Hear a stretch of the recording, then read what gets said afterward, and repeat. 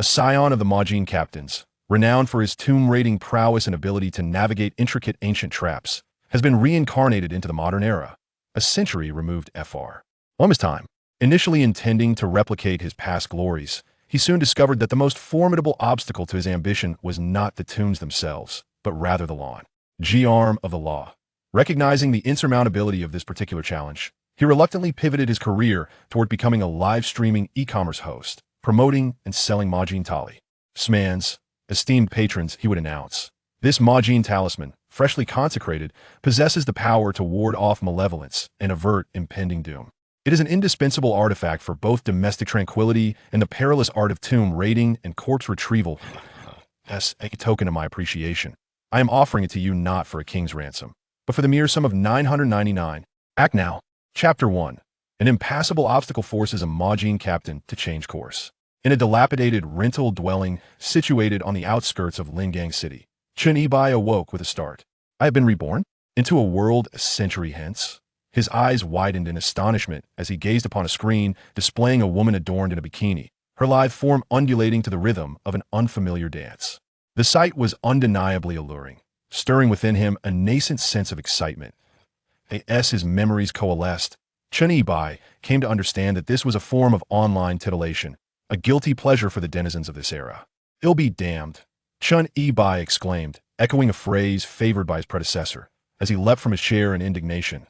In his previous life, he had been a preeminent figure in the tomb-raiding world, a veritable Majin captain, versed in the esoteric arts of divination and geomancy, and possessed of unparalleled tomb-raiding skills. Even the most fearsome of the undead would prostrate themselves before him. Unexpectedly, I have been reborn a century later, inhabiting the body of a jobless, socially awkward individual obsessed with risque live streaming. What a sin. Truly a sin. Chen Yibai took deep puffs from his cigarette, attempting to calm his tumultuous emotions while contemplating his next course of action. Having been granted this second chance at life, there was no possibility of returning to death, was there? After a brief moment of composure, Chen Yibai, drawing upon the memories of his predecessor, gained a profound understanding of this world 100 years hence. It is a glorious era of technological advancement, where wealth reigns supreme. What does a prosperous age signify for a tomb raider? As the saying goes, in times of prosperity, antiques abound. In times of chaos, gold prevails. A flourishing era implies that the antiques within ancient tombs possess even greater value. A mere fragment of blue and white porcelain could fetch a price at auction. In Chen Yibai's former world, Tang Sankai pottery, which would be disregarded by even a dog, is now worth millions in this realm. What does millions signify?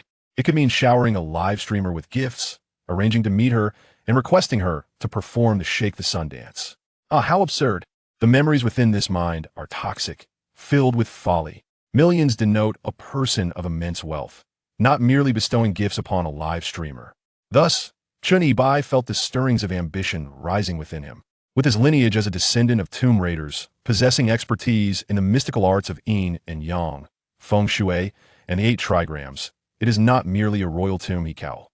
Deep plunder, even the grave of a noble, could launch him into the stratosphere of wealth, embracing success and ascending to the pinnacle of life. Indeed, it is a blessing to be born in an era of prosperity. Bang, bang, bang. Chen Yibai was lost in reverie about the future when suddenly a knock echoed from outside the door.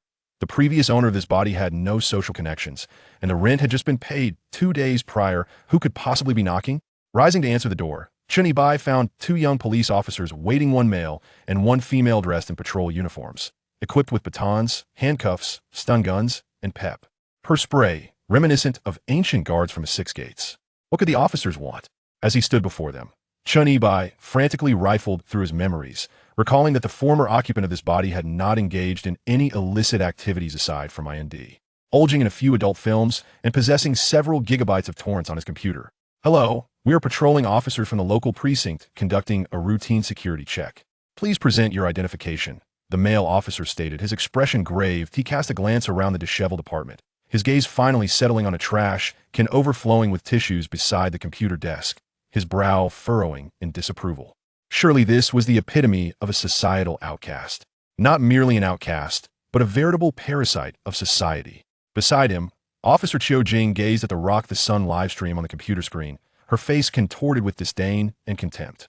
Her disgust stemmed from observing Chun Yibai's striking appearance. Standing at 6 feet tall, he bore a resemblance to a certain handsome celebrity. Such a fine physique, yet with a mind so depraved it was likely that his character was as corrupt as his thoughts, and one could only speculate how many of his female counterparts had suffered at his hands. "Officer, here is my identification," he replied. Retrieving his wallet from his trousers, Chun Yi-bai extracted his identification card and handed it to the male police officer. Aside from the ID, the wallet contained only a few coins, representing the entirety of Chun Yi-bai's current financial resources. The officer accepted the identification and scanned it through a card reader, confirming the absence of any criminal record or fugitive status. However, instead of returning the card, the officer stated gravely, "Mr. Chun, we have received notification from the cyber police suspecting you of viewing indecent videos and potentially disseminating obscene material online. We must confiscate your computer for evidence and request your presence at the station for further investigation." Chun Yi-bai's eyes widened in astonishment as he hastily and innocently clarified, "Officer, I merely watched them privately at home during my leisure time. I assure you, I have not disseminated anything. Whether or not you have disseminated such material requires verification through our investigation. Please cooperate," the policewoman, Qiu Jing, asserted sternly. Observing the policewoman's demeanor, Chun Yi-bai felt that any further delay might provoke her to employ coercive measures. Thus, he decided to comply. How utterly unfortunate. Barely having been reborn, and before accomplishing anything, he was already being invited for a formal discussion with the authorities. At the police station, Chun Yi-bai was confined to a holding cell for an entire day. Subsequently, the results of the investigation were revealed. The constabulary discovered 5 gigabytes of salacious video torrents and a myriad of inappropriate browsing logs, numbering 10,000 over 6 months, on Chun Yi-bai's computer. Furthermore, he disseminated 25 lascivious videos within an online coterie of like-minded individuals, thereby substantiating the charge of disseminating indecent material. However, given the absence of pecuniary gain and the lack of severe repercussions, the actions were deemed insufficient to constitute a criminal offense. Consequently, a verbal reprimand was issued, accompanied by a 15-day administrative detention as a punitive measure. Damn it! Before even embarking on any venture post-reincarnation, he was immediately detained for half a month. Such malevolence is truly astounding. A fortnight later, the portals of the Municipal Detention Center. Chun Yi-bai, newly released, perched on the roadside, basking in the 42 degrees Celsius sun, puffing away at a cigarette with a furrowed brow, lost in pensive contemplation. Chun Yi-bai's initial post-reincarnation blueprint involved leveraging his unparalleled tomb raiding expertise to navigate myriad ancient tomb mechanisms, pilfering antiquities, and amassing hundreds of millions in assets, thereby effortlessly ascending to the zenith of life. Yet his immediate detention for half a month post-reincarnation served as a harsh lesson. It enlightened Chun Yi-bai to the existence of an even more formidable mechanism in this world, known as the public security apparatus. This public security apparatus is terrifyingly formidable. Even viewing a film in the privacy of one's own abode can lead the cyber police to trace one's internet connection. Not only are the cyber police involved, but the administrative departments of the public security apparatus are also exceptionally adept by harnessing modern high-tech methodologies, coupled with profound forensic acumen. Virtually all transgressors find themselves with no place to hide. It is of paramount importance to acknowledge that tomb raiding is a severely condemned criminal activity in contemporary society. The illicit excavation of ancient tombs and the trafficking of cultural relics can result in sentences exceeding a decade, with the most egregious offenders facing dire consequences. Confronted with the formidable might of law enforcement, Chun Yi-bai found himself in a quandary. Although he possessed an array of skills in tomb raiding, he was acutely aware that mere expertise would not suffice. The mind of this reincarnated body was preoccupied with frivolous thoughts of bikinis and long legs, devoid of any knowledge pertaining to criminal evasion tactics. Thus, even if he were to plunder a grand tomb, evading the grasp of the police would be an insurmountable challenge. What on earth should I do? Chun Yi-bai muttered, lighting another cigarette as he gazed at the entrance of the detention center across the street. He had no desire to spend the latter half of his life confined within those walls. However, apart from the lucrative path of tomb raiding, he found himself lacking in any other skills. Working on a construction site? Certainly not. Chun Yi-bai had aspirations of indulging in the opulence of this world, not to toil away as a laborer. He pondered, what alternative could yield swift financial gain besides tomb raiding? The answer was clear: live streaming. Particularly, those who engage in product promotion with a mere step on the edge of legality, dismissing morality and conscience, one could Claire, for the benefit of my family, 321, click the link and earn a single broadcast when an ordinary person might take a lifetime to accumulate. Eureka! Chun Ibai exclaimed, struck by inspiration. Who says that possessing skills in tomb raiding confines me to that singular pursuit? In this day and age, one must learn to adapt. If tomb raiding was off the table, he would pivot and embark on a career in live streaming. Venturing into the realm of live streaming as an internet celebrity, transitioning from the esteemed role of a tomb raider, would the merchandising of tomb raiding talismans as calm oddities be a viable pursuit? Chapter 2. The art of live streaming production. Becoming an internet celebrity and embarking on a live streaming venture requires no prerequisites. A mere set of basic streaming equipment suffices. Unfortunately, Chun Ibai's computer was confiscated by the authorities of Lu Shanming under the pretext of being involved in a case, leaving him with pockets emptier than his face. With no other option, Chun Ibai resorted to securing a small loan through his mobile phone, borrowing 10,000 yuan to be repaid in 12 installments of 350 yuan each, totaling nearly 16,000 yuan. This was utterly outrageous, akin to consuming a blood-soaked bond. Fortunately, the application process was swift and uncomplicated, requiring no collateral or compromising photographs. After acquiring the funds, he treated himself to a meal, visited the local market, and ultimately took a taxi to the nearest electronic city, where he purchased a complete set of streaming equipment along with a computer tower, all while nurturing the ambition of becoming famous through his broadcasts. Oh no, I meant to say, achieving fame through live streaming. With great excitement, he returned to his rented apartment. Fortunately, the previous owner of this body had dabbled in live streaming for a few days to make a living. Although lacking talent, he had learned the basics of streaming operations.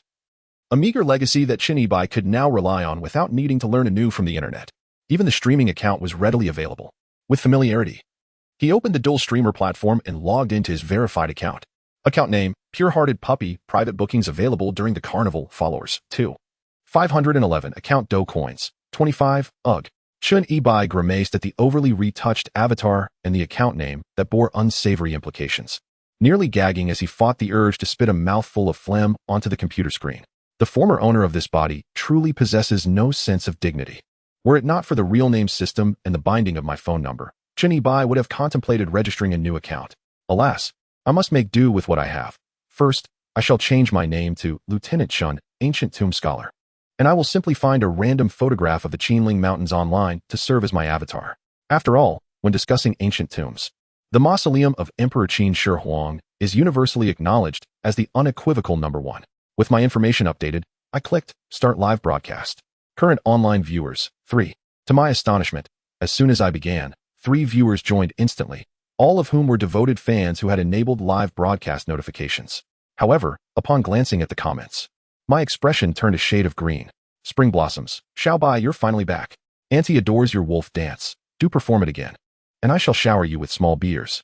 Thorny Rose, after so many days without a broadcast, I thought this little wolf had truly been taken away by some wealthy lady. Single C Swallow of the 60s. Why has Xiaobai changed his name?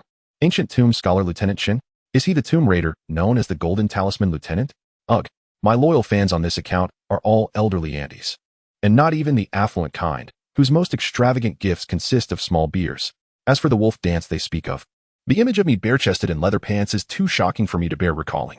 How could I, a proud descendant of the esteemed Golden Talisman Lieutenant, stoop to perform a wolf dance for a mere small beer gift for these elderly ladies? Chun Ibai promptly inscribed at the entrance of the live streaming room, on-site customization of authentic treasure-hunting talismans, specialized knowledge of ancient tombs, real-time answers to feng shui queries, and inquiries into the complexities of the I Ching. As for the viewers who were fond of watching the wolf dog dance, he presented each with a plane ticket.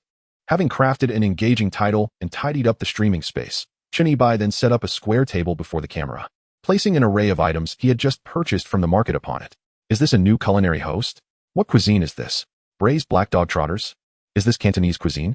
At that moment, several passers-by entered the live stream, observing Chun Ibai as he fiddled with some glutinous rice and black dog trotters, mistakenly believing he was a food presenter. Noticing the newcomers, Chun Ibai immediately addressed the camera. Welcome, dear friends who have just joined the live stream. This is a platform dedicated to the dissemination of ancient tomb knowledge, and I am currently making treasure-hunting talismans. Have you read the tomb raiding novel Ghost Blows Out the Light? Indeed. It features the talisman worn by the treasure-hunting officer, even if you are not engaged in tomb raiding. Acquiring one to carry with you can ward off malevolent spirits and ensure safety. Once the talisman is complete, I will provide the link below in the first small yellow cart. As it is handcrafted, the quantity is limited. So if any family members in the live stream are interested, please ensure your internet speed is optimal and prepare your fingers, not a culinary host. Live making the treasure hunting officer's talisman? My mind is overwhelmed. This host seems to have discovered a rather niche path. Upon hearing that Chun Yi-bai was crafting authentic Majin charms capable of warding off evil and ensuring safety, several newcomers in the live stream room, typically accustomed to more conventional entertainment, found themselves captivated by this novel offering. Even those browsing outside the live stream were intrigued and clicked to join, quickly swelling the audience to over 100. The allure of a live Majin charm creation proved to be an effective draw. Chun Yi-bai, adjusting his sleeves, immediately commenced the demonstration, interspersing the process with informative and insightful commentary. Esteemed viewers, the Majin charm serves as an emblem of the Majin captains, essential for both domestic tranquility and venturing into ancient tombs. Fewer than 3 genuine Majin charms are believed to exist today, all originally crafted from the sharpest claws of pangolins. However, given the pangolin's protected status, I will be substituting with the claws of a black dog, as many of you are aware. Black dogs are renowned for their ability to repel evil, ensuring that the resulting Majin charms possess similar protective properties. As he spoke, Chun Yi-bai produced a black dog's paw procured from the market, proceeding to extract the claws with practiced ease. His technique was surprisingly adept, swiftly peeling, disarticulating, and scraping away the flesh to reveal several bloody claws still attached to the bone. Next, we shall immerse these claws in refined beeswax. This host appears to be genuinely serious. The spectators in the live stream, primarily there for amusement, found the notion of a truly protective Majin charm implausible. However, observing Chun Yi-bai's performance, one cannot help but notice a semblance of authenticity, a striking resemblance to the real thing. Were it not for the fact that we reside in the 21st century, with Dongfeng intercontinental missiles already being tested over the Pacific, perhaps some might genuinely believe it. This must be serious business. Upon witnessing the rising skepticism in the live stream, Chun Yi-bai felt no need to conceal certain truths and promptly declared, "Dear friends, I must confess, I am the last of the treasure seekers, and due to unfortunate timing, I have been compelled to resort to live streaming and selling treasure-seeking talismans. 666, I am Chow Chow, do you still recognize me? Haha, this is hilarious. Using such a glitch, I could just as easily claim to be Qin Shi Huang. Send me some money." I relish this earnest nonsense from the host. Zhong Yuan Chai Wang. Host, since you claim to be the last treasure seeker, do you understand feng shui? The uproarious mockery in the live stream was entirely anticipated by Chun Yi-bai. Gaining trust in this endeavor certainly requires a process. When someone inquired about his knowledge of feng shui, Chun Yi-bai seized the opportunity, exuding confidence as he responded, "As for feng shui, I do not merely understand it. I am well versed in it. If you could kindly follow me and give a little heart, those who are inclined may send gifts, and I shall assist you in resolving any feng shui dilemmas and provide the most professional insights on ancient tombs." This host has quite the audacity. Host, I find myself in dire straits. Might I relocate my ancestral grave to reverse my fate? To the gentleman above, it seems you wish your ancestors to toil while you remain idle. The comments in the live stream were quite lively, yet none seemed to engage in a serious conversation. One user, known as Zhong Yuan Chongquan, posed a query. Host, I have a friend who has been away from home for over 20 years. This year, he wishes to return in glory to pay homage at his ancestral grave. But due to land reclamation, the grave has been flattened and is now untraceable. My friend has asked me to inquire if, based on the topography and geomancy, it is possible to locate the grave once more. He is truly eager to honor his ancestors. This request was rather peculiar, almost reminiscent of a ghostly family reunion program. It struck Chun Yi-bai as rather odd. Not only Chun Yi-bai, but other users also began to chime in. Is someone conjuring friendships out of thin air? Hey, are you certain your friend is seeking his own ancestral grave and not someone else's? Zhong Yuan Chongquan, my friend, I can tell from your ID that you have something up your sleeve. Share the location, and let's collaborate. Zhong Yuan Chongquan, Master, please take me along. I can keep a secret, and any share would suffice. In Chapter 3, the mini version of the treasure-seeking talisman is priced at 9,800. It certainly seems more lucrative than grave robbing. The atmosphere in the live stream had taken a curious turn, with participants seemingly plotting together.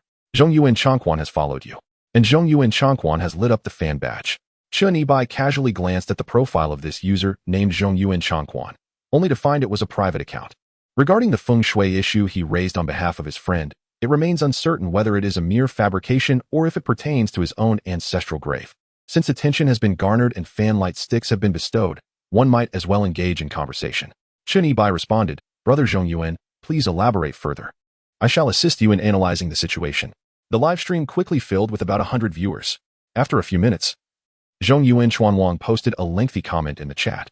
Initially, my friend's ancestral grave was situated at the foot of a mountain resembling a turtle. During the selection of the burial site, a feng shui master was consulted, who identified a location known as Guige Ru Tianlong, claiming that positioning the grave at the neck would bless future generations with both scholarly and martial talents. But now, why can we no longer locate it? Could it be that my friend has misremembered? Comments flooded in. Zhongyuan Chuanwang, are you serious?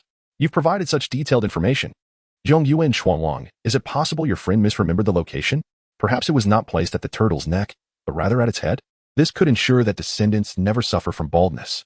As the honorary vice president of the XX Feng Shui Society, I must inform you that the so-called Guige Ru Tianlong Feng Shui treasure site does not exist. The renowned archaeologist Wang Haichuan entered the live broadcast room. Chen Yibai paid little heed to the comments of others, his focus instead fixated on the lengthy commentary from the Central Plains Shovel King. In an instant, he grasped the situation and inquired, the esteemed turtle enters the field of the dragon. Indeed, there exists such a feng shui configuration. You mentioned that the mountain resembles a turtle. Does its head face east while its back faces west? Is there not a river that traverses the center of the turtle's back, winding gracefully and leading directly toward the turtle's neck? Chen Yibai spoke rapidly, akin to a Gatling gun spitting blue flames, offering a plethora of conjectures. Much of it resembled the musings of a street-side fortune teller, relying solely on divination, rendering it all rather enigmatic. The key, however, lay in Chen Yibai's unwavering tone, which only served to heighten the curiosity and intrigue of the audience in the live stream. This host is quite the talker. Do they really know which way the Turtle Mountain faces? Such detailed descriptions, could the host have visited it? To the fellow upstairs, if your brain is of no use, perhaps donate it. He hasn't mentioned the name of the mountain or its precise location. Merely that it resembles a turtle, and coincidentally, the host has visited. What a coincidence!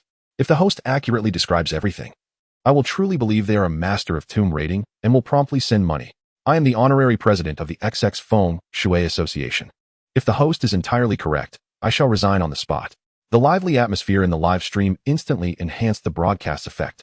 Before Central Plains Shovel King could respond, Chen Yibai was disinclined to engage in trivial disputes with the curious onlookers. He patiently awaited the Central Plains Shovel King to utter a word, eager to see how he would contradict them all. Central Plains Shovel King, not at all. Oh? Chen Yibai gazed at the comment section, raising an eyebrow in astonishment. What on earth was happening? How had things gone awry? Haha, this is hilarious. The pretentious have tumbled. Haven't they? I knew it. How could it be so mystical? The streamer is merely spouting nonsense for amusement. But to do so with such seriousness is indeed a fault. Is this it? A master of feng shui turned tomb raider? Unsurprisingly. The onlookers in the comment section were in fits of laughter. However, soon after, Zhongyuan Changquan posted another comment. Zhongyuan Changquan, streamer. Your assertion regarding the orientation of the Turtle Mountain is correct. Indeed, a river traverses its back. Yet, the river does not flow towards the turtle's neck, but rather towards its tail. Ah, this was indeed accurate. It was not a disaster, but merely a sharp turn in the narrative. Chen Yibai promptly responded. If the river on the turtle's back does not flow towards the neck, then this cannot be the auspicious configuration of the noble turtle entering the field of dragons. The water flows downward, and so does the qi. This denotes the noble turtle entering the East Sea. The neck of the turtle is a stagnant dead spot, not suitable for a burial site.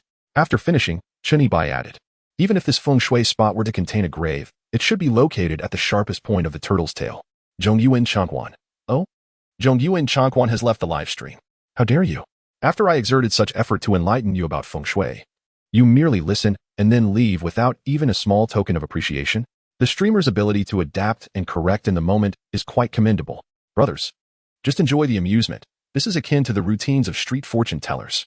I wish to hear the host continue his earnest ramblings. Does anyone have more material? That fellow nonchalantly left with a casual "oh." This may not have ended in disaster, yet it has transformed into one nonetheless. However, it is of little consequence, as there are still over 100 people in the live stream. As mentioned earlier, for one to genuinely believe in such matters as feng shui, a process is required. It is implausible that a mere intellectual explanation could instill deep conviction. Thus, Chen Yibai remained unfazed, continuing his work of crafting a talisman. While engaging in idle chatter, the talisman had already been immersed in solidified beeswax. After removing the beeswax that clung to the surface of the black dog's paw, it was rendered free of bloodstains. Subsequently, Chen Yibai produced a carving knife and etched a pattern onto the black dog's paw, filling the engraved lines with vibrant red cinnabar powder. In the final step, The black dog's paw was thoroughly coated with a glutinous rice paste. Esteemed viewers of the live broadcast, the grave-robbing talisman is now complete. No further treatment is required upon bringing it home. It is ready for immediate use, offering both convenience and peace of mind. Should its appearance be deemed inadequate, one may embellish it with an elegant border at a goldsmith's establishment. Chun Ebai presented the crafted talisman to the audience of the live broadcast, showcasing its details and emulating the rhetoric of other live-streaming vendors. A grave-robbing talisman, personally crafted by a genuine grave robber. Today, I extend a significant benefit to my loyal followers, as a gesture of gratitude to my fans and a contribution to society. Not for 20,000, not for 10,000, nor even 9,999, but a mere 8,999. Given the limited quantity of only 5 pieces, esteemed viewers, prepare your internet speed and dexterity. 3, 2, 1. The link is now available. It is self-evident that this is not an authentic grave-robbing talisman. Were the legendary grave-robbing talisman so easily manufactured, it would have long become commonplace. The genuine article requires not only the most formidable claws of a pangolin as its base material, but also an exceedingly intricate crafting process, including burial 100 meters deep within the earth of a dragon's lair, absorbing the dragon vein's energy for 800 days. However, Chun Ebai's endeavor is not a complete fabrication.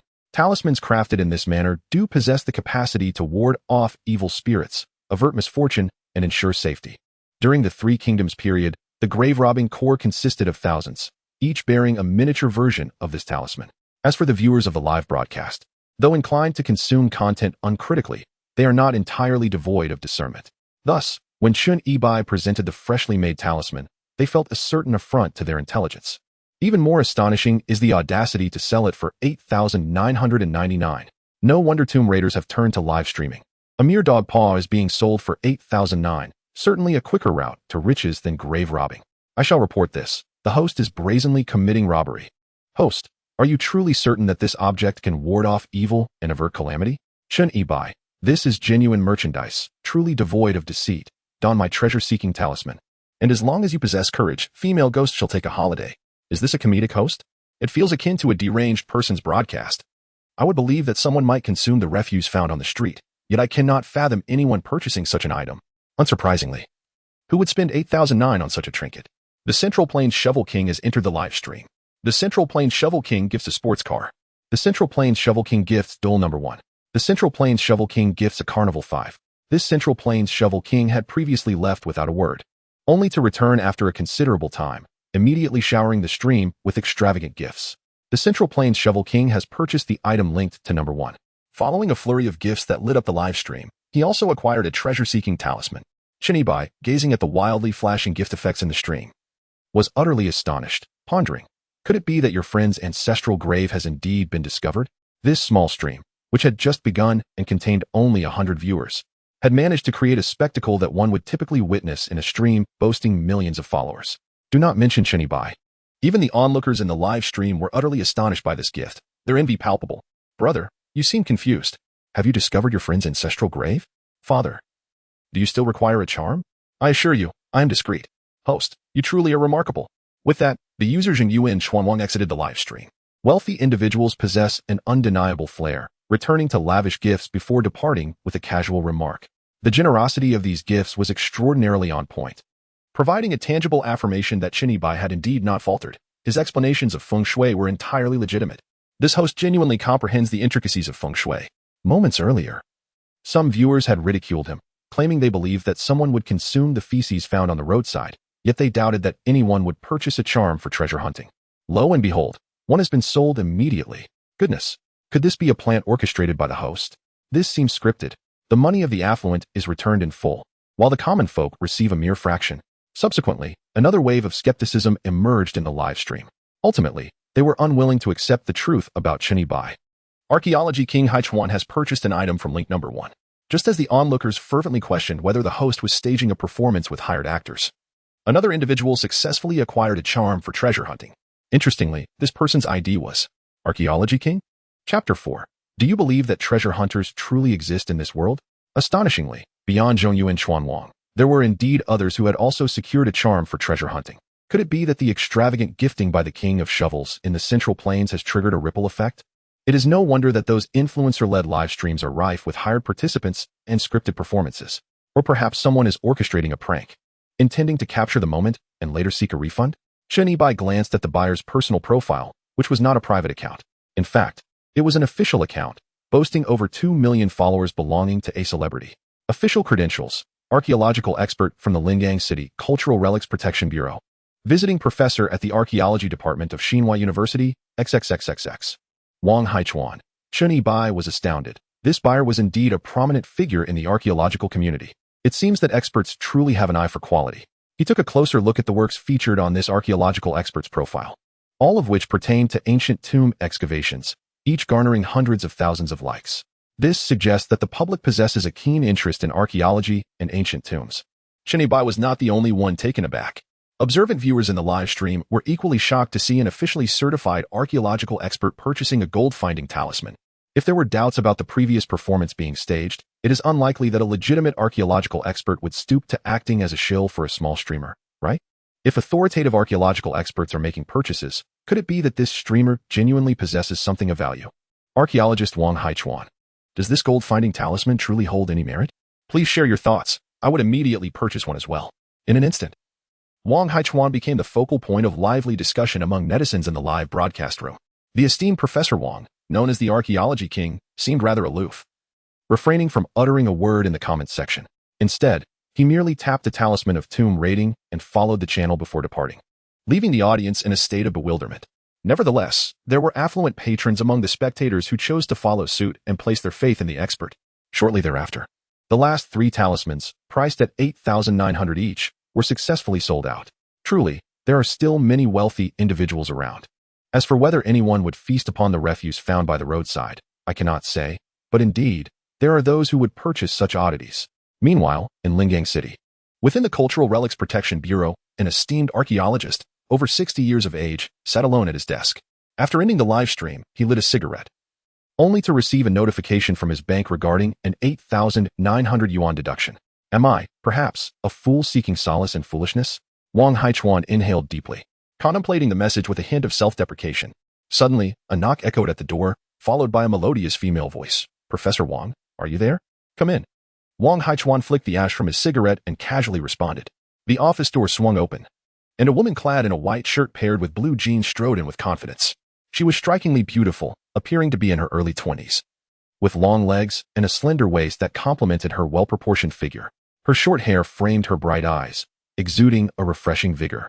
Her name was Yang Qingyun, a master's student specializing in archaeology and one of Wang Haichuan's most esteemed pupils. Qingyun, have there been any updates from Qishan? As soon as she entered, Wang Haichuan's expression turned serious, and he eagerly inquired. Teacher, the second search and rescue team has also gone missing. Yang Qingyun replied, her brow furrowed and her demeanor tense. What? The search and rescue team has vanished as well? Upon hearing this alarming news, Wang Haichuan instinctively gasped in surprise, his fingers trembling around the cigarette, nearly losing his balance in his seat. This situation was escalating to a grave level.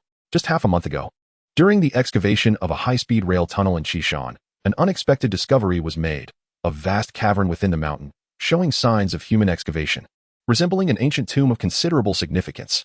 Given the gravity of the situation, the tunnel project was temporarily halted. The local Cultural Relics Protection Bureau appointed Wang Haichuan as the chief archaeologist for the excavation. Due to the cavern's extensive size and the limited information regarding the tomb, Wang Haichuan dispatched a team of 18 experts, including archaeologists, geologists, and firefighters, to enter the cavern from the point where the shield machine had penetrated, initiating preliminary investigations. Unexpectedly, the archaeological team, comprised of 18 individuals, lost contact shortly after their entry. This incident alarmed the city bureau, prompting relevant authorities to swiftly assemble a specialized search and rescue team of 20 individuals. However, the outcome mirrored the tale of the Calabash brothers rescuing their grandfather. After 18 hours, this professional team also vanished without a trace. In total, 38 skilled personnel have now gone missing, leaving their fates uncertain. Wang Haichuan, the lead archaeologist of this expedition, suddenly felt an overwhelming weight of responsibility. The most critical issue was the substantial number of people involved, with no knowledge of the circumstances within the ancient tomb. The only available information stemmed from a single, blurry photograph transmitted by the initial archaeological group, depicting a circular pattern etched into the cave wall. Although Wang Haichuan was a distinguished archaeology professor, he was unable to decipher the significance of this pattern. In a moment of desperation, he decided to search for information online, only to stumble upon a live broadcast by Chen Yibai, who, adopting the persona of a treasure hunter, was crafting a talisman on site. Compelled by an inexplicable urge, he purchased one. Suddenly, the telephone on his desk rang. Upon hearing the sound, Wang Haichuan instinctively sensed that it was not a harbinger of good news, akin to the voice of a grim reaper, instilling a sense of dread within him. Nevertheless, he had no choice but to answer. Upon picking up the phone, a cacophony of indistinguishable voices reached his ears, prompting him to repeatedly respond, "Yes, yes, yes. All right, all right." After the call ended, his face drained of color, reflecting his distress. Observing his reaction, Yang Qingyun cautiously inquired, "Professor, what has happened?" Wang Haichuan inhaled deeply on his cigarette before emphatically extinguishing it. "It was the Municipal Bureau. They want us to thoroughly investigate the Qishan ancient tomb within a week. If possible, they prefer that we not involve the National Security Bureau. If we succeed, the credit will be ours, and we can minimize the fallout from the previous 2 missing teams." He paused, then continued, "If we make no progress within a week, and the National Security Bureau gets involved, everyone will be penalized with early retirement." Investigating everything within a week was virtually impossible for Wang Haichuan. The atmosphere in the office grew palpably heavy. An authoritative archaeology professor and a rising archaeology master were rendered helpless by a mysterious ancient tomb. If it were a tomb buried deep underground, they could simply excavate it, no matter how deeply it lay. But this tomb was carved into the mountain itself. Each team that entered had gone missing. They couldn't exactly tear down the entire mountain, could they? "Qingyun, do you believe there truly exist tomb raiders?" Wang Haichuan suddenly asked Yang Qingyun, catching her off guard. "Huh?" Yang Qingyun exclaimed, slightly bewildered by Wang Haichuan's abrupt question. "I'm talking about the Majin Shaowei.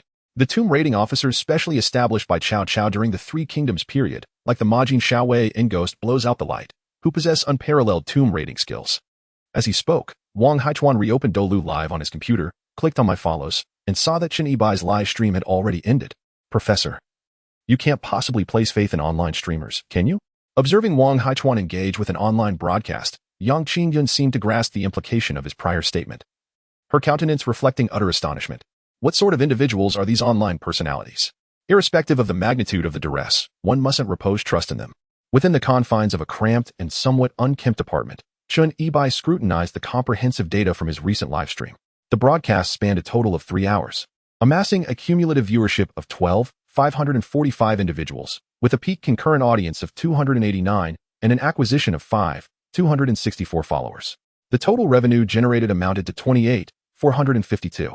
After deducting the platform's 50 commission, his net earnings totaled 14,000, augmenting this with the proceeds from the sale of 5 treasure-seeking talismans. His cumulative earnings soared to over 60,000. A gratifying outcome, indeed, to amass such a sum from his inaugural broadcast, particularly given his virtually non-existent fanbase. The expediency and security of this revenue stream render the prospect of tomb raiding utterly superfluous. Upon powering down his computer, Chen Yibai ventured out to indulge in a modest barbecue, accompanied by several bottles of ale, with a generous serving of kidneys. His physique necessitated thorough replenishment. Subsequent to his repast, Chen Yibai luxuriated in a restorative slumber. The following dawn, Chen Yibai was abruptly roused by a series of urgent knocks upon his door. Confound it! Who could it be, disturbing one's reverie at such an early hour? Adorned solely in his underpants, Chen Yibai, with a stream of invectives, proceeded to answer the summons. Standing before him were 2 officers of the law, their visages stern. Chen Yibai recognized them as the same officers who had been involved in the vice crackdown a fortnight prior. "Mr. Chen, we are officers from the local precinct. We suspect your involvement in a case of tomb desecration. We request that you immediately don your attire and accompany us back to the station to assist with our investigation." A policewoman, named Qiu Jing, presented her badge to Chen Yibai, her gaze inadvertently drifting towards the red shorts he was wearing. "Grave robbing?" Chen Yibai inquired. "What does grave robbing have to do with me?" Chapter 5. A return visit, my exposition on feng shui. How does grave robbing concern me? Name? Chen Yibai. Age? I believe I'm 25. Occupation? Is being a live streamer considered an occupation? Inside the precinct's interrogation room, Chen Yibai, handcuffed, was undergoing questioning with a bewildered expression. The same young officers were taking the minutes. Qiu Jing meticulously reviewed Chen Yibai's personal details, including his comprehensive resume. She had a vivid recollection of Chen Yibai. He had been invited for a chat just half a month prior. He bore a striking resemblance to Eddie Ping, yet he had several gigabytes of illicit videos stored on his computer. It was hard to forget him, even if one wanted to. However, this time it wasn't due to pornography, but suspected grave robbing, a rather significant leap in criminal activity. Such a handsome face wasted on such deeds, she mused, a true waste of good looks. "Officer, I was only released from detention yesterday. I went home and did a live broadcast in the evening. What exactly have I done? Can we please get to the heart of the matter? Chen Yibai remained in a state of bewilderment after being questioned for the better part of the day. So, you're not planning on taking the initiative to confess? Is that it? Qiu Jing fixed Chen Yibai with a piercing gaze, then rose and retrieved several photographs from the case file, handing them to him. Take a look at these. Anything you'd like to say? I advise you to make a clean breast of it. Having received the photographs, Chen Yibai scrutinized them. The initial images depicted a mountain in a remote, untamed setting. Although unfamiliar, the mountain's form, resembling a tortoise, evoked a sense of recognition within Chen Yibai. A river meandered along the mountain's ridge, cascading down towards what appeared to be the tortoise's tail. Subsequent photos revealed a large, excavated pit in a meadow at the base of the mountain, near the tortoise's tail. Upon viewing these images, Chen Yibai immediately comprehended the situation. Could this be the ancestral tomb mentioned by Zhongyuan Shovel King, the top benefactor who showered him with gifts during yesterday's livestream? Was this Zhongyuan Shovel King indeed a grave robber fabricating a friend? Was the ancestral tomb truly not his own, but someone else's? Did something occur to you? Qiu Jing, noticing the change in Chen Yibai's expression, promptly adopted a stern demeanor. I have reviewed the recording of your livestream from yesterday. The police now have ample reason to suspect your involvement in a grave-robbing syndicate. It would be best if you were forthright and confessed, in order to receive lenient treatment. Hold on. Chen Yibai interjected, swiftly recalling relevant legal precepts. Officer, I merely conduct live streams to popularize feng shui knowledge. How does their grave robbing implicate me? Do those who sell cleavers bear guilt for those who wield them? How can my actions be construed as participating in grave robbing? This is even more unjust than the plight of Do Yi. Please, don't be agitated. Qiu Jing unscrewed her thermos and took a sip of water, then lightly tapped the table before her with the tip of her pen.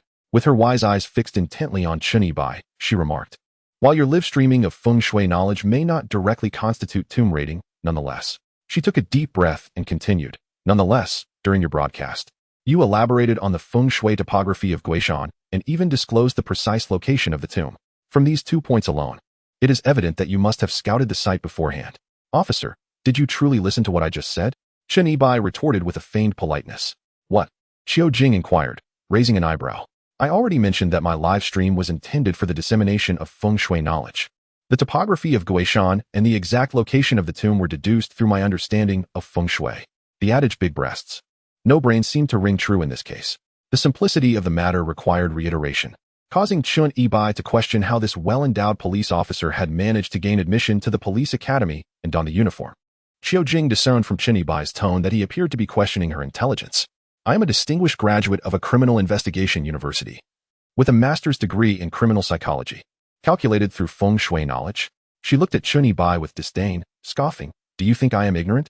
Is there truly such formidable feng shui that one can ascertain the entire mountain's topography and terrain without being on site? Can it even accurately determine the specific location of a tomb? Moreover, I have meticulously researched your background. You only indulge in adult films and possess no real understanding of feng shui. Seeing Qiu Jing so assertive, Chen Yibai could not help but retort, Officer, the intricacies of feng shui are boundless, capable of not only observing mountains and surveying water, determining the orientation of graves, but also averting misfortune when properly applied. Furthermore, how can you be so certain of my ignorance in feng shui? Is there an issue with my self-study of feng shui while indulging in adult films? Therefore, Chen Yibai continued, ignorance is not your fault, but to flaunt it is truly inappropriate. With that, Chen Yibai spread his hands before Qiu Jing, expressing helplessness. You. Qiu Jing, who had maintained an air of composure and control throughout the interrogation, was instantly discomposed by Chen Yibai's words, her face flushed with anger. She restrained herself from swearing and was held back by a male colleague, who subtly reminded her that the entire interrogation was being recorded. Very well. You intend to remain obstinate, do you? You failed to seize the opportunity presented to you. Qiu Jing abruptly stood up and slammed the record book shut.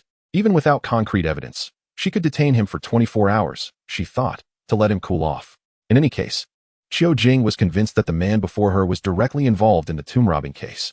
As for the feng shui theories, they were merely fictional narratives, pure fabrication. Qiu Jing. Just as Qiu Jing rose, a slightly older police officer entered the interrogation room. He beckoned Qiu Jing to the door and whispered a few words to her. Although the distance was considerable and the whispering was faint, Chen Yibai overheard them. The tomb raiders of Turtle Mountain had been apprehended by the Municipal Criminal Investigation Team, and they had confessed everything. The group consisted of 4 individuals, of whom 3 have been apprehended, while one principal offender remains at large, not the one currently under interrogation, Chen Yibai. Alas, Though his injustice persists, Chun Ebai suddenly felt a sense of relief, simultaneously grateful that he had not engaged in tomb raiding, digging at night, and being caught by dawn. The 6 gates are indeed formidable. This mechanism is utterly unbreakable. Live streaming is more reliable, yet encountering the ignorant who delight in showing off can be quite vexing. Upon learning that this case bore no relation to Chun Ebai, Xiao Jing felt a profound sense of disappointment. Initially, she had hoped to assist in solving this tomb raiding case, thereby securing a merit that would bolster her application to join the Municipal Criminal Investigation Team. However, after all her efforts, it seemed to have been in vain. This predicament arose primarily from Xiao Jing's eagerness to advance. Since it was merely a misunderstanding and an erroneous arrest, they should release him. Xiao Jing turned back, her expression cold as she unlocked Chun Ebai's handcuffs. Our colleagues have verified that this tomb raiding case indeed has no connection to you. You are free to go. Despite the fact that Chun Ebai had no involvement in the tomb raiding, Xiao Jing's demeanor remained stern. Were it not for Chun Ebai's live streaming, where he educated others on feng shui and inadvertently guided tomb raiders to their target, this incident might not have transpired at all. Currently, the tomb raiding case has resulted in the capture of 3 minor accomplices, while the mastermind, carrying the stolen artifacts, remains at large. Should the artifacts not be recovered? Although Chun Ebai would not bear legal responsibility, he would still be seen as an indirect accomplice. However, Chun Ebai protested, asserting that his discussions on feng shui bore no connection to tomb raiding. Moreover, he was displeased at the prospect of being released so easily. Haven't you ever heard the saying that it's easy to invite a deity but difficult to send it away? Don't presume I'm ignorant of the law. After unlocking the handcuffs, Chun Ebai rotated his wrists, addressing Xiao Jing with a solemn expression. Officer, am I simply to depart like this? Don't assume I'm oblivious to procedure. Prior to concrete evidence, the constabulary is only authorized to summon me for questioning. Your immediate resort to handcuffs and interrogation, followed by an abrupt release, seems rather irregular, wouldn't you concur? Xiao Jing arched an eyebrow, meeting Chun Ebai's gaze, and inquired, then what is it you desire? Are you contemplating seeking civil damages? Civil damages are unnecessary, Chun Ebai demurred. However, I do possess a certain reputation to uphold. As you can observe, my wrists have become reddened by your restraints. A fundamental apology would be appreciated, wouldn't it? Furthermore, I request that I be returned in the same manner in which I was brought here. An apology? Xiao Jing felt a surge of anger, but she suppressed it, retorting icily, if you hadn't divulged the precise location of the ancient tomb to grave robbers via your broadcast, none of this would have transpired. And you dare demand an apology from me? Chun Ebai dismissed her concerns with a nonchalant pout. If an apology is not forthcoming, I shall lodge a formal complaint against you for procedural violations. Having uttered these words, Chun Ebai rose to depart. However, upon hearing Chun Ebai's threat to file a complaint, Xiao Jing's composure faltered. Xiao Jing conceded that her case-handling procedures had indeed been somewhat irregular, primarily due to her impetuousness. Should Chun Ebai genuinely lodge a complaint, it would undoubtedly jeopardize her application to transfer to the Municipal Criminal Investigation Team. Therefore, she could not permit Chun Ebai to proceed with his threat. Hold on a moment. Xiao Jing hastily called out to Chun Ebai. In an effort to safeguard her prospects for advancement, she took a deep breath, clenched her teeth, and forced out an apology through gritted jaws. Mr. Chun, I'm truly sorry. I apologize. Now that's more like it. Chun Ebai's lips curled into a smug smile. Although it was evident that Xiao Jing's apology lacked sincerity, that was not the crux of the matter. One must leave room for future encounters. Shall we go? Where to? Xiao Jing shot a dagger-like glare at Chun Ebai's smug visage. Are you asking me to go home? Where else could I possibly go? If you wish to treat me to lunch, I wouldn't mind. Chun Ebai immediately responded. It's quite early. And being taken to the police station, now it's noon and I haven't had a meal yet. Is it too much to ask for a lunch invitation? While the request was indeed reasonable, the apology had been forced from Xiao Jing's lips, and she had no desire to spend another moment in the presence of this man, who resembled a fish and had a peculiar penchant for watching adult films while self-studying feng shui. Therefore, a meal was out of the question. Half an hour later, Chun Ebai was dropped off at the entrance of a narrow alley within the urban-rural fringe, watching the police car disappear into the distance. He treated himself to a bowl of Chongqing noodles across the street before returning to his rented room. After lying on his bed and browsing short videos for a while, he opened his computer and logged into his live streaming account.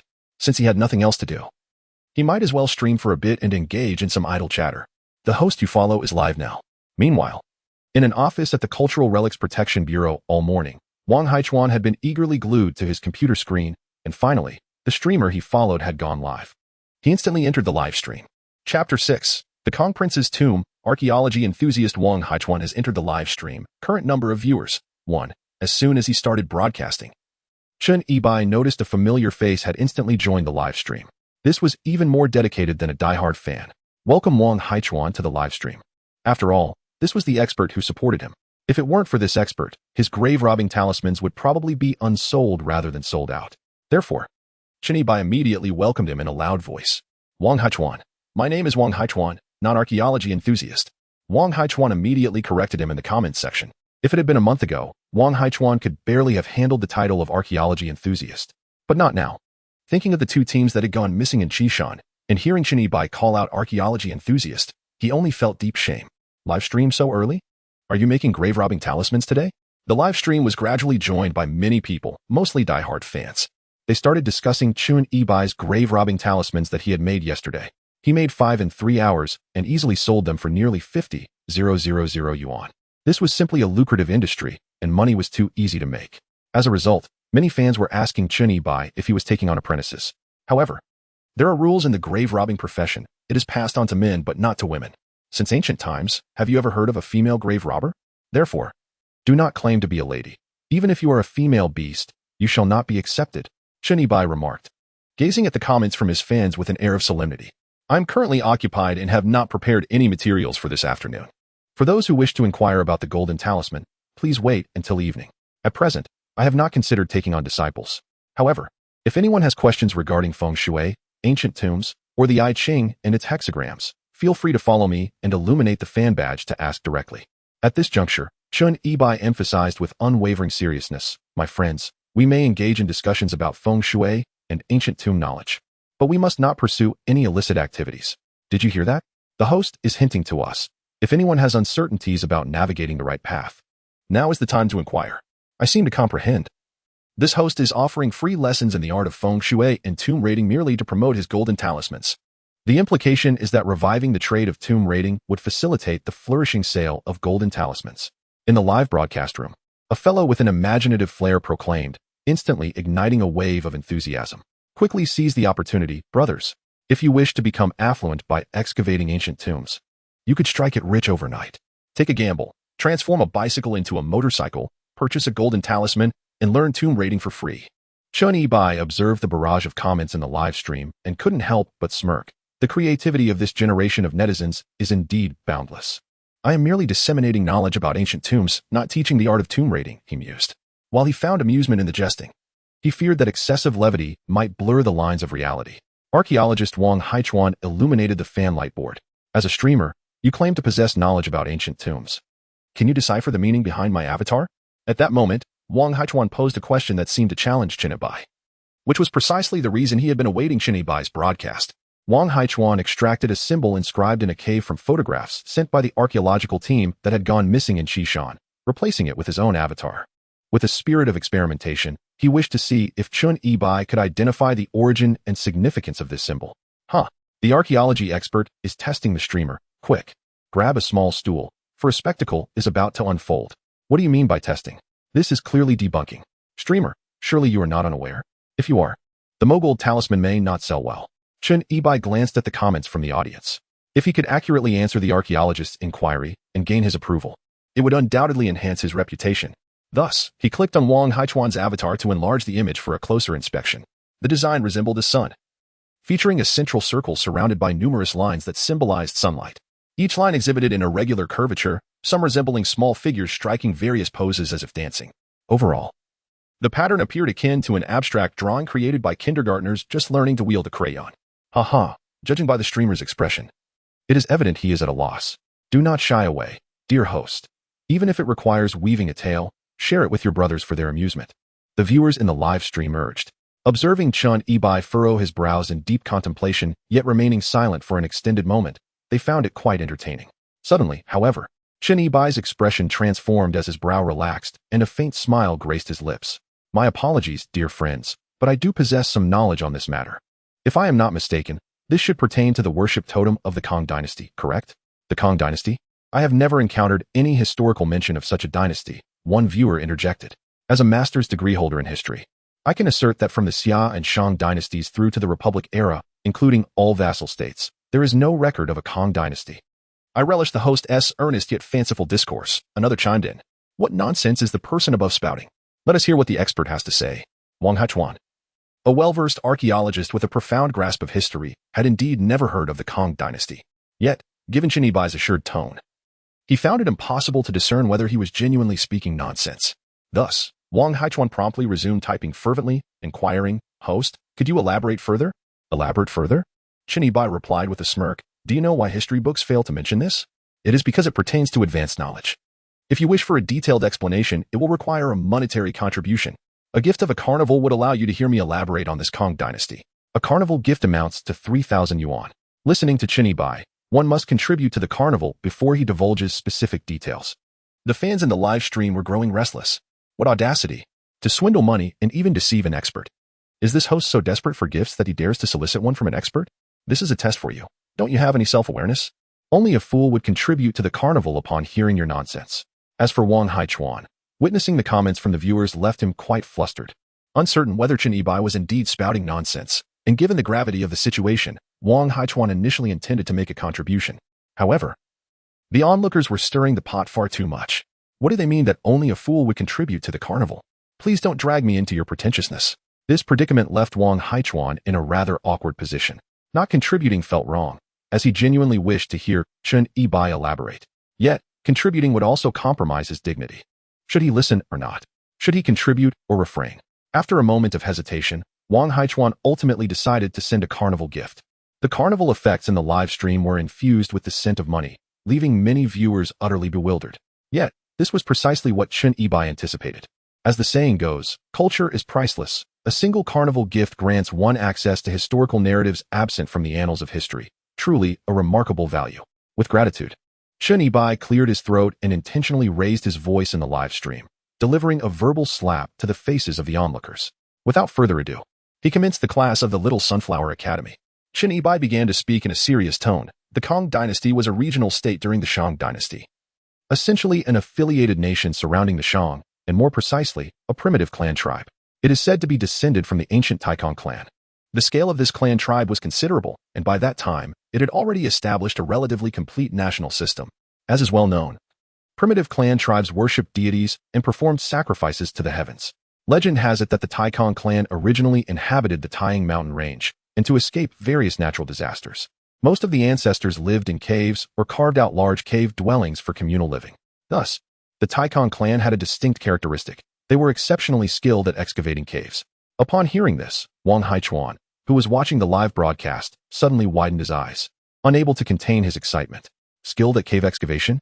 Did this not perfectly correspond with the cave tombs in Xishan? Chen Yibai, after taking a few sips of soda and burping, continued in a serious manner. As previously mentioned, primitive clan tribes revered deities. The Taikang clan, having long resided in the excavated caves, particularly venerated the mountain deity, Zhulong. Their sacrificial culture was both rich and brutal, often involving living beings as offerings, with altars set up within the caves to beseech the mountain god for protection and peace. Returning to the topic of the Kang dynasty, the Taikang clan gradually grew stronger, and during the Shang dynasty, it essentially formed a nation with basic institutions, thus becoming a vassal state of the Shang. This vassal state had a ruler known as Kang Wang, and hence this period is referred to as the Kang dynasty. As for the absence of any relevant records in historical texts, it is attributed to the negligible existence of the Kang dynasty in history. With no agricultural development or military engagements, one might wonder what the ruler was preoccupied with. Upon ascending the throne, the king of Kang devoted himself solely to one monumental endeavor, to marshal the entire nation's resources in the construction of his mausoleum. Yet, the precise location of this grand tomb remains a mystery to all. Subsequently, various rumors and tales emerged, with the most prevalent suggesting that the king, swayed by divination and sacrificial rites, directed the nation's efforts to carve an altar within a great mountain, intended to commune with the mountain deity, Zhulong. He sought to offer the strength of the nation to this spirit, believing that in death he would be conferred celestial status. It took the Kang dynasty an entire 35 years to complete the tomb, and remarkably, in the very year of its completion, the entire dynasty vanished from the world overnight. Some claim that the entire Kang dynasty was interred alongside their king, and that discovering the tomb would yield treasures beyond measure. Others assert that the living sacrifices of the Taikang clan were exceedingly brutal, rendering the king's tomb a perilous sight, a veritable death zone for tomb raiders. However, from antiquity to the present, few truly know the legend of the king's tomb. During the Three Kingdoms period, Cao Cao established the position of tomb raider and devoted over a decade to searching for the king's tomb, yet it remained elusive. Thus, the legend of the king's tomb is primarily known only to those who dared to seek it. Do not inquire how I came to know this, for I am indeed a master of tomb raiding. Chapter 7. The Master Tomb Raider and the Archaeological Expert. We may be considered colleagues in this realm. With merely a carnival, one can listen to an authentic Master Tomb Raider recount a segment of history not inscribed in any annals. Is this price not remarkably fair? After concluding his tale, Chen Yibai took a few sips of a refreshing beverage to soothe his throat, then shifted the live broadcast camera away and lit a cigarette. It is quite bothersome that smoking is prohibited during the stream. Wow, this broadcaster is impressive. He truly crafted a narrative that sounds credible and rather convincing. Host, quickly clarify that this is all mere fabrication, lest I genuinely believe it. Professor Wang Haichuan, do you think what he said could possibly be true? If it is true, I shall eat excrement. However, it is amusing to listen to, nonetheless. Host, with your knack for storytelling, I suggest you delve into writing tomb raiding novels. Upon hearing Chen Yibai's narration, the discussions among the audience in the live stream became fervent. Yet, scarcely anyone truly believed him. Many were still awaiting Professor Wang's response for validation. However, after a prolonged wait, there was no sign of the esteemed professor. Where could he be? Professor Wang Haichuan has gifted a carnival. Professor Wang Haichuan has gifted a carnival 4.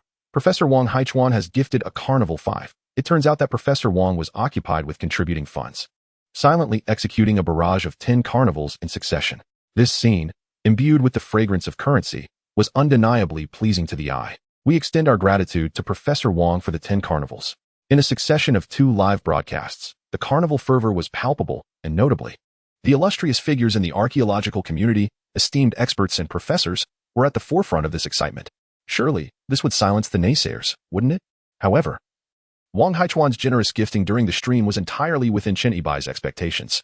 After all, aside from the tomb raiders, the secrets of the Kong Wang tomb remain largely undiscovered, thus alleviating an academic quandary for Wang Haichuan.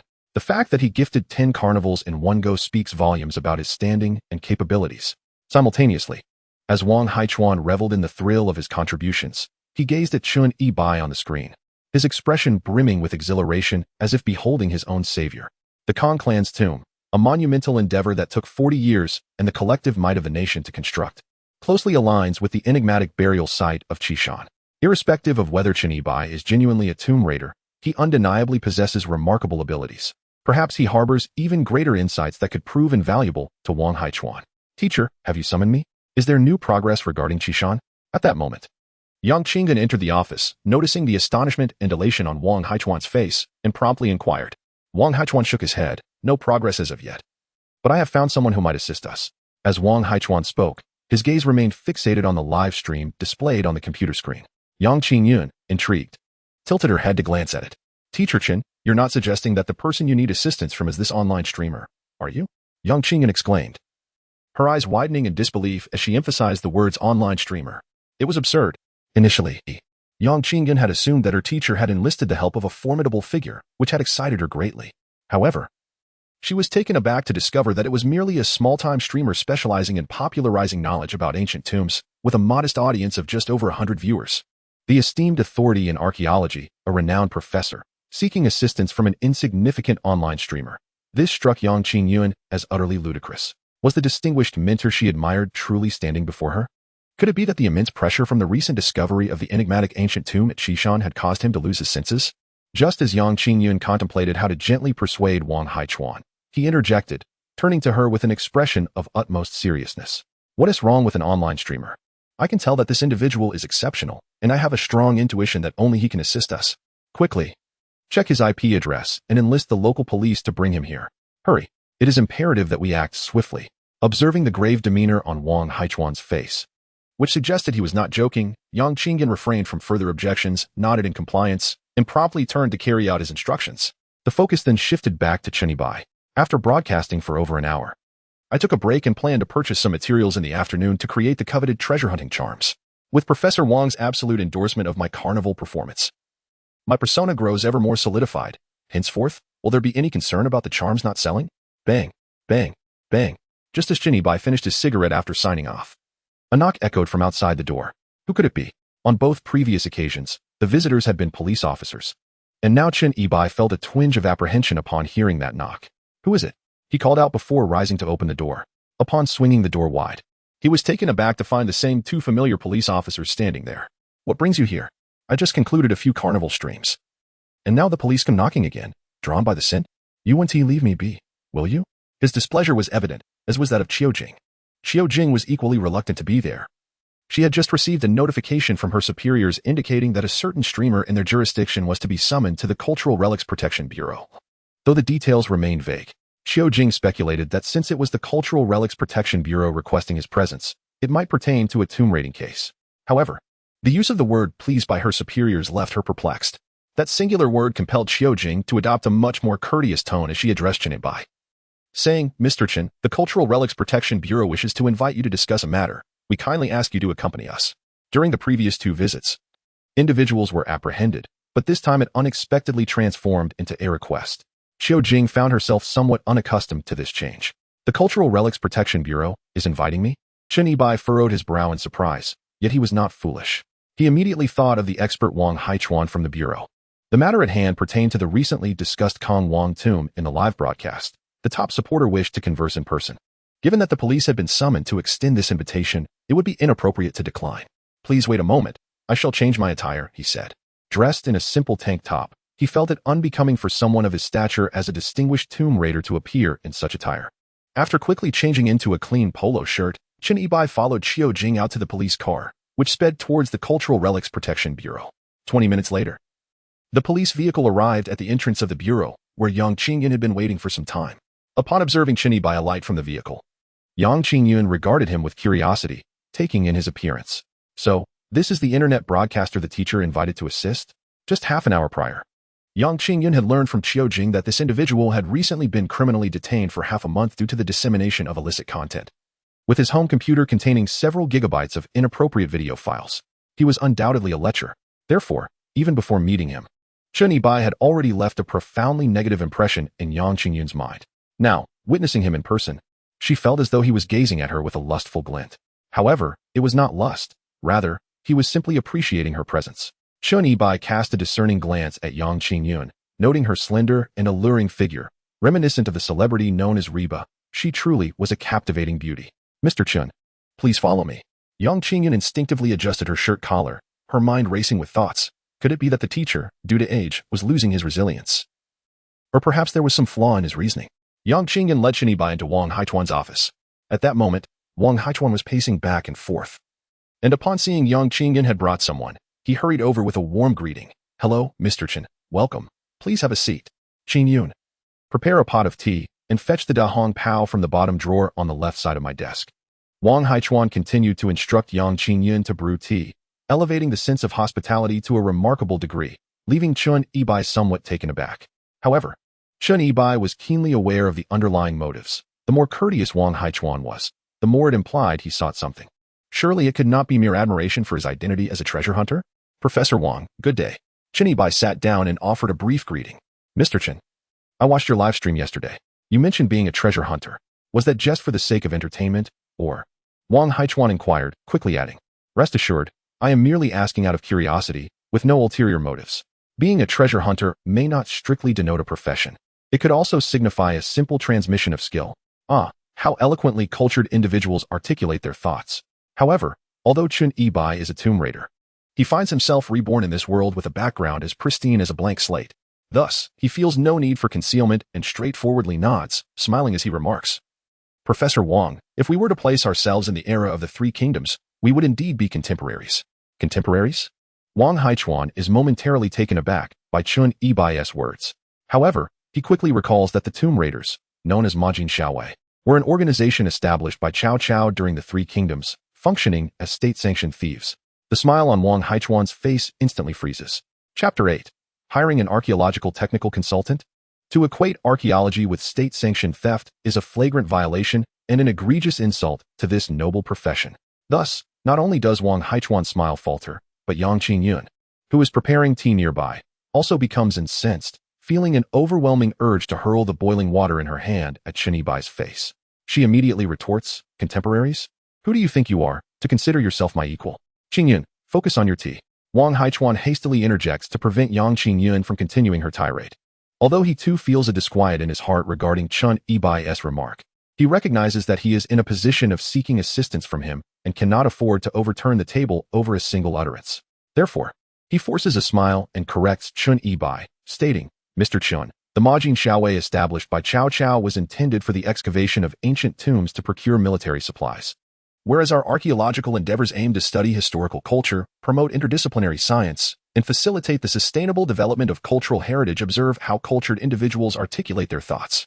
Yet, the discourse is overly sophisticated, and Chun Yi-bai's current body lacks sufficient knowledge to comprehend it. Moreover, Chun Yi-bai was too preoccupied to listen to the archaeological expert's lecture. Seizing a moment when Wang Haichuan paused, he interjected, "Professor Wang, you summoned me for a reason?" Upon hearing Chun Yi-bai's direct inquiry, Wang Haichuan refrained from further circumlocution and handed over a photograph he had prepared in advance. Chun Yi-bai, sipping his tea, glanced at the image and was instantly struck with astonishment, nearly spilling his drink. The photograph depicted a dark cave wall, adorned with the sacrificial totem of the Taiking clan, precisely the emblem Wang Haichuan had used as his avatar on the dual live streaming platform. Initially, Chun Yi-bai had presumed that Wang Haichuan was engaged in academic research related to the Taiking clan, but to his utter surprise, they were evidently pursuing something tangible. "You have indeed located the tomb of King Kong?" Chun Yi-bai placed his teacup down, his gaze fixated intently on the totem in the photograph, his excitement difficult to contain. The tomb of King Kong had eluded the efforts of treasure hunters for millennia, rendering it a site of profound significance for them.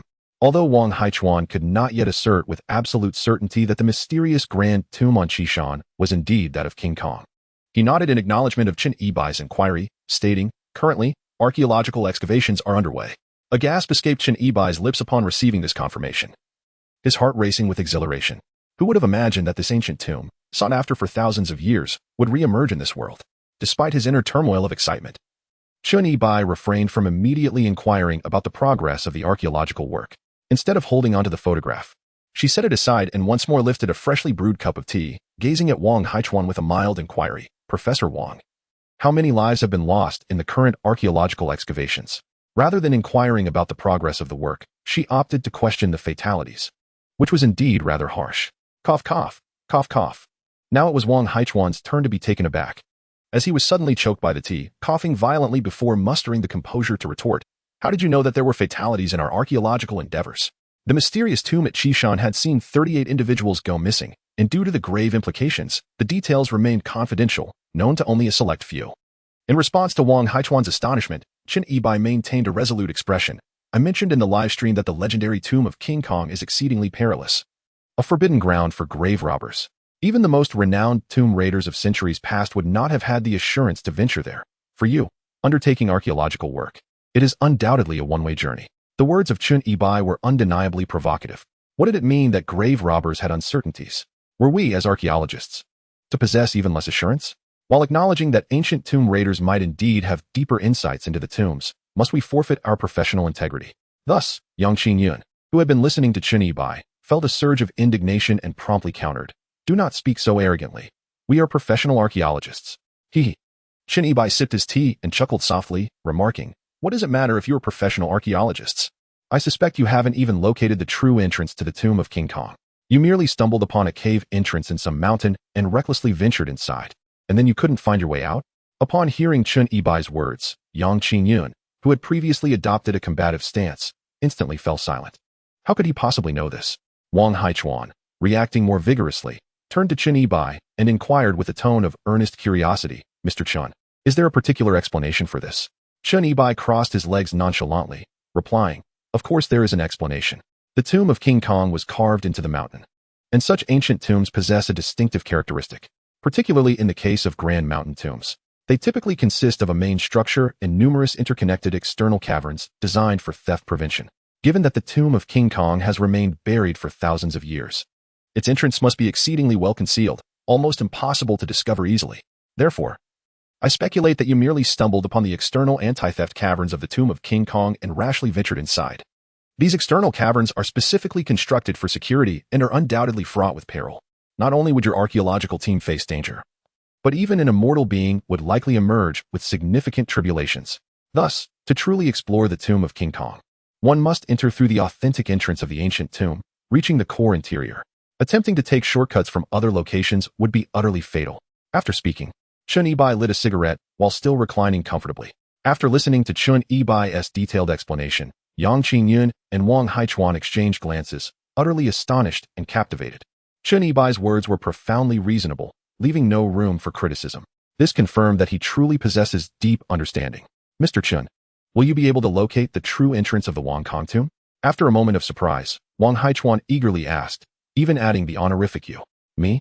Chen Yibai inhaled from his cigarette, flicking the ash away, his brows slightly furrowing. As long as we ascertain which mountain it is on. Finding the entrance to the ancient tomb should not pose a significant challenge. That is splendid. Wang Haichuan had been waiting for Chen Yibai to say this, hastily adding, Mr. Chen, would you assist us in conducting the archaeological excavation of the Wang Kong tomb? He quickly followed up with, rest assured, Mr. Chen. This will certainly be a paid engagement. I would like to hire you as our technical consultant for this excavation. Name your price. An archaeological technical consultant?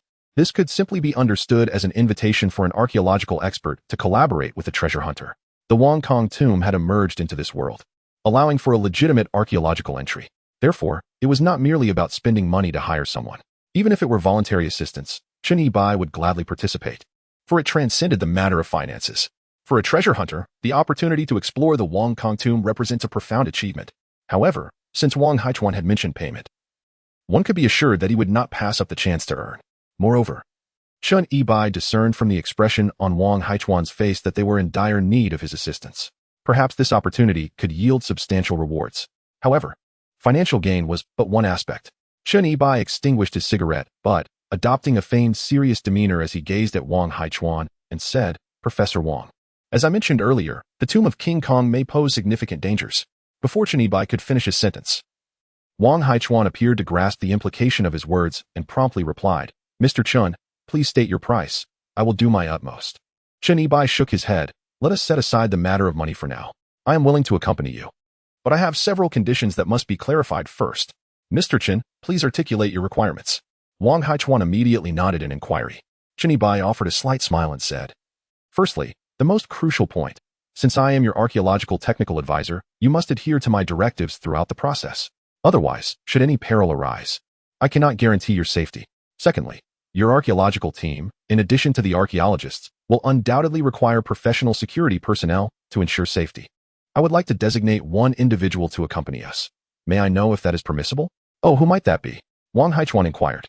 A subtle glimmer of malevolence flashed across Chen Yibai's smile as he replied, the police officer who invited me earlier, if I recall correctly, her name was Xiao Jing. Chapter 9. Experts dominate the rankings. The tomb-robbing talismans are frenziedly stolen. Xiao Jing. Wang Haichuan seemed to recognize the name, his eyes widening in astonishment as he looked at Chen Yibai and confirmed, Are you referring to the neighborhood police officer, Xiao Jing? Wang Haichuan initially believed that the individual designated by Chen Yibai was a formidable expert, only to discover that he was merely a local police officer. Chen Yibai, with a subtle smile, nodded in acknowledgement. Upon receiving Chen Yibai's confirmation once more, Wang Haichuan, perplexed, remarked, Mr. Chen, as far as I know, Xiao Jing is just an ordinary neighborhood officer. However, I sense she possesses remarkable qualities. Chen Yibai, interrupting Wang Haichuan with a tone of conviction, expressed his intent without ulterior motives. He merely sought to demonstrate to someone that it was indeed possible to indulge in leisure while simultaneously self-studying feng shui. Additionally, he pondered the thrill of bringing her along for an exhilarating experience. Let me tell you, it's quite audacious to conduct an improper interrogation and immediately resort to handcuffing me. Observing Chen Yibai's resolute demeanor, Wang Haichuan recognized that arranging for a local officer's temporary assignment was hardly a daunting task, so he nodded in tacit agreement. Encouraged by Wang Haichuan's consent, Chen Yibai continued, As for the remuneration for this engagement, I shall forego it. Once we emerge from the Kawang tomb, all I request is for you to be the top supporter in my live streaming room for a consecutive month. A continuous month as the top supporter in the live streaming room? Such a novel method of compensation. Wang Haichuan had initially harbored concerns that Chen Yibai might demand exorbitant fees. Although Chen Yibai was considered an external consultant, it was unlikely that the higher-ups would authorize a substantial payment, and he might have to cover the costs himself. If Chen Yibai were to demand several million, he would indeed find himself at a loss.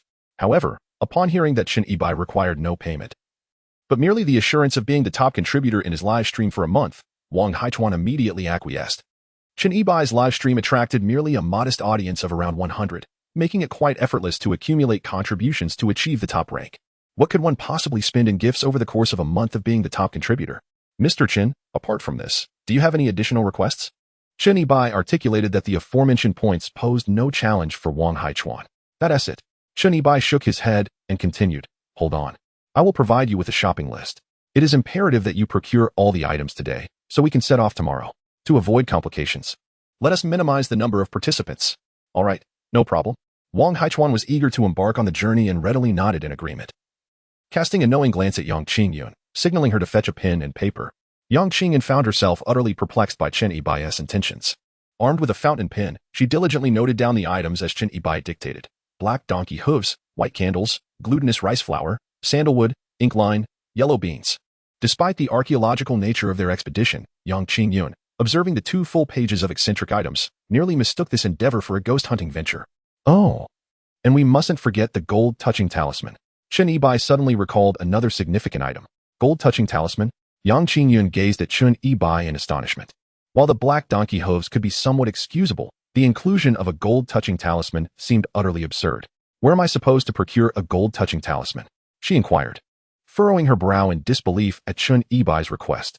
Chen Yibai squinted and smiled. At 7 o'clock tonight, rush to my live stream. If you desire an additional layer of security, it would be prudent for each member of the archaeological team to wear one. Remember to leave 5-star reviews upon your return. Wang Haichuan regarded Chen Yibai with a particularly discerning gaze, one that seemed to communicate silently. You certainly have a flair for theatrics. Are you really suggesting that we must compete for the golden charm in a live stream? Are you worried that if we purchase it directly, I shan't provide you with the funds? Of course, that was not the case. Chen Yibai merely wished for these archaeological experts to assist in boosting his sales. After exiting the Cultural Relics Protection Bureau, Chen Yibai took a taxi to the local market, selecting several well-preserved black dog legs.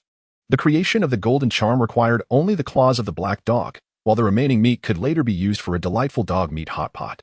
After leaving the market, Chen Yibai strolled through the Cultural Relic Market, where he spent 1,000 yuan at an antique shop to procure a bronze sword. The sword measured 4 feet in length and 3 fingers in width, featuring a sharpened edge adorned with geometric patterns. The hilt was shaped like a mythical qilin. Its surface stained with red and green rust from chemical treatment, clearly a modern replica. However, authenticity mattered little. As long as it was bronze, it would suffice. Bronze weapons inherently possess magical properties effective against malevolent entities, so it was prudent to carry this sword, as it might prove useful. At 7 o'clock, Chen Yibai commenced his live broadcast. Wang Haichuan, the archaeological king, gifted a carnival. As soon as he began, the screen erupted with the carnival effects, leading those unfamiliar with it to believe it was a special broadcast upgrade. Thank you, Professor Wang, for the carnival. Chen Yibai expressed his gratitude repeatedly. It was agreed to wait until after emerging from the tomb of King Kong to take on the role of the top influencer. Yet Wang Haichuan has already begun to make waves, indicating that he truly possesses that caliber. With the presence of an esteemed archaeological expert at the helm, the quality of the entire live stream has naturally elevated. Moreover, the streaming platform automatically boosts traffic based on the live data, which is precisely the primary objective of Chen Yibai. Within mere minutes, the live stream room was flooded with over 100 viewers, and the influx continued unabated. Welcome to Lieutenant Chen's live stream. As per our usual custom this evening, we will craft the Magan Talisman's live, alongside offering complimentary insights into feng shui, ancient tombs, and the I Ching's hexagrams. Given the overwhelming demand for the talismans produced yesterday, I shall extend the broadcast duration to create several more. If you wish to acquire one, please ensure your internet speed is optimal and prepare your reflexes. Instantly, skepticism arose in the chat. The host boasts that one Magan talisman costs 8,900. Where could such foolish buyers be found? If you manage to sell 5 more today, I'll call you father. However, this wild offspring, Chen Yibai, had no intention of claiming such titles. Meanwhile, over at Wang Haichuan's side, upon hearing Chen Yibai's remarks about checking internet speed and preparing hand speed, he couldn't shake the feeling that it was directed at him. 8,900 for a single talisman. Wang Haichuan felt a pang in his wallet as well. Qingyun, have you compiled the statistics? How many individuals joined us this time? Wang Haichuan turned to Yang Qingyun beside him, inquiring. Yang Qingyun reaffirmed in her heart and said, Teacher, including you, me, and this streamer, along with 3 other team members. The archaeological team consists of 6 individuals. The Municipal Bureau has also allocated us a 6-member special police security team, plus Qiu Jing, making a total of 13 people. 13. Excluding Chen Yibai himself and the gold-seeking talisman purchased yesterday, we are still short by 11, which amounts to over 100,000. The crucial issue is that this expenditure cannot be reimbursed. We certainly cannot report to our superiors that we spent nearly 11,000 on a gold-seeking talisman, can we? If we choose not to purchase it, and, as Chen Yibai suggested, the talisman serves as an additional safety measure, a potential loss of life due to this decision would be far more regrettable. As the saying goes, it is not the fear of 1,000 but the fear of the unforeseen that troubles us. Therefore, for the safety of all team members, Wang Haichuan had no choice but to painfully reach into his own pocket. After all, he is the chief archaeologist for this expedition. As one ages, what one values shifts from wealth to reputation. Seize the moment. High-quality gold-seeking talismans often require only the simplest and most unadorned methods of production. After an hour of diligent work, Master Chen, while engaging with netizens, finally completed the on-site production of 5 gold-seeking talismans. He held the freshly crafted talismans up to the camera to showcase the details, then exclaimed, 3, 2, 1. Link up. Shaoji stewed mushroom captured the first link item. Insufficient quantity. Refresh the product page, sold out. Just as Chun Yibai finished speaking, the 5 talismans were instantly snatched up. What is happening? This ID named Shaoji stewed mushroom does not seem to belong to Wang Haichuan, does it? Originally, the talismans crafted by Chun Yibai were intended solely for Wang Haichuan and his crew, aimed at navigating a platform and boosting sales. Yet, unexpectedly, a mysterious buyer emerged, swiftly acquiring all 5 with a single payment. Has the persona he cultivated become so formidable? Meanwhile, Wang Haichuan was equally bewildered. He had presumed that the talismans produced during Chun Yibai's live stream would garner little interest, considering the steep price of 8,009. Who among them would possess such disposable wealth to squander on such items? To his astonishment, they were snatched up the moment they became available, all by a singular entity. His own sluggish response left him empty-handed. In this day and age, have talismans truly become hot commodities? Qingyun, share this live stream with Xiao Sun and the others. Have them join in the fray and report back for reimbursement. Wang Haichuan gritted his teeth, reasoning that if one phone was insufficient, he would employ several. Understood, teacher. Yang Qingyun promptly retrieved her phone and shared the live stream with her 3 colleagues. A group of esteemed archaeological experts, banding together with their devices to vie for talismans? The absurdity of the scene was palpable. Archaeologist Qingyun has entered the live stream. Archaeologist Sun Dachong has entered the live stream. Archaeologist. Suddenly, a multitude of archaeological experts flooded into the live stream, leaving the onlookers in sheer disbelief. Am I seeing things? Or has the entire archaeological expert group taken residence in the live stream? What on earth is happening? The sells the mystical Majin talisman, leaving archaeological experts astounded. Chun Yibai, upon witnessing the influx of experts into the live broadcast, quickly surmised the implications. Unable to secure a single talisman, they converged en masse to seize their chance. This unexpected surge created a remarkable spectacle. To alleviate the wait for the esteemed experts, Chun Yibai declared, for those who couldn't snag a talisman, fret not. I shall pre-sell 20 units right away. We will complete the transactions today and dispatch them immediately thereafter. Prepare your internet speed and dexterity. On the count of 3. Here comes the link. The comments section erupted as various buyers, including Little Chicken Stewing Mushrooms and renowned archaeologists, swiftly claimed their purchases. The mysterious buyer, known by the name Little Chicken Stewing Mushrooms, astonishingly acquired 10 talismans in one go, while the remaining 10 were snatched up by a consortium of archaeological experts. The purchasing information flooded the comment section, dominated by users whose usernames all began with the word archaeology, leaving the onlookers utterly bewildered. What on earth was transpiring? A Majin talisman priced at 8,900 was being bought in multiples of 10, with a throng of archaeologists clamoring for them. Chapter 10. The archaeological team assembles. Led by the Majin officer, 25 Majin talismans were sold, yielding a total revenue of 220,000, with a net profit of 215,000. Once again, this live broadcast proved to be a resounding financial success. With an astonishing profit margin of 8,900, this must undoubtedly be the most lucrative live streaming sales event on the internet. The profit rate eclipses that of all other live streaming hosts. However, to ensure the future sale of the online Majin Fu charms, it is equally vital to enhance the offline business. On the following morning, Chun Yibai rose early, promptly dispatching the 15 Majin Fu charms that had been photographed by the mysterious buyer during last night's live stream. He then hailed a taxi to the Cultural Relics Protection Bureau. At the entrance of the bureau, a 12-member archaeological team had already assembled, led by Wang Haichuan. This group included 5 archaeological experts. Aside from Wang Haichuan and Yang Qingyun, the remaining 3 were distinguished scholars specializing in various archaeological fields from the Municipal Cultural Preservation Bureau. Given the unique nature of this archaeological endeavor, a special police unit comprising 7 armed officers was also present to assist, fully equipped and ready for action. Their presence was reminiscent of a military operation, although referred to as 7 special police officers. It would be more precise to say it was 6 officers alongside a female officer from the local precinct. Unbeknownst to Qiu Jing, who had not been briefed on the situation, she could not fathom why she, an ordinary precinct officer, had suddenly been assigned such an extraordinary field task.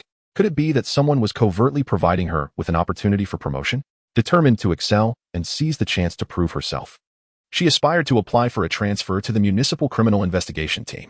Professor Wang, it is nearly 10 o'clock. Why have the individuals we are expecting not yet arrived? At that moment, the Special Police Team leader, Yin Wanlei, glanced at his watch and approached Wang Haichuan, inquiring with a hint of perplexity. What perplexed Yin Wanlei was the presence of such an illustrious figure, who had the audacity to keep numerous experts waiting at the entrance of the Cultural Heritage Bureau. Moreover, this wait had extended nearly 2 hours. In fact, Wang Haichuan had also grown increasingly anxious. They had agreed to convene at 8 in the morning. Yet it was now well past 9, and still, there was no sign of Chen Yibai. Wasn't the Tomb Raider reputed for his punctuality? Why then this utter disregard for time? Yang Qingyun, equally impatient, harbored doubts. She discreetly pulled Wang Haichuan aside and whispered, "Teacher, do you think this Chen fellow might be a charlatan? Perhaps he has concocted an elaborate ruse simply to swindle us into purchasing his talismans." Upon hearing Yang Qingyun's words, Wang Haichuan felt a surge of anxiety. "I am of advancing years and my heart is not in the best condition. Do not frighten me." Wang Haichuan had staked much of his hard-earned reputation on his trust in Chen Yibai, and the thought of being deceived sent shivers down his spine. Just as Yang Qingyun's words lingered in the air, a taxi arrived at the entrance of the Cultural Heritage Bureau, coming to a steady stop before the gathered crowd. The rear door swung open, revealing Chen Yibai, clad in casual attire. As the gaze of the onlookers converged upon him, he stepped out of the vehicle with an air of nonchalance, a bronze sword slung over his back. However, disaster struck. The sword was too lengthy, and it became ensnared in the car door. Alas, the attempt at grandeur had faltered. A dozen pairs of eyes focused intently on Chen Yibai's peculiar appearance, all collectively bewildered and frowning. As Wang Haichuan caught sight of Chen Yibai, a weight lifted from his heart, and he hastily approached, his gaze drawn to the bronze sword slung across Chen's back. Reclusive experts often possessed eccentricities, and a grave robber carrying a weapon, however. The counterfeit nature of the bronze sword struck a discordant note. Such replicas were readily available at the antique market, going for a mere 200 yuan apiece, with discounts for bulk purchases. Could it be that this young man was merely posturing with a fake artifact? "Mr. Chen, what took you so long?" Wang Haichuan mused inwardly, refraining from voicing his doubts. After all, Chen was his personally appointed consultant, and to expose his pretense would be a self-inflicted embarrassment. "Apologies," Chen Yibai offered with a smile. "I had a few packages to ship and encountered the morning rush hour on my way here."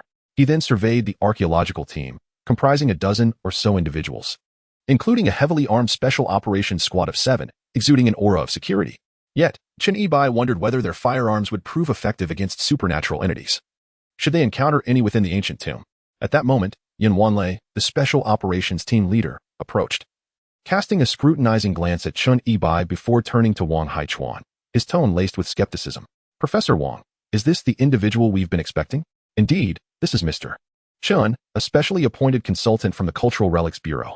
Wang Haichuan nodded in introduction, initially intending to elaborate on Chen Yibai's illustrious title as a tomb raider, but reconsidered. After all, Chen Yibai had been personally funded to assist, and should there be any significant achievements in this archaeological endeavor, the accolades would undoubtedly be attributed to him. If he were to overly glorify Chen Yibai, it might overshadow his own contributions.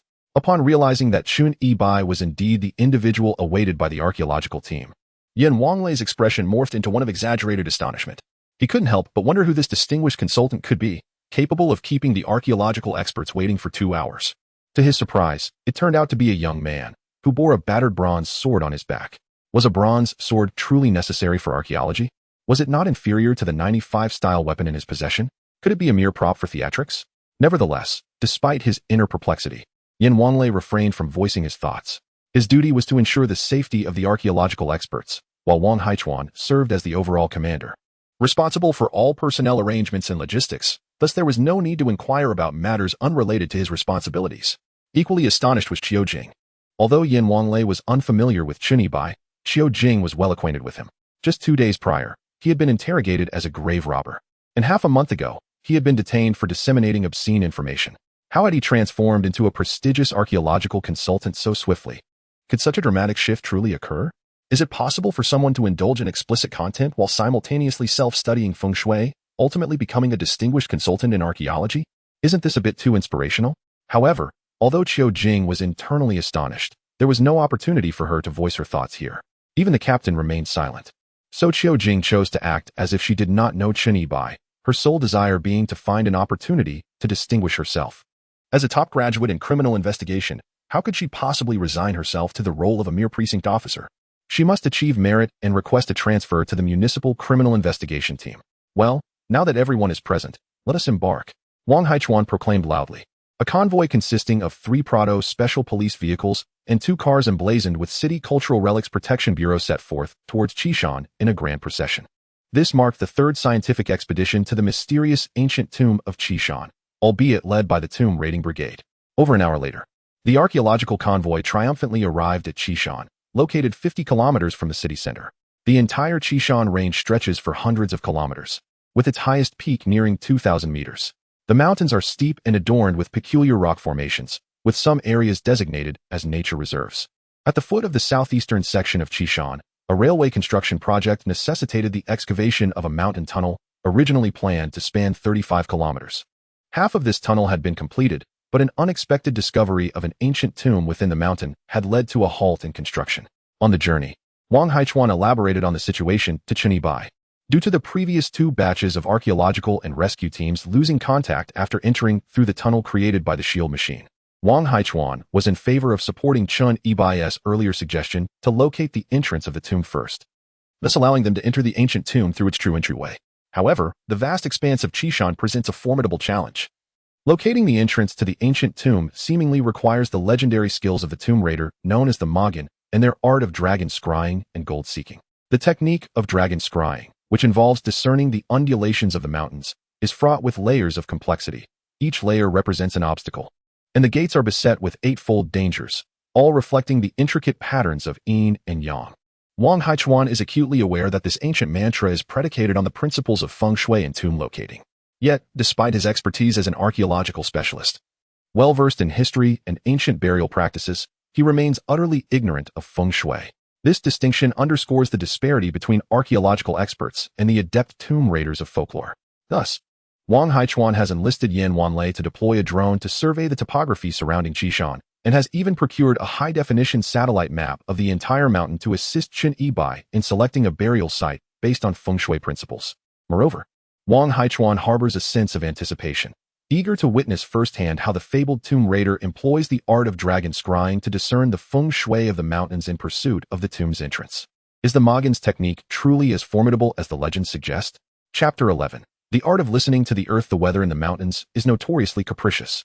Just moments ago, the skies were clear and bright. Now, ominous clouds have gathered over Qishan. At the foot of the mountain, the archaeological team has hastily erected several tents for respite. Members of the Special Operations Team stand vigilant, armed, and on guard, primarily to deter wild animals. Qishan is home to a plethora of fierce wildlife, including bears, tigers, leopards, and even herds of wild boars, all posing considerable safety threats. Inside the tents, Chen Yibai meticulously examined the high-definition satellite map of Qishan, while also scrutinizing the aerial footage transmitted in real time from the drone to his tablet. Chen Yibai first felt a deep sense of wonder within himself. The high technology of this world is truly remarkable. If only his exceptional tomb raiding skills could be enhanced by modern technology, it would be like adding wings to a tiger. Even the tomb of Qin Shi Huang would not be beyond reach. However, it is unfortunate that while modern technology combined with his tomb raiding expertise is impressive, it pales in comparison to the capabilities of certain mechanisms. Returning to the matter at hand, Chen Yibai meticulously examined the satellite images and aerial footage transmitted by the drone. With a deep sigh, he shook his head. Nearby, Wang Haichuan awaited Chen Yibai's demonstration of dragon seeking and gold divination, but upon witnessing Chen's sigh and shake of the head, he furrowed his brow and hastily inquired, "Mr. Chen, what is the matter?" In truth, Wang Haichuan wanted to ask, why the sigh and the head shake? I have invested over 100,000 in gold-finding charms, organized a carnival, and assembled an archaeological team. You had better not tell me you cannot proceed. However, Wang Haichuan hesitated to express his thoughts so bluntly. Yet, while one was reluctant, Yang Qingyan was not one to hold back. She raised an eyebrow and asked directly, "You were so confident before we arrived. Why the uncertainty now?" Chen Yibai glanced at Yang Qingyun and continued to shake his head, replying, "The terrain is far too complex. It is indeed quite challenging to locate." Upon hearing this, both Yang Qingyun and Wang Haichuan became anxious. As a result, Chen Yibai took a deep breath and continued, "I just took a glance. And this mountain possesses a unique terrain. The feng shui is concentrated here. Throughout the entire mountain, one can easily spot no fewer than 20 grand tombs of noble rank or higher. Thus, the primary reason for the difficulty in locating our target, the tomb of King Kong, is the sheer abundance of these grand tombs. It is impossible to accurately determine which one is the King Kang's tomb based solely on feng shui. If we were to excavate them one by one, if luck is not on our side, it could take several years at the very least. Yang Qingyun and Wang Haichuan initially believed that Qin Yibai was genuinely overwhelmed. But little did they know he was merely holding back an important revelation. You were brought here to assist in locating the entrance to the King Kang's tomb. Yet you can discern at a glance that this mountain harbors at least 20 grand tombs of noble rank or higher. Is this not a veiled display of arrogance? Wang Haichuan was somewhat astonished by Qin Yibai's words. If what he claimed were true, and this Qishan mountain did indeed conceal over 20 undiscovered noble tombs, imagine the multitude of archaeological positions that could be created. However, Wang Haichuan was primarily concerned with the tomb of King Kong, so he hurriedly inquired, Mr. Chun, is there no way to directly and accurately locate the tomb of King Kong? Of course there is. Qin Yibai replied confidently, a smile once again gracing his lips. The tomb raiders, known as the Magan Shaowei, do not solely rely on feng shui to determine the sites for excavation. He then turned to Yang Qingyun and asked, did you purchase the hollow bamboo pole I requested? I did, it's in the car. What do you need the hollow bamboo pole for? Yang Qingyun nodded, responding with a puzzled inquiry. I told you, you wouldn't understand. Let's go. I shall now lead you up the mountain to search for the entrance. Qin Yibai rose and stepped out of the tent. Upon exiting, he looked up at the sky once more. At that moment, half of the sky above Qishan had begun to darken ominously, accompanied by a fierce wind, suggesting that a torrential downpour could descend at any moment. Professor Wang, I observed the weather forecast. It appears there may be thunderstorms in the valley soon.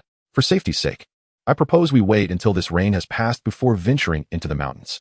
Upon hearing that the archaeological team intended to proceed into the mountains, Yin Wanlei glanced at the unpredictable weather and suggested to Wang Haichuan, recognizing that the search for the ancient tomb's entrance was not an urgent matter, and there was no need to take unnecessary risks at this time. In response to Yin Wanlei's suggestion, Wang Haichuan remained silent for a moment.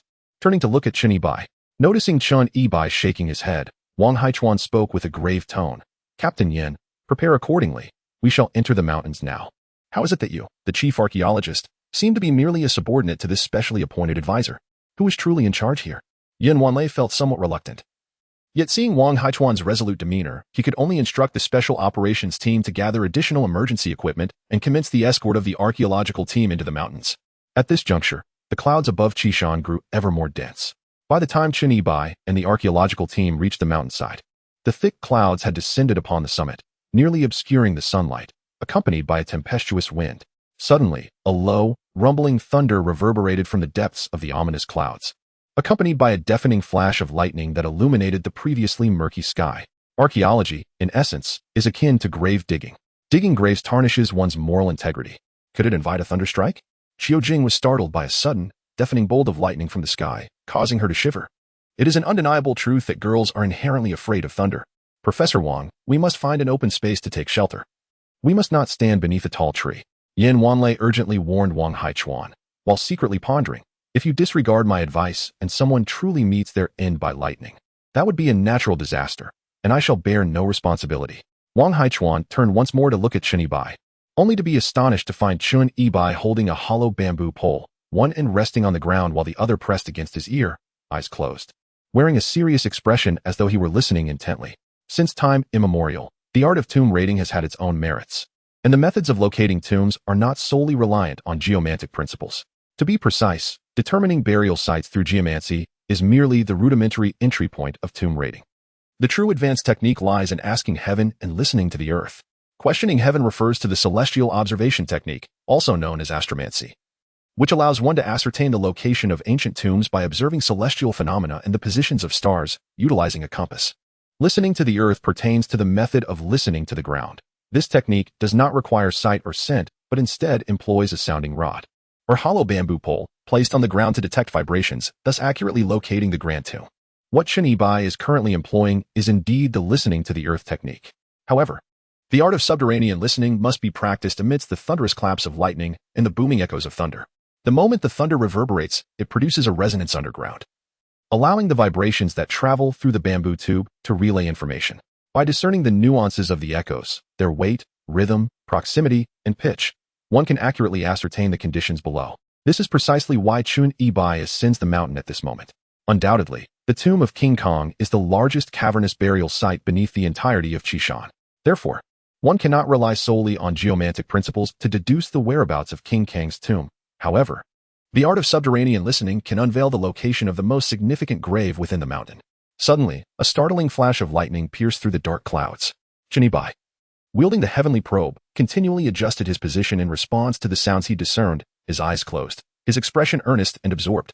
At times he furrowed his brows, at others he locked his gaze, akin to a physician utilizing a stethoscope to diagnose a peculiar patient. Observing Chen Yibai's deep concentration, the others refrained from interrupting him. Only Wang Haichuan seemed to grasp that Chen Yibai was employing the legendary subterranean listening technique. While the method of seeking ancient tombs through the resonance of thunder is indeed an extraordinary skill, it is not a closely guarded secret. Many texts contain such accounts. Yet, witnessing it in person was truly a first for all present. It must be said that today, fortune favored them, as the heavens appeared to be in their favor. The thunder continued to rumble from the depths of the dark clouds, and Chen Yibai, with the heavenly probe in hand, frequently adjusted his position, making a considerable circuit halfway up the mountain. Finally, with a sudden and intense opening of his eyes, he exclaimed, "What did you find?" Wang Haichuan eagerly inquired. Chen Yibai pointed to the 1 o'clock direction down the mountain and exclaimed, "We found it. We can simply dig a hole right at the base." Found it. Just by placing a hollow bamboo pole against the ground and listening for a moment, we can locate the entrance to an ancient tomb? This seems almost fantastical, akin to the tales spun in novels. Captain Yen, given the number of personnel at your disposal, perhaps this task should be entrusted to you? Although the situation felt surreal, Wang Haichuan had gradually developed an inexplicable yet profound sense of trust in Chen Yibai, prompting him to instruct Yin Wanlei to prepare for the excavation. The location, nestled deep within the mountains and situated near the mid-slope, rendered the entry of excavators impractical. Even if an excavator could arrive, the time consumed might surpass that of manual digging. Moreover, aside from ensuring the safety of the archaeological experts, the special operations team was also tasked with assisting in various manual labor. Thus, the responsibility of digging fell upon them as well. Chapter 12. A scientific strike against superstition. At this moment, dark clouds loomed ominously over Qishan, with relentless winds and ceaseless thunder. To preempt the impending downpour, Yin Wanlei instructed 4 team members to set up 2 makeshift tents in a nearby open area. Additionally, he assigned 3 members to wield sharp engineer's shovels and begin digging at the location designated by Chen Yibai.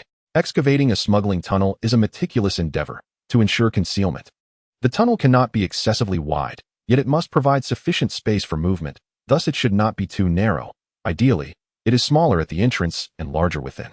However, for legitimate archaeological work, the excavation is no longer merely a smuggling tunnel. Hence, they would excavate as wide as permissible. Although Qiu Jing is the only female member of the special operations team, she actively volunteered for such physically demanding tasks, wielding a military shovel with great enthusiasm as she tirelessly worked in the dirt pit. Perhaps if her performance was commendable, she might catch the attention of Captain Yin and be specially recruited into the municipal SWAT team upon her return. The special operations team was collaborating effectively.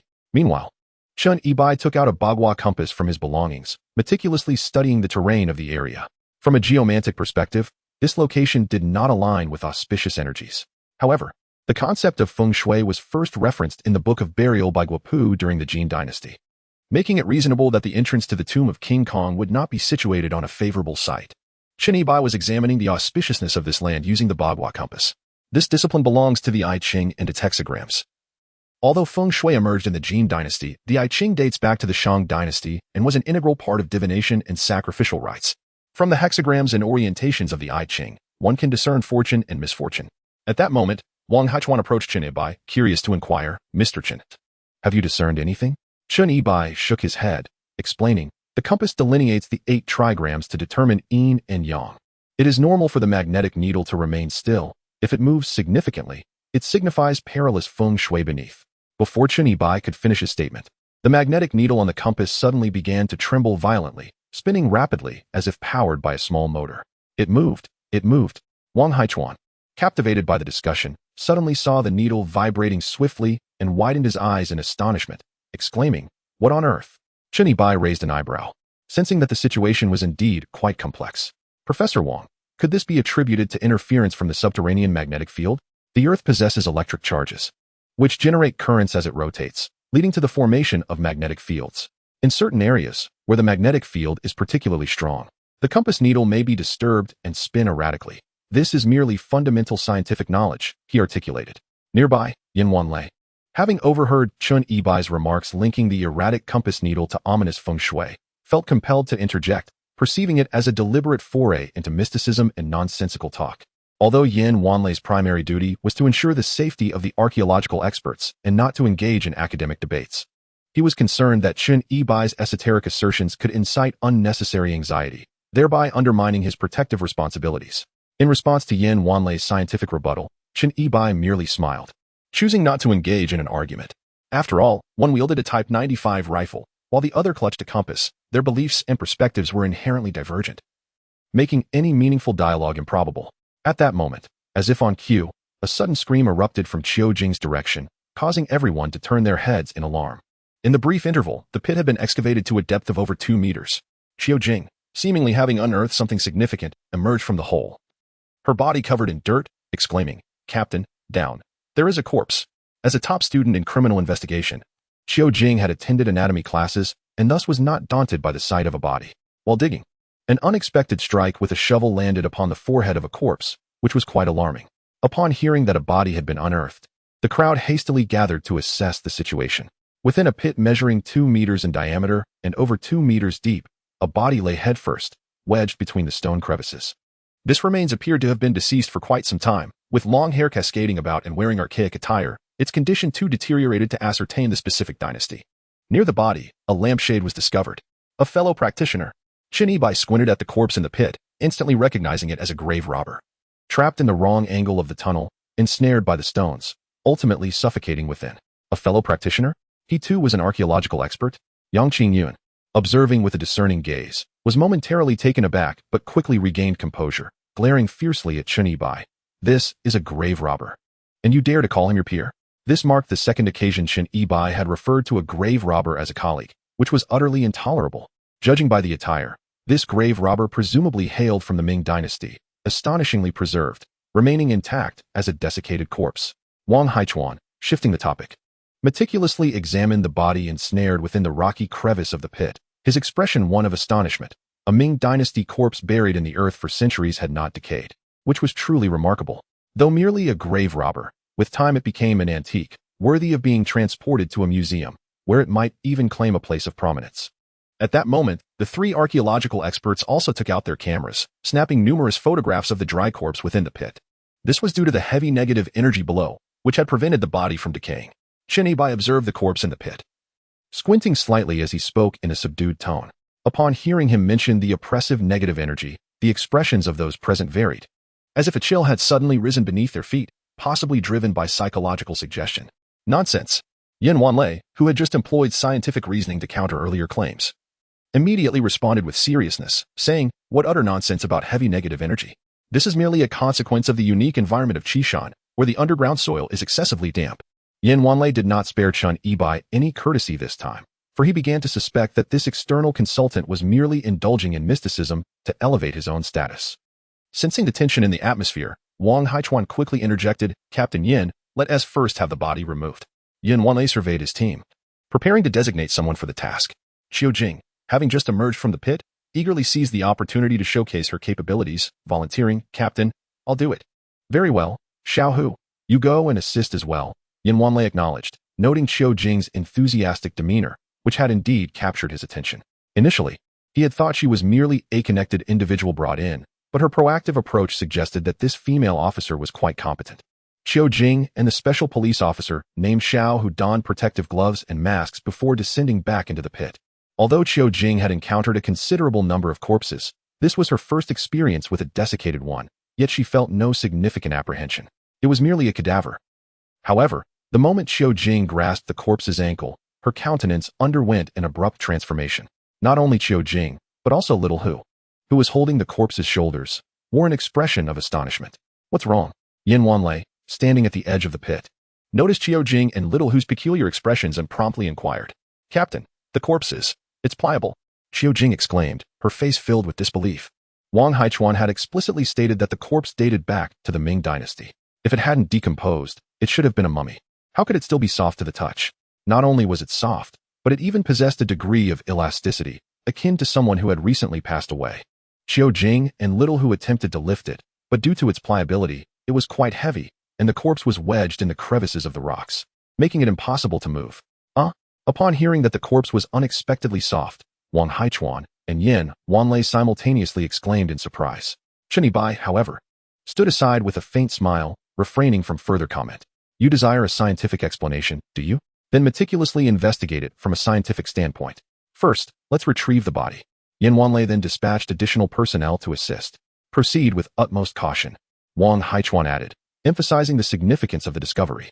A Ming dynasty corpse that remained soft held immense archaeological and research value. It could potentially become the first case of its kind in the country. With concerted effort, the 5 individuals gingerly extracted the cadaver from the crevice, subsequently carrying it out of the pit and gently turning it over.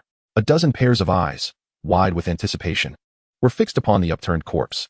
Given its centuries-long entombment, expectations were low for its preservation. However, the onlookers were astounded by what they beheld. The face, though darkened in hue, possessed remarkably well-defined features, suggesting an individual in their 30s, complete with a neatly trimmed mustache. The visage was so intact that it vividly conveyed the despair etched upon it at the moment of death, as if the demise had occurred only recently. Could this truly be a centuries-old corpse, rather than one deceased within the past 2 days? While mummification might offer a scientific explanation, the lifelike preservation of this century-old body defied conventional understanding. Even with contemporary advanced technology, replicating such perfect preservation would be a formidable challenge. Consequently, the group was reminded of Chen Yibai's earlier assertion regarding the oppressive presence of yin energy.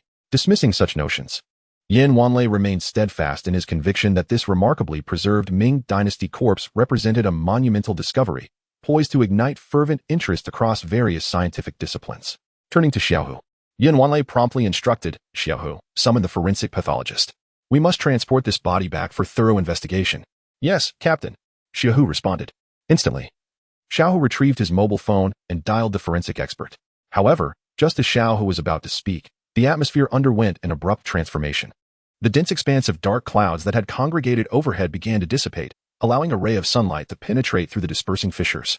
Concurrently, a peculiar scent of burning permeated the air. Upon closer inspection, the cadaver on the ground inexplicably began to emit a plume of black smoke. Chapter 13. Archaeological excavation incorporating demolition. This black smoke is toxic. Prolonged inhalation can lead to the intrusion of malevolent forces. Chen Yibai's voice resonated from behind the group. Apparently, Chen Yibai had anticipated this phenomenon, having prudently distanced himself beforehand. As he spoke, the smoke-emitting corpse seemed to be undergoing a process of scorching and melting.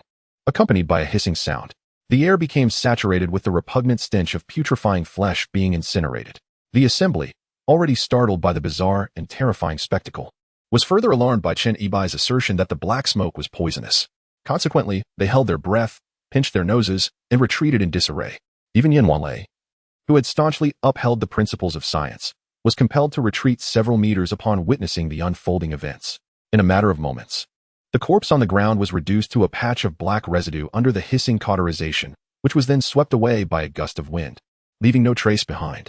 The prospect of conducting scientific research on the cadaver had vanished, leaving behind yet another enigma for the scientific community to ponder. Mr. Chen, what exactly transpired here?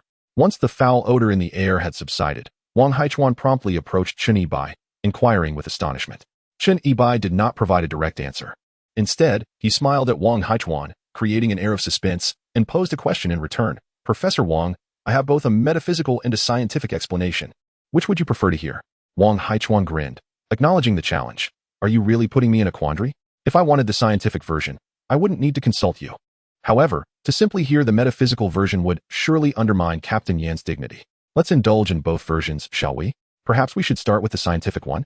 Wang Haichuan inquired, a hint of awkwardness in his smile. Chen Yibai grinned and replied, it's all about the principle of oxidation. Much like the newly unearthed colorful terracotta warriors, which, upon exposure to air, succumb to oxidation due to temperature differences. As an esteemed professor and an expert in archaeology, Wang Haichuan undoubtedly understood the concept of oxidation. It is indeed scientifically accurate that freshly unearthed corpses rapidly decompose upon contact with air due to oxidation. Yet, the fact that the body was instantly reduced to ashes defies the typical oxidation process. What about the metaphysical version? Wang Haichuan promptly asked. Chen Yibai pointed skyward. Do you see the sunlight breaking through the dispersing clouds? This phenomenon represents the clash of yin and yang. The body, burdened by an excess of yin energy, remains uncorrupted. But once exposed to sunlight, the potent yang energy of the universe, it will be incinerated to the last vestige. Gasp. Upon hearing Chen Yibai's metaphysical version, the onlookers instinctively gazed upward.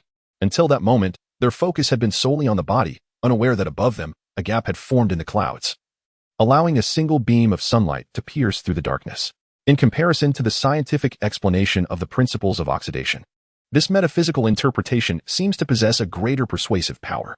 The notion that an excess of energy causes corpses to remain uncorrupted, yet instantly turn to ash upon exposure to sunlight, presents a logic that is difficult to contest. This narrative is also frequently depicted in television dramas. Even Yin Wanlei, after hearing Chun Yibai's metaphysical explanation, fell into a profound silence, rendered utterly incapable of rebuttal, his expression betraying an unusual complexity, as if the scales of his scientific beliefs began to tip ever so slightly at that moment. Is it possible that the culmination of science leads to metaphysics? Mr. Chun, you mentioned earlier that the heavy presence of energy below poses a danger. Wang Haichuan recalled Chen Yibai's words. Chen Yibai, fully aware of Wang Haichuan's implication, shrugged and chuckled, stating, "If there is a danger, then we shall mitigate the risks. If there were no risks, Professor Wang, you would not have recruited me as a consultant, would you?" This assertion was undeniably sound, although Yin Wanlei sensed that Chen Yibai was merely posturing. The most disconcerting aspect was his utter inability to counter it. "Well, this is not a matter of great significance. Let us continue to dig deeper." Chen Yibai waved his hand, instructing Qiu Jing and the others to proceed with their excavation. Qiu Jing exchanged a glance with Yin Wanlei. Chen Yibai's words were not authoritative, and they were to follow the commands of their leader, Yin Wanlei, throughout. Upon receiving a slight nod from Yin Wanlei, Qiu Jing and the others resumed their digging with their entrenching tools. At this juncture, Chen Yibai took out 3 incense sticks, lit them, and inserted them into the ground. It is the custom of tomb raiders that encountering the corpse of a fellow practitioner in a tomb is most unlucky, requiring the lighting of 3 soul-severing incense sticks to see them off and dispel the ill fortune. The weather in the mountains is always unpredictable. Moments ago, a gale arose with thunderous roars, yet it only thundered without raining, and now the sky is gradually clearing. The hours drifted until afternoon, and through the ceaseless, alternating efforts of the Special Task Force, the pit was excavated to nearly 5 meters in depth, ceasing only when a massive boulder was encountered at the bottom. "Captain, there's a very large stone below. It can't be moved," Qiu Jing shouted to those above. Chen Yibai descended the rope ladder to the pit's bottom, using an entrenching tool to clear away the soil from the stone's surface. Examining it, the stone bore obvious signs of artificial carving, so it could be confirmed with absolute certainty that this was the stone used to block the ancient tomb's entrance. "Mr. Chen, what's the situation?" Wang Haichuan hastily inquired about the conditions below after Chun Yibai came up. Chun Yibai dusted off the soil from his hands. "Found it. This is it. Below is the stone blocking the tomb's entrance, and it's huge." The huge that Chen Yibai spoke of was indeed immense. The stone's edges were nowhere to be seen within the entire 2-meter diameter of the pit, weighing no less than dozens of tons. What to do then? Should we call in an excavator? Wang Haichuan frowned. Even with an excavator, moving such a massive stone of dozens of tons would not be easy. Why call an excavator? Let's just blast it. Chen Yibai sat down, lit a cigarette, and turned his gaze towards Yin Wanlei as he spoke. The Special Operations Team has equipped themselves with the Type 95 rifle, and, coupled with a few grenades, it seems rather reasonable, does it not? If there are none available, it would be far more efficient to retrieve some rather than returning to call for an excavator. Yet this is archaeology. Grave robbers face scorn for employing explosives, and to utilize them in archaeological endeavors sounds utterly absurd. However, Wang Haichuan pondered for a moment. This was merely a common blocking stone, not a tomb entrance, and held no significant archaeological value. Exceptional circumstances warrant unique approaches, thus he turned his gaze toward Yin Wanlei. Without uttering a word, Yin Wanlei instantly comprehended Wang Haichuan's intent. After all, as the overall commander of the archaeological team, Wang Haichuan's directives were to be followed without question. "Xiaohu, clear the area and prepare for detonation," Yin Wanlei instructed, turning to Xiaohu. "Understood, Captain." Xiaohu promptly replied, retrieving grenades from the ammunition backpack. The group retreated approximately 10 meters, crouched low to the ground, shielding their ears with their hands. Boom, boom, boom. The mountains echoed with 3 deafening explosions, startling flocks of birds into chaotic flight. Chen Yibai, lying on the ground, felt the intense vibrations. The explosive power of these grenades far surpassed that of black powder. "Captain, it's cleared, it's cleared." After the series of explosions, Xiaohu approached the pit to assess the situation and then shouted back. The team quickly rose and gathered around. Indeed, as Chen Yibai had previously indicated, the enormous stone at the bottom of the pit was deliberately placed to block the cave's entrance. After the boulders were detonated, a dark cave entrance emerged at the bottom of the pit. The diameter of the entrance was not particularly wide, measuring slightly over 2 meters, exuding a chilling dampness accompanied by a heavy, musty odor. Yin Wanlei retrieved a powerful flashlight and illuminated the interior of the cave, yet the depths remained unseen, suggesting it could be at least several dozen meters deep, if not more. At this moment, Wang Haichuan glanced at Chen Yibai, seemingly awaiting his instructions. First, let us prepare all the necessary equipment and supplies. I will lead the way. You all can follow behind, Chen Yibai addressed the group. Half an hour later, everything was in order. Each member of the special operations team carried a supply backpack, containing not only emergency gear and medical supplies, but also enough compressed rations for each person to survive for 15 days. After a final inspection, Chen Yibai donned a powerful headlamp and professional climbing gear, leading the descent, with the others following in succession. Chapter 14. The Scent of Death. Once the entire archaeological team had entered the cave, an uncovered entrance was left behind. In this desolate wilderness, it was unlikely that anyone would come by. However, less than half an hour later, a group of 15 individuals approached from another direction of Qishan. This group was clad in black tactical jackets, wearing fitted garments underneath, adorned with Majin talismans around their necks, wielding AK rifles, and carrying bulging black backpacks. The AK rifles were loaded with live ammunition. The rat suit was the work attire of grave robbers, crafted from specialized materials, rendering it waterproof, wear-resistant, breathable, heat-insulating, and corrosion-resistant, a garment not accessible to ordinary tomb raiders. As for the grave-robbing charm worn around the neck, it was a miniature version made from a black dog's paw. Acquired for tens of thousands from a dual live broadcast the previous night and retrieved from the express station that morning. Upon arrival, the 15-member team gathered around the cave entrance, cautiously peering into the depths below. Faint glimmers of light emanated from within, indicating that the archaeological team had not yet reached the bottom. Hey, Rooster, one man, dark-skinned and resembling a wiry monkey, questioned, examining the grave-robbing charm around his neck. Do you reckon this trinket is genuinely the legendary grave-robbing charm of a Majin captain? If that online streamer dares to deceive us, I'll shove a gun barrel up his backside when we get back. The rooster addressed by the wiry monkey was a one-eyed man in his 40s, with a canine prosthetic eye. A long scar, stitched with dozens of sutures, ran down the right side of his face from his forehead to his jaw, resembling a massive centipede clinging to his skin, exuding a fierce and malevolent aura that would make even ghosts tremble. Rooster scrutinized the wiry monkey with his canine eye, retorting darkly, although the streamer appears youthful, he possesses considerable prowess. Otherwise, it would have been impossible for him to lead the archaeological team and us to the entrance of the Kong King's tomb so swiftly. As he spoke, Rooster glanced at the radar tracker in his hand, confirming that the target was directly below, at a distance of 78 meters. This is indeed the pinnacle of current technology, the satellite radar tracker, capable of pinpoint accuracy within a meter. It not only meticulously records the complete trajectory of the tracked individual's movements but also ascertains vertical distances. What does the phrase "the mantis stalks the cicada while the oriole lurks behind" truly signify? This is precisely it. The tomb raider leads the archaeological expedition, with grave robbers trailing closely behind, ready to reap the rewards without effort. Brother G, the tracking signal has been lost, the lean monkey suddenly exclaimed, casting a glance at the tracker in Brother G's hand. Is this truly the world's most advanced tracker? When we return, I'll shove the barrel right up the rear of the merchant selling this nonsense. Brother G's face darkened as he observed the vanishing signal on the tracker, cursing vehemently. Brother G, the tracking signal has been interrupted. Should we take matters into our own hands? The lean monkey grimaced. It seemed their plan of benefiting from the mantis had derailed. Yet, Brother G merely smirked darkly, as if he had anticipated this outcome. He discarded the tracker and retrieved a peculiar compass from his bag. The underground magnetic field of Qishan is extraordinarily strong. No electronic devices will function here. Fortunately, I had the foresight to prepare a backup. Brother G, what kind of compass is this? It seems to contain a bug. The lean monkey curiously observed the strange compass in Brother G's hand. The compass appeared similar to a conventional bagua compass, yet instead of a magnetic needle at its center, it encased a black-shelled insect within. This peculiar creature is known as the corpse scent beetle, capable of detecting the scent of decay from a distance of up to 100 kilometers.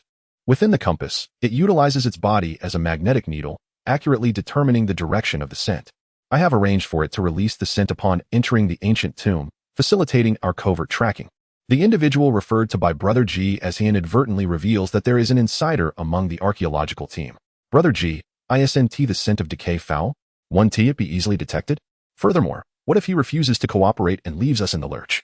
The lean monkey scratched his head, looking at Brother G with concern. Brother G, with a piercing gaze fixed on the cave entrance, responded, he has the audacity to accept so much of our money. He certainly lacks the courage to betray us. As for the scent of decay, you will learn more as you follow my lead.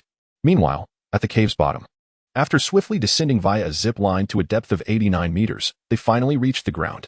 The entire team remained on high alert, activating 2 powerful flashlights, each set to an intensity of 2,000 lumens. Upon entering the cave's depths, Yin Wanlei was the first to loudly command the special operations team to maintain vigilance. His resonant voice echoing throughout the cavern. Yin Wanlei led a team with considerable combat experience and exceptional overall capabilities. Upon entering an unfamiliar environment, the primary course of action is to remain alert and thoroughly assess the surroundings. The 2,000 lumens of light instantly illuminated the underground cave, rendering it as bright as day. Chen Yibai unfastened his zip-line gear while surveying the area. This is a cavern that is half natural and half hewn by human hands. The ceiling, arched in a semicircular form, rises to a height of approximately 10 meters and spans nearly the same in width, resembling an oversized sepulchral passage that winds forward in a serpentine manner. The atmosphere here feels stifling, and there seems to be an unpleasant odor of decay wafting through the air. Yang Qingyun anxiously surveyed her surroundings. Instinctively wrapping her arms around herself, it was not only the oppressive air that was disconcerting, but also an indescribable musty scent that permeated the damp and chilly environment. Typically, archaeological endeavors involve grand unveilings during daylight hours, which alleviates the fear factor. However, this was her first experience with an ancient tomb excavation within a cave, the confined space. The eerie stillness and the vague stench inevitably heightened her anxiety. This cavern had not circulated air for over a millennium, so the stuffiness was indeed to be expected. Fortunately, we have already opened an aperture above, allowing sufficient air and oxygen to flow in, so there is no immediate concern regarding asphyxiation, Chen Yibai reassured. As for the foul odor, he refrained from mentioning it, fearing it might incite panic. Indeed, Mr. Chen is correct. The peculiar scent is likely a natural consequence of stagnant air, Yang Qingyun mused. At that moment, a bespectacled, portly man approached, smiling as he echoed Chen Yibai's explanation with agreement. This bespectacled gentleman, Sun Dachong, in his early 40s, was also an archaeological researcher from the Municipal Cultural Heritage Bureau. With short hair and pronounced eyebrows, he appeared to have a delicate complexion and spoke with a somewhat effeminate manner. No, perhaps it was more accurate to describe it as slightly emasculated. Qingyun, I happen to have a bottle of perfume with me. A spritz of it should mask that foul odor, he suggested. As he spoke, Sun Dachong retrieved a small bottle of Gucci perfume from his backpack. Chen Yibai was taken aback. What kind of man brings perfume to an archaeological expedition? Yang Qingyun, however, seemed unperturbed by Sun Dachong's behavior. She intended to wave him off. But before she could utter a word, Sun Dachong had already sprayed the fragrance into the air, releasing a delightful aroma. The scent was unique. An indescribable fragrance with a rich depth and lingering aftertaste, evoking the warmth of a first love. Mr. Sun, where did you acquire this perfume? Chen Yibai inhaled deeply, confirming the exquisite scent, and a subtle look of surprise flickered in his eyes as he raised an eyebrow at Sun Dachong. Sun Dachong turned to Chen Yibai, momentarily pausing before quickly adding, as if to mask his earlier hesitation. It's a sample of perfume that a friend brought me from France. Just this little bottle. It hasn't even hit the market yet. Chen Yibai noticed the fleeting expression on Sun Dachong's face, but merely smiled, opting not to probe further. He then retrieved the gossip compass once more. At this moment, the compass needle continued to tremble rapidly, indicating its current uselessness. It was evident that the compass was rendered ineffective as well, with both the compass and the navigation tool temporarily out of service.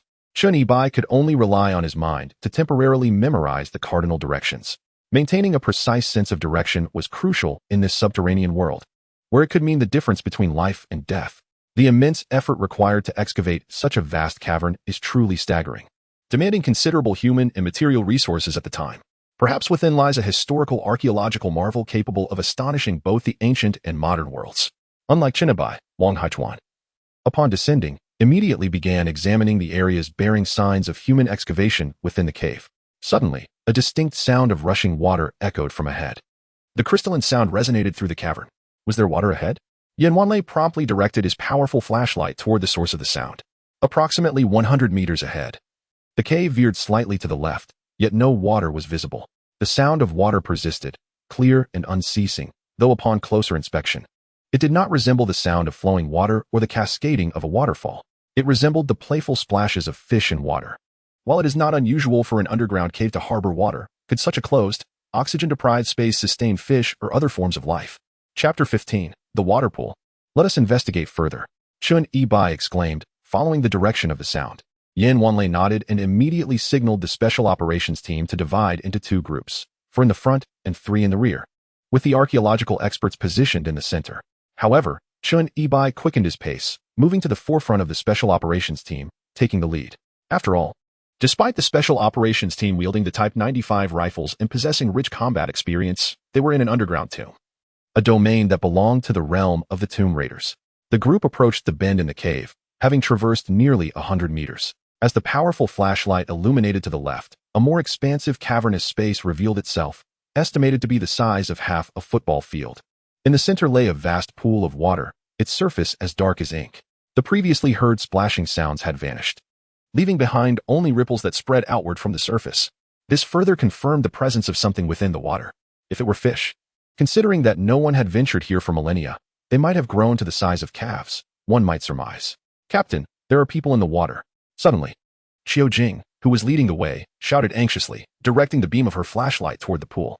Indeed, shadows floated on the rippling surface. And there were not just one or two, but 7 or 8 figures, seemingly adorned with reflective strips that glistened vividly under the flashlight's glare. It appeared to be a rescue team. Wang Haichuan, seemingly recognizing something from the reflective strips, also shouted out in alarm. Upon hearing this, the group hurried to the edge of the pool. As they approached, the sight became clearer. 7 or 8 corpses floated face up in the water, each wearing a safety helmet and clad in the uniforms of the Anhu rescue team. This was undoubtedly the second rescue team that had gone missing after entering the ancient tomb from the tunnel entrance. Although Wang Haichuan had anticipated this outcome, knowing that both the first archaeological team and the second rescue team had been unaccounted for, the sight of their fallen comrades' bodies adrift on the water was heart-wrenching.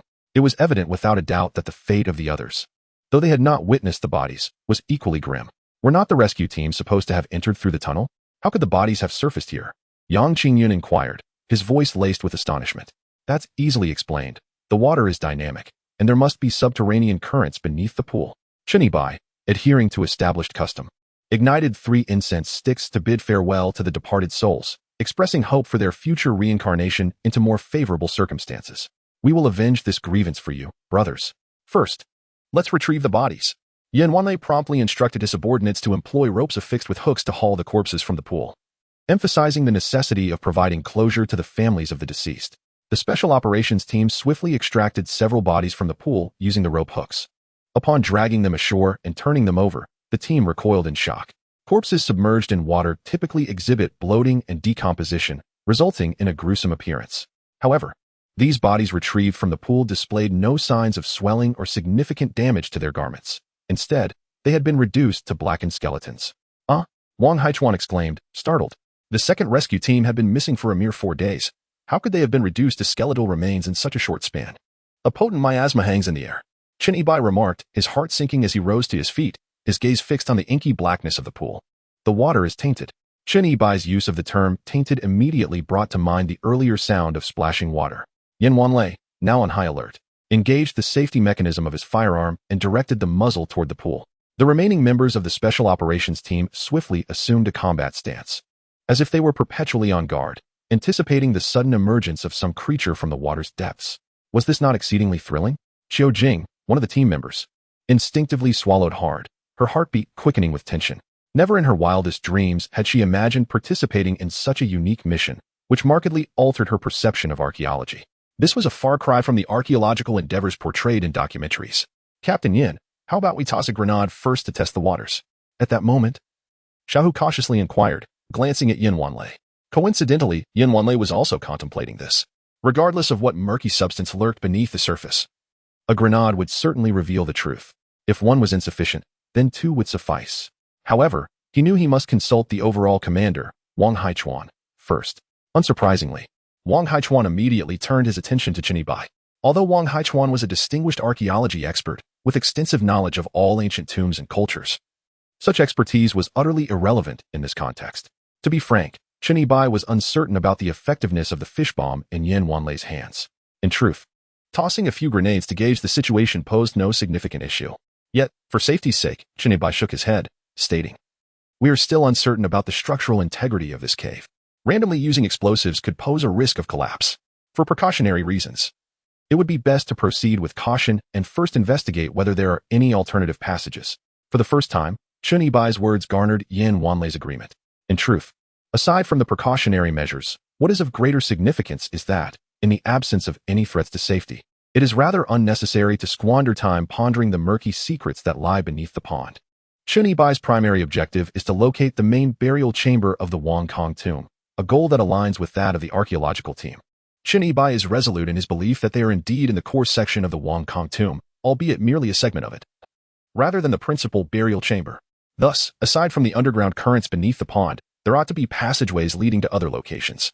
As he spoke, Chen Yibai meticulously surveyed his surroundings. The archaeological team, along with the special operations unit led by Yan Wanlei, began searching for alternative routes within the cave. The entire cavern resembled an inverted cauldron, enclosing everyone within its depths, with evident signs of human excavation on the walls, as if deliberately crafted by ancient hands. Fortunately, the bright beam of the flashlight illuminated the vast emptiness of the cave like daylight, alleviating concerns about lurking dangers in the darkness and allowing for a clear view of every detail within. However, after a prolonged search, the archaeological team could find no other entrances aside from the one they had originally entered. After wandering in circles, they found themselves once again at the edge of the pond. "Mr. Chen, there are no other passageways here?" Wang Haichuan inquired, puzzled as he gazed at Chen Yibai. "Could it be that the ancient tomb is simply this vast?" Yan Wanlei added. "Impossible," Chen Yibai declared with conviction. The legendary Wang Kong tomb could not possibly be of such limited dimensions. Moreover, his auditory skills were infallible. The entire mountain cavern system was interconnected, suggesting the existence of additional passageways. Could it be? Chen Yibai once again fixed his gaze upon the tranquil pool before him, commencing to circle around it, as though in search of something elusive. Suddenly, a glimmer of realization seemed to strike him, his eyes widening in astonishment as he hastened toward the water's edge, crouching down beside the pool. Before him, he observed a circular pillar protruding more than 20 centimeters. Slightly thicker than a wrist, its hue tinged with a reddish tint, distinctly unlike the surrounding cave rock. Chen Yibai reached out, brushing his hand against the pillar. The reddish substance was revealed to be verdigris, indicating that the pillar was indeed made of bronze. Following this discovery, he plunged his hand into the water, searching along the surface of the bronze pillar. The others, having been startled by Chen Yibai's earlier remark about the water's murkiness, hesitated to approach the pool closely. Yet, Chen Yibai boldly submerged his hand into the depths. His expression fluctuated between uncertainty and elation, and then he suddenly beamed with joy, as if he had encountered something within the water. Chapter 16. The Coffin and the Suspended Burial. "Mr. Chen, what have you found?" Wang Haichuan exclaimed, his eyes wide with curiosity, eager to venture closer, yet slightly apprehensive. "A bronze chain. So thick." Chen Yibai withdrew his hand from the pool, gesturing toward Wang Haichuan in a grand shape. Upon hearing that there was indeed bronze submerged beneath the water, the 5 members of the archaeological expert team could hardly contain their curiosity and gathered closer. The special operations team promptly followed suit. The discovery of bronze artifacts held immense significance in the realm of archaeology.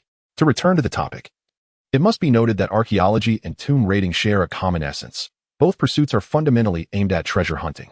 The distinction lies in the intentions behind each. Tomb robbers seek treasure solely for monetary gain, whereas archaeologists pursue it for the enrichment of historical and cultural understanding. The findings of such research constitute a form of wealth in their own right. When Wang Haichuan and his companions arrived, although the bronze chains mentioned by Chen Yibai were not visible to the naked eye beneath the water, they could readily discern that the circular, protruding pillars at the water's edge were indeed made of bronze, solid in nature, with faint patterns discernible despite the heavy patina obscuring them. What was the solid bronze pillar anchored to? A copper-lock chain. Was something tethered within the depths of the pool? Sun Dachang, standing at the rear, began to let his imagination wander freely. The others remained silent, their gazes fixed intently upon Chen Yibai. Without uttering a word, Chen Yibai shook his head, reached into his backpack, and retrieved a candle which he lit. He then dripped wax onto the bronze pillar to secure the candle in place. Rising, Chen Yibai proceeded along the perimeter of the pool, walking several paces until he encountered another identical bronze pillar, upon which he placed another lit candle in the same manner. Following this procedure, he encircled the pool, ultimately discovering 8 bronze pillars, each marked with a candle. Upon closer inspection, it became evident that, although the shape of the pool was irregular, the arrangement of the 8 bronze pillars formed a perfect diagonal square. This indicated that the positions of the pillars had been meticulously measured, aligning precisely with the cardinal directions: east, west, south, north, as well as southeast, northeast, southwest, and northwest. "Mr. Chen, is there any significance to this scene?" Wang Haichuan gazed at the unfolding spectacle, his astonishment rendering his speech somewhat halting. Drawing from his extensive experience in archaeology, a powerful intuition surged within him. This place undoubtedly held profound implications, essential for the study of archaeology. If the 8 copper pillars, positioned in a half circle, were anchored by bronze chains, What might they be tethering beneath the water's surface? Driven by an insatiable thirst for knowledge, Wang Haichuan, like a fervent seeker, fixed his eyes on Chun Yibai, imploring for an explanation. Chun Yibai narrowed his eyes and replied, "These copper pillars are known as Yingdi pillars, harmonizing with the energies of all directions and grounding the vital essence of the earth. The chains affixed to the Yingdi pillars are referred to as Lagwan chains. As long as the coffin remains suspended, the balance between yin and yang persists, ensuring the continuity of life." Upon hearing Chun Yibai's elucidation, Wang Haichuan immediately grasped the significance, excitedly slapping his thigh. "Mr. Chun, are you suggesting that these copper chains tethered to the round pillars are linked to a coffin beneath the water?" Chun Yibai, with a resolute expression, nodded affirmatively. "This phenomenon is known as Lagwan suspended burial, which I have encountered before, though it typically employed iron chains. This is the first instance I have witnessed bronze chains utilized in such a manner beneath water. However, it is worth noting that during the Shang dynasty, bronze was abundant, while iron was a luxury reserved for the royal family. The lower melting point of bronze made it easier to forge, thus it was predominantly employed during that era." Several archaeological experts began to extract their cameras, capturing the scene of the water pool and the copper pillars, while others diligently took notes on site. Yet, mere photography at the water's edge was insufficient. A thorough investigation was the ultimate aim. How might one retrieve the coffin submerged beneath the water to conduct research? Directly hauling it up seems utterly impractical. Perhaps draining the water? However, beneath the pond lies an underground river, rendering this method even more far-fetched than simply pulling it up. What if we enlist a few professional divers equipped with underwater gear? Yet, we remain uncertain whether there truly exists something sinister within the pond, thus heightening the risk. Speaking of potential malevolent entities lurking in the depths, the surface of the water has now settled into an eerie stillness, resembling a deep black mirror shrouded in mystery. Suddenly, amidst the collective silence, two explosive sounds erupted from the crowd. With these detonations, the cave, once illuminated as if it were day by the powerful flashlights, was instantly engulfed in darkness, leaving only the headlamps worn by each individual glowing. What on earth is happening? A moment of darkness enveloped Yin Wanlei, prompting him to exclaim loudly, "Captain Yin, the powerful flashlight has failed." Came the voices of Qiu Jing and Xiao Hu from behind. "Damn it!" Yin Wanlei cursed vehemently. The magnetic field in this cursed place was so potent that it not only disrupted electronic devices, but rendered even the powerful flashlights useless. Although the headlamps and the searchlights equipped on the Type 95 rifles provided sufficient brightness, their range was inadequate. This sudden onslaught of darkness weighed heavily on everyone's hearts. "Captain Yin, look at those candles," someone shouted again. Yin Wanlei immediately turned his gaze to the 8 candles that Chun Yibai had placed atop the copper pillar.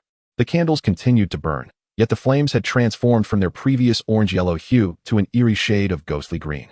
The eerie green glow of the candlelight illuminated the tranquil surface of the water from 8 directions simultaneously, casting an almost ethereal green hue across the entire expanse. "Mr. Chen, what is happening?" Yin Wanlei instinctively called out to Chun Yibai. If he were to inquire of Wang Haichuan, it would be futile. It would undoubtedly yield no answers. The living light the candle provided was now overshadowed by the darkness. Moments ago, the intense beam of the flashlight had suppressed the malevolent presence, but with its extinguishment, the entities beneath the surface seemed to stir restlessly. As he spoke, Chun Yibai deftly drew the bronze sword from his back.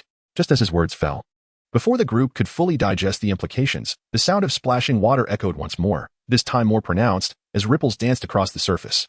Yin Wanlei swiftly directed the beam of his 95-type spotlight towards the source of the disturbance, yet apart from the undulating ripples, nothing was visible. "Did any of you witness anything just now?" Yin Wanlei inquired loudly. "No, Captain, we only heard the sounds of the water," came the response. "I saw something, but it was unclear. It seemed like a shadow briefly emerged from the water, only to dive back down immediately." Qiu Jing exclaimed, her voice tinged with anxiety. "A shadow? It surfaced? What kind of head?" Yin Wanlei pressed further. "It looked like a child's head." Qiu Jing recalled the fleeting image, uncertain as it had only caught her peripheral vision. "Wail, wail." Before Qiu Jing could finish speaking, a child's wail suddenly echoed across the water. Within the dark confines of the cave, the sound of the child's cries reverberated, transforming from a soft whimper into a heart-wrenching shriek, chilling to the bone and sending shivers down one's spine. "Ghost! There are ghosts!" Among the group, those with slightly weaker mental resilience began to unravel, screaming in terror. It was Yang Qingyan who let out the piercing cry. Not only did she scream, but her face had turned pale from fright, her legs trembling uncontrollably. Instinctively, she clutched tightly to the arm of Chun Yibai standing beside her. Chun Yibai felt too soft, trembling forms pressing against his arm, tightening their grip. "With such a timid disposition, what was the purpose of your archaeological quest? With such ample stature, wouldn't it be better to return home, bear a son?" and nurse him? Everyone, remain calm, maintain formation, do not panic. Fortunately, the special operations team, led by Yan Wanlei, had seen the battlefield, exhibiting remarkable professionalism. Under Yan Wanlei's commanding voice, they steeled themselves against the psychological strain, shielding the archaeological experts behind them. Damn it, little tiger, throw a few grenades down there first. At this moment, Yan Wanlei could no longer afford to worry about the finer details. Regardless of whether there were humans or ghosts in the water, the priority was to lob a few grenades and blow something up first. Chapter 17, The Child Sacrifice Corpse. Throwing grenades into the water? Wang Haichuan's initial reaction was one of concern. What if the underwater coffin was damaged? This was a coffin from the Shang dynasty. He had yet to catch a glimpse of its true form. Though reluctant, Wang Haichuan did not intervene. It seemed there was no better alternative at the moment. Chen Yibai felt a pair of soft breasts vigorously rubbing against his arms, yet he remained silent. He too wished to observe how the hand grenade he had just thrown compared to the bronze sword in his possession. With his mind taut and alert, the young tiger, always ready to execute commands, acted with remarkable swiftness. As soon as Yan Wanlei's words fell, he promptly retrieved 2 grenades from his person, pulled the pins, and hurled them into the water pool with all his might. The crowd had already retreated several paces back. Boom, boom. In the next moment, 2 muffled explosions erupted from the water pool, drowning out the heart-wrenching cries of the child. The white flames of the explosion illuminated the pool as brightly as day. In that fleeting instant, one could clearly see a multitude of shadowy figures densely packed within the water. Simultaneously, a massive shockwave surged upward from the pool, sending water soaring over 10 meters high, along with the dark figures being propelled into the air, crashing down with a resounding splash. Watch out! Chen Yibai shouted urgently, just as a shadow hurtled directly towards him, with the soft breasts pressed tightly against him. He had no choice but to swiftly wrap his arm around Yang Qingyun's waist and pivot. Thud! The shadow landed heavily on his foot. Looking down, he saw the beam of his headlamp illuminating the figure before him. Before him materialized the spectral upper torso of a child, seemingly 8 or 9 years of age. Its flesh possessed an unnerving pallor, surmounted by a perfectly spherical, bald head. Piercing through the ghostly visage were a pair of white eyes, their pupils reduced to mere specks of black. An expression of sinister malevolence contorted its features as it fixed its gaze upon Chen Yibai, its disembodied hand clasping firmly onto Chen Yibai's ankle. Yang Qingyun, nestled in his embrace, emitted a piercing shriek, reflexively clinging to Chen Yibai's neck like an oversized human adornment. Elder sister, is such a dramatic reaction truly necessary? Chen Yibai quipped, feeling his breath constricting under her embrace. Your actions are significantly impeding my ability to draw my blade. Chen Yibai, gripping the bronze sword, thrust it blindly downwards, impaling the imp's head. Withdrawing the sword, a viscous fluid, a revolting concoction of black and silver, gushed forth. He then delivered a swift kick, propelling the imp back into the pool. The entire sequence was executed with seamless precision and unwavering decisiveness. Surveying the surroundings, the shadowy figures propelled upwards by the grenades were revealed to be the mangled remnants of countless imps. Those that retained their upper bodies were met with a relentless barrage of 95-style assault rifle fire from Yan Wanlei's special operations team, reduced to mere fragments of flesh. The scene evoked the unsettling atmosphere of a zombie incursion. It appeared that conventional weaponry possessed a certain efficacy against these spectral entities. Splash! Even as the situation on the shore was being resolved, and the deafening echoes of gunfire reverberated within the cavern, the pool erupted once more. The sounds of churning water far more violent than before. The entire water pool erupted with a cacophony akin to boiling water, churning violently in a frenzy.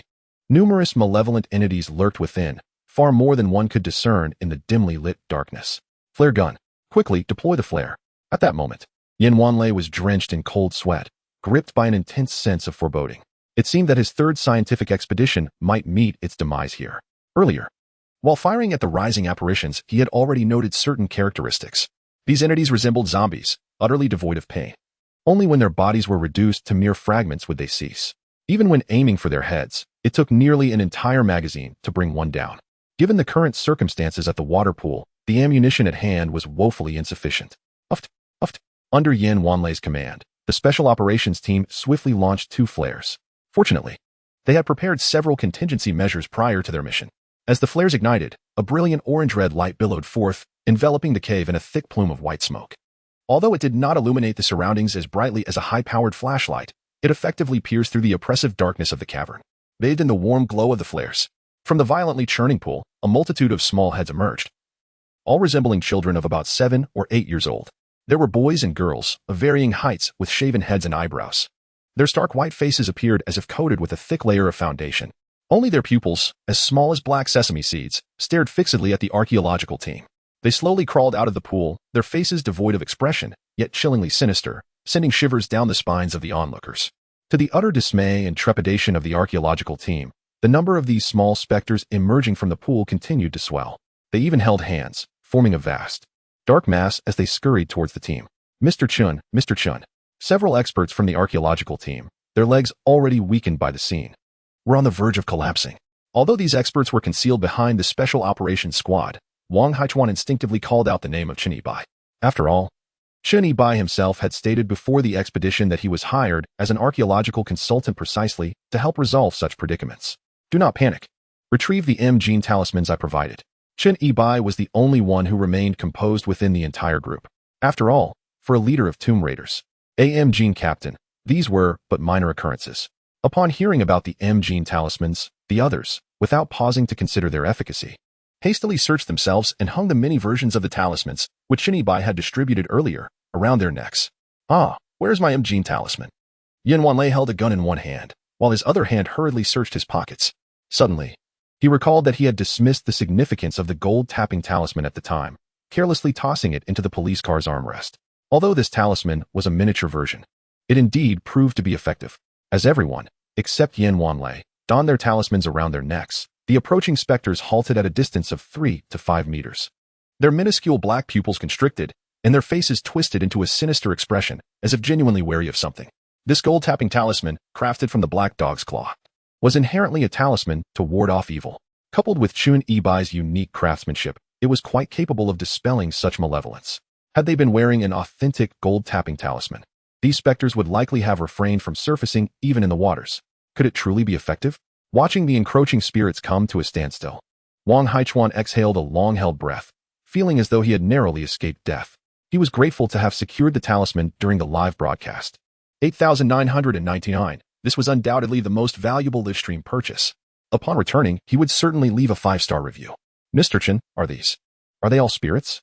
Although the spirits did not advance any further, their dark mass loomed ominously, and the bizarre atmosphere was stifling. Chen Yibai shook his head. They are not spirits. Theoretically, these should be child sacrifice corpses, also known as minor zongzi. In ancient times, during instances of live human sacrifice and certain brutal rituals, young boys and girls were sometimes used. Their bodies would be filled with copious amounts of mercury, preventing decomposition after death. After prolonged exposure to yin energy, they would become these reborn child sacrifice corpses. After speaking, Chen Yibai muttered through gritted teeth, cursing. To use so many young boys and girls for sacrifice and burial, this Prince Kong is truly a purely malevolent beast.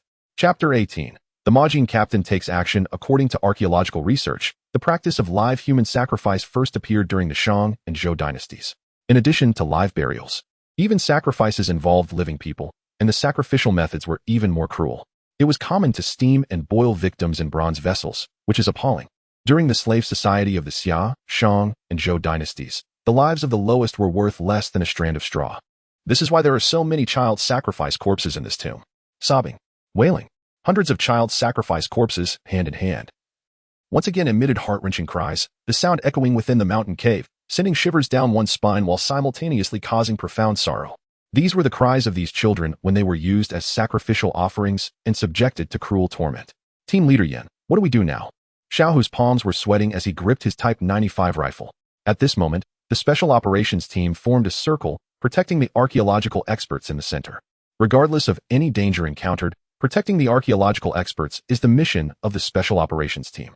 Although the childlike corpses before them refrained from lunging forward due to their apprehension towards the talisman, the ominous expressions etched upon their faces suggested they had no intention of departing. This standoff was undoubtedly a precarious situation. Yin Wanlei felt an acute tension coursing through him, grappling with indecision. Should he charge recklessly, he would surely find himself lacking sufficient ammunition. Most critically, among all present, only Yin Wanlei was devoid of a talisman, which had now become a vital safeguard for survival. Yin Wanlei was not foolish. Should chaos ensue and the group be scattered, his absence of the talisman would render him the singular target of these haunting childlike corpses. Thus, he instinctively turned his gaze towards Chen Yibai. Sister, could we possibly loosen our grip for a moment? Chen Yibai forced a dry smile, whispering to Yang Qingyan, startled nearly to the brink of losing her composure. Yang Qingyan quickly realized her lapse in demeanor and hastily released her hold, her cheeks aflame with embarrassment as she recalled their earlier intimate encounter. "Mr. Chen, do we have any alternatives at this juncture?" Wang Haichuan inquired urgently. Observing Chun Yibai's unwavering calm throughout the ordeal, he appeared to possess a strategy. However, to Wang Haichuan's dismay, Chun Yibai simply shook his head, stating, "I did not bring my equipment, and I lack any effective countermeasures." "What?" Wang Haichuan's brows knitted into a shape resembling the character for King Mr. Chen. "Why did you not bring your gear? Are you not being utterly nonsensical?" Chun Yibai smirked, inwardly lamenting, "I wish I could, but upon my rebirth, I brought nothing but a solitary soul, which is rather disheartening." In his previous life, Chun Yibai possessed an array of talismans and artifacts for repelling evil. Even a modest exorcism formation could effortlessly annihilate these child sacrifices and minor specters. Alas, he had been unable to bring anything along, save for a bronze sword hastily acquired from an antique market. Yet, it was futile to dwell on the past now. A formidable soul paired with a bronze sword should suffice for this minor skirmish, provided no unforeseen mishaps arose. A glint of lethal intent flickered in Chun Yibai's eyes. With no superior strategy at hand, I shall confront them head-on. Stand back, I shall handle this myself. As his words resonated, all eyes widened in astonishment. Chun Yibai, brandishing his bronze sword, surged forth towards the ominous throng of child sacrifices. The Tomb Raider had made his move. Observing Chun Yibai's audacious declaration, alone with his bronze sword, Yan Wanlei nearly had his eyes pop out in disbelief. He had presumed Chun Yibai would merely engage in idle banter, yet here he was, boldly stepping into the fray. Not just Yan Wanlei, but everyone present stared in astonishment at Chun Yibai's advancing figure. The sheer audacity of it was undeniably impressive. With a swift stroke, Chun Yibai charged forward with ferocious vigor. Raising his bronze sword, and with a deft motion, he struck with remarkable speed and precision. Although the bronze sword had been artificially aged and was coated with a thick layer of verdigris, and its edges remained unsharpened, it possessed an unexpected sharpness. The blade severed the round head of the child's sacrifice cleanly from its neck, splattering a foul mixture of black and white liquids. The black represented the putrid fluid of the corpse, while the white was mercury. If this sword were to strike an ordinary person, it would likely only leave a bruise. However, when confronting malevolent spirits, particularly the Zongzi, the effect was entirely different. The phrase "a bronze coffin should not be entered unless the spirit is strong" implies that those buried in bronze coffins had likely undergone decomposition prior to interment, as bronze is specifically employed to suppress evil entities. Initially, Wang Haichuan believed that the artifact, which Chun Yibai had acquired for 200 yuan from an antique market, was merely a status symbol. However, upon further inspection, it appeared to be even more effective than the Type 95 rifles wielded by elite security teams. As Chun Yibai plunged into the dark throng of child sacrifices, their previously heart-wrenching wails transformed into fierce howls, shifting from sorrowful lamentations to a cacophony reminiscent of ghostly wails. Their once eerie expressions morphed into grotesque visages as they bared their sharp, black tiger teeth, surging towards Chun Yibai like a relentless tide. Although Chun Yibai donned a mini version of a gold-finding talisman, it was merely capable of warding off evil and avoiding peril. The true essence of this warding off evil was to intimidate malevolent spirits, compelling them to maintain their distance. However, even a cornered dog may leap over a wall, and a frightened rabbit may bite. Thus, should one provoke these malevolent entities, the talisman would lose its deterrent effect. Confronted by the onslaught of child sacrifice corpses converging from all directions, Chun Yibai remained composed. With swift and precise movements, he executed a sweeping crescent slash, the keen edge of his bronze sword reaping through necks as if harvesting wheat, severing a multitude of heads in rapid succession. Immediately following this, he thrust directly into the heart of the fray, his 4-foot bronze sword piercing through the mouths of the child sacrifice corpses, impaling 4 or 5 heads in a single stroke. The bronze sword emitted a sizzling sound as it burned within the corpses' mouths, black smoke billowing from their nostrils. As the sword sliced horizontally out of a corpse's mouth, the upper half of its head lolled to one side, leaving only a mangled remnant. The bronze sword, continuing its arc, seamlessly repeated the earlier crescent slash, the movements flowing together with remarkable fluidity, conserving energy with minimal wasted motion. With this series of maneuvers, a cluster of decapitated child sacrifice corpses lay strewn upon the ground. The putrid stench of black cadaverous fluid permeated the air, growing increasingly acrid. How valiant!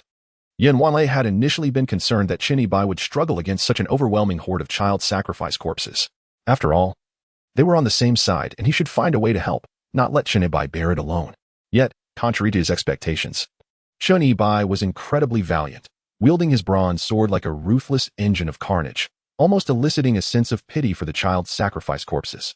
This is definitely the mark of a seasoned expert. Of course, he is a seasoned expert. Aside from his remarkable skills in tomb raiding, Chen Yibai, as a former leader in this clandestine domain, possesses exceptional physical prowess, having mastered an array of lethal techniques drawn from various schools of martial arts. He excels in offensive strategies, having once bested the last martial champion of the late Qing dynasty with merely 3 decisive moves. This marks Chen Yibai's inaugural display of his abilities since his rebirth in this realm, and he also aims to familiarize himself with his new physique. With a swift flourish, he executed a graceful spinning kick, showcasing his martial prowess, sending a nearby childlike sacrificial corpse hurtling 3 to 5 meters away. However, he was soon met with an alarming crack emanating from his waist. Alas, it seemed he had strained himself. Moreover, his thigh nearly seized up. Fortunately, the injury to his waist was not severe, though he narrowly avoided a more serious mishap. It became evident that this body was remarkably frail. Despite Chen Yibai's mastery of various combat techniques, he found himself unable to even exhibit a fraction of his former abilities due to the poor physical condition of this vessel. The inadequacy of the physical form in comparison to his skills was profoundly disheartening. Even more troubling was the apparent overexposure of this body to the vices of online streaming, leaving it often depleted. Coupled with a sedentary lifestyle, this had severely compromised not only his physical strength, but also his overall fitness and vitality. After only a brief exertion, Chen Yibai found himself gasping for breath, his stamina noticeably dwindling, and beads of sweat forming on his brow. At such a tender age, to be rendered so weak is a grave consequence of the detrimental influences of the internet. Fully cognizant of his predicament, Chen Yibai resolved to conclude matters swiftly before his energy was entirely expended. He could not afford a protracted engagement. Otherwise, dire consequences would ensue. Chapter 19. This tomb raider seems a bit feeble. To conserve energy and achieve a swift resolution, every strike must find its mark. At this juncture, the flare had extinguished, and the cavern was once more enveloped in darkness, illuminated only by the beams of a dozen or so flashlights, their reach quite limited. Concurrently, it seemed that all the child sacrifice corpses in the pool had clambered ashore, their numbers in the darkness uncertain, discernible only by their piercing cries. Huff! Amidst the gloom, Chen Yibai exhaled deeply as he brandished his sword with relentless fervor, endeavoring to conserve his stamina by regulating his respiration. Fortunately, these child sacrifice corpses were merely common, lesser zombies. Aside from their sheer number and unnerving wails, they posed no significant threat to Chen Yibai. Like a tangled skein, he merely needed to hack away indiscriminately. The archaeological team, each equipped with a flashlight, frantically scanned the throng of child sacrifice corpses, striving to keep Chen Yibai within their sights. For as long as they could see him standing, they felt secure. Chen Yibai had become the linchpin of the entire team. The moment he vanished from view, their hearts would plummet, leaving them utterly adrift. However, Chen Yibai's velocity was such that the beams of their flashlights could scarcely keep pace. All they could discern were disembodied heads whirling through the air and swathes of decapitated bodies collapsing upon the ground like a disordered tangle. The air was thick with a nauseating stench of decay, and the exceedingly sanguinary spectacle sent shivers down their spines. As the heads of the child sacrifice corpses were severed one after another and their bodies fell, the cavern's piercing cries gradually subsided. Until the very end, the sound was utterly extinguished. The cave reverted to silence, a silence as profound as death itself. Amidst this stillness, one could faintly discern the heavy sound of labored breathing. Where was Chen Yibai? The archaeological team hastily illuminated their surroundings with flashlights, revealing the gruesome sight of severed heads and dismembered bodies strewn upon the ground. The decapitated remains of child sacrifices with their eyes wide open, yet devoid of life. Mr. Chen. A beam of light fell upon Chen Yibai. Wang Haichuan exclaimed in excitement. At that moment, Wang Haichuan felt that the wisest decision he had ever made in his life was to invite Chen Yibai as a distinguished consultant. Upon returning, he intended not merely to ensure that Chen Yibai's live stream ranked first for a month, but for an entire year. Any moment of hesitation would be a profound disrespect to Lieutenant Chen. At that moment, Chen Yibai was not standing majestically over the corpses, exuding an air of nonchalance. Instead, he was crouched on the ground, gripping the bronze sword's hilt, using it to support himself as he gasped for breath. Once Yan Wanlei was certain that the danger had passed, he swiftly approached with the special operations team. Not only Wang Haichuan, but at that instance, Yan Wanlei too felt a deep admiration for Chen Yibai. Few could earn such respect from him. Yet those capable of single-handedly vanquishing 100 foes with a sword were even rarer. Mr. Chen, are you all right? Yan Wanlei reached out to assist Chen Yibai in standing. Chen Yibai gasped for breath, shaking his head and murmuring, "Water, water." At this moment, he was not only panting heavily, but also feeling somewhat weak and drained, completely exhausted. The physical condition of this body was truly inadequate. He felt that if he had to face even a few more child sacrifices, he might not be able to endure it. The concept of a 3-second real man was indeed quite repulsive.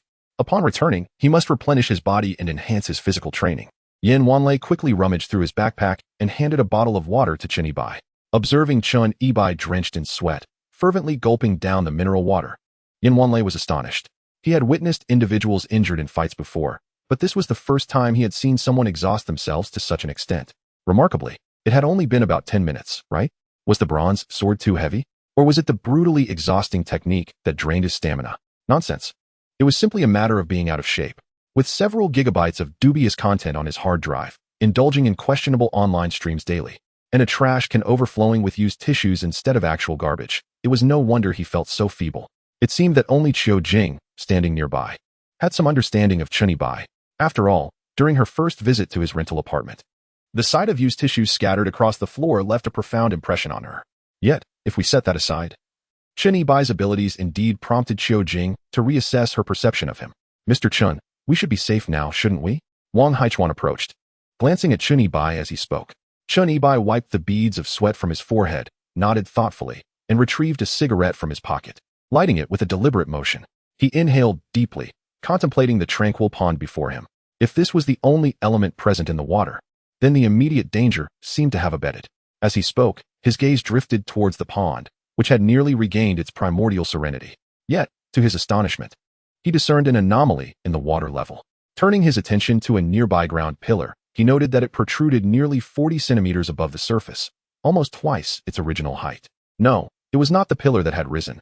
Rather, the water level had receded.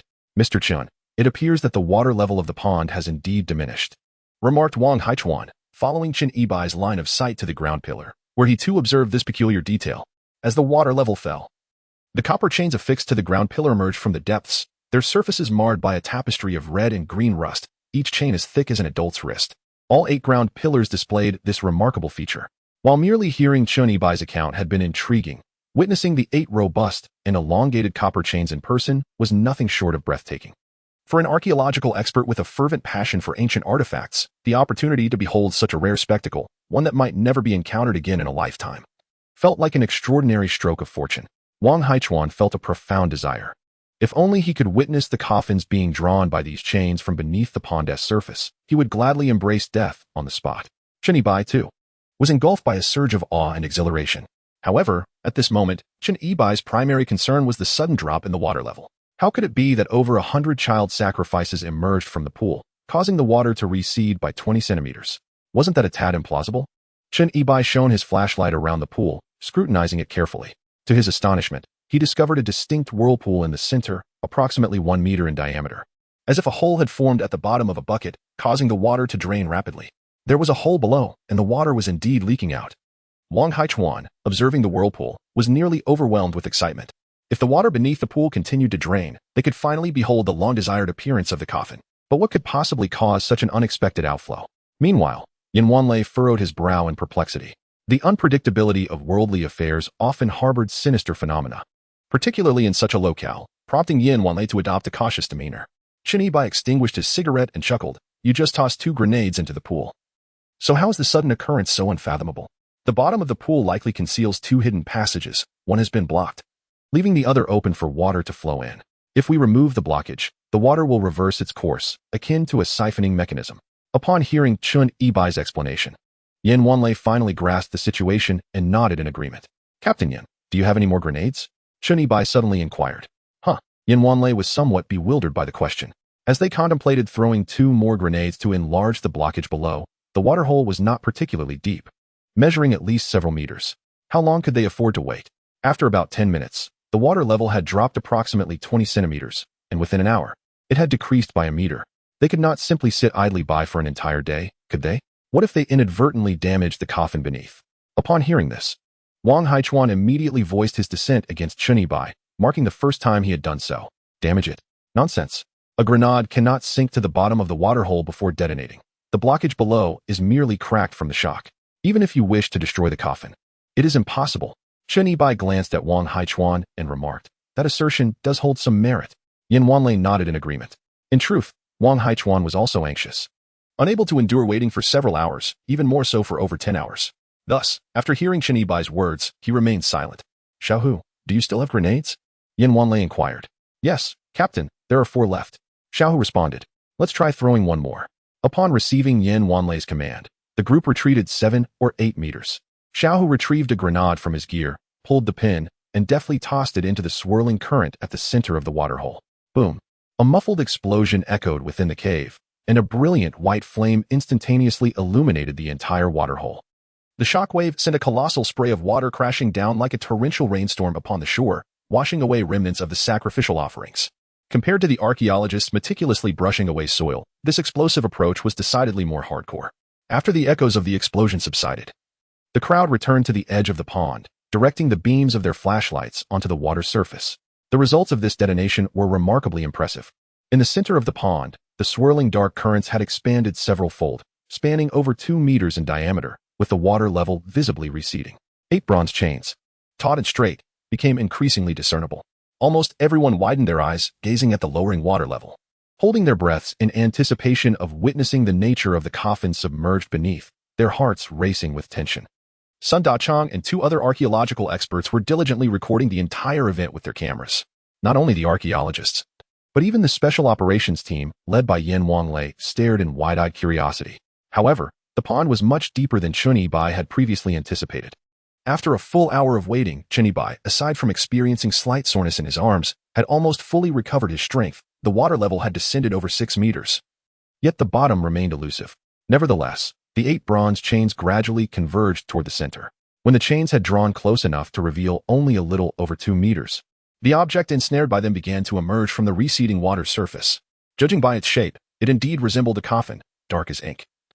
2 meters wide and over 6 meters long, impressively large. Only when the water level had completely receded did the full picture come into view. Confirming Chun Yibai's assertion, the 8 bronze chains were pulling a colossal coffin from 8 directions. The sight was profoundly striking, and at that moment, beams from numerous flashlights illuminated the coffin simultaneously. Suspended in the center of the pool, a coffin restrained by copper chains appeared neither crafted from bronze nor chiseled from stone, but rather exuded an inky blackness, resembling a shadow cast by a tempest. Upon closer inspection, its surface bore a peculiar pattern reminiscent of growth rings. A burial coffin. As Chun Yibai beheld the immense coffin hovering above the water, a reflexive gasp escaped his lips. The revelation of it being a burial coffin came as a considerable surprise to him. Mr. Chen, what is a burial coffin? In response to Chun Yibai's murmuring, Wang Haichuan, noticing the astonishment and gravity etched upon his companion's visage, recalled the ominous adage associated with bronze coffins, hastily inquired further. A burial coffin is crafted from the rare and enigmatic burial wood, a type of tree that thrives in the depths of ancient forests, seldom graced by sunlight. It is said to add a growth ring only once per century, and coffins made from this wood are known to harbor an abundance of yin energy, far more ominous than those fashioned from bronze. Chun Yibai's solemn expression stemmed from his familiarity with bronze coffins. Yet this burial coffin was a sight he had only heard of until now. The rarity of burial wood is staggering. Its century-long growth rings underscore its scarcity. Thus, the endeavor to construct a coffin from burial wood is a daunting task, one that is 100-fold more challenging than using golden silk Nanma wood. Were it not for the extraordinary nature of the growth rings, Chun Yibai would still harbor doubts. Nonetheless, this was not the crux of the matter. The sheer rarity of burial wood and the existence of such a large coffin fashioned from it were of paramount significance. The focal point lies in the bronze coffin and the subterranean burial chamber. The phrase "those with weak faiths should not approach" is often interpreted superficially, with many believing it simply implies that one should not meddle with these artifacts without sufficient strength. However, when it comes to the bronze coffin, it can indeed be approached with mere prowess. The subterranean burial chamber, on the other hand, presents a far more formidable challenge. The corpses interred within the chamber, should they rise, will unleash entities that cannot be subdued by sheer strength alone. This is precisely why the subterranean burial chamber remains a matter of legend, with no one having truly witnessed its contents. Those who have encountered it are no longer among the living. Thus, the saying "those with weak faith should not approach" conveys that to access the subterranean burial chamber, one must not only possess strength but also possess a life force resilient enough to endure. What does it mean to have a resilient life force? It refers to those whose fates are fraught with misfortune yet remain undeterred by attempts to end their existence. For instance, someone might attempt to commit suicide, only to discover the poison is counterfeit. Engaging in a game of Russian roulette and surviving 3 consecutive rounds exemplifies a remarkably resilient life force. Moreover, this resilience must be exceptionally robust. Yet, who would dare wager their own life on such resilience? Captain Yin, the water has drained away. Let us see what lies below. At that moment, Xiao Jing exclaimed. Everyone had been fixated on the subterranean burial chamber, neglecting the receding water level. Several beams of light from the lanterns illuminated the depths of the pool. Indeed, the water had fully drained, exposing the bottom of the pool. The base of the pool was approximately 3 meters high from the suspended burial chamber, with the pool itself nearing 10 meters in depth. Under the beam of the flashlight, the bottom of the pool was littered with stark white bones, evoking a sense of dread and a chill running down one's spine. Among the heaps of bones lie human skulls of varying sizes, alongside the remains of cattle and sheep. Additionally, there are some peculiar large skeletons and the skulls of creatures hitherto unseen. The beam of the flashlight has a limited range, rendering the view somewhat incomplete. Xiaohu, drop a flare further down? Yin Wanlei called out. Yes, Captain Yin. Xiaohu promptly hurled a flare towards the bottom of the pool. Once the flare was released, the entire bottom of the pool became visible, revealing an even more astonishing scene. Piles of bones covered the pool's floor, and their height was uncertain. This was evidently a burial pit or a sacrificial pit. What was even more astonishing was a massive spinal skeleton among the remains. Its serpentine form stretching at least 20 meters in length, with a sharply pointed tail and a large head resembling that of a serpent, yet it possessed 4 legs. Lying atop the heap of bones, almost entirely intact. Mr. Chen, what is that creature? A 4-legged serpent? Could it possibly be the legendary dragon? In an instant, everyone's attention was captivated by the enormous remains of the strange beast below. Chen Yibai shook his head. How would I know?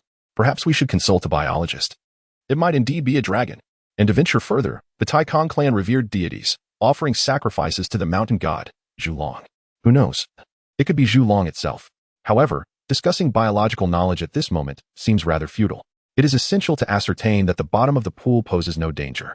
Wang Haichuan remained most concerned about the coffin suspended in the center.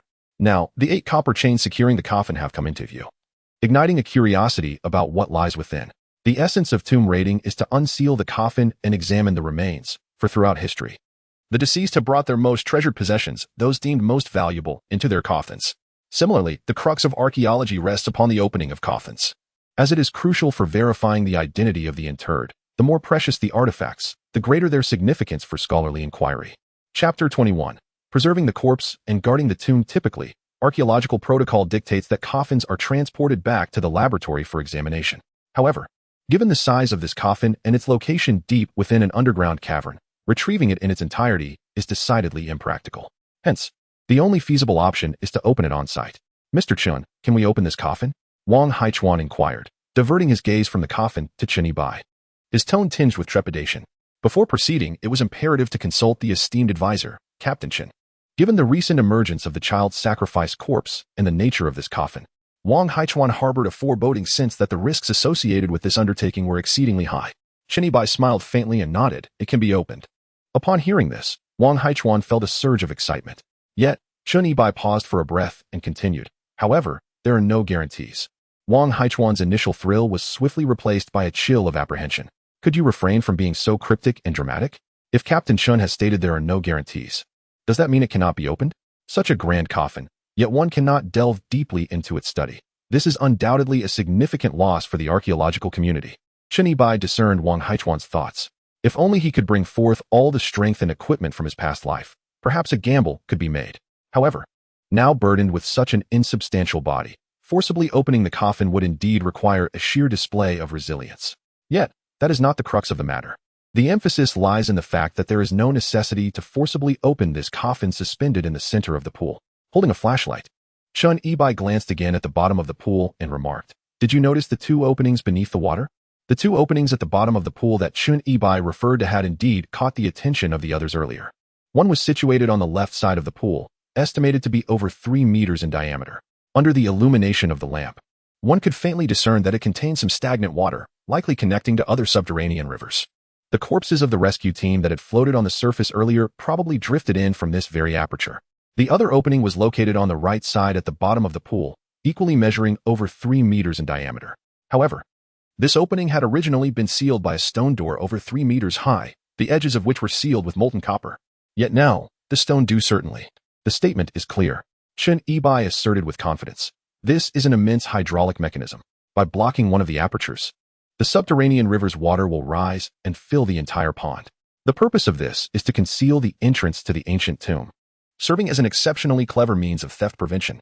Upon hearing this, Yin Wanlei appeared to have an epiphany and interjected. So, What you are saying is that we have not truly entered the tomb of King Kong yet. The blocked passage beneath the pond, sealed by a stone door, is the actual entrance to the tomb of King Kong? Chen Yibai nodded, acknowledging the rapidity of Yin Wanglei's comprehension. According to Chen Yibai's explanation, since they had not yet accessed the tomb of King Kong, the occupant of the coffin could not be King Kong himself. At this moment, Wang Haichuan, also taken aback, remarked, "If we are still outside the tomb of King Kong, then why is there such a large coffin here? It serves to guard the tomb." Chen Yibai squinted and continued, "To be more explicit, this coffin is positioned here as a sentinel for the tomb entrance, akin to a tomb guardian." Speaking of tomb guardians, Wang Haichuan, as an archaeological expert and professor, should be well versed in this concept. Tomb guardians are believed to protect the burial mound, preventing restless spirits from disturbing the tranquility of the deceased. However, placing a coffin at the tomb's entrance for protection suggests a purpose beyond merely safeguarding against wandering spirits. With bones laid beneath the pond and a massive coffin suspended above, it is evident that this setup is intended to safeguard the tomb and deter any potential tomb raiders. Thus, this aligns with what Chen Yibai articulated. It is utterly unnecessary to open it, and it must never be opened. The coffin within the pit harbors only dire peril. It is inconceivable that anything beneficial could lie within. With Chen Yibai's elucidation, Wang Haichuan comprehended the purpose of this ominous coffin, and his curiosity about opening it dissipated instantaneously. Not only did he abandon thoughts of prying open the coffin, but he also found himself wishing to maintain a considerable distance from it. Let this coffin linger in its ominous state. We shall proceed directly to seek the coffin of King Kong.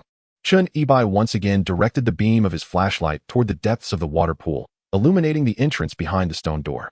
With the tomb's entrance already ajar below, only someone with a reckless mind and a penchant for courting danger would attempt to force open the coffin, thereby inviting unnecessary trouble upon themselves.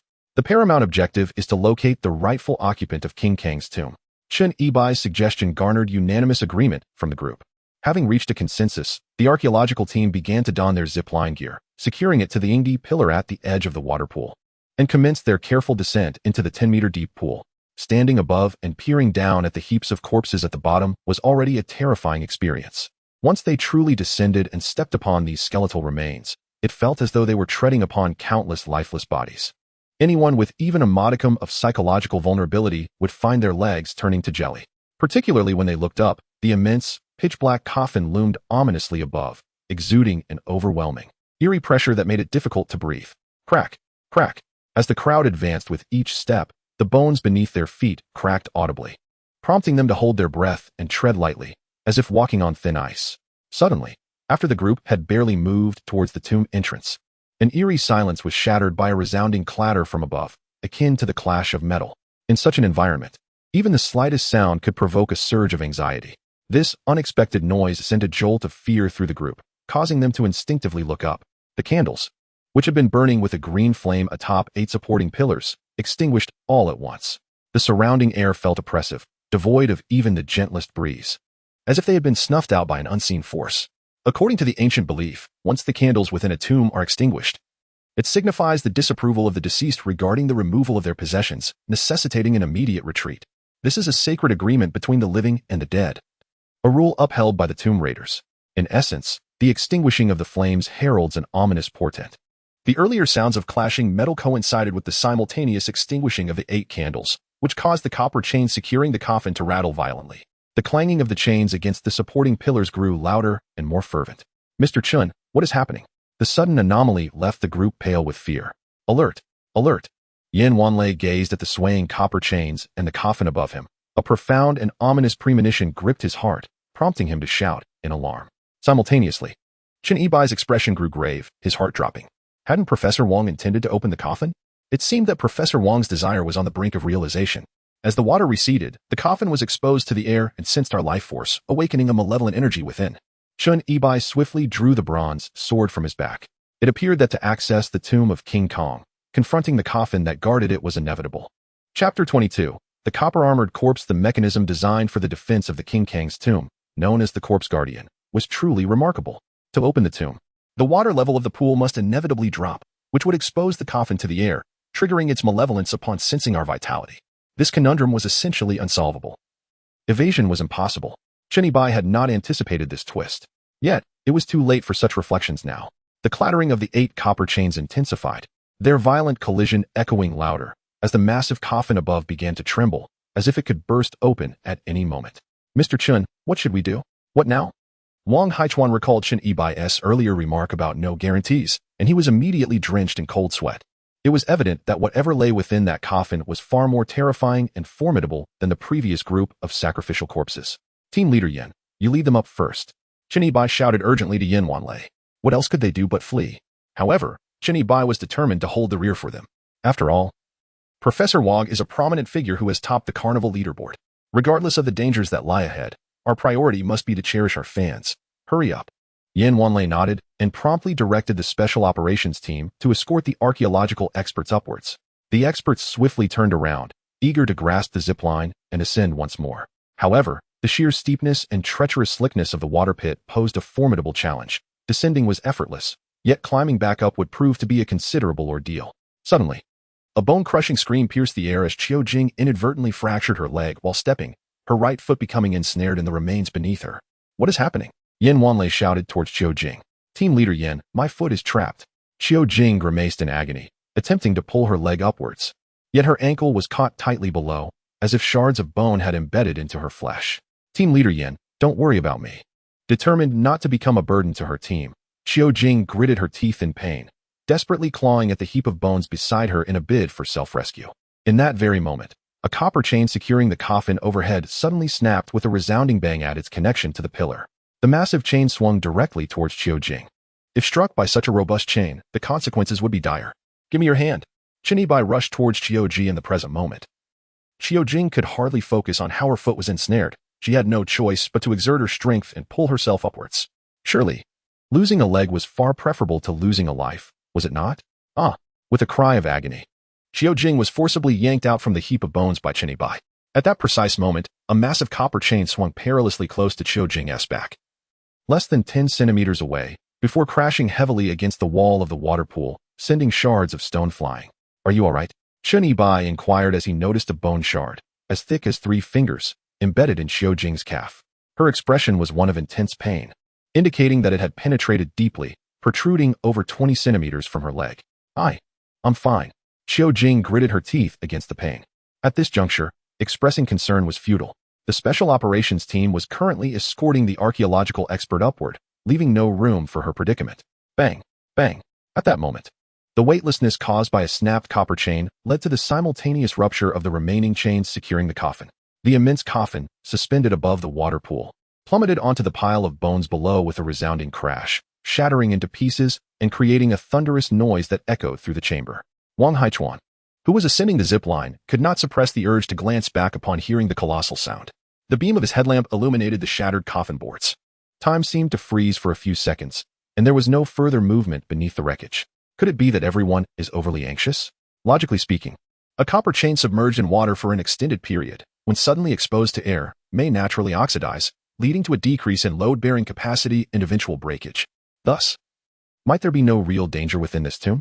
If there is indeed no peril, then there would be no need to exert such tremendous effort to ascend. Just as Wang Haichuan contemplated this, the heavy coffin lid suddenly exploded upwards as if propelled by an unseen force, accompanied by a deep, rumbling sound emanating from beneath. The noise resembled that of some wild beast, yet it also bore the weighty quality of a nasal growl. Before Wang Haichuan's mind could fully process the situation, he witnessed a figure rising from the pile of bones. It appeared human, yet stood nearly 3 meters tall, its entire body encased in bronze armor, topped with a bronze helmet.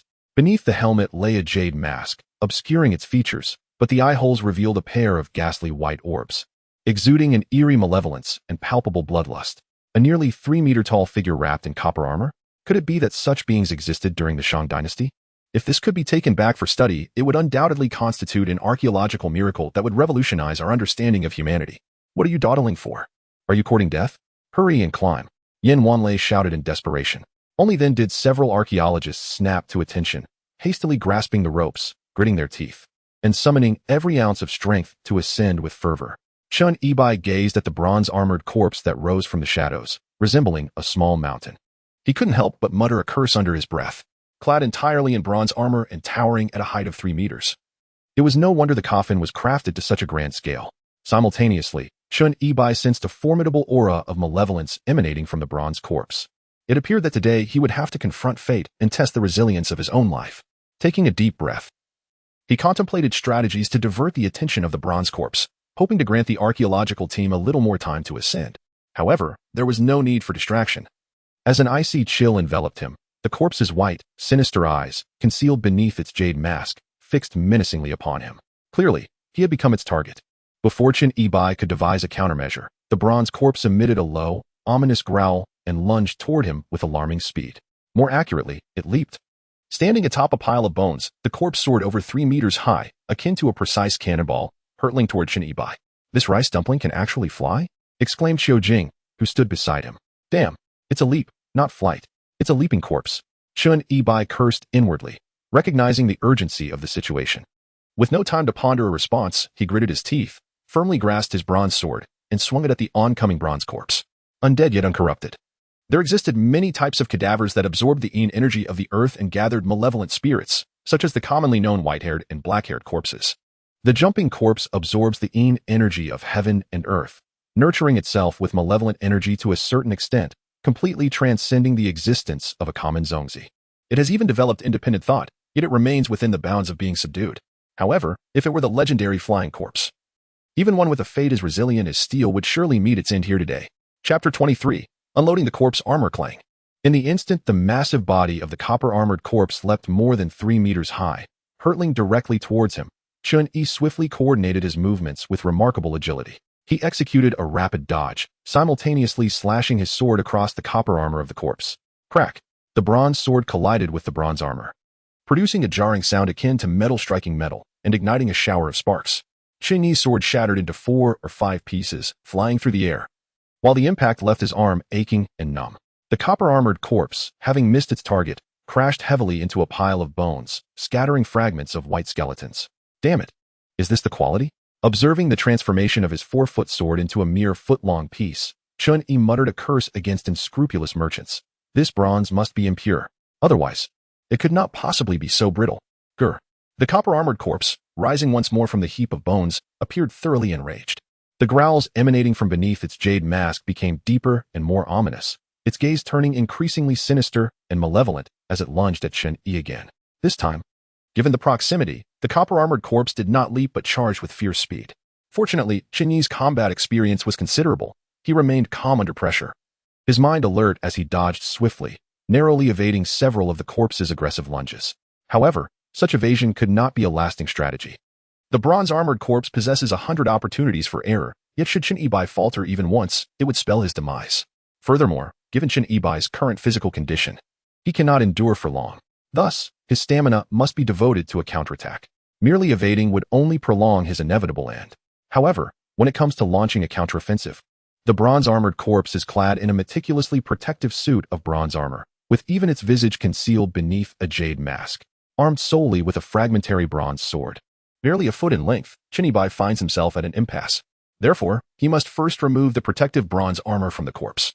Through a series of evasive maneuvers, Chen Yibai quickly discerned the entirety of the bronze armor structure. This assembly consists of a tightly interlinked suit of bronze, ranging from the bronze boots at the base to the bronze helmet at the apex, comprising a total of 9 segments, with joints that are agile yet devoid of visible fasteners. To be precise, it is not that the fasteners are absent, but rather they are deliberately concealed. The question remains, where could they be hidden? The jade mask. Suddenly, Chen Yibai recalled the jade mask adorning the corpse's face. Perhaps the fastening mechanism for removing the armor is concealed beneath the jade mask. However, to approach and remove the jade mask from the bronze-armored corpse's face is no simple task.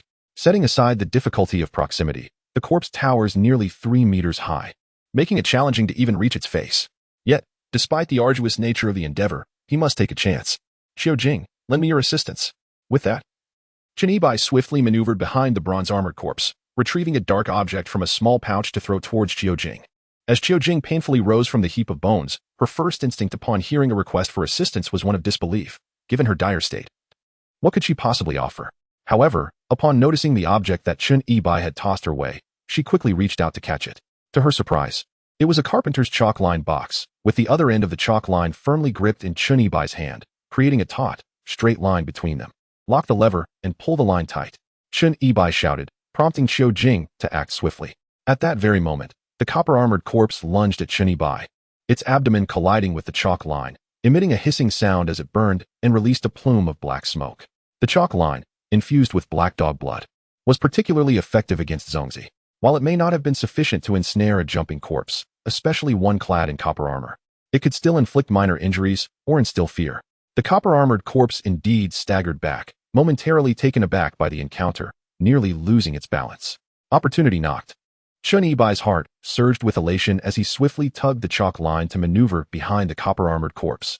If he could find a way to topple it, he might have the chance to remove the jade mask obscuring its face. Yet, to Chun Yibai's astonishment, the copper-armored corpse abruptly turned its head toward Qiu Jing. In that instant, dread filled his heart. This copper-armored corpse seemed to possess a will of its own, shifting its focus to the one holding the chalk line box. Its massive form charged directly at Qiu Jing. It was over. Over. The rapid turn of events left Chun Yibai utterly unable to restrain the armored corpse. Qiu Jing, nursing an injury to her leg, faced an inevitable demise. Even she sensed the chilling gaze from beneath the jade mask of the armored corpse. As if it sought to devour her, resistance seemed utterly futile, prompting her to instinctively retreat a step. In the process of raising her leg, she inadvertently aggravated her calf injury, causing her to collapse onto the ground in pain. With a resounding crack, her descent inadvertently shattered some skeletal remains beneath her, resulting in a significant cavity forming in the once compact pile of bones. As Qiu Jing's body tilted dangerously with the collapsing skeletal pit, she narrowly evaded the lunging armored corpse, which, instead of seizing its target, found itself stumbling into the void and crashing heavily into the skeletal pit. Was this sheer coincidence? Were there truly souls that the King of Hell did not claim? Could this be interpreted as sheer resilience? However, now was not the time for such contemplations. Observing the armored corpse sprawled in the skeletal pit below, Chun Yibai recognized the fortuitous opportunity that had presented itself.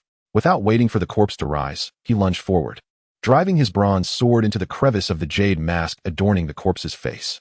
With a powerful twist, he pried the mask free. The jade mask fell away, revealing a visage stripped of its skin, resembling a grotesque mass of blackened flesh affixed to a skull, with two eyeballs grotesquely embedded in the eye sockets, creating an exceedingly horrifying sight. Chun Yibai had no time to dwell on these revelations. As the jade mask was pried away, Chun Yibai immediately caught sight of the deconstructed copper helmet's release buckle hidden beneath. Situated on the inner side of his right cheek, it was a rather rudimentary ring. Yet it was ingeniously concealed. Without removing the jade mask, one could never uncover it.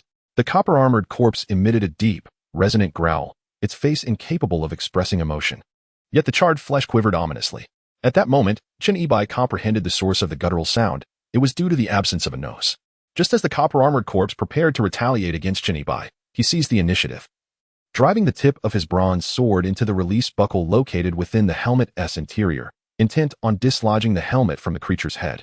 In truth, he could have thrust the sword directly into the face of the copper-armored corpse, but he hesitated, uncertain of the impact this strike would have.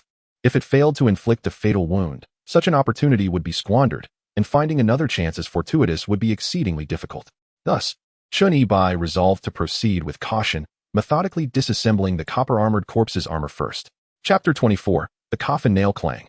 The copper helmet was sent flying from the corpse's head by Chun Yibai's bronze sword, crashing with a resounding thud onto a pile of bones several meters away, fortuitously landing atop a skull. The next instant, a beam of light illuminated the copper-armored corpse's head. Its large cranium was devoid of skin, revealing the blackened flesh hanging grotesquely, while the similarly dark skull was laid bare, exuding a noxious stench. A beam of light emanated from the archaeological team, who had barely ascended 3 meters. Wang Haichuan frequently glanced back, his curiosity piqued by the unfolding events involving Chun Yibai. After all, this was a millennia-old corpse capable of movement. And for someone as passionate about archaeology as Wang Haichuan, even a fleeting glimpse was a treasure. Moreover, it appeared that Lieutenant Qin was engaging with this ancient corpse in a reciprocal manner. Qiu Jing, how are things on your end? Meanwhile, having successfully executed his maneuver, Chun Yibai called out to Qiu Jing, eager to ascertain her status. And no, it's fine, Qiu Jing replied through gritted teeth. Struggling to extricate herself from the pile of bones that engulfed her, her head emerging from the skeletal remains, she herself was unaware of how she had narrowly escaped a dire fate. Throw me the chalk line, Chun Yibai shouted in her direction. Without hesitation, Qiu Jing hurled the chalk box toward him. Catch! The chalk line arced gracefully through the air, and Chun Yibai caught it deftly, positioning it perfectly as he looped the line around the neck of the copper-armored corpse. A hissing sound ensued as the chalk line ignited upon contact, emitting a cloud of black smoke. Even though the copper helmet had been removed from the corpse's head, the chalk line, still wrapped around its neck, inflicted minimal damage. However, being a talisman against malevolence, the chalk line that was precisely the effect Chen Yibai was aiming for. As the copper-armored cadaver frenziedly attempted to break free from the ink string's constraints, Chen Yibai once more risked a close-quarters maneuver, using the broken bronze sword to precisely disengage the armor clasp at the cadaver's nape. With a resounding clatter, the copper breastplate of the cadaver's upper body was detached, revealing a dark, putrescent torso, the flesh hanging in blackened, decaying masses. The removal of the breastplate released an intensely acrid stench of decay, nearly overwhelming Chen Yibai. Fortunately, his extensive tomb raiding experience had granted him a degree of immunity to such odors.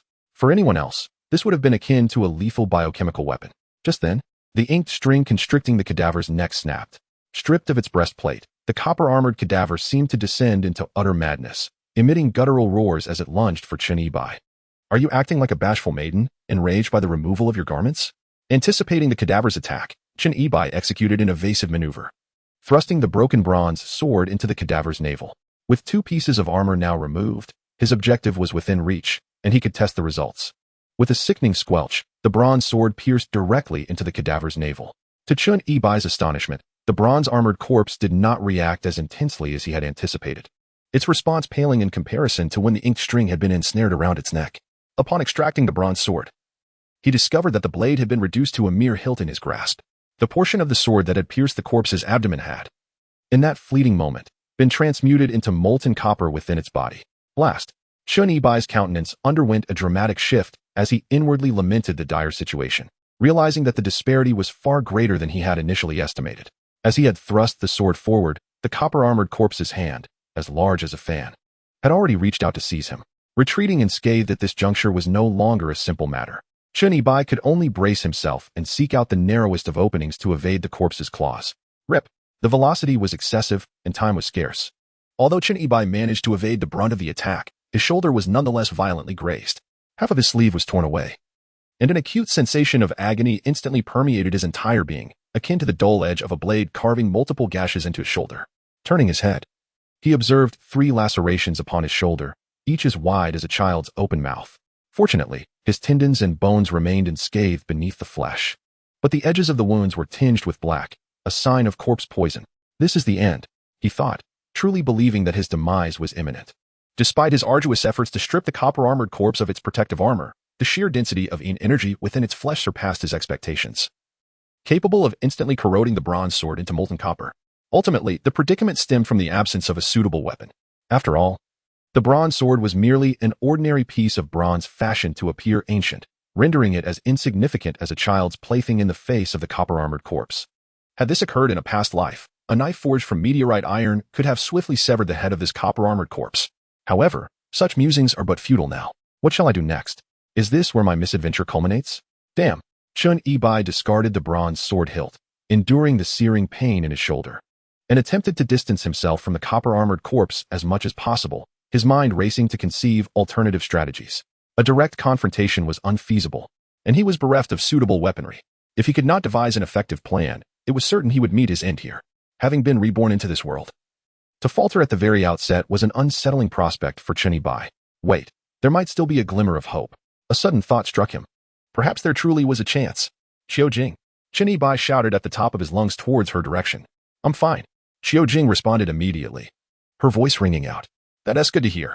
I need you to assist me. Go to where the coffin fell and see if there are any coffin nails on the lid.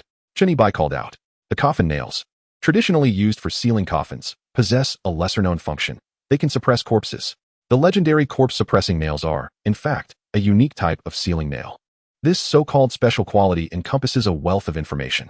Chen Yibai was uncertain if the copper-armored corpse's coffin contained these nails, but this was the only opportunity he had left.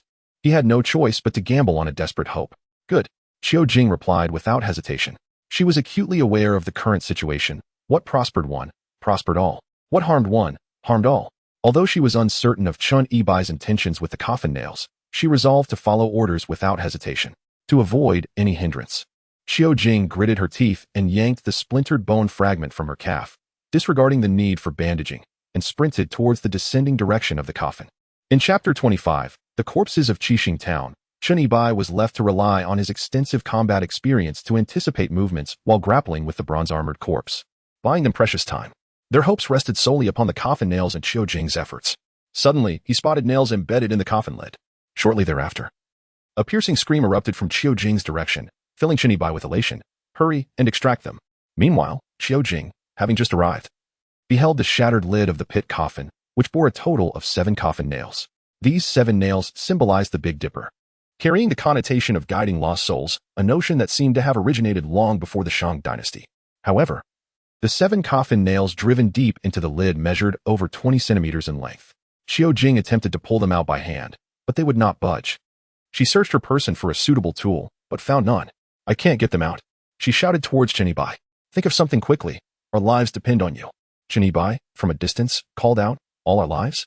Upon hearing Chenibai's words, Qiu Jing felt an overwhelming sense of pressure. Gritting her teeth, she exerted herself in an attempt to remove the sealing nail from the coffin lid, but it remained stubbornly in place, causing her to feel a surge of frustration that nearly brought her to tears. Ultimately, Qiu Jing resorted to untying her shoelaces, wrapping them around the sealing nail, and pulling upward with all her might, which finally yielded a slight loosening. Captain Yan, should we go lend a hand? At that moment, the special operations team had also overheard the exchange between Chen Yibai and Qiu Jing. Xiaohu looked at Yan Wanlei for guidance. Continue escorting the expert up. I will go. Yan Wanlei contemplated briefly, realizing that he was indeed concerned about Qiu Jing managing the situation alone. After tossing a quick remark to Xiaohu, he swiftly descended via the zip line and sprinted towards Qiu Jing. On Chen Yibai's end, the repercussions of a previous miscalculation had left his shoulder severely injured, significantly impacting him. He was now relying solely on sheer willpower to endure. Despite the frailty of his physique, his determination was unwavering. However, relying solely on willpower could not sustain him for long. As he continuously dodged and maneuvered, he knew that another misstep could prove disastrous. I got it out. The excited shout from Qiu Jing filled Chen Yibai with renewed hope. How many did you manage to extract? Hurry, toss them over. Just one, Qiu Jing responded. Her palm blistered from the effort as she hurried towards Chen Yibai. How many in total? He inquired again. 7, Qiu Jing shouted back. Get them all out. Toss them directly to me. Chen Yibai was dreadfully concerned that Qiu Jing was drawing too close. Should the bronze-armored corpse shift its attack target, luck would not be on their side as it had been moments before. Unless, of course, Qiu Jing possessed an exceptionally strong fate. Upon hearing that the item needed to be thrown directly, Qiu Jing, despite having practiced grenade tossing during her military training, had never managed to achieve a passing score, leaving her devoid of confidence in her accuracy. If she were to miss again, all their efforts would be in vain. After a brief moment of hesitation, Qiu Jing gritted her teeth and charged a few meters forward. Don't come over here, just throw it to me, Chen Yibai shouted, trying to halt her advance. Indeed, it seemed that the more one feared something, the more it manifested. The bronze-armored corpse, noticing Qiu Jing approaching, abruptly redirected its attack towards her. Realizing the imminent danger had shifted to herself, Qiu Jing hastily hurled the sealing nail towards Chen Yibai. The obscured vision under the veil of darkness rendered everything indistinct. Relying on a blend of keen sight and intuition, Chen Yibai leaped into the air and caught the sealing nail that had been thrown his way. Simultaneously, he prepared his other hand, wrapping the ink line around the sealing nail and plunging it into the back of the bronze-armored corpse's neck. With a resounding thrust, the 20-centimeter sealing nail penetrated the bronze-armored The coffin nails had not decayed within the copper-armored corpse. Moreover, judging by the corpse's reaction, it was evident that the coffin nails were indeed effective. Chen Yibai gripped the tie to the coffin nails and yanked it forcefully. The towering copper-armored corpse, nearly 3 meters tall, was dragged to the ground from behind as it lunged toward Qiu Jing. Hurry, there are still nails, Chen Yibai urgently called out, having extracted another one. On the other side, Yan Wanlei, who had rushed over to assist, also pulled out a coffin nail, tossing it first to Qiu Jing, who then relayed it to Chen Yibai. Upon receiving the second coffin nail, Chen Yibai swiftly wrapped the around it once more. Seizing the opportunity while the copper-armored corpse had yet to fully regain its composure after falling, he decisively thrust the second coffin nail into the center of its spine. Although the 20-centimeter coffin nail was not particularly sharp, it penetrated the spine of the copper-armored corpse with ease. Clearly, this coffin nail had begun to exert a restraining effect on the corpse. The coffin nails served to seal coffins, but they also held the power to subdue the dead. Sealing and subduing the corpse seemed to convey a similar meaning. With a series of violent shudders, the copper-armored corpse, having been pierced by 2 coffin nails, writhed as if in a frenzy, emitting low, guttural growls while attempting to rise anew from the pile of bones, its face contorted in a grotesque display of decaying flesh. Eyes glaring menacingly at Chen Yibai. However, Chen Yibai observed that although the copper-armored corpse had grown more irate from the 2 punctures, its upper body was rigid, as if enduring immense agony, and its movements had notably slowed. More importantly, Chun Ibai gripped the string of the coffin nails, almost managing to restrain the copper-armored corpse. This was indeed the right approach. Chun Ibai boldly pulled on the string, daringly closing the distance, and with his bare hands, began to remove the copper armor from the corpse's arms, followed by the armor encasing its legs, successfully stripping the copper-clad figure of its entire set of armor. It was now, in essence, left in a state of undress. Only 5 nails remained. A complete set of 7 coffin nails was required to unleash their true power. Just as the corpse-controlling nails demanded all 7 to be effective, he then connected the 7 coffin nails with the string, forming the legendary 7 stars for suppressing corpses. At this moment, Yin Wanlei was gritting his teeth, exerting every ounce of strength to hasten the removal of the remaining coffin nails from the cover of the coffin. Little did Yin Wanlei, a special police captain who had participated in various counterterrorism missions and apprehended numerous terrorists, ever imagine that he would find himself on a day such as this, involved in the capture of a Zongzi. If he were to emerge alive from this ordeal, it would undoubtedly be a tale worth boasting about for a lifetime. Chapter 26. Shadow Corpse Pill. The 7 stars suppressing corpses is rooted in the Maoshan techniques. However, in the profession of tomb raiding, one must acquire knowledge across various domains. The more one understands, the longer one may survive. The 7 stars are Tian Shu, Tian Xian, Tian Ji, Tian Quan, Yuhang, Kaiyang, and Yao Guang, each bearing its unique significance. When combined, they form the 7-star formation, governing the fate of the practitioner. Within the human body, there are also 7 acupoints, corresponding precisely to the 7 stars. Each is indispensable. The saying that a person's life extinguishes like a lamp truly encapsulates the essence of mortality. During the 3 Kingdoms period, Zhuge Liang lit the 7-star lantern to prolong life, but unfortunately, it was toppled by Wei Yin, leading to his failure. The reason a corpse may remain intact without decaying or decay without disintegrating lies in the malevolent energy that invades the body, forming the 7 malevolences within, which leads to the corpse becoming akin to a rice dumpling. Therefore, in the absence of absolute strength to subdue it, the most effective solution is to use a sealing nail to strike the 7 malevolences with the 7 stars, dispelling the malevolent energy within the dumpling-like body. YNWNL, I swiftly extracted the 3rd sealing nail and hurled it towards CHNYBI. The 3rd star position, T New Jersey. CHNYBI deftly caught the 3rd sealing nail, quickly wrapping it with a measuring line a few times before forcefully driving it into the tailbone of the copper-armored corpse at the location of T New Jersey.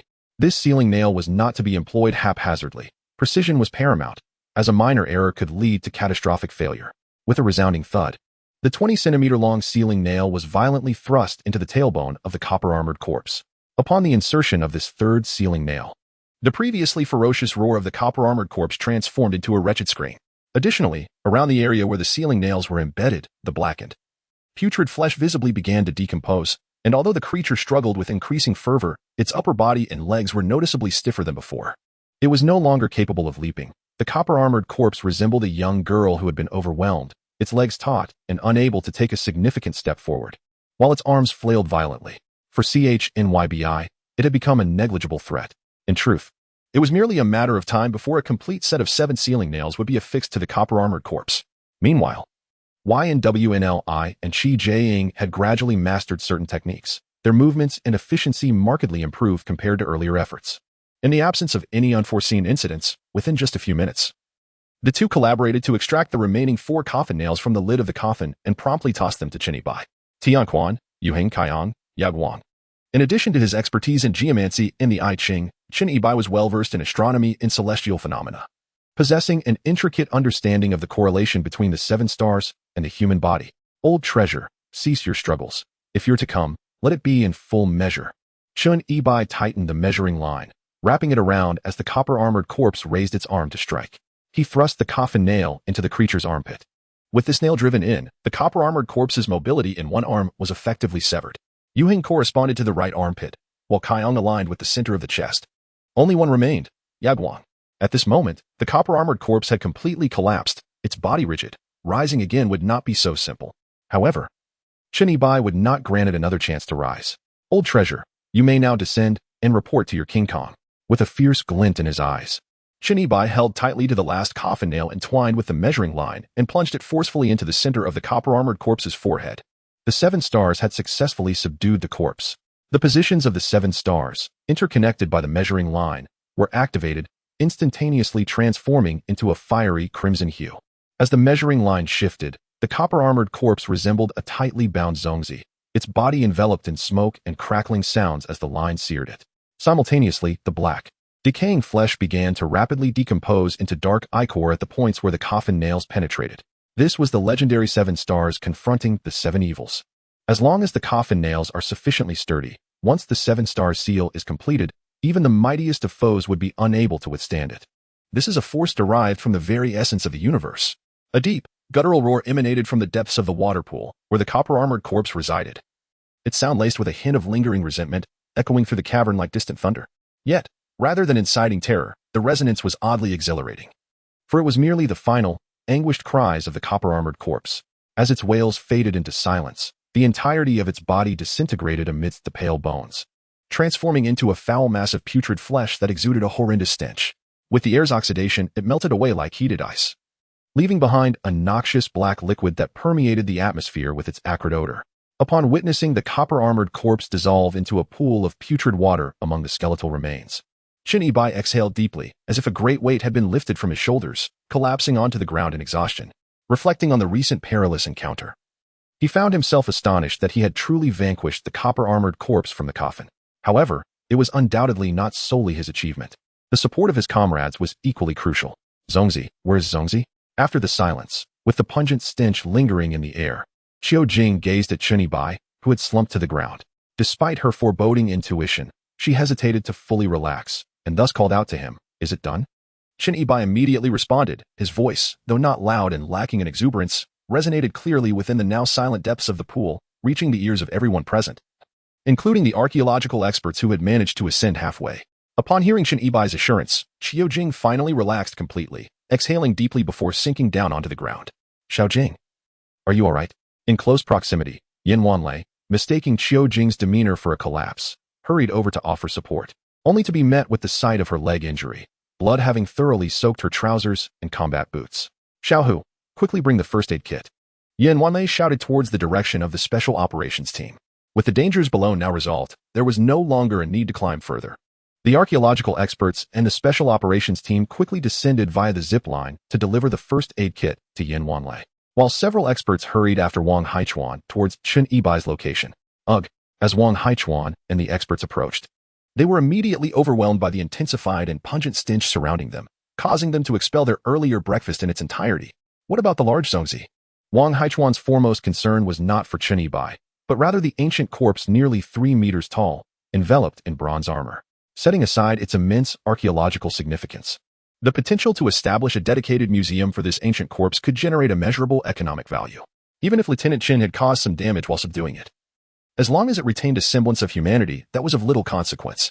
As Wang Haichuan gazed at the large pool of blackened corpse water before Qin Yibai, he had nearly deduced the grim reality. Yet another body without a complete corpse. Was it the fate of all Zongzi to be reduced to mere ashes? After expending such considerable effort and risking so much, it felt like a futile endeavor. There was no sense of victory to be found. However, it was not entirely devoid of merit. After a brief respite, Qin Yibai rose and began sifting through the corpse water, uncovering a pile of skeletal remains, from which he retrieved 7 coffin nails.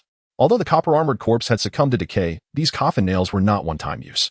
In the earlier chaos, Qin Yibai had not had the opportunity to examine them closely. Each of these coffin nails measured 7 inches in length, crafted from bronze, and bore no signs of rust.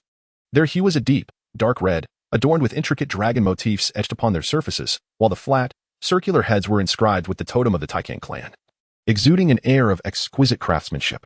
Originating from the Shang dynasty, this set of coffin nails could undoubtedly be classified as a first-rate cultural relic, deserving of a dedicated display case in a provincial museum. At the very least, it represented the first tangible archaeological achievement of this expedition. Just as Wang Haichuan reached out to grasp them, Qin Yibai deftly withdrew his hand, causing Wang Haichuan to furrow his brow in confusion. What was Qin Yibai implying? This was archaeology, not tomb raiding. All artifacts within ancient tombs were to be documented and submitted, with no notion of dividing spoils. Yet, despite this understanding, Qin Yibai had no intention of relinquishing this set of coffin nails. Although they were indeed coffin nails, the wood of the coffin had endured for 4 millennia, transforming them into supreme corpse-warding instruments, an essential weapon against Zongzi.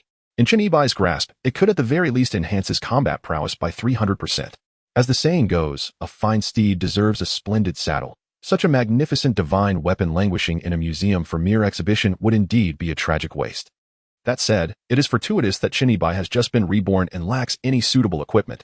If he were to demand it outright, there would be no doubt that Wang Haichuan would vehemently refuse. Thus, with a clever glint in his eye, Chen Yibai feigned seriousness and said, "Professor Wang, this is no ordinary coffin nail. I must take it for our future safety." Upon hearing Chen Yibai's words, Wang Haichuan found himself in a quandary. Principally, it appeared somewhat improper. However, practically speaking, Chen Yibai had indeed subdued a hulking monster using several coffin nails. Observing the professor's furrowed brow, Chen Yibai further insisted with feigned gravity, "Professor Wang, these are merely a few worthless copper nails. In comparison to the bronze armor worn by that gluttonous beast, they are hardly worth mentioning. You should seek out that armor instead." Indeed, the bronze armor. Prompted by Chen Yibai's reminder, Wang Haichuan suddenly grasped the significance. The bronze armor. They must search for the bronze armor. A few archaeological experts promptly grabbed their flashlights and began scouring the area for the armor. Seizing the opportunity while all eyes were diverted, Chen Yibai bent low and stealthily retrieved a black orb, slightly larger than an eyeball, from beneath the pile of bones. A peculiar and sinister smile gracing his face. The Shadow Corpse Pill. Chapter 27. Entering the Dragon Cave. What exactly is the Shadow Corpse Pill? To forestall decomposition, corpses were interred with orifices plugged and a vermilion-infused elixir placed within. Should the cadaver remain incorruptible after millennia, this very elixir would transform, with the corpse as its crucible and malevolent energy as its catalyst, into a corpse pill. A corpse pill, being an object of utmost could be employed in the dark art of corpse refinement. Legend has it that necromancers of Xiangxi once utilized corpse pills in the nefarious practice of animating the living. Furthermore, these pills could beckon malevolent spirits and were coveted by necromancers and sorcerers as potent ingredients for casting curses. In essence, corpse pills were the darlings of all that was wicked, with the potency of the pill directly proportional to the power of the undead from which it was derived. Upon reaching a certain threshold of refinement, the corpse pill would evolve into a cadaver essence pill, a more concentrated version of its predecessor, embodying both supreme and lethal force. Consuming such a pill could instantly transform an individual harboring deep-seated resentment into a cadaverous fiend. As mentioned previously, corpse pills could attract malevolent entities, though these spirits would come to serve rather than harm the possessor. Thus, in a roundabout way, a cadaver essence pill could also be used to ward off evil. Many a daring tomb raider of yore would opt for a high-risk strategy, carrying a corpse pill on their person when venturing into tombs. This method of warding off evil was considered high-risk because prolonged exposure to the corpse pill would deplete one's yang energy. As is widely known, weakened yang energy invites the encroachment of malevolent forces. Moreover, carrying a corpse pill required constant vigilance against canine attacks. Suffice it to say, dogs possess the ability to perceive the supernatural. Chen Yibai then turned his head to glance at his shoulder. A moment ago, I made a misstep and was scratched by a copper-armored corpse. Although my tendons and bones remained unscathed, it was a narrow escape. 3 deep gashes in the center and 2 shallower ones on the sides left my flesh torn and raw. There was no bloodshed. Yet the exposed skin had already begun to darken, and the edges of the wounds were alarmingly blackened. This was a clear indication of having been afflicted by corpse poison. It is indeed a rarity for the fingernails of a corpse that has lain in a coffin for millennia to be devoid of toxins. Unlike the portrayal of zombie infections in apocalyptic films, where a mere bite or scratch transforms one into a zombie, corpse poison primarily operates through bacterial decay, rapidly disseminating through the bloodstream within a short span. If not treated promptly, it can swiftly lead to severe consequences, and one would find themselves in grave peril within 2 hours. Just moments ago, my shoulder throbbed with excruciating pain. However, upon grasping the corpse pill, a sudden relief washed over me, and I found my shoulder significantly more mobile. This is yet another benefit of the corpse pill when carried on one's person.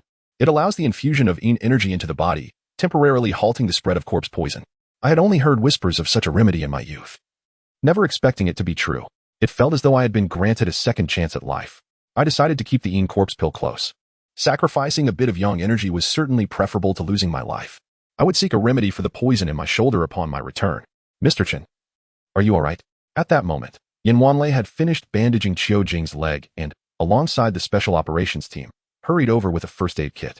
Upon seeing the alarming blackened wound on my shoulder, Yan Wanlei was taken aback. "Mr. Chen, has it become infected?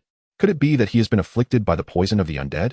Beside him, Xiaohu furrowed his brow, involuntarily recalling scenes from the zombie films he had watched, instinctively retreating a step, as if genuinely fearing that Chen Yibai might suddenly transform into a corpse. There is some infection, yet it is not a grave concern. Chen Yibai discreetly stowed the corpse pill into his pocket and zipped it up, then feigned nonchalance. Shaking his head, "A bit of iodine will suffice for disinfection and a bandage."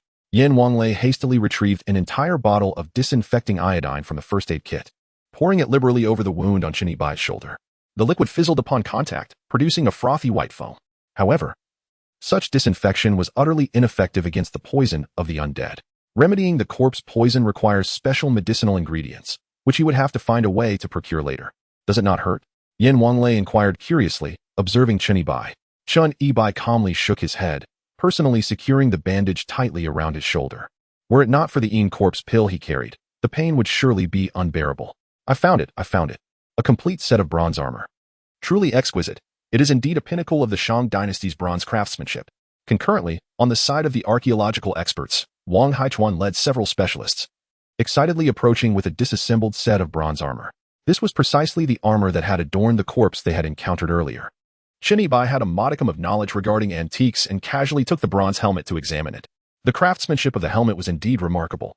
Embellished with both relief and incised designs, featuring dragon motifs and beastly visages. The exquisite craftsmanship of bronze casting during the Shang dynasty is widely acknowledged. However, what is particularly remarkable about this set of bronze armor is that, despite being forged from bronze, it is as thin as a sheet of iron yet exceptionally sturdy. Its surface bears no trace of rust, exhibiting a dark reddish hue, suggesting that the material comprises not only bronze but also a blend of other metallic elements. This is not akin to pure copper. It appears to be an alloy, marking a first discovery in Shang bronze artifacts. As an archaeological expert, Wang Haichuan immediately recognized the extraordinary nature of this armor, which possesses substantial research value, far exceeding that of the coffin nails. Let us take it back for thorough examination. If holding it proves cumbersome, it might be more practical to don it, he mused. The armor likely weighs no more than 20 to 30 pounds, making it significantly easier to wear than to carry. Were it. But this is something a deceased person has donned. What a ridiculous notion. Yet, Chen Yibai pondered. This bronze armor originates from the tomb. Wearing it could potentially be a matter of life and death in critical moments. With a serious expression, he nodded in agreement. Mr. Chen, as long as you are with us, you are our talisman of survival. Wang Haichuan chuckled, offering a compliment. Perhaps we should first return this set of bronze armor and then come back? Yang Qingyan suggested at that moment. Thus far, they had yet to enter the tomb of King Kong, and carrying the armor with them would indeed be quite cumbersome. Regarding Yang Qingyan's suggestion, Chen Yibai shook his head. The back and forth is too cumbersome. To return just for a set of bronze armor is fraught with uncertainties. Let us take one piece each for now. After all, it is rather heavy. Chen Yibai glanced at the others and continued, it seems we have no other choice. After a brief pause for the team to regroup, Chen Yibai led the way to the bottom of the water pool, arriving at the cave entrance that was previously sealed by a tomb door. This cave was merely 2 meters high and less than 3 meters wide, barely accommodating 2 individuals side by side. Chen Yibai first illuminated the interior with his flashlight. It appeared more like a tomb corridor, replete with signs of human excavation, winding and twisting like a dragon's lair. Such narrow underground passageways could prove fatal for those suffering from claustrophobia, even without such a fear. The sight of this serpentine cave elicited a sense of trepidation. Yin team, you lead the way, the rest shall follow. Chen Yibai turned to Yin Wanlei. Among the entire team, only Yin Wanlei, aside from Chen Yibai, possessed the mental fortitude for this endeavor. Understood. Yin Wanlei swiftly checked the ammunition in his Type 95 automatic rifle and his other emergency gear before walking alongside Chen Yibai at the forefront. Chen Yibai felt that while the Type 95 was intimidating in appearance, in the face of genuine danger, it seemed little more effective than a mere stick. Chapter 28. The Wall of Ghosts. Within the passage, the air was stifling and damp due to prolonged stagnation. Chen Yibai and Yin Wanlei, both standing at a height of 185 meters, felt as though they were on the verge of brushing their heads against the ceiling, compelling them to instinctively stoop slightly throughout their journey. An archaeological expert trailed behind them, accompanied by several members of the special operations team at the rear. After traversing approximately 10 meters forward, the passage began to curve sharply to the left. This cave is winding. Everyone stay close and do not fall behind. Chen Yibai cautioned those behind him. He then took out a bagua compass once more to examine it.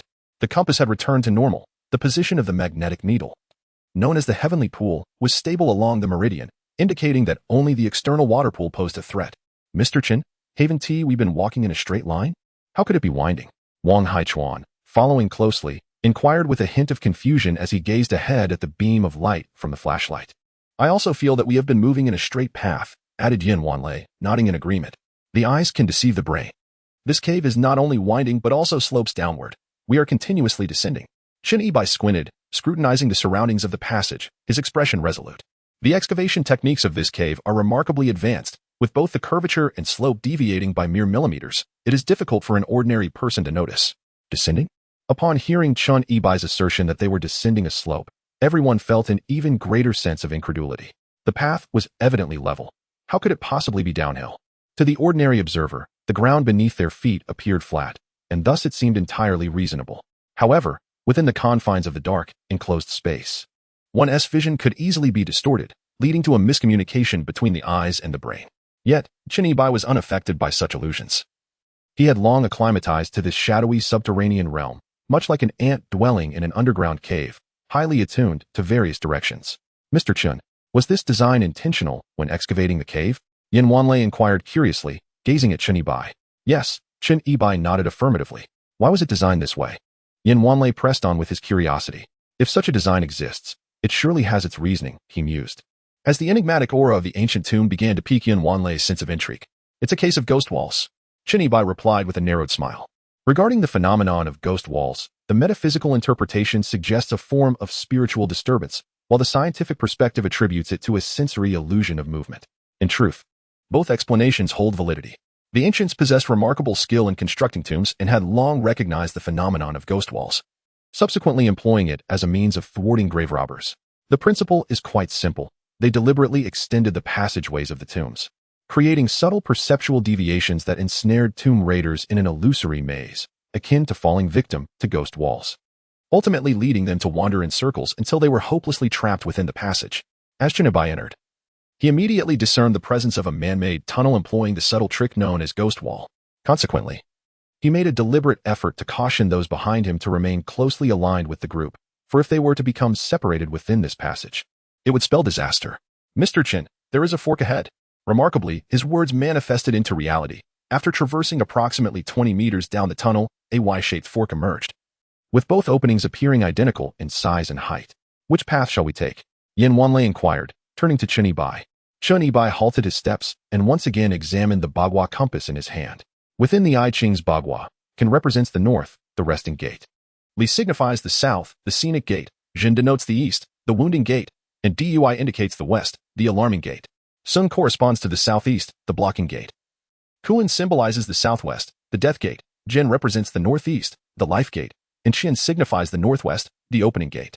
From a geomantic perspective concerning the orientation of tombs, the preferred directions are the southern scenic gate and southeastern blocking gate, while the western alarming gate and southwestern death gate are to be avoided. Notably, one of the openings faced southeast while the other faced southwest, leading to the inevitable choice of the southeastern blocking gate. Proceed to the right, stay with the group, and ensure you do not stray. A wrong turn could result in an irreversible situation. Chinibai reiterated loudly to those behind him.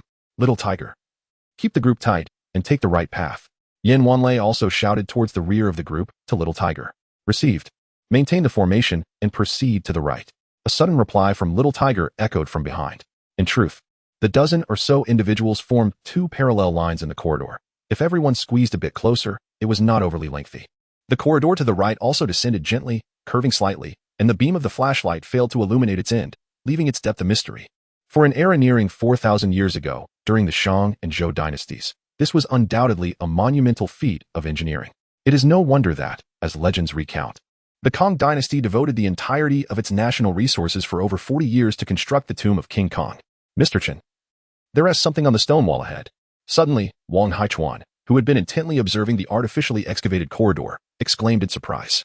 Throughout the journey, he had kept his eyes wide open, meticulously analyzing every detail with an archaeologist's dedication.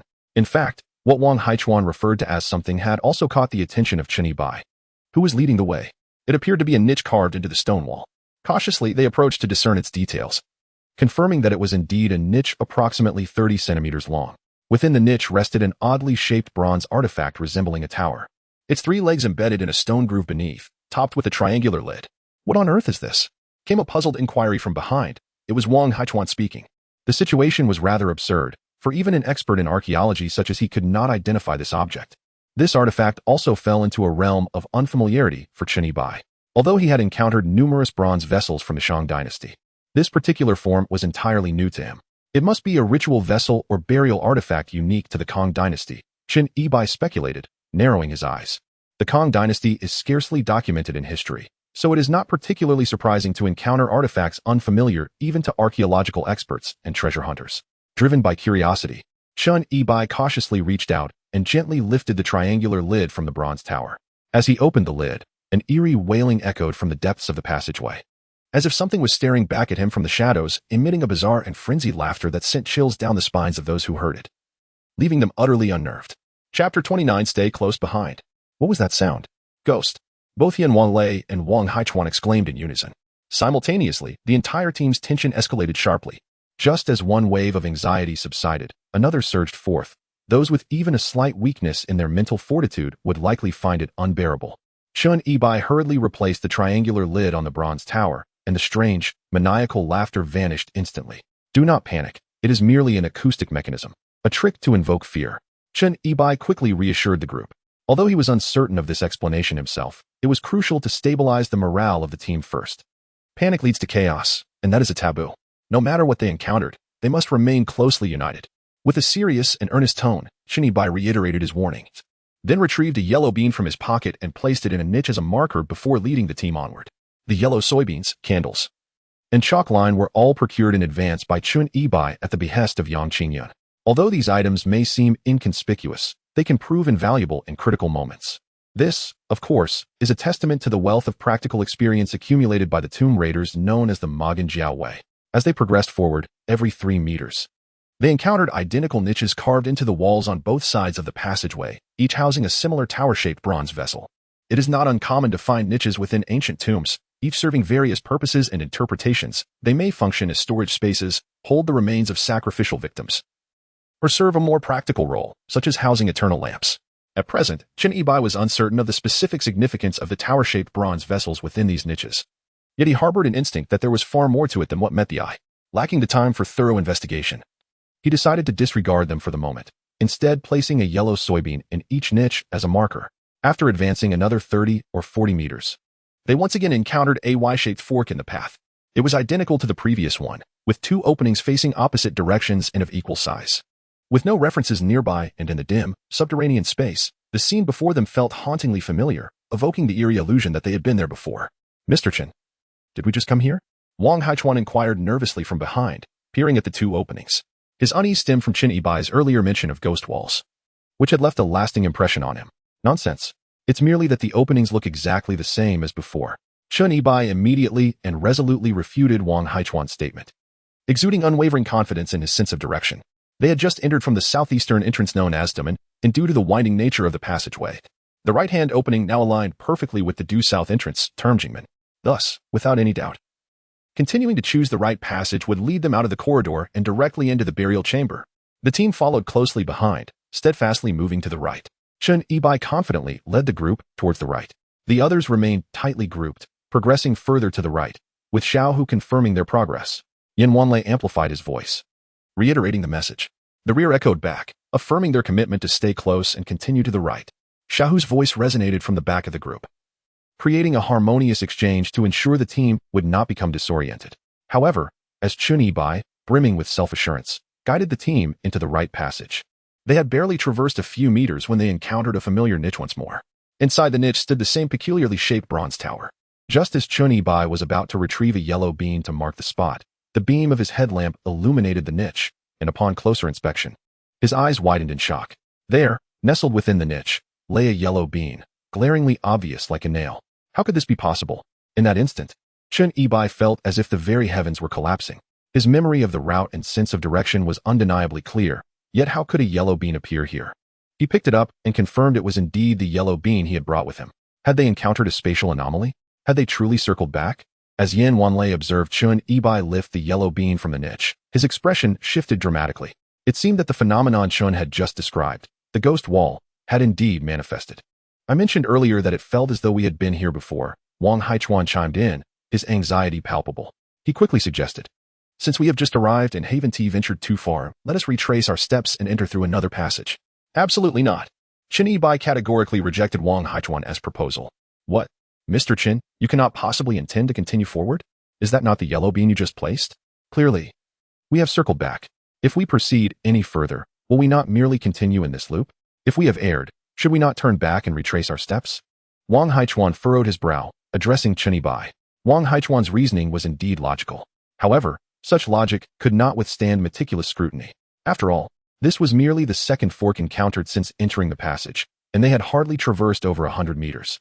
A moment's contemplation reveals that if they had truly made a complete circuit back to their original location, the path taken must have been circular. Otherwise, they would not have returned.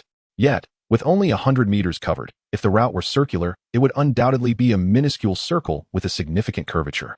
The entire journey should have manifested as a H-shaped segment, which any individual could readily discern. Therefore, considering all these deductions, Bai was convinced that his sense of direction had not faltered. They had not circled back, and this place was indeed unfamiliar. It was certainly not a ghost wall. Although Bai was unaware of the reason behind the presence of a soybean within the niche, he was resolute in his conviction that it was undoubtedly a trap laden with conspiracy. If he were to heed Wang Haichuan's suggestion and retrace his steps to choose an alternative passage, it would surely lead to his downfall. Thus, he must remain steadfast in his judgment and not be beguiled by such illusions. The mere presence of a soybean here does not conclusively imply that we have traversed this path. Pressing onward, Bai's gaze was unwavering. The direction ahead is undoubtedly due south. If my instincts serve me correctly, advancing straight ahead will surely lead us to the tomb chamber. Let us continue forward. Keep close. Yan Wanlei expressed his agreement with Bai's deduction and called out loudly in support. Although Wang Haichuan felt a twinge of doubt, he refrained from voicing any objections, swayed by Bai's resolute demeanor. However, this time, instead of placing another soybean within the niche, Bai opted to use incense as a marker. He lit a stick, gently blew on the tip, and inserted it into the conical bronze vessel atop the niche. With each few meters they advanced, he placed another stick into the next niche encountered. In Bai's anticipation, the terminus of this passage would undoubtedly lead to the tomb chamber. Yet, upon reaching the end of the passage, the sight of a familiar Y-shaped junction sent shivers down his spine. It was not as he had predicted. The familiar scene had reappeared. Even more unsettling was the sight of a row of orange-red flames flickering within the right passage. Those were the incense sticks he had just replaced in the niches. Panic surged within him. Panic surged within him. Panic surged within him. As Bai gazed at the row of incense sticks inserted along the corridor to his right, his composure nearly shattered. In a mere stretch of over 100 meters, devoid of any loops, why did it seem to perpetually repeat? Could it be that a spirit was covertly manipulating his markers? Absolutely not. The so-called ghost was merely a lingering soul in the realm of the living. It could never exert control over physical objects. Damn it. Attempting to force me to take the left path? I shall resolutely proceed to the right. Bai clenched his molars, the sound echoing in the silence. The more bizarre the situation became, the more he needed to reinforce his conviction. He was certainly not circling back. He would continue onward to the right. The team was close behind, following suit, and Little Tiger had received the response. Yan Wanlei instinctively called out. Maintaining formation was paramount. They could not afford any carelessness at any moment. Yet this time, he did not immediately hear Little Tiger's reply from behind. The team pressed on, continuing to the right. Little Tiger had received the response. Still, the silence persisted. Yan Wanlei deliberately raised his voice to repeat the phrase, while simultaneously turning to glance back. At that moment, an ominous feeling washed over Bai, prompting him to turn as well. To his dismay, he found only Wang Haichuan, Yang Qingyun, and Sun Dachong, the three archaeological experts, behind him. The original group of 13 had significantly dwindled. This is bad. This is dire. A wave of foreboding gripped Bai's heart. Something was terribly amiss. When had the rest of the team fallen silent and gone missing? Chapter 30. The entire team missing Little Tiger. Little Tiger. Little Tiger. Yan Wanlei bellowed, his throat straining and veins bulging as he shouted repeatedly towards the rear. Due to the limited width of the corridor, sound travels remarkably far, accompanied by echoes. Yet, after the cries dissipated, there was no response. The special operations team, which had closely trailed behind moments ago, seemed to have vanished into thin air. Qiujing. Qiujing. Yan Wanlei, unwilling to relent, repeatedly called out her name, but still received no reply. This is truly eerie. Within such a short distance and in an interconnected corridor, how could someone simply disappear without a trace, leaving no sound in their wake? Mr. Chun, what should we do now? Wang Haichuan, perspiring profusely, inquired anxiously, casting a glance at Bai. The notion of circling in the corridor had already felt peculiar, but now with a teammate inexplicably missing, an ominous sense of foreboding thickened the atmosphere. What else can we do? We must go back to look for them. Before Bai could respond, Yan Wanlei spoke with grave seriousness. As the captain of the special operations team, he could not abandon his comrades. In a soldier's lexicon, there is no such term as abandoning teammates. Moreover, Yan Wanlei had never disclosed to anyone that the young recruit, Xiaohu, was his own nephew. Wait a moment. Bai raised his hand to halt Yan Wanlei. What are we waiting for? Should we wait for Xiaohu and the others to find their way back on their own? As Bai gestured to stop him, Yan Wanlei, filled with urgency and agitation, turned to seek out the missing members himself. If you won't go, I will. It is not a matter of not searching. Rather, we must first identify the root of the problem. Chen Bai called out to Yin Wanlei. You shouted so loudly, yet no one heard you. In a place where sound cannot reach, where do you expect to search? Without a viable solution, one can only grow increasingly frantic amid the chaos. Chen Bai's words momentarily brought a semblance of calm to Yin Wanlei's mind. There was indeed wisdom in Chen Bai's statement. At that moment, among everyone present, only Chen Bai's mind still managed to maintain a semblance of composure, though he considered himself clear-headed. This perception only served to amplify the absurdity of the events unfolding around them, rendering it nearly impossible to discern where the true problem lay. Having regained a modicum of composure, Yin Wanlei retrieved a walkie-talkie and scanned the channels. The persistent crackling sound emanating from the device indicated that they were still experiencing magnetic interference, as it failed to connect to any channel. The situation with the mobile phones was even more dire. With no service available, even satellite phones could not establish a connection. Therefore, it was imperative to clarify the situation within this corridor and ascertain how individuals had vanished in order to facilitate their retrieval. Once more, Chen Bai consulted his compass. Previously, the needle had functioned normally. However, upon inspection now, the needle within the compass was inexplicably fixed, unwaveringly pointing to the meridian. Mr. Chen, why isn't the compass needle moving? Has it malfunctioned? Wang Haichuan inquired, peering at the compass in astonishment. Chen Bai furrowed his brow, a flicker of unusual concern crossing his gaze. This was not a malfunction. The needle was stuck. Its tremors signified ominous portent. The immobility of the magnetic needle signifies impending danger. This impending danger is distinct from good fortune, as it indicates an already precarious situation, one in which peril is imminent, lurking at every moment and in every place, potentially fatal. Fear not. We are currently positioned facing south, thus the magnetic needle remains steady. Chen Bai swiftly retracted his gaze, feigning calmness. He understood that sharing this information would serve no purpose. Rather, it would only heighten their psychological burdens and lead to further disarray within the group. With the compass failing to ascertain their direction and the brain's sense of orientation equally compromised, they had no choice but to devise a method of physical surveying. At that moment, Chen Bai unexpectedly cast a glance at Yang Qingyun. Yang Qingyun felt somewhat uncomfortable under Chen Bai's scrutiny. What are you looking at me for? The knitted sweater you are wearing is quite lovely. Please remove it for my use. I wish to pull some thread to ascertain the nature of this passageway, Chen Bai stated directly. But this is the only garment I have on. Yang Qingyun's brow furrowed in distress. You want me to give you my clothes? Without hesitation, Yin Wanlei removed his shirt, revealing a white tank top beneath. Are we changing right here? Yang Qingyun accepted Yin Wanlei's shirt, but glanced around at the surrounding men, visibly embarrassed. What other choice do we have? Shall we walk back several dozen meters? Chen Bai raised an eyebrow in response. The previous group had already lost contact, making the prospect of retreating even a short distance seem unwise. The prospect of someone going missing in this corridor is a terrifying thought for Yang Qingyun. Now, everyone turn your heads, no peeking. It is merely a matter of removing an outer garment, after all. You are still clad in your undergarments. The crowd promptly averted their gaze. In scarcely a few breaths, Yang Qingyun swiftly exchanged her knitted sweater, handing it to Chen Bai. Chen Bai accepted the sweater, plucking a loose thread from it. With Yin Wanlei's assistance, he rolled it into a sizable ball of cotton thread spanning several hundred meters. Now, I will hold the thread and proceed forward while counting aloud. You all must remain here and listen for my count. Do not move. Chen Bai, gripping the cotton thread, earnestly instructed Yin Wanlei and Wang Haichuan before embarking on his solitary journey. 1. He proclaimed, steadily advancing. 2. Yin Wanlei attentively registered Chen Bai's counts, prepared to respond. Although this method lacks sophistication, it is the only recourse available at present. Should they manage to encounter one another while tethered by this thread, it would indicate that they have indeed encountered a ghost wall. Conversely, if they do not meet, it would suggest that it is not a ghost wall. 85, 86. As Chen Bai counted each step, upon reaching 85, Yin Wanlei's voice echoed back, confirming that they could still hear one another.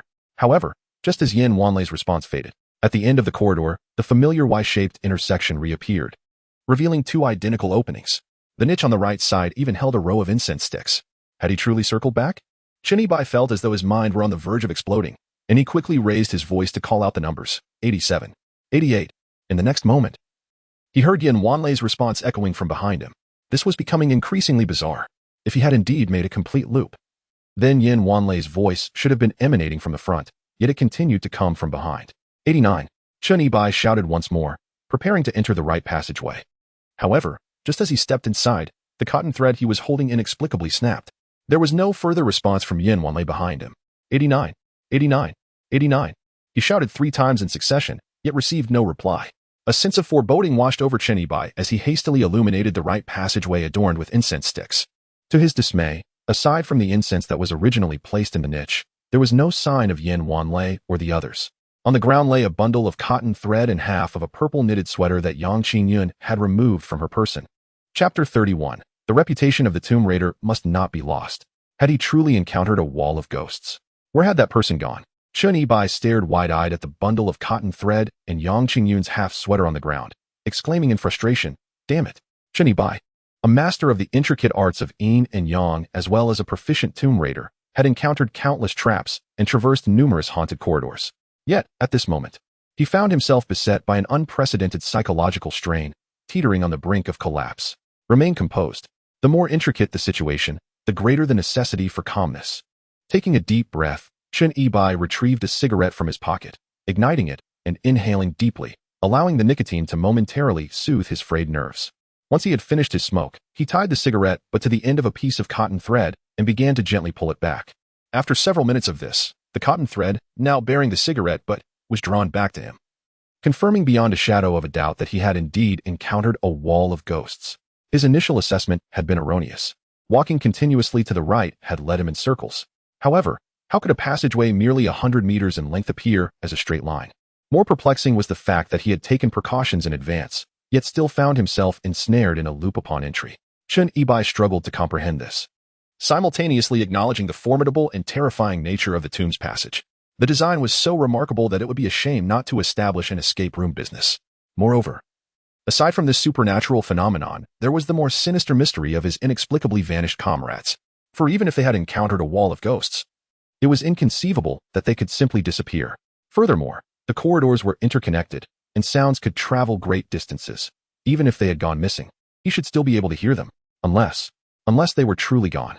Chen Yibai cast another glance at the immobile magnetic needle of the divination compass. A profoundly ominous premonition settling in his heart. The stasis of the needle foretold potential calamity. It was conceivable that this passage harbored some latent peril. Perhaps Yin Wanlei and his companions had been instantaneously eliminated. Should this indeed be the case, the endeavor of leading this expedition would be deemed a resounding failure, truly. They had inadvertently assisted the top-tier leader in his ascent. However, upon further contemplation, this hypothesis revealed its own inconsistencies. What kind of danger could possibly vanquish 6 or 7 individuals without affording them the opportunity to even utter a cry of distress? Moreover, Wang Haichuan and the others possessed that set of bronze armor.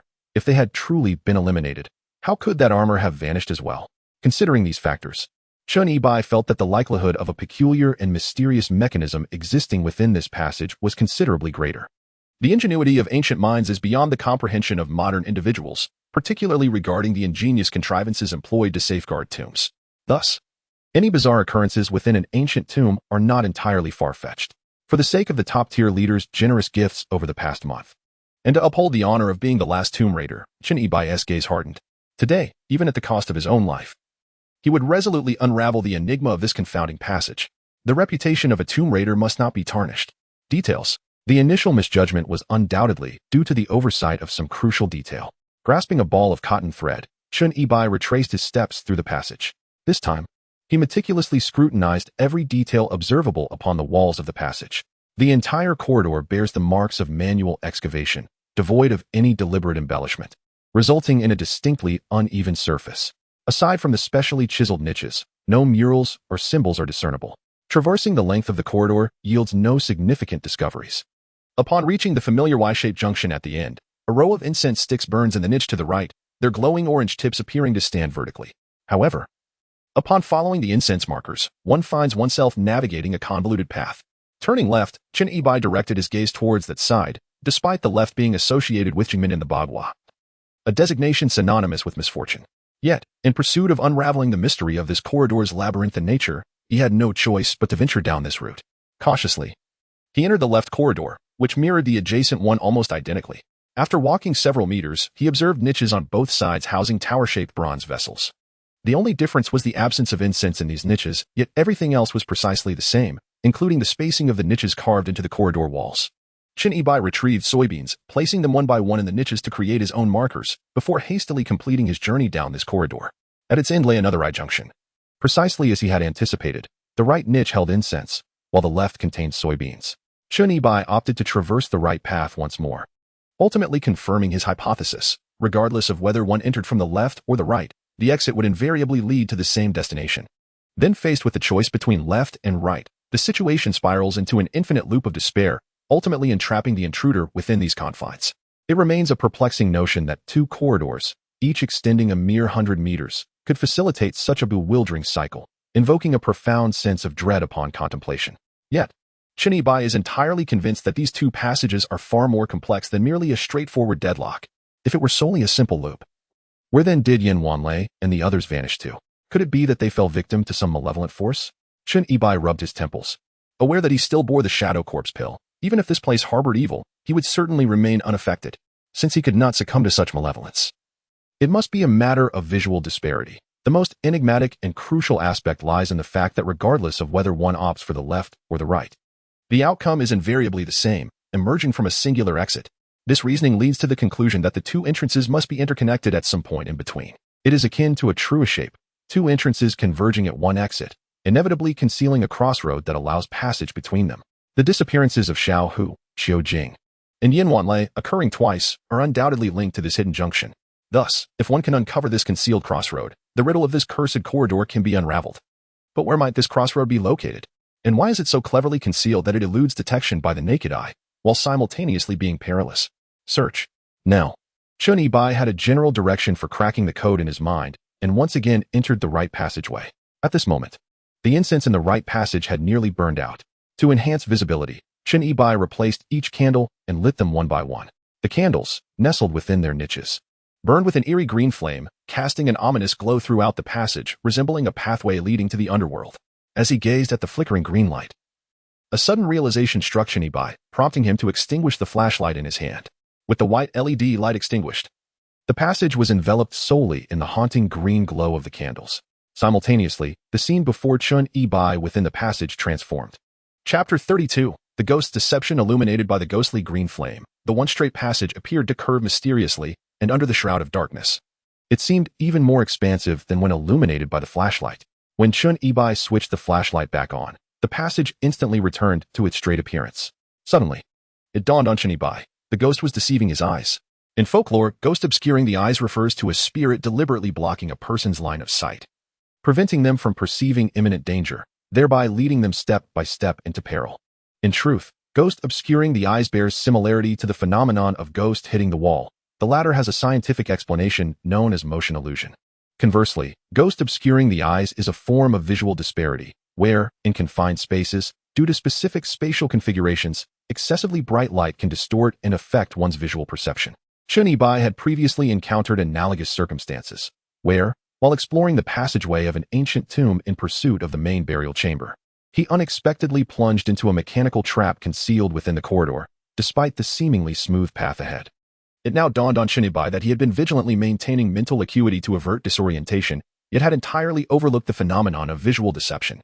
Had he not transformed the incense into a candle for marking and extinguished the flashlight, he would likely have remained ensnared by this optical illusion, endlessly circling within these two corridors, inevitably meeting his demise.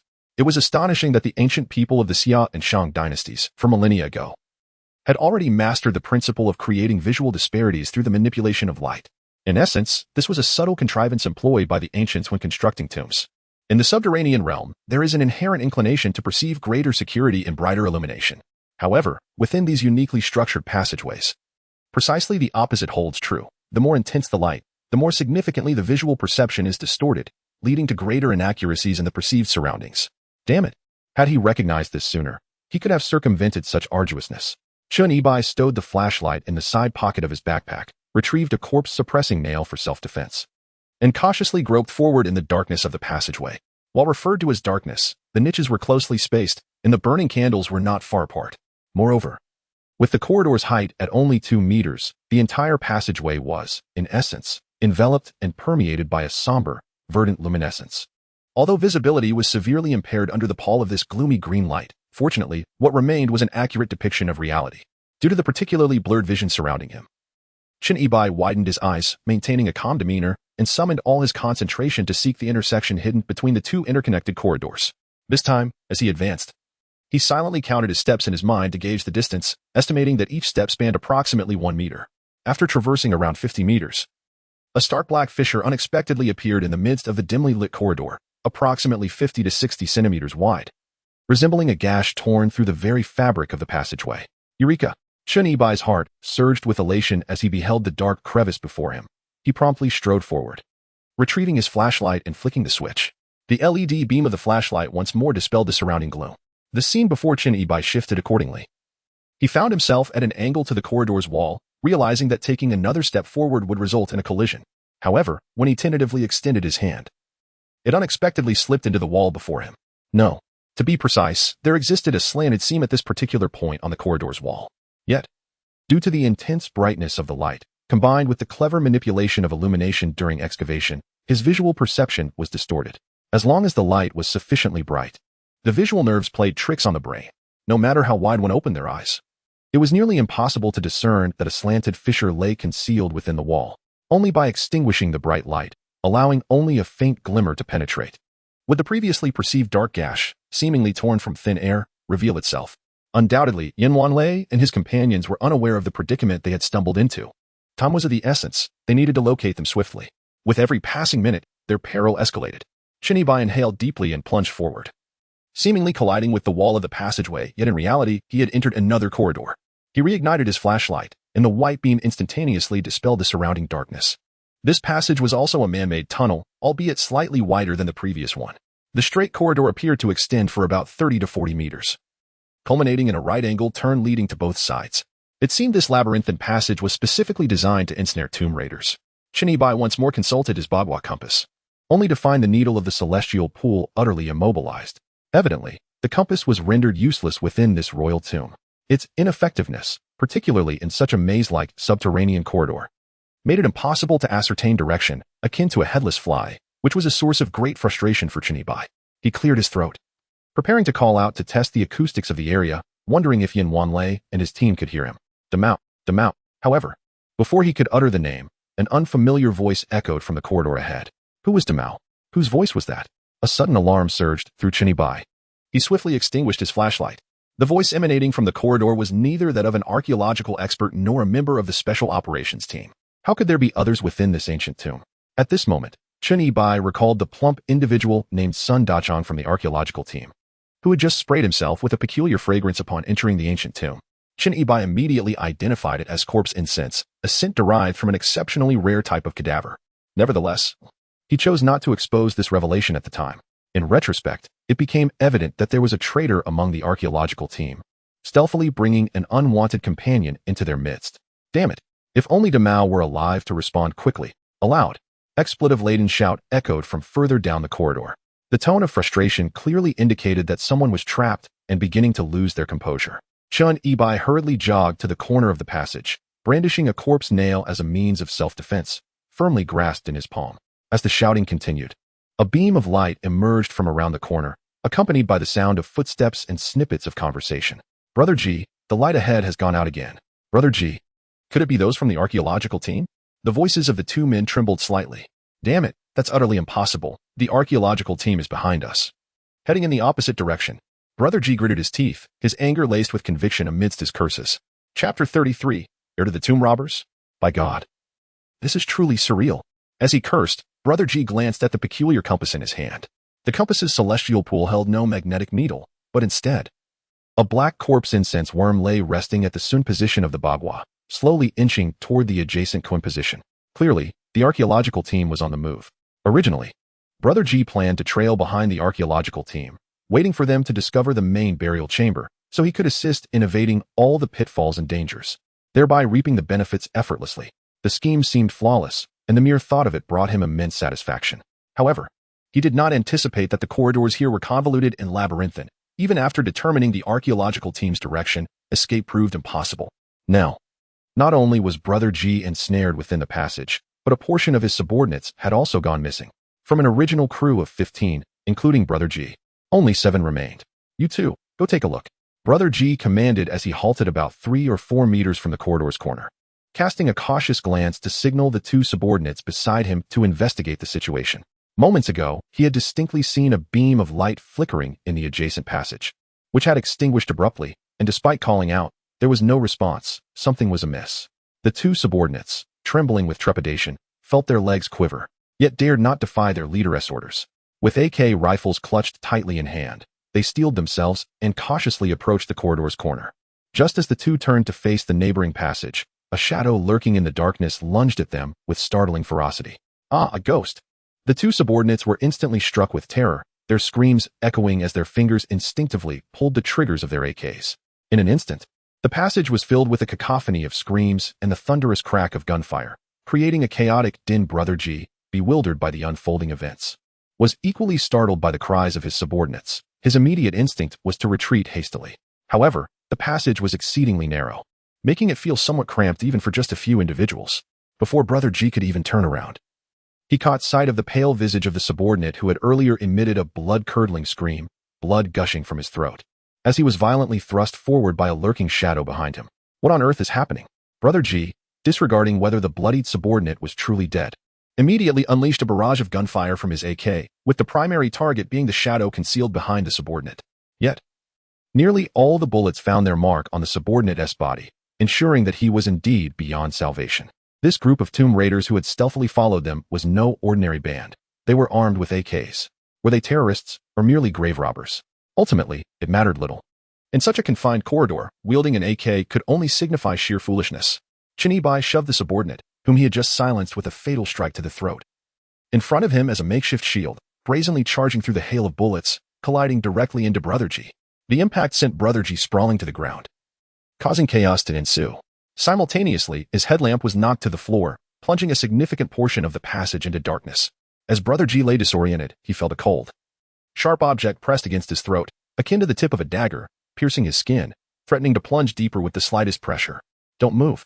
A chilling warning echoed in his ear. Remain still. Remain still. Let us converse amicably. We can discuss anything. Anything at all. The mere thought of that subordinate having his throat slit, blood gushing forth in a gruesome torrent, made Brother G's body tense up like a taut rubber band. Rigid with fear, terrified that a mere twitch might lead to his own demise. Simultaneously, the other subordinates regained their composure, picking up the headlamp from the ground and shining it in this direction. Brother G cast a sidelong glance, only to discover that it was none other than the esteemed archaeologist and broadcaster, Commander Chun. The presence of only Commander Chun led Brother G to realize that they, too, must have become separated, and he hastily exclaimed, "Commander Chun, please show mercy. Have mercy. We are colleagues. I am a descendant of the Tomb Raiders. Not only are we colleagues, but we are also of the same lineage." A descendant of the Tomb Raiders? Commander Chen raised an eyebrow. The title of Tomb Raider Commander was a position established by Cao Cao during the Three Kingdoms period, a specialized role in tomb raiding, akin to that of a Gold Seeker Commander, yet a rank higher, serving as the leader of the Gold Seekers. The Gold Seekers carried the gold-seeking talisman, while the Tomb Raider Commander possessed an additional Tomb Raider seal, inscribed with the words bestowed by the celestial official, free from all taboo, reputed to be so powerful that it could repel both spirits and demons, surpassing even the gold-seeking talisman in might. However, observing this scarred face, which appeared rather menacing at this moment, his supplicating demeanor resembled that of a wretched dog. It was difficult to perceive any semblance of the commanding presence one would expect from a descendant of the Tomb Raiders. "Disarm yourselves. We are all brethren here." Demonstrating his understanding of the situation, Brother Chicken promptly commanded his subordinates to lay down their arms, aiming to de-escalate the tense standoff. Concurrently, he addressed Chunibai, "Lieutenant Chun, might we consider setting aside our weapons? Perhaps we could collaborate? I possess numerous connections, patrons and buyers in Europe, the Americas, and Japan, all guaranteeing absolute discretion. Should we unite to locate the main burial chamber and successfully extract the artifacts, the financial rewards would far surpass any compensation offered by archaeological experts. We could potentially amass billions. Let us divide the spoils on a 50-50 basis." Observing Chin Ibai's continued impassivity at the mention of a 50-50 split, Brother Chicken swiftly amended his proposition 40-60. 40 for me, 60 for you. Yet, Chin Ibai remained unmoved. With a grimace, Brother Chicken reluctantly offered 30-70. 30 for me. 70 for you. Even 28 would suffice. Brother Chicken furrowed his brow, contemplating that even with a 28 split, a substantial sum could still be within reach, should fortune favor them. However, Chun Ibai's stern countenance betrayed no interest in such an arrangement, apart from the fact that he had never contemplated trafficking in antiquities. Even if he were to entertain such an idea, he would claim the entirety of the yield. What justification could there be for sharing even a fraction with the likes of Brother Chicken? First, have those fellows unload their magazines and discard their weapons. Chen Ibai commanded, his gaze fixed upon Brother Chicken's 4 henchmen. Discard them. Throw away the guns. Brother Chicken immediately echoed. The 4 subordinates complied, first removing the AK magazines and then tossing the rifles aside. Still feeling apprehensive, Chen Ibai surmised that they likely carried concealed edged weapons. Discard your packs and strip naked. To ensure utmost prudence, Chen Ibai reiterated with a frosty countenance. What? Remove your garments as well? The quartet of henchmen furrowed their brows, casting glances towards their captive leader. I would advise against testing the limits of my forbearance. Chen Ibai pressed his left hand upon the crown of Chicken Bro's head, while the denture nail in his right hand, poised against Chicken Bro's larynx, began to draw forth crimson droplets. You sons of bitches. Did you not hear what Commandant Chen has decreed? Hasten to disrobe. Chicken Bro, thoroughly panic-stricken, yet hesitant to agitate his throat, could only grit his teeth and bellow through labored nasal exhalations. The 4 underlings promptly divested themselves of their attire, until naught remained but their underpants. The passage, already imbued with a damp and chilling aura, now caused the quartet to shiver uncontrollably. Yet, for Chen Ibai, this development augmented his security considerably. You have demonstrated a modicum of understanding. For the present, I shall spare your life. Chen Ibai nodded in contentment, retracting the denture nail from Chicken Bro's throat. Abruptly, however, a frigid glint resurfaced within Chen Ibai's gaze, as he swiftly reversed his hand, plunging the previously withdrawn denture nail into the loots of their backs. Arg! I curse your mother. Chicken Bro, poised to exhale a sigh of relief, found his breath abruptly curtailed as he erupted into a frenzied shriek. His entire physique convulsed with bulging veins as he sought to retaliate. Yet, with denture nails embedded within his shoulder blades, his arms were rendered immobile. Chicken Bro had never anticipated such ruthless aggression from Chen Ibai. Yet, it was precisely this effect that Chen Ibai sought. Since time immemorial, grave robbers have been devoid of virtue. When venturing forth and interacting with fellow tomb raiders, one must learn to safeguard oneself. This accumulation of experience is the result of countless predecessor sacrifices. The 4 lackeys beside him contemplated charging in barehanded, believing that a 4-on-1 confrontation would pose little challenge. However, upon witnessing Chen Ibai produce an identical corpse-pinning nail from his possession, exuding an intimidating aura of lethal intent, they immediately retreated in fear. Now let us converse. To which lineage of treasure hunters do you belong? Chen Ibai crouched down, observing the contorted expression of Brother Ji, who was in pain, and asked with a satisfied, cold smirk. Chapter 34. The Bagua locking dragon formation due to the previous owner of Chen Ibai's body being immersed in borderline live streaming. He lived over 20 years, yet retained the mentality of an oversized infant, possessing a remarkably limited understanding of the world. Consequently, the reborn Chen Ibai finds himself in a phase of exploration within this new realm, filled with curiosity about numerous phenomena. Notably, the emergence of the legendary tomb of King Kong and the claim of the individual before him to be a descendant of treasure hunters piqued his interest, suggesting that this world harbors many enigmatic secrets. Brother Ji, gritting his teeth and trembling, was acutely aware of Chen Ibai's formidable methods. Faced with his chilling smile, he feared that at any moment, the nail in Chen Ibai's hand could be used against him. Hence, he dared not delay, enduring the searing pain in his back, and stammered, My master is the iron-armed white ape, Wu Dao Shan, a legitimate treasure-hunting general. I have even seen his treasure-hunting seal, as his disciple. Does that not make me a descendant of treasure hunters? Oh. Upon hearing Brother Ji's words, Chen Ibai emitted a surprised oh. To Chen Ibai's knowledge, there existed but a single renowned Fakida seal in the world, even more precious than the gold talisman of the renowned tomb raider. Could it be that this world genuinely harbored a legitimate Fakida Zhonglang bearing the Fakida seal? Yet, one could not entirely trust Brother Ji's assertions. Noticing the skepticism in Chen Ibai's gaze, Brother Ji hastily continued, Lieutenant Chen, I assure you, I am not deceiving you. My master possesses extraordinary abilities, with insights that transcend the ordinary. He has taken me to Kunlun Mountain, Ileo Mountain, and even the Ghost King's cave in the western regions. Furthermore, my master is privy to the secrets of the 9 tripods of Huaxia. If you release me, I shall introduce you to him upon my return. Additionally, this corpse fragrance compass, which I acquired last year from a ghostly Mother-S tomb on Kunlun Mountain, is also in my possession. It was evident that Brother Ji's desire to survive was remarkably strong, in a bid to earn Chen Ibai's trust and preserve his life. He even willingly presented the corpse fragrance compass. Chen Ibai accepted the compass, recognizing its significance. The corpse fragrance worm was not something one could find in an ordinary ancient tomb, nor could a mere commoner like Brother Ji hope to possess it. This lent a degree of credibility to Brother Ji's earlier claims. A legitimate inheritor of the Fakyu Zhongling bearing the Fakyu seal, the legendary 9 tripods of Huaxia. It seemed that this King Kong's tomb was merely an appetizer.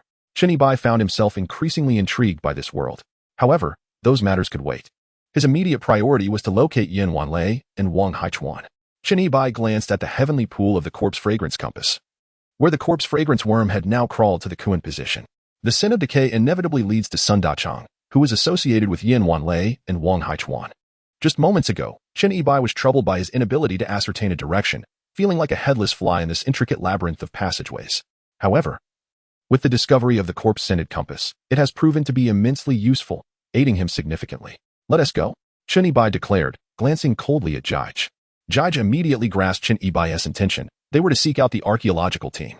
If he were to surrender himself to the special police, his life would undoubtedly be ruined. Chen Yibai cast a frosty glance at Jige. Initially, he had contemplated dealing with these individuals on the spot to avoid future complications. Yet upon reflection, Jige's knowledge of the FHO Zhonglang and the 9 tripods of Huaxia held some value. Thus, he would spare Jige's life for the time being, handing him over to Yin Wanlei, in hopes of extracting more information later. However, should Jige prove uncooperative, he would have no choice but to send them all on their way immediately.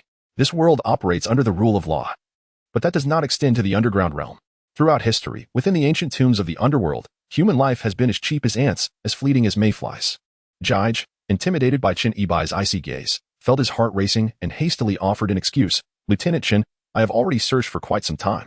Though the corpse-scented insects provide a location, the passageways here are so convoluted that tracking is futile. Perhaps we should. That's because you are foolish.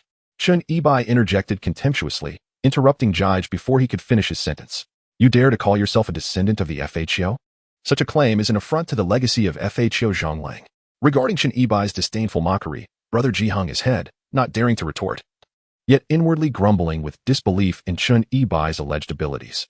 Given Chen Yibai's pronouncement, he possessed absolute confidence. Currently, Sun Dachang's position was in the Kuan position, which corresponds to due south. The reason Brother Ji was unable to track the archaeological team was that he was uncertain of his own directional location, hence his inability to locate south. Furthermore, the intricate and convoluted nature of the tunnels presented a significant challenge, even with a confirmed bearing. Navigating the labyrinthine structure without a comprehensive understanding of its layout and design would be impossible. However, this posed no great difficulty for Chen Yibai. The initial step was to comprehend the overall structure of the tunnels. Ancient tomb construction was meticulous, with every detail adhering to specific principles. For centuries, tomb raiders had been engaged in a contest of wits with the tomb builders. Chen Yibai instructed Brother Ji and his 4 henchmen to discard all their equipment and lead the way, while he followed behind, issuing instructions. After traversing several tunnels, Chen Yibai observed that while the tunnels were interconnected, many led to dead ends. This observation led him to conclude that these dead ends were not deliberately constructed to create a tunnel maze, but rather that the tunnels were excavated according to the ancient Fuxi 8 trigrams diagram, forming an 8 trigrams locking dragon formation. The so-called 8 trigrams locking dragon formation is a formation composed of the 3 yin and yang lines representing each position in the 8 trigrams. With each position connected by these 3 yin and yang lines, dash represents yang, while represents yin. Yang signifies interconnection, while yin denotes dead ends. Having clarified these points, deciphering the Bagua locking dragon formation proves to be quite manageable. One merely needs to remember a mnemonic: Qian Sanlian, Kuan Lu Duan, Jin Yangyu, Jin Fu Wan, Li Zhong Su, Kanzhong Man, Dui Shanke, Sun Xia Duan. Currently, from the perspective of the corpse incense compass, Sun Dachang and his companions remain in the Kuan position, which is classified as a dead gate among the 8 doors.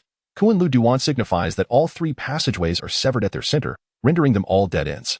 Unless an unexpected turn of events occurs, they should be trapped in the Kuan position. A left turn ahead. Just moments ago, Chen Yibai traversed this very direction thrice. The first passageway is yang, while the other 2 are yin, indicating that they are situated in the Jin position.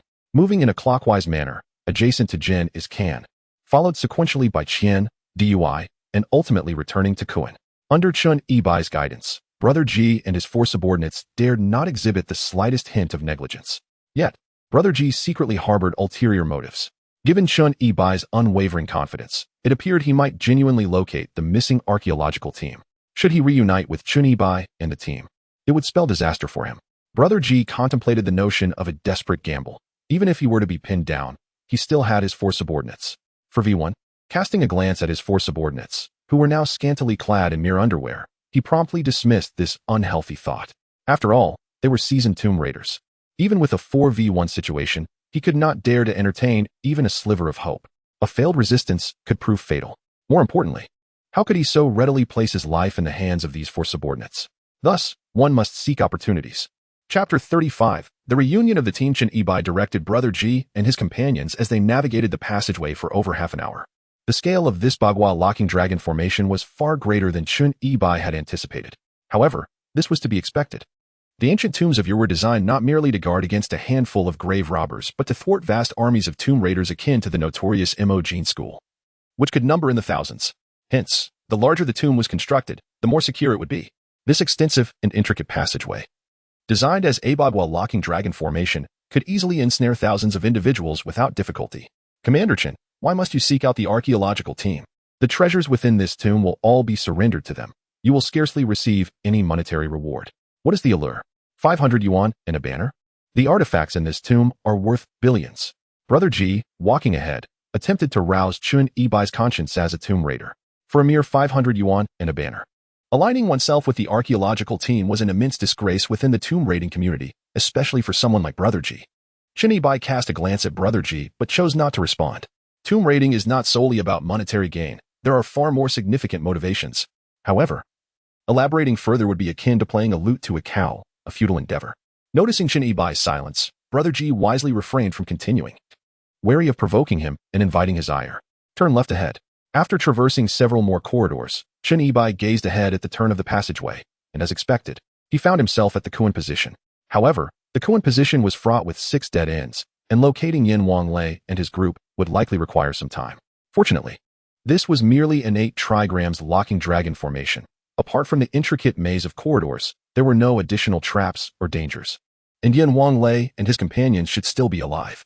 A glimmer of light ahead. As the junior member reached the corner of the passage and turned, a startled exclamation erupted from him. Who is it?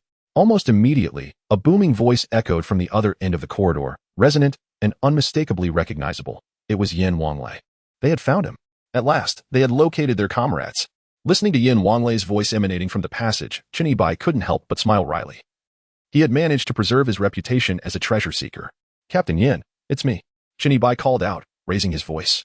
Although his tone lacked the deep resonance of Yin Wanglei, it was articulate and carried enough force to be distinctly recognizable. It's Mr. Chen. We are here. Here, came the excited and fervent responses from Wang Haichuan at the other end of the corridor. Even before laying eyes on them, one could easily imagine the level of excitement and anticipation Wang Haichuan was experiencing simply from the sound of his voice. Accompanied by this commotion, a series of footsteps hurriedly approached, echoing thud, thud, thud towards Chen Yibai. Leading the charge was Yin Wanglei, followed closely by the special operations team that had initially become separated. As Yin Wanglei emerged from the corner of the corridor, illuminated by the beam of his flashlight, the first sight that met his eyes was not Chen Yibai, but rather 4 underlings stripped bare, clad only in floral shorts. Where did so many people come from? What sort of scene was this? Where was Chen Yibai? Taken aback by the unexpected situation, Yin Wanglei instinctively raised his Type 95 firearm. The 4 underlings, equally startled by the display, quickly surrendered, raising their hands in defeat. Captain Yin, I'm over here. Chen Yibai smiled as he squeezed past the 4 underlings. Oh, Xiaohu, Qiujing? Chen Yibai was astonished to see Xiaohu and Qiujing, who had previously gotten separated, now standing alongside Yin Wanglei. When did you all regroup? Just a bit muddled after arriving at this place. Upon spotting Chen Yibai, Yin Wanglei finally lowered his weapon, his expression mirroring the surprise of the others. Before he could inquire further, Chen Yibai succinctly recounted the situation regarding the chicken gang. When Yin Wanglei and Wang Haichuan learned that the archaeological team had been shadowed by grave robbers, their eyes widened in disbelief, nearly causing their jaws to drop. Such audacious grave robbers. This was not even the crux of the matter. The real issue was that there was a traitor within the archaeological expert group. At that moment, Sun Dachong, standing nearby, looked at the chicken gang with a pale face, trembling and drenched in cold sweat. Colluding with grave robbers was tantamount to sharing the same guilt. Not only would it ruin his future, but it could also lead to a life behind bars. Sun Dachong, were you the one who brought them here? Wang Haichuan turned angrily to glare at Sun Dachong. Archaeological experts secretly colluding with tomb raiders is utterly reprehensible. Sun Dachong was momentarily rendered speechless by fear, but quickly regained his composure, frantically explaining, Professor Wang, I was coerced. They threatened to kill my entire family if I did not comply. I had no other choice. Not only tomb robbing, but also murder? Damn it. It was you who initially demanded 3 million. Upon hearing Sun Dachong's words, Brother Ji immediately clenched his teeth and cursed. Although the threat to annihilate his family had indeed been uttered, it had been said after the money was exchanged, which fundamentally altered its nature. Enough, you can sort out your testimonies when we return. Yin Wanlei interrupted the standoff between Ji and Sunday. This was not the time for interrogation. Xiao Hu, bind them together. Since handcuffs were not available, Yin Wanlei instructed Xiao Hu to use climbing ropes to secure their hands, arranging them in a line, with Sun Dachong included. Yin Wanlei had a premonition that Brother Ji was undoubtedly a big fish. Otherwise, he would not dare to bribe an archaeological expert, trail the excavation team, and infiltrate their ranks. According to Qin Yibai, they were even armed with AK rifles. If he truly was a big fish, it might even warrant a first-class merit award. However, the archaeological team was already facing numerous dangers and struggling to make progress, and now the addition of several criminals only complicated matters further. As for Qin Yibai, he did not feel overly troubled. Since they were bound together like a string of tethered grasshoppers, their chances of survival were slim. Yet, this did not greatly concern Qin Yibai. As Chicken Brother found his hands bound, Qin Yibai stepped forward to remove a corpse-restraining nail embedded in his scapula. Just as the pain had slightly eased, Chicken Brother let out a wail reminiscent of a slaughtered pig. With the removal of the nail, blood began to gush from the wound on his back, staining his upper body crimson in the blink of an eye. Qin, you had better pray that I do not find the opportunity. If you fall into my hands, I will undoubtedly flay you alive. One of Chicken Brother's prosthetic eyes covertly glanced at Qin Yibai's retreating figure, his molars grinding together audibly. Qin Yibai casually wiped the blood off the corpse-restraining nail and surveyed the 13-member team. The rejoining of the previously separated groups spared him the trouble of searching for them twice. However, Qin Yibai remained perplexed by their recent disconnection, particularly regarding Yin Wanlei and his team. Captain Yin, we were counting when you suddenly left. What happened? Qin Yibai inquired, looking at Yin Wanlei. Didn't you tell me to move forward? Yin Wanlei responded in surprise. At that moment, Xiao Jing interjected, saying, we were following you the entire time. But as soon as you turned a corner, you vanished. The statements from Yin Wanlei and Xiao Jing were fundamentally inexplicable. Such irrationality could only lead to one conclusion. They had all been possessed, including Chicken Brother and his companions. This possession could be interpreted in various ways, such as being haunted by malevolent spirits. Only those with particularly frail constitutions and severely deficient yang energy may fall victim to malevolent spirits. Furthermore, they typically possess talismans that merely induce brief disturbances in their mental state. Additionally, it requires formidable malevolent spirits to achieve this. Thus, one may infer that this malevolent entity seeks to lure everyone into the Bagua Dragon Lock array. Only Qin Yibai, bearing the Yin corpse pill, remains unaffected. Mr. Qin, where shall we proceed now? Yin Wanlei inquired, gazing at Qin Yibai. With Qin Yibai now part of the group, it signifies the presence of a psychological anchor. Just moments ago, the absence of Qin Yibai rendered the entire team akin to a swarm of ants. Yin Wanlei has now fully recognized Qin Yibai's significance within the team. Without him, the entire group would undoubtedly face annihilation. After all, how could the team have been so exhilarated upon hearing Qin Yibai's voice? If the door is fraught with eightfold peril, do not emerge from the Yin-Yang Bagua form. Qin Yibai had already contemplated the next course of action. Typically, the hidden traps and treacherous terrains within ancient tombs are devised by the tomb's creator based on the principles of feng shui and bagua, allowing for the bagua form to similarly unravel dangers. If the door is fraught with eightfold peril, do not emerge from the yin-yang bagua form encapsulates this concept perfectly. Chapter 36. The bronze door. The term bagua form is easily elucidated. The bagua diagram features 8 directional gates on the exterior, with the duality of yin and yang at its core. The passageway of this tomb is arranged in accordance with the 8 directions of the outer bagua, thereby designating the central yin-yang duality as the tomb chamber.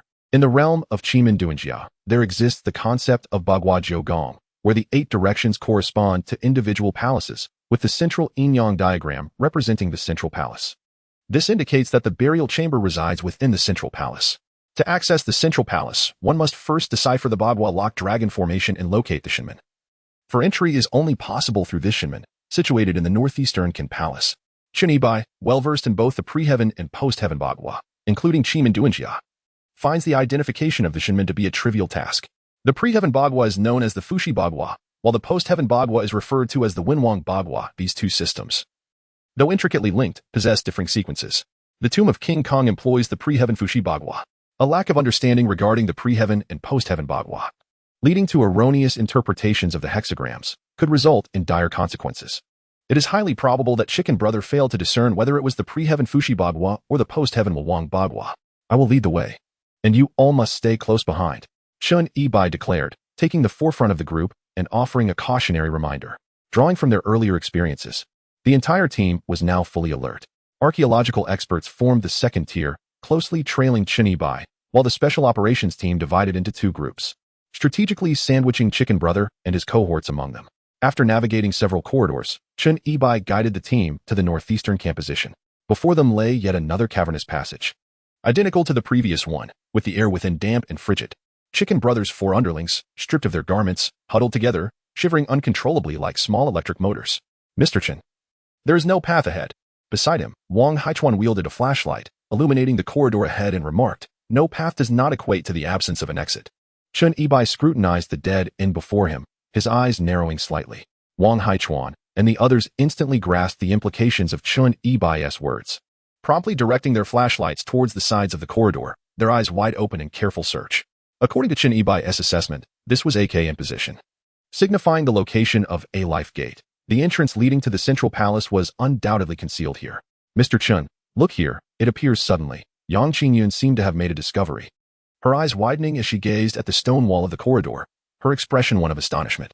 She opened her mouth to speak but found herself momentarily at a loss for words, unsure how to articulate her thoughts. Chen Yibai swiftly approached her, following her gaze to the stone wall. Upon closer inspection, he noted numerous marks left by special tools used for excavation. At first glance, there seemed to be nothing particularly unusual. Yang Qingyun's astonishment stemmed from her observation that the stone at this particular position appeared somewhat gray, contrasting with the more natural hues of the surrounding rock formations. Chen Yibai recognized this as well, reaching out to break a protruding piece of stone. With a crack, the small fragment yielded to his bare hands. "This is not merely stone, it is white lime surface," Yang Qingyun asserted confidently. The white lime surface is a solid material formed from finely ground natural ginger stone, first appearing in the Neolithic period, akin to modern-day cement. As an esteemed expert in archaeology, I am well versed in this domain. Thus, it can be inferred that this area is sealed with a lime plaster layer. Wang Haichuan's eyes widened in immediate realization. Chen Yibai nodded affirmatively, confirming the suspicion. With a swift motion, Chen Yibai stepped back, creating ample space. Yan Wanlei promptly designated several members of the special operations team, who, armed with their portable entrenching tools, commenced excavation on the stone wall of the corridor. Although lime plaster is a solidified material, it is a remnant from 3 to 4 millennia ago, and when compared to modern cement or plaster mixed with glutinous rice, its durability is significantly inferior. Moreover, after enduring 3 to 4,000 years of erosion, it has now become as fragile as a twisted flower. The special operations team, wielding sharp military-grade shovels, had scarcely begun their work when a substantial section of the stone wall crumbled away with a resounding thud, sending a cloud of dust into the air. As the dust settled, the onlookers turned their gaze back to the wall. Behind the collapsed lime plaster, a bronze door, over 2 meters in height and more than 1 meter in width, was revealed. Chen Yibai immediately directed his flashlight towards it. The bronze door appeared to be a deep crimson, not due to rust, but rather reminiscent of blood mingled with the copper during its initial casting. An eerie and unsettling design adorned the door, which was divided into 2 distinct sections. Above, a monstrous entity, serpentine in its lower form with a robust tail shielded by armor-like scales, and human-like in its bare upper torso, held dominion. Most peculiar was its massive, serpentine head, grotesquely marred with a human visage. Its eyes, akin to vertically aligned olives, sat above a gaping maw, devoid of a nose. From this height, it cast a surveying gaze upon the scene below. Beneath unfolded a grand sacrificial tableau. Yet, it resembled more a purgatorial torment than a mere rite. Scores of slaves, bound and helpless as ants, were subjected to unspeakable dismemberment. Some were butchered and cast into colossal cauldrons, others decapitated for their blood, which was meticulously collected in dedicated vessels. Still others were eviscerated, their entrails extracted and simmered in a separate, immense pot. This barbarous and appalling ritual served but one purpose: to appease and venerate a worship deity. Though cruel, live sacrifices were not uncommon in slave-based societies, extensively documented in ancient texts. However, to witness such a comprehensive depiction firsthand was a novel and deeply disturbing experience. The sheer brutality was overwhelming. Yang Qingyun, eyes wide with disbelief, beheld the sacrificial painting adorning the bronze gate, his brow furrowed in consternation. The sight of a woman, her breasts severed and her lower body mutilated, filled him with gratitude for not having lived in such an era. "Mr. Chun," Yin Wanlei inquired, his brow furrowed with concern, "do you believe the scenes depicted here are factual? Such mural scenes commonly found in ancient tombs are predominantly authentic." Chen Yibai narrowed his eyes and nodded slightly. "It should be a blend of truth and fiction, right?"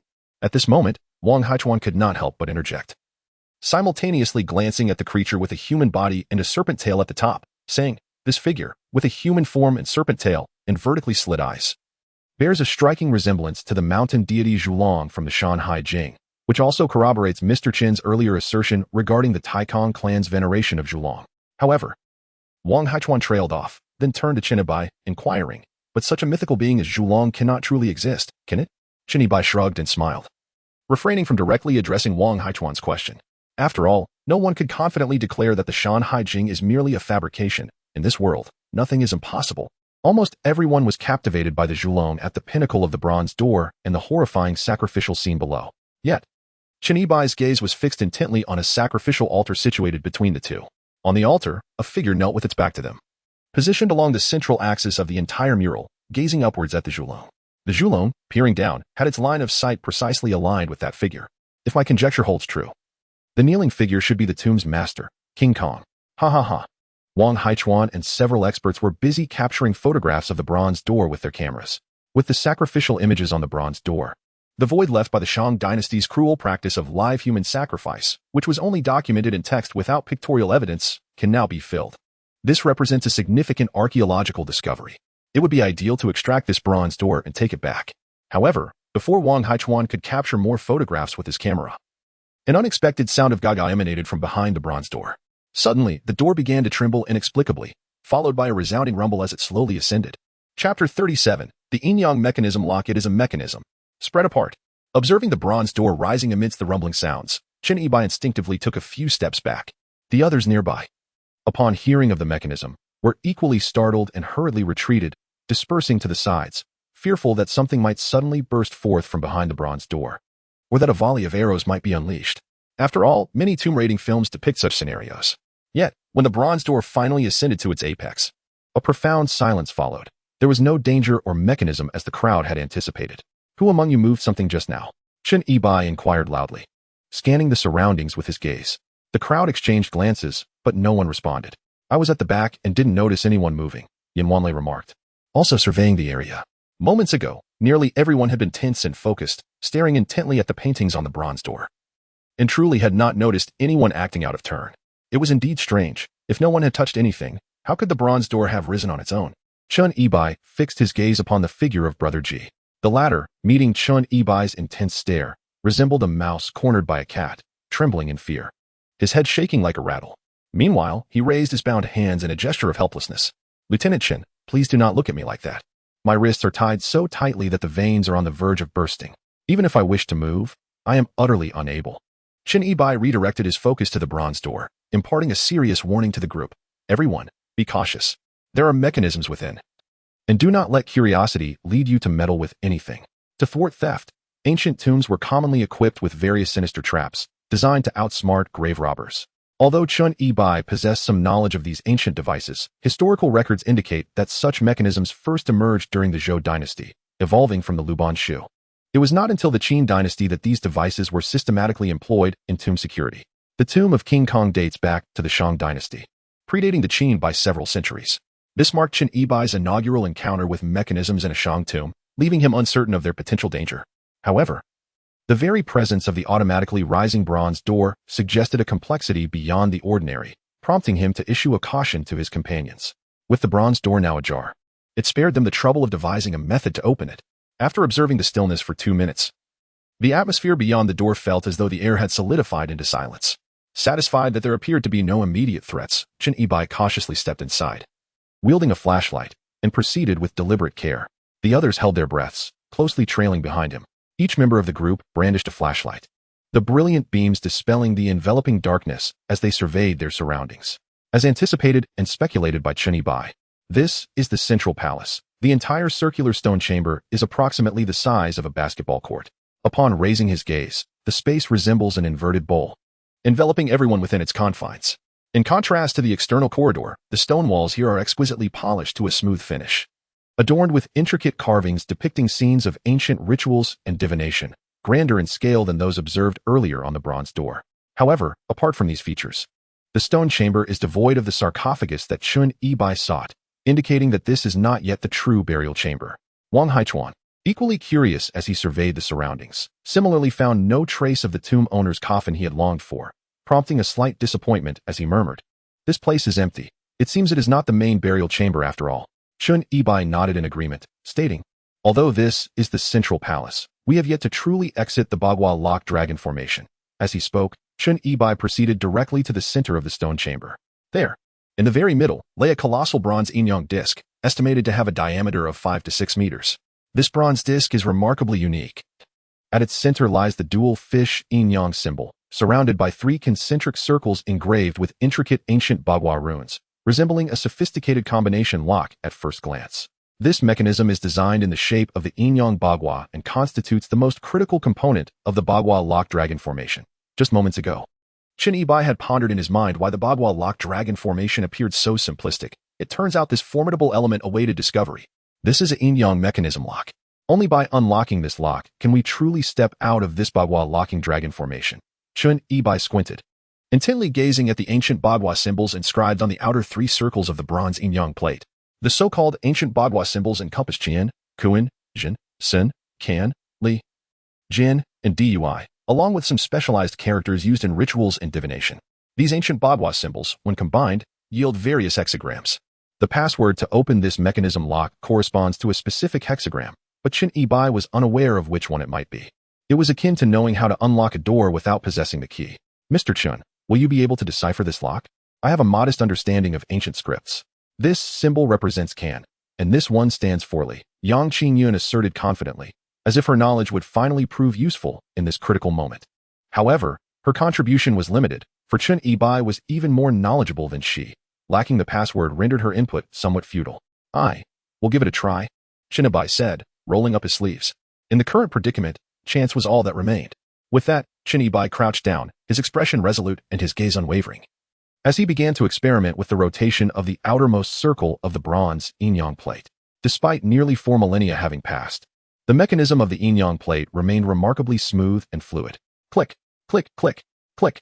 As the outer circle turned, the internal mechanism emitted a sound akin to a winding clock. Everyone held their breath, eyes wide with anticipation, watching Chun Ibai's performance. Boom. Suddenly, a resounding boom echoed from behind. Turning around, one could see that the bronze door, which had just been entered, crashed down as Chun Ibai rotated the yin-yang disc. With a cacophony, before the tension in the hearts of the crowd could culminate, several openings appeared above, and torrents of silvery liquid surged into the stone chamber. It was not mere water. It was mercury. This vast deluge cascaded into the chamber like a waterfall, crashing onto the ground like shattered glass, sending shards flying in every direction. At this rate, within mere minutes, the entire chamber would be engulfed. Moreover, mercury is toxic. "Mr. Chun, mercury. It's mercury." Panic ensued among the crowd as they realized the bronze door had been sealed shut, leaving them to face a grim fate. "Xiaohu, throw the grenades. Blow open the bronze door." Yin Wanlei shouted urgently. "No, this place has been nearly hollowed out. Forcing an explosion would cause a complete collapse. We would perish even faster." Chun Ibai quickly intervened. Unlike the others, who were in a state of panic, Chun Ibai remained remarkably composed. In truth, it was not merely calmness. He had anticipated that once the bronze yin-yang disc was set in motion, the change in the hexagram would lead to this very outcome. The moment the disc was activated, there was no turning back. They either deciphered the correct hexagram and survived, or they faced death. Chapter 38, The Hexagram of Return to the Ruins. The torrents of mercury surged forth as if a dam had burst, flooding into the chamber through the openings in the ceiling. Cough, cough. Some members of the archaeological team began to cough violently. Exposure to mercury in the ambient air leads to the evaporation of toxic mercury vapor, which primarily affects the respiratory system, causing symptoms such as a burning sensation in the throat and persistent coughing. In severe cases, this can escalate to coughing up blood, dizziness, and fainting. This mercury is poisonous. Quickly dampen your clothes and cover your mouth and nose. Chun Ibai shouted to the crowd. This fundamental chemical knowledge was well understood by Shi Wanlei and his companions. The special operations team carried tactical masks, and they hastily dampened them before putting them on. Although these masks were not as effective as gas masks, they could provide temporary relief. However, given the circumstances, prolonged exposure was unnecessary. The few members of the archaeological expert team lacked tactical masks and could only moisten their clothing to cover their mouths and noses. What about us? What about us? The urgency of Chicken Brother and his 4 subordinates, who were bound together like a string of grasshoppers, was palpable. Our lives matter too. You can't just abandon us. The team leader, Xiaohu, checked his backpack, realizing that in their haste to soak the tactical masks, they had forgotten about these tomb raiders. "We are out of water as well?" Wang Haichuan discreetly exchanged glances with Yang Qingyun. Water resources were precious at this moment. They could not afford to waste any on these tomb robbers. In the eyes of the archaeologists, their disdain for tomb raiders was only second to that for a sworn enemy. Damn it. Chicken Brother gritted his teeth, nearly cursing. He quickly rolled up his shirt to cover half of his face. Fortunately, having lost a considerable amount of blood earlier due to Chen Yibai's use of the corpse-stabilizing nails, his shirt, now soaked with blood, was still damp and likely more effective than water. They were merely the 4 underlings of Brother G, clad only in floral shorts. Mercury vapor is colorless and odorless, yet the increasing itch in their throats soon escalated to a searing pain. This caused Brother G's 4 subordinates to panic, neglecting the presence of 2 women in their midst. Survival took precedence. Nothing was more vital than their lives. Without hesitation, they swiftly discarded their shorts, using them to dampen and cover their faces. Mal, save a little for me. I'm feeling quite anxious. I can't seem to relieve myself. Damn. I haven't had a drop of water all day, and now there's barely anything, and I'm burning up. Mao gritted his teeth, straining as he attempted to muster what little he could. Just then, not far away, Yang Qingyun turned her head, and by sheer coincidence, her headlamp shone directly towards them, akin to a spotlight on a stage. The sight of those long, writhing creatures startled her, prompting her to quickly avert her gaze. She wanted to speak, but the fabric she held against her mouth rendered her voiceless.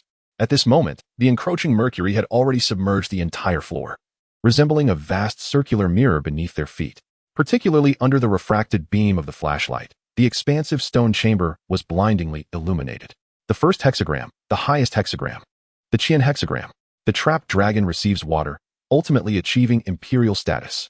Meanwhile, Chen Yibai was holding his breath, intently rotating the outer 3 circles of the bronze yin-yang disc, attempting for the first time the Qian hexagram from the 64 hexagrams of the I Ching. The Qian hexagram symbolizes heaven, embodying the meaning of the trapped dragon receives water. All things begin, and is considered the most auspicious hexagram among the 64. Legend has it that Liu Bang ascended to power after receiving this hexagram. However, when Chen Yibai formed the Qian Gua, the bronze yin-yang plate remained unresponsive, and the mercury continued to surge forth like a flood unleashed from a dam. Damn. It was not the Qian Gua. Chen Yibai gritted his teeth in frustration. At that moment, the mercury had completely engulfed the entire bronze yin-yang plate. It was over. Truly over. Wang Haichuan, observing the grave expression on Chen Yibai's face, realized that the mercury showed no signs of abating, and the bronze door remained shut. It seemed that even the tomb raiders' skills were futile this time. They were genuinely doomed. Upon hearing Wang Haichuan's words, everyone descended into chaos. Team leader Yan, perhaps we should resort to explosives as a last gamble. Little Tiger exclaimed, gritting his teeth as he looked at Yin Wanlei. With the mercury having submerged the bronze yin-yang plate, hope appeared dim. Since the tomb raiders could do nothing, it was better to take a risk than to wait for death. There might still be a chance. Yin Wanlei shared this sentiment, but hesitated to agree immediately, turning his gaze toward Chen Yibai. Damn. Stay calm. Chen Yibai snapped irritably, disturbed by the commotion. This was merely a trial and error attempt. There was still time ahead. Though the mercury had submerged the bronze yin-yang plate, Chen Yibai had committed to memory the position of the plate and all the ancient 8 trigram symbols in the outer 3 circles. Therefore, even with blind operations, he remained unfazed. The I Ching consists of 64 hexagrams, and given the limited time, it was clear that he could not afford to test each one. Since the Qian hexagram has proven ineffective, let us turn our attention to the Kuan hexagram. Chen Yibai directly plunged his hand into the mercury, conjuring the entire bronze yin-yang disc in his mind, and began to rotate it rapidly. The Kuan hexagram stands as the second among the 64 hexagrams. Qian represents heaven, while Kuan symbolizes the earth. The earth embodies femininity. And while heaven gives birth to all things, the earth nurtures them in accordance with the divine will. The Tai Kong clan revered the deities, with King Kong offering sacrifices to the candle dragon, refraining from claiming the title of heaven, instead yielding to the ground and obeying the celestial spirits. Thus, it is reasonable to deduce that Kuan may also hold potential significance. Crack, crack. The bronze yin-yang disc beneath the mercury began to rotate slowly under Chen Yibai's blind manipulation, transitioning from the original Qian to Kuan. The hexagram had formed. However, the anticipated event did not unfold. The bronze yin-yang disc remained unresponsive. This indicated that Kuan was also not the answer. Darn. With both Qian and Kuan proving incorrect, what could it possibly be? Chen Yibai's mind raced, akin to a CPU on the verge of overheating. At this moment, the mercury had risen nearly 20 centimeters. Every member of the archaeological team stood cautiously atop the mercury, anxiously observing Chen Yibai, not daring to breathe for fear of disturbing his concentration. Empirical evidence suggests that the density of mercury allows for human standing. Yet this was hardly a fortuitous situation for Chen Yibai. While he could still operate blindly, Once the mercury submerged beyond a certain point, and he could no longer reach it, all would be lost. The precious time remaining was limited to a mere 5 minutes. Chen Yibai forced himself to regain composure. Time was of the essence, and he could no longer afford to engage in aimless trial and error. Only a singular, correct hexagram can unlock the intricate yin-yang mechanism. Since both the Qian and Kuan hexagrams are incorrect, it follows that there must exist a hexagram of greater significance. It is inconceivable to employ any arbitrary hexagram as a cipher. In the Shang dynasty, the culture of sacrificial rites surpassed all, dictating that regardless of the weather, be it tempestuous or tranquil, and even during military campaigns, one must first consult the oracle before partaking in any meal. Thus, hexagrams held immense importance for the Shang people. The hexagram capable of unlocking this yin-yang mechanism is certainly the one most coveted by King Kong. Following this line of reasoning, what hexagram does King Kong desire most? The Qian hexagram, representing the unification of the realm and the ascension to imperial status, is incorrect, as is the Kuan hexagram, symbolizing submission to divine will. Illuminate the surrounding stone walls with all our flashlights. Chen Yibai suddenly exclaimed. Perhaps the sacrificial murals on the stone walls will reveal the answer. Upon hearing this, the others, filled with urgency, swiftly raised their flashlights, directing beams of light onto the surrounding stone surfaces. Despite the passage of millennia, the grand sacrificial scenes depicted upon these walls remain remarkably vivid, untouched by erosion, and resplendent as if one were present at the event. Yet, there are no written records. A careful study reveals upon closer inspection, the figure of King Kong appears indistinct, not kneeling on both legs, but rather coiled. Moreover, what is coiled is not legs, but rather a serpent's tail. It dawned on Chen Yibai. According to legend, King Kong devoted the entire nation's resources and spent over 40 years constructing his tomb in order to be posthumously conferred with an immortal status. From the murals upon the stone wall, it seems that the legend may indeed hold truth. The conferral of immortal status and ascension to the heavens? There exists such an omen in the I Ching. However, it does not belong to the 64 hexagrams. Rather, it is part of a set known as Returning to the Void. Chapter 39, The Dragon Tower and the Mountain Deity's Temple. Returning to the Void signifies conclusion and homecoming. 1 gives rise to 2, 2 gives rise to 3. 3 gives rise to all things, and all things return to the void.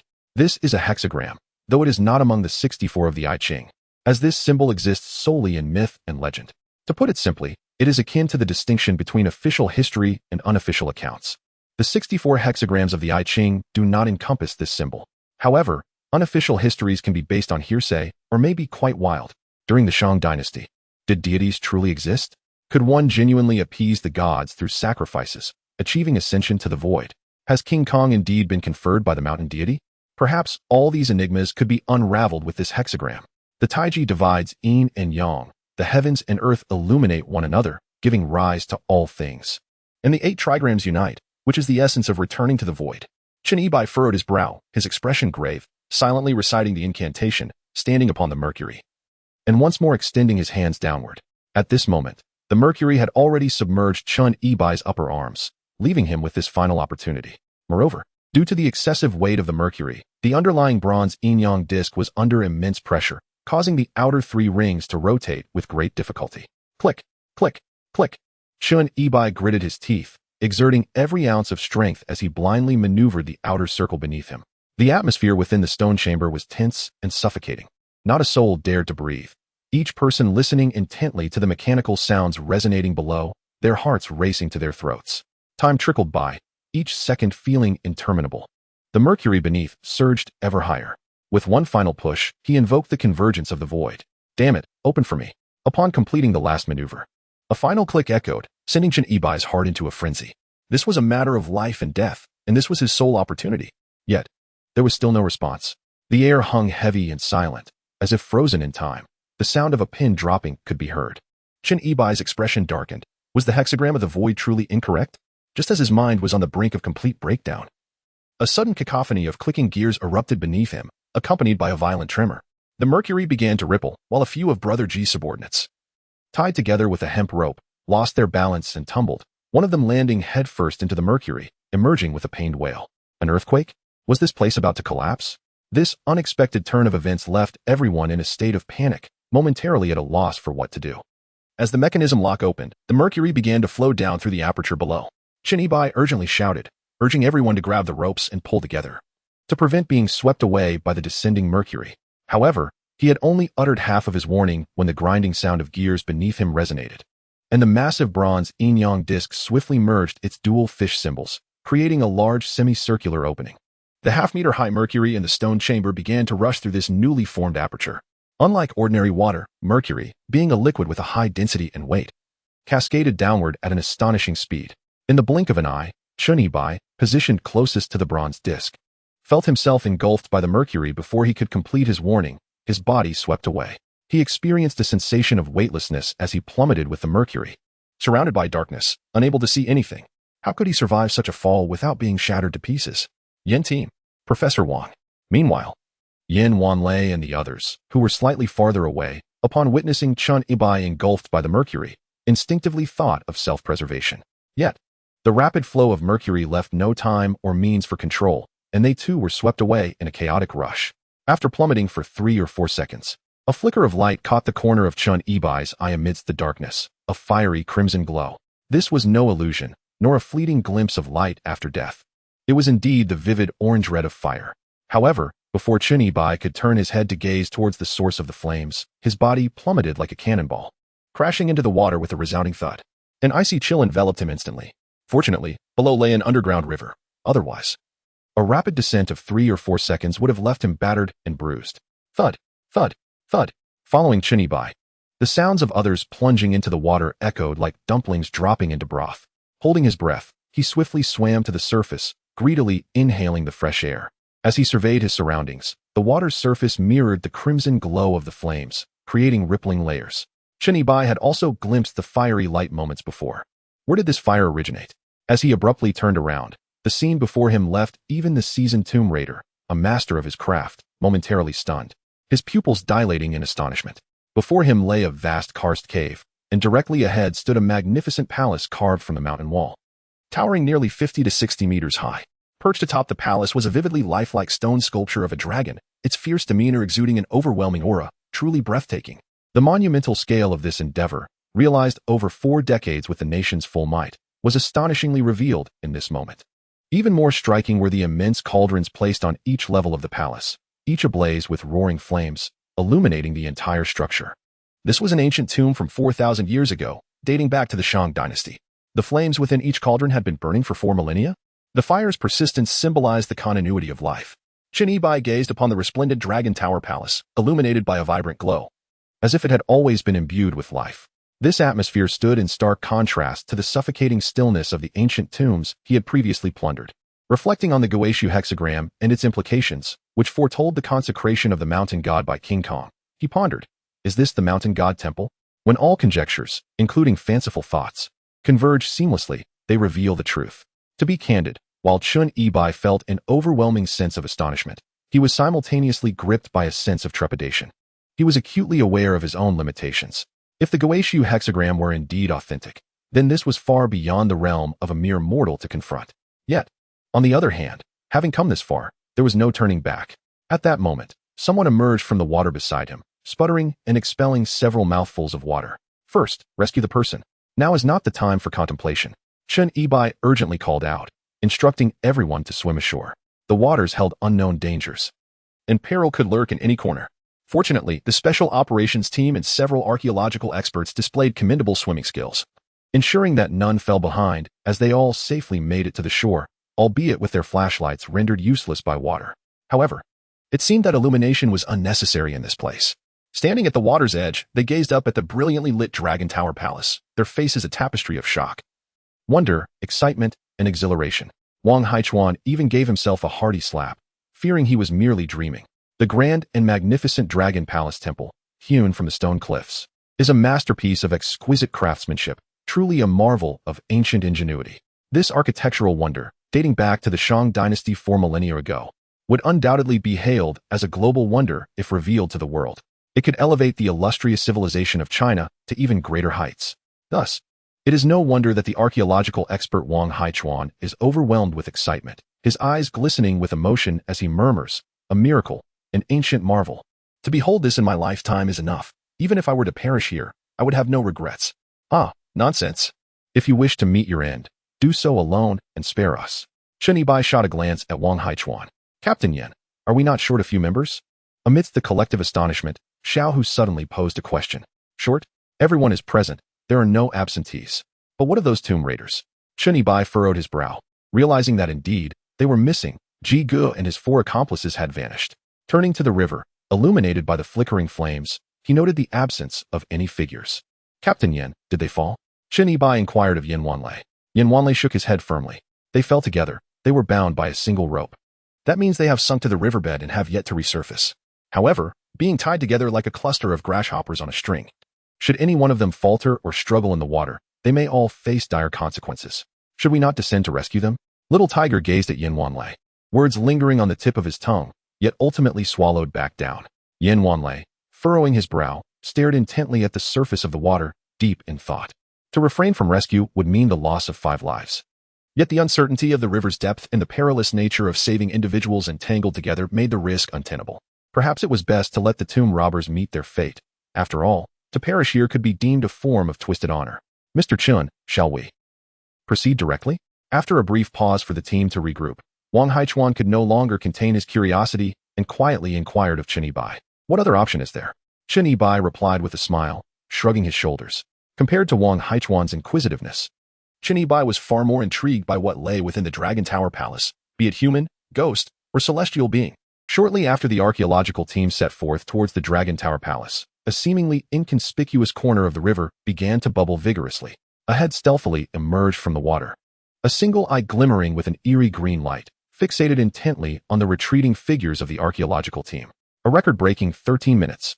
Brother Ji never anticipated that the turtle-breathing technique learned from his master would one day prove to be a lifesaver. Tomb Raiders, just you wait. We might all perish here, but not a soul shall escape. Chapter 40. The 9 tripods and 8 vessels before the majestic and grand Dragon Tower Palace. The silhouettes of the archaeological team appeared remarkably diminutive. At the pinnacle of the Dragon Palace, a vividly lifelike statue of a candle dragon looms. Its claws bared and expression fierce, exuding an aura of authority. Its gaze, imbued with an air of enigmatic intrigue, surveys the realm below, evoking a sensation that it could spring to life at any moment, instilling an intangible sense of oppression in the hearts of those who gaze upon it. As one draws nearer, the searing heat emanating from the colossal furnace atop the palace becomes palpable. The archaeological team, having just emerged from the frigid waters of the river, shivers with coldness, yet the flame's warmth envelopes them, creating a sensation akin to the duality of ice and fire. Moreover, a peculiar stench wafts through the heated air, an unmistakable sign of decay. The presence of such a foul odor indicates the existence of decomposing remains, a harbinger of ill fortune within the ancient tomb. It also suggests that the air here is stagnant. Fortunately, the expanse is ample, providing sufficient oxygen. Mr. Chen, could it be that this fire has indeed burned for millennia? Is there truly such a fuel in existence? Yin Wanlei pondered intently upon the massive furnaces adorned with flames on the Dragon Palace, utterly perplexed. The notion of a flame enduring for thousands of years, if such technology were to be unearthed and brought into contemporary society, would unequivocally represent a new energy source. Wang Haichuan seemed to entertain similar thoughts, remarking, I once read in a book that ancient peoples used the oil of merfolk as a perpetual lamp in tombs. Chen Yibai chuckled lightly, teasingly responding, Professor Wang. If I am not mistaken, you must be referring to Ghost Blows Out the Light, correct? The concept of using merfolk oil for everlasting lamps is indeed mentioned therein. However, to sustain such a fierce blaze for several millennia, it seems that even annihilating the merfolk 1,000 times would scarcely suffice. The low flash point and high fire resistance of merfolk oil, while formidable, could not possibly reach such an outrageous level. Mr. Chun, do you understand the principle behind this? Yin Wanlei inquired with an insatiable curiosity, gazing intently at Chen Yibai. Chen Yibai shook his head. I cannot be certain, but I can hazard a guess. This fire may not be fueled in the conventional sense. Perhaps it is earth fire. I see now, beneath this mountain lies a coal seam, which, upon meeting certain combustion conditions, has likely ignited spontaneously. We have similar occurrences in the southern regions of our country. Upon hearing the term earth fire, Wang Haichuan immediately took over the conversation, elaborating on the subject. As an archaeological expert and the chief commander of the excavation team, he felt the need to assert his presence. Chen Yibai nodded in agreement. While not entirely certain, this explanation appeared to be the most plausible. Each furnace beneath the Dragon Palace might correspond to an earth fire vent, potentially formed naturally or excavated through specialized methods, provided that the underlying coal seam is sufficiently deep. It would not be unusual for it to burn for thousands, even tens of thousands of years.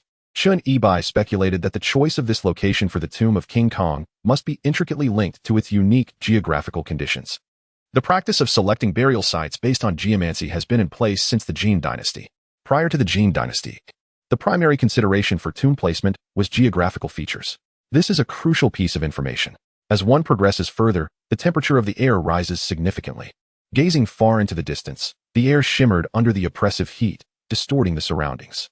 Just moments ago, everyone had been shivering from the cold. Yet now they were drenched in sweat, feeling as though the temperature was nearing 40 degrees Celsius. Such intense heat could not solely be attributed to the flames consuming the Dragon Tower. It emanated from the earth itself. Chunibai, clad in sports shoes, felt the warmth radiating from the ground as if he were treading upon a heated platform. Before the Dragon Tower, a square plaza constructed from hewn stone loomed ahead.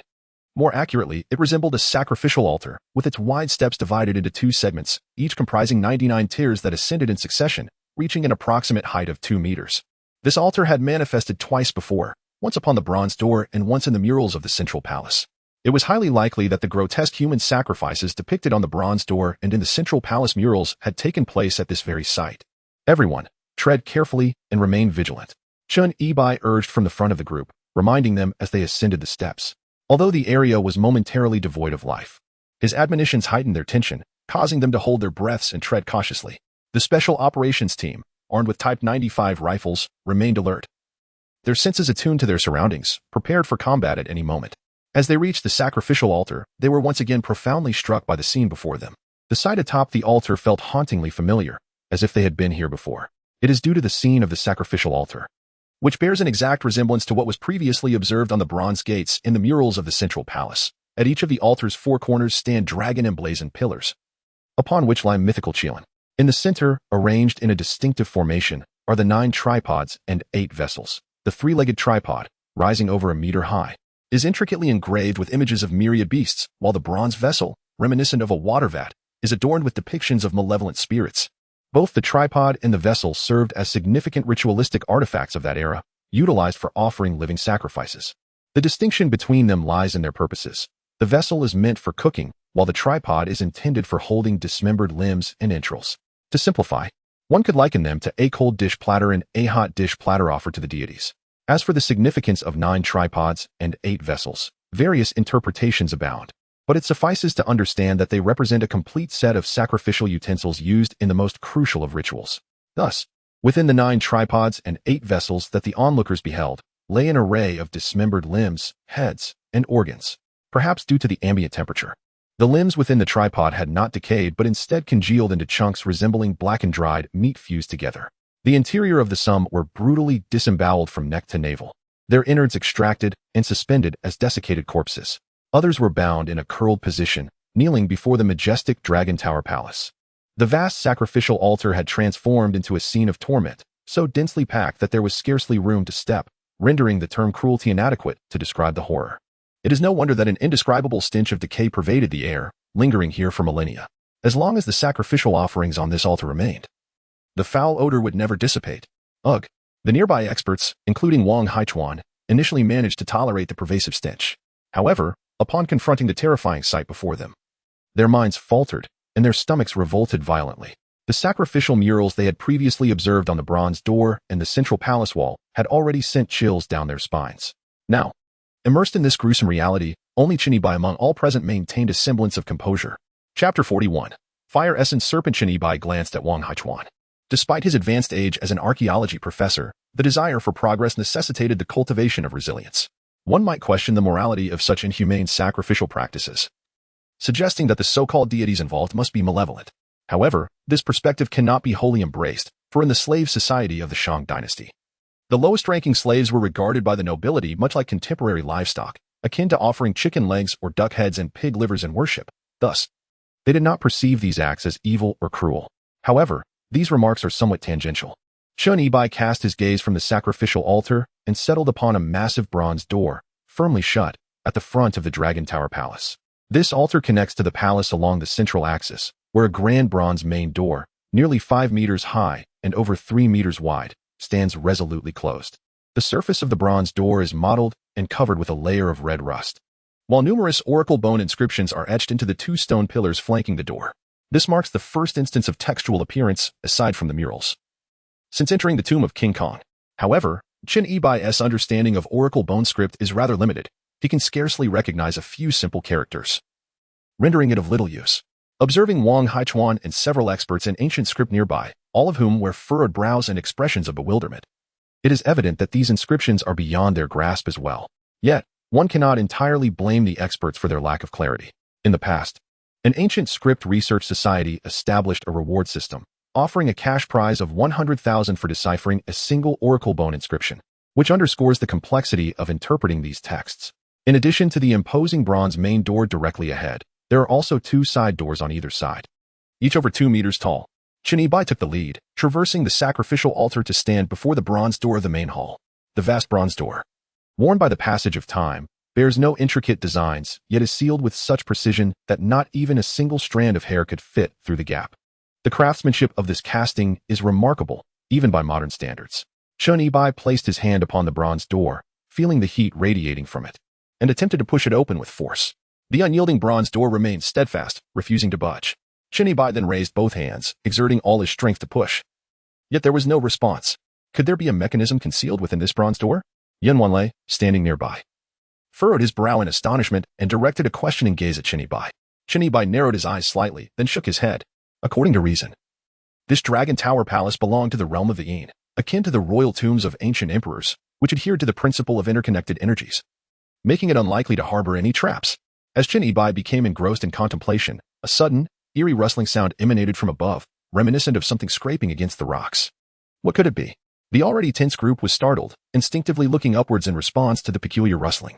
To their shock, they discovered a pair of gleaming, menacing eyes concealed atop the stone pillar, gazing down at them like a predator locking onto its prey, gradually descending. With Yan Wanlei's urgent shout, they barely had a moment to discern what those fierce eyes belonged to before they felt a rush of heat, akin to a blaze, charging directly towards Yan Wanlei. The speed was alarming. He had no time to react. Be careful. Fortunately, Chinibai was swift and decisive, shoving Yan Wanlei aside just in time while executing a precise side kick. Before the fiery entity even touched the ground, it was sent flying by Chinibai's well-aimed kick, crashing against the adjacent bronze door with a resounding clang of metal against stone. Chinibai could not discern precisely what it was, but he felt as though he had kicked a fiery orb, one of exceedingly high temperature. The moment of contact caused the upper part of his sneakers to emit smoke, accompanied by the acrid stench of burning plastic. The crowd instinctively recoiled in alarm. Upon closer inspection, it became evident that the object was, astonishingly, a snake measuring over 3 meters in length. Yet, this was no ordinary serpent. Its entire body was enveloped in translucent, orange-red scales, rendering it almost semi-transparent, allowing glimpses of its internal organs, reminiscent of molten lava coursing through a moving form. A monster? Several archaeological experts, upon recognizing this fiery serpent, hastily retreated several paces in terror. Could this be some form of mutated creature? This was a gathering of archaeologists, not biologists.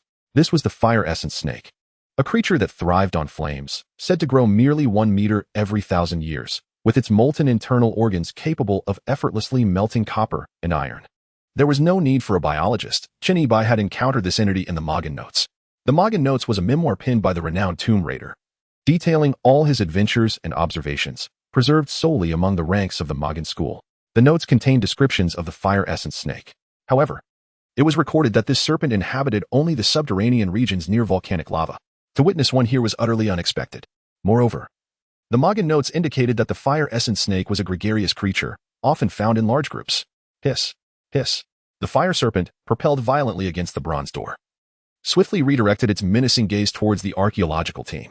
Its conical head bore a fierce glint in its eyes, revealing 2 sharp fangs as it incessantly flicked its crimson tongue, emitting a hissing sound. Fire. Before Chinibai could utter another word, in a preemptive measure, Yan Wanlei reacted swiftly, deftly disengaging the safety on his Type 95 automatic rifle and squeezing the trigger at the fire serpent. The members of the Special Operations Team followed suit. The sound of gunfire erupted as several Type 95 rifles unleashed a torrent of bullets, striking the fire serpent and piercing through the translucent scales that enveloped its body. The molten magma within burst forth like the juice of a shattered watermelon, splattering wildly in all directions. Fall back, Chinibai urgently warned, but it was too late. Before anyone could react, droplets of the splattered magma had already landed on several nearby Special Operations members. The searing heat of over 1,000 degrees instantly penetrated their combat suits, sizzling and producing smoke as the aroma of roasting flesh filled the air. The anguished cries of the Special Operations members echoed in distress. Xiao Jing, at the forefront, felt a few drops of magma strike her leg. Although the area was small, the intense burning pain felt akin to a red-hot iron incessantly grinding against her skin. piercing through to the flesh and inflicting 100 wounds upon the enemy, while suffering 250 in return. Is it not sufficient to eliminate them outright? Must you insist on obliterating them as though you are burdened by an excess of ammunition? The sound of gunfire reverberated through the cavern, its echoes still lingering in the air, while the anguished cries of several members of the Special Operations Team, scorched by the splattering of heat, had yet to subside. Suddenly, the familiar rustling sound returned, but this time it was not singular nor localized. The noise emanated from all directions, converging upon them. It appeared that the accounts in the Magan notes regarding the fire essence serpents were indeed accurate, for these creatures were a vast and gregarious species. Clearly, the recent gunfire had roused them. Chapter 42. The Awakening of Spirits. The archaeological team, upon hearing the rustling sounds encircling them, sensed an ominous foreboding, their expressions transforming in an instant. Simultaneously, whether it was a mere figment of their imagination or not, the temperature in the air seemed to rise, becoming so sweltering that even the oxygen felt scarce. Turning to survey their surroundings, they beheld a dense mass of thousands upon thousands of fire essence serpents emerging from the crevices of the cave in the rocky chambers. It appeared as though streams of molten lava were flowing forth from a volcanic eruption, swiftly encircling and converging upon their position. Chun Yi-bai was aware that the fire essence serpents were a large, social species, yet he had not anticipated their numbers to be so terrifyingly immense. The fire serpents, varying in size, are formidable creatures. Even the shortest among them exceeds 3 meters, while the longest boasts an exaggerated length of over 10 meters. At its thickest, its girth surpasses that of an adult human torso. Its massive, conical head is adorned with a pair of dark green eyes that glimmer with menace, resembling the most loyal guardian of this realm, commanding thousands of smaller fire serpents to repel and annihilate any invaders daring to approach the Dragon Palace. The dragon-like skeleton glimpsed at the bottom of the well should belong to this colossal fire serpent king, according to the notion that it grows a meter every 1,000 years. This serpentine monarch, stretching over 10 meters, must have existed for 10 millennia. What shall we do? What shall we do? Surrounded by these fire serpents, surging towards us like molten lava from all directions, there is no escape route, not even the thought of fleeing. Unless one could sprout wings and soar away from this place. The archaeological team is in a frenzy, if no viable escape plan emerges. It seems that Wang Haichuan's earlier resignation to fate may indeed come to pass. I fear snakes. Yang Qingyun is particularly terrified. Clenching her legs tightly, her voice trembling, beads of sweat forming on her forehead, uncertain whether they are cold or hot. For someone like Yang Qingyun, who possesses a natural fear of snakes, even encountering a harmless grass snake would send her leaping in fright. One can only imagine her terror in the face of a scene more horrifying than the film Anaconda. Damn it, how many bullets do we have left? Yan Wanglei grits his teeth, reloading his Type 95 automatic rifle with a fresh magazine.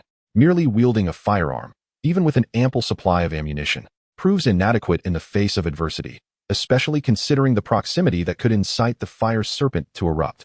Currently, the only strategy that Yan Wanlei can conceive is this one.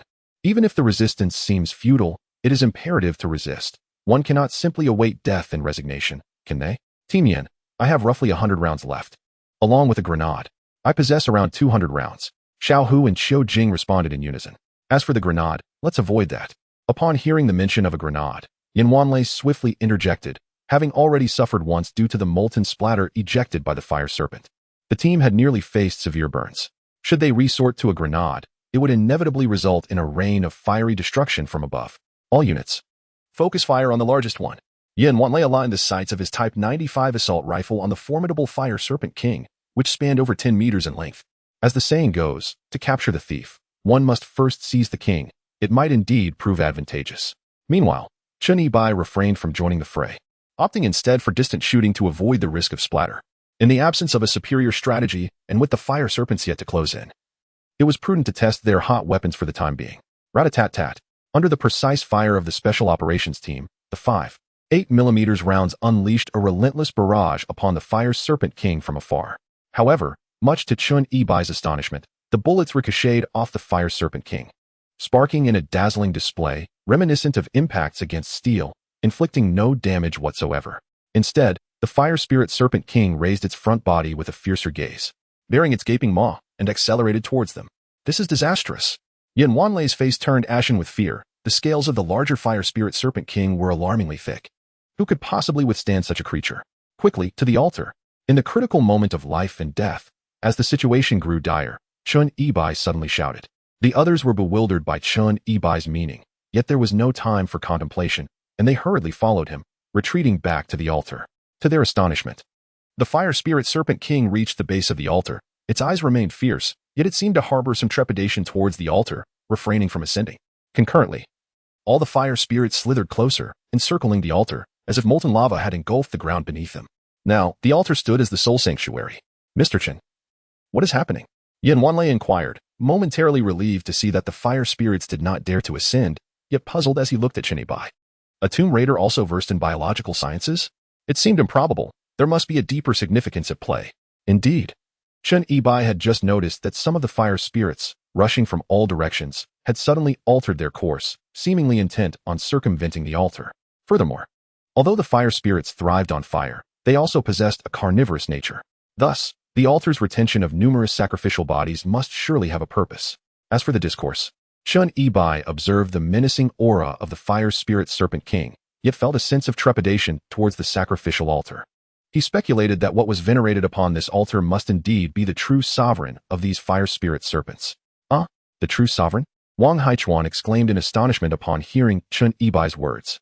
Yan Wanlei also felt a sense of cognitive dissonance, his mind struggling to comprehend the implications. Previously, it was stated that the Taikong clan worshipped the mountain deity, Zhulong. How had it suddenly transformed into the genuine ruler of the fire spirit serpents? Mr. Chen, are you suggesting that the so-called mountain deity, Zhulong, is in fact the true ruler of the fire spirit serpents? Wang Haichuan was the first to grasp the gravity of the situation, looking at Chen Yibai with incredulity. Chen Yibai nodded, shifting his gaze toward the statue of Zhu Long atop the dragon tower. The depiction of Zhu Long, characterized by a human form with a serpentine tail, held a crucial piece of information. Perhaps, in truth, the mountain deity Zhu Long was merely a fire spirit serpent that had attained sentience, subsequently revered as a divine entity by King Kong. This notion aligns well with the ancient reverence exhibited by the people of the primordial and Xiaoshang eras towards extraordinary beings, elevating them to the status of deities. Although the concept of attaining sentience predominantly exists within mythological tales or folklore, it is indeed a fact that certain creatures, when exceeding the bounds of ordinary lifespan, may undergo transformations. For instance, a pig that enjoys a lifespan extending beyond 10,000 years could very well be considered to have attained sentience. This also elucidates why the fire spirit serpents dare not approach the sacrificial altar, for upon that altar lie the offerings meant for their sovereign. Whether in social creatures or humans, particularly upon acquiring a certain level of wisdom and self-awareness, there exists a profound sense of class consciousness, a reluctance to transgress boundaries. Chapter 43, The Corpse War God. Although the preceding statements are merely Chen Yibai's conjectures and assumptions, should this hypothesis hold any truth, a far more terrifying possibility emerges. Chen Yibai raised his gaze towards the candle dragon statue perched atop the dragon tower. This alarming possibility suggests that the mountain god candle dragon may still be alive, residing within this very cave. However, it certainly does not pertain to the fire elemental serpent king, which stretches over 10 meters in length. Mr. Chen, what shall we do now? Wang Haichuan and his companions found little time to ponder the distant implications of the mountain god candle dragon, as the immediate peril was already exceedingly daunting. Although, for the moment, these fire elemental serpents dared not cross the sacrificial altar, their fierce gazes and formidable presence indicated no intention of retreating. Tens of thousands of fire elemental serpents encircled the altar, their translucent bodies resembling flowing lava, raising the ambient temperature to at least 50 degrees Celsius. At this juncture, the members of the archaeological team were parched, drenched in sweat, their faces glistening as beads of perspiration dripped down like yellow peas. Particularly, several members of the Special Operations team had recently suffered burns, still clad in thick tactical gear. If a means of escape could not be devised, remaining in this standoff would prove unsustainable, as mere excessive sweating could lead to dehydration and demise. In terms of formulating an escape strategy, the entire team looked to Chen Yibai for guidance, for he was the esteemed consultant. Only Chen Yibai recognized this object. We must find a way to open the palace gates. It should be safe inside. Chen Yibai gazed at the bronze gates of the Dragon Tower Palace, his brow furrowed. But didn't you just try? The gates won't budge. Yan Wanlei gritted his teeth and replied, although the main entrance is impassable, we have yet to attempt the side doors. Chen Yibai then shifted his gaze towards the side doors flanking the palace. According to ancient court customs, everyone except the emperor was required to enter through the side doors. Perhaps that is the reason. Yet, we cannot pass through them now, can we? Wang Haichuan observed the wide staircase, over 5 meters across and several meters long, linking the sacrificial altar to the palace gates. At this moment, the staircase was teeming with fire serpents, hissing and flicking their tongues, poised to pounce on the archaeological team at the slightest movement. Even a reckless charge would be futile. Without uttering a word, Chun Yi-bai turned and seized a corpse bound in a kneeling posture nearby, hurling it down towards the altar. The fire serpents below were immediately startled and scattered in every direction, fearing to approach the corpse. Witnessing this, the group quickly understood. Not only did the fire serpents on the altar refuse to ascend, but these corpses, also offerings to the mountain god Long, similarly dared not stir. It seemed that any contact with these sacrificial items was a deliberate affront to the mountain god Long. The smaller the fire serpents, the more they trembled in fear. Do you see? Grab a corpse each to ward them off. Rush forward and push open the side door. As anticipated, these fire essence serpents would likely not dare to enter the palace. Chun Yi-bai addressed the crowd. And you? Yan Wanlei, sensing an inconsistency in Chun Yi-bai's words, immediately retorted. Me? Chun Yi-bai smirked slightly. The largest fire essence serpent king has undoubtedly lived for over 10,000 years, possessing intelligence that may surpass our own. It would not allow you to pass so easily. I shall divert its attention and, in the process, test my own capabilities. Mr. Chun, such nobility. Upon hearing this, Yan Wanlei held Chun Yi-bai's courage in the highest regard. Wait. Wang Haichuan suddenly interjected, looking at Chun Yi-bai and inquiring. Mr. Chun, you mentioned that these fire essence serpents should not dare to enter. Is there a specific reason behind this? Chun Yi-bai did not keep them in suspense and nodded. This dragon hall may not solely be an imperial palace, but also a shrine to the mountain deity. The mountain god Long could very well reside within, which is why these fire essence serpents dare not approach. Upon hearing Chun Yi-bai's explanation, Wang Haichuan's eyes widened in disbelief, nearly popping from their sockets. The mountain god Long? The creature with the snake tail and human body at the top? What an absurd jest. If the mountain god Long truly resides within, does that not mean we are recklessly venturing from one perilous location into an even more treacherous one? Fear not, for this is merely my conjecture. Since we have made our decision, there is no turning back. We must advance step by step. Chun Yi-bai said solemnly, gazing at Wang Haichuan and the others. Affirmed. I concur. Let us expedite preparations. Without awaiting further discourse from Wang Haichuan, Yan Wanlei promptly retrieved his rifle, slinging it across his back. Subsequently, he surveyed the sacrificial altar, his gaze ultimately settling upon the eviscerated, desiccated corpse suspended not far away. A disemboweled cadaver should not be excessively burdensome. Yan Wanlei strode purposefully toward it, observing the cadaver's arms hanging limply, its form reminiscent of dried hasma from the northeast. No offense intended, no offense intended. Yan Wanlei began, clasping his hands together before the cadaver, offering 3 deep bows. He murmured, I find myself in dire straits today, and I beseech your assistance. Should any offense be taken, I implore your pardon. If you can aid me in escaping this predicament alive, I shall ensure your proper burial and offer daily incense and paper offerings in your memory. Upon completing his supplication, Yan Wanlei gritted his teeth, embracing the cadaver's legs and cradling it in his arms. Indeed, it was not heavy, estimated to be merely 30 pounds. The form, however, was somewhat unconventional. Yet, from a distance, it did resemble clutching a dark, lacquered greatsword. Why do you tarry? Do you all wish to perish here? Yan Wanlei exclaimed, his voice laced with exasperation, as he observed the onlookers staring in stunned silence. The assembled were indeed taken aback by Yan Wanlei's unconventional posture and harbored doubts about its efficacy. However, this was not a moment for contemplation. Prompted by Yan Wanlei's admonishment, the special operations team members emulated his actions, stowing their rifles and each embracing a desiccated corpse. Qiu Jing, in an attempt to conquer her inner trepidation, forcefully compelled her mind to perceive the cadaver as a mere prop from a haunted house.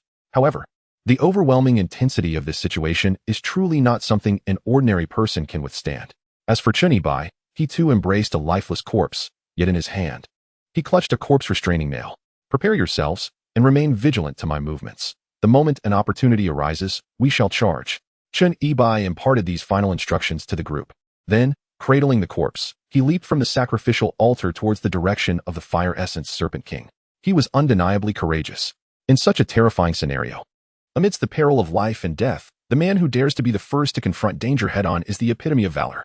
Even Qiu Jing and Yang Qingyun, who once held a rather unfavorable impression of Chun Yi-bai, found their eyes glistening with emotion as they beheld his retreating figure, their eyes moist with excitement. Just as during the previous test, even while tightly holding the corpse, the fire essence serpents exhibited a profound wariness. The serpents glared with fierce intent, seeking opportunities to evade contact with the corpse, aiming to bite at Chun Yi-bai's calves and ankles. In response, Chun Yi-bai wielded the corpse's legs like a weapon, wildly swinging them to fend off the serpents, transforming himself into the god of the corpse warrior. Hiss! The fire essence serpent king fixed its gaze on Chen Yibai, opening its gaping maw to emit a raspy hiss. Unlike the smaller serpents, the fire essence the fire essence serpent king incessantly seeks opportunities. Likewise, Chen Yibai, armed with the corpse pacifying nail, fixates on the scales of the fire essence serpent, searching for a moment of advantage. The outcome now hinges on who seizes the opportunity first. Chapter 44, Beasts are ultimately beasts. The tomb raiding notes, a legacy of the renowned tomb raiding officers, transcends mere autobiography. It may be more aptly described as a work journal. In the past, the tomb raiding officers, established by Cao Cao, boasted a peak strength of over 10,000 individuals, having excavated countless ancient tombs over several decades. Through the accumulation of practical experiences and the sacrifices of innumerable lives, the tomb raiding notes were penned, often regarded as the most comprehensive guide to tomb raiding. The reason the tomb raiding officers have ascended to the pinnacle of legendary tomb raiders is primarily due to the prowess of their ancestral founder. The entries concerning the fire essence serpent in the tomb raiding notes do not merely delineate its habits, they also outline methods to counter the creature and expose its vulnerabilities. In the natural world, everything exists in a delicate balance of mutual interdependence. There is no defense that is 100% flawless. The saying "strike the snake at its 7 inches" refers to the location of a snake's heart, which lies 7 inches from its head. The fire essence serpent's weakness, too, resides at this critical juncture. Logically, such a vital area would warrant greater protection. However, the scales of the fire essence serpent are impervious to blades and weaponry. Only at its abdomen, precisely at the 7-inch mark, exists a particularly fragile reverse scale. Chen Yibai has already discerned this reverse scale beneath the serpent king's abdomen, approximately the size of a palm and conspicuously growing in the opposite direction. Gripping the corpse pacifying nail tightly, Chen Yibai is intent on seizing this opportunity. As the fire essence serpent king observed Chen Yibai clutching the corpse suppressing nail, its gaze fixated upon the reverse scale on its abdomen. It appeared to sense that Chen Yibai had discerned its vulnerability and intentions, which only fueled its fury. Unable to strike with its fangs, it opted instead to charge at Chen Yibai with its massive head. How absurd. That area is more private than a maiden's chamber. And now it seems even a glance is forbidden. Faced with the oncoming assault of the serpent's head, Chen Yibai muttered a curse under his breath and swiftly sidestepped, initially planning to seize the opportunity to counterattack. However, he was taken aback by the serpent's unexpected cunning. After a failed lunge, it instantly flattened itself against the ground, concealing its vulnerable scale, and executed a sweeping tail strike with a force akin to a dragon's tail. Caught off guard, Chen Yibai had no time to evade, and his back was struck with tremendous force, akin to being lashed by a flaming whip, sending waves of excruciating pain coursing through him. Fortunately, he managed to steady himself, avoiding a fall. Otherwise, he would have been overwhelmed by the surrounding fire essence serpents. Damn it! Chen Yibai hastily retreated, striving to create a relatively safe distance from the fire essence serpent king, adjusting his stance and regaining his composure. This creature, having attained a level of sentience, possessed a remarkable intelligence, far surpassing the mindless copper-armored corpse he had previously encountered. Yet, despite this challenge, he resolved to devise a clever strategy to outwit it. After all, this creature is, at its core, merely a beast. Even with human intelligence, no matter how clever it may be, can it truly outwit the cunning of city dwellers? At this moment, on the sacrificial altar, the onlookers gasped as they witnessed Chen Yibai nearly being vanquished in a single blow by the fire essence serpent king, their hearts racing to their throats. Do not concern yourselves with me. Prepare to charge. Chen Yibai shouted towards the altar, directing his voice at Yan Wanlei. Charge. Yan Wanlei nodded, leading the special operations team to form a square formation, shielding several archaeological experts in the center. They clutched the corpses as makeshift weapons and rushed down the sacrificial altar, sprinting towards the side door on the left of the Dragon Palace. According to Chen Yibai's initial strategy, the intent was to divert the fire essence serpent king, thereby granting the archaeological team precious time to advance. However, the intellect of the fire essence serpent king was formidable, and guarding the palace gate was its true mission. It seemed as though the serpent understood Chen Yibai's words. Upon discerning the archaeological team's intentions, it abruptly disregarded Chen Yibai, pivoting fiercely with its gaping maw aimed directly at the team in a menacing intercept. The archaeological team had already descended from the altar, believing that with Chen Yibai drawing the fire essence serpent king's attention, they would have ample time to maneuver past the smaller fire essences. Yet, the sudden and unexpected change in the serpent's focus sent panic rippling through the team. The sheer size of the fire essence serpent king and its ferocious gaze were oppressive, leaving them gasping for breath. This narrative was unfolding incorrectly. Wasn't Chen Yibai supposed to divert the fire essence serpent king? Now, even returning to the altar is no longer an option. Glancing at Chen Yibai, he astonishingly disregards the situation here and swiftly rushes towards the palace gates alone. What is happening? Why is he running off by himself? Yin Wanlei observes Chun Yibai's retreating figure, his expression shifting drastically, and an ominous premonition wells up within him. Who is truly the bait, diverting the fire essence Serpent King? Could it be that he has fallen into Chun Yibai's trap, deceived? Indeed, Chun Yibai has accurately anticipated that the fire essence Serpent King, with its level of intelligence, would not be easily distracted. The reason he urged the archaeological team to press forward was a gamble. A gamble that the fire essence Serpent King would prioritize guarding the palace gates over attacking intruders.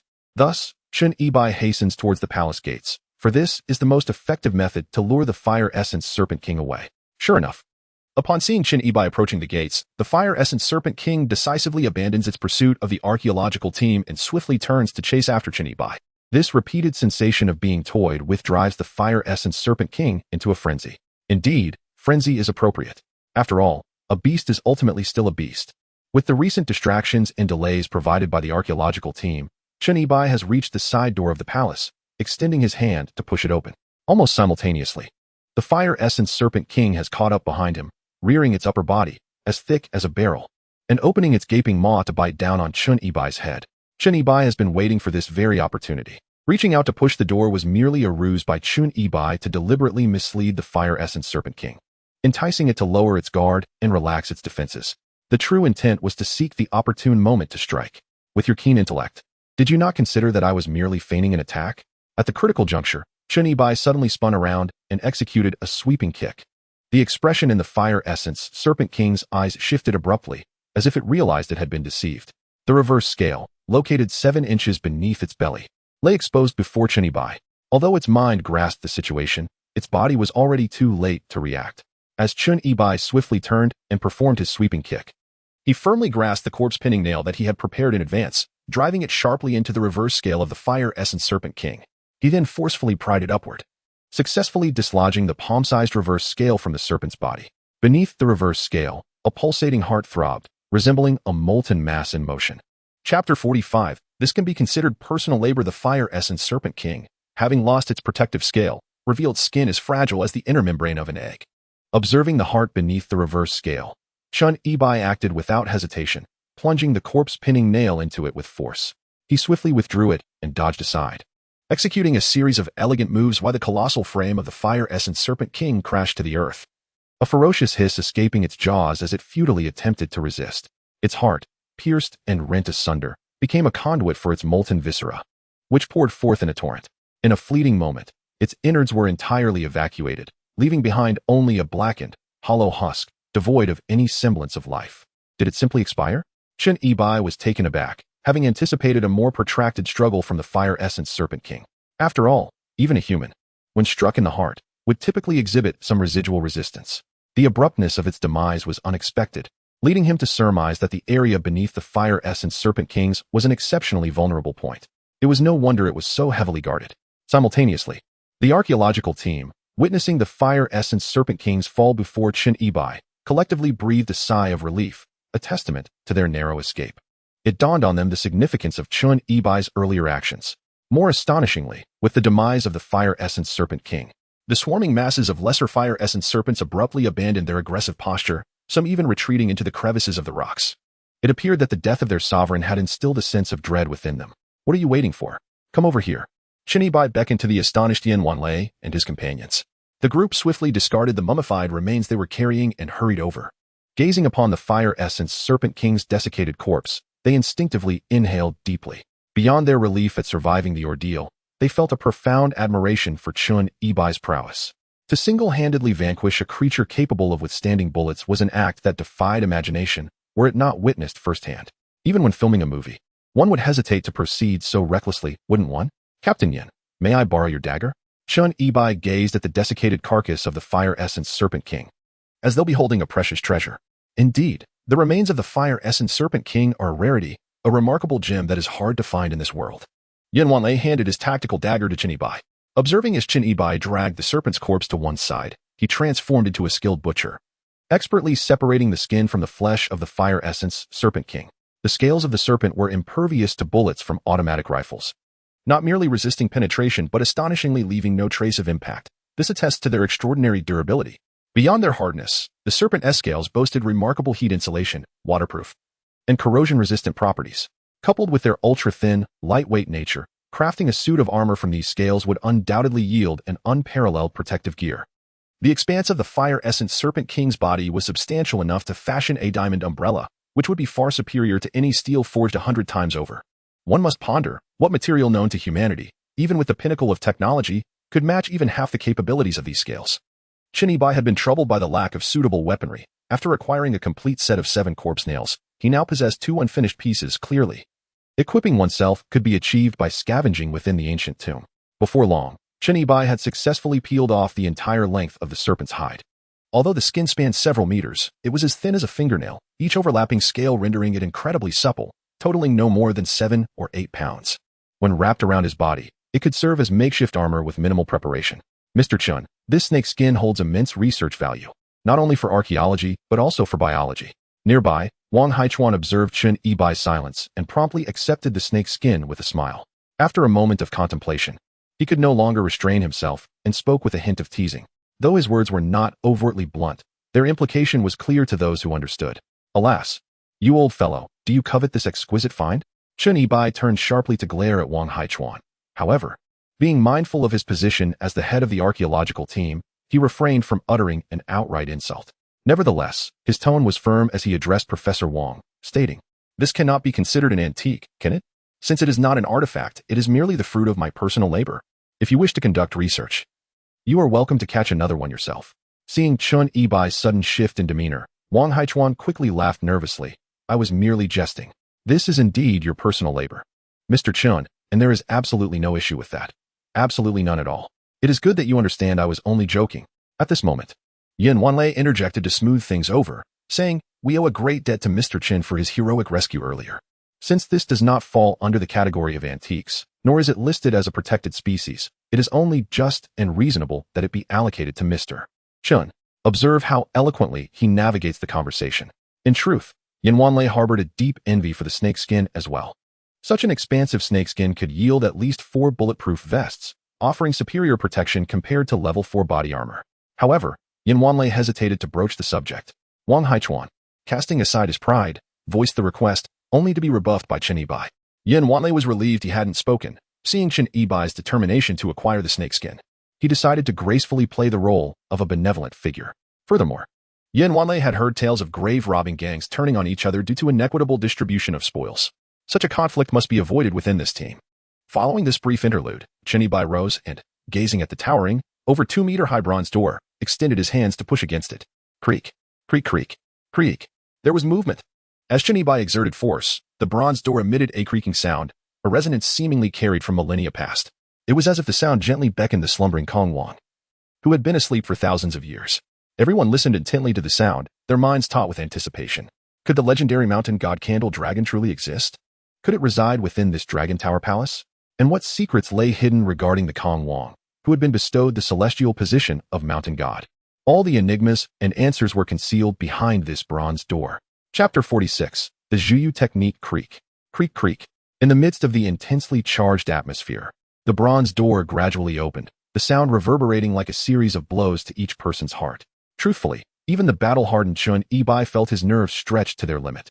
As the bronze door was slowly pushed ajar, suddenly, a bone-chilling wind surged through the crevice of the ajar door, striking with an unexpected ferocity.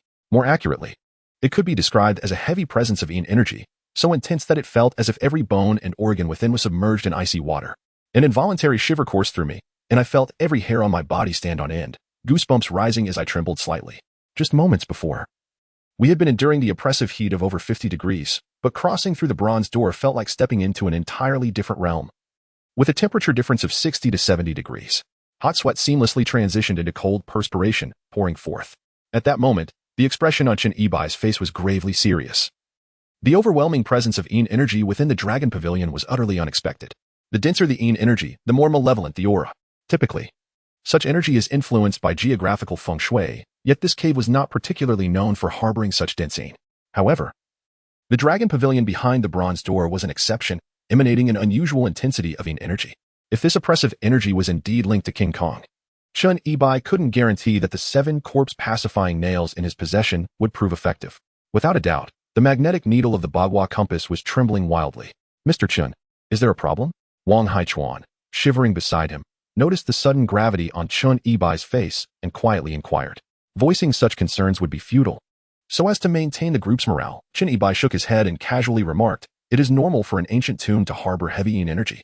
As he spoke, he summoned all his strength and, with a single determined effort, fully pushed the bronze door open. Behind the bronze door lies the front hall of the palace, shrouded in profound darkness. An eerie, ghostly green light, emanating from an unknown source, mingles with the obscurity, rendering visibility exceedingly dim.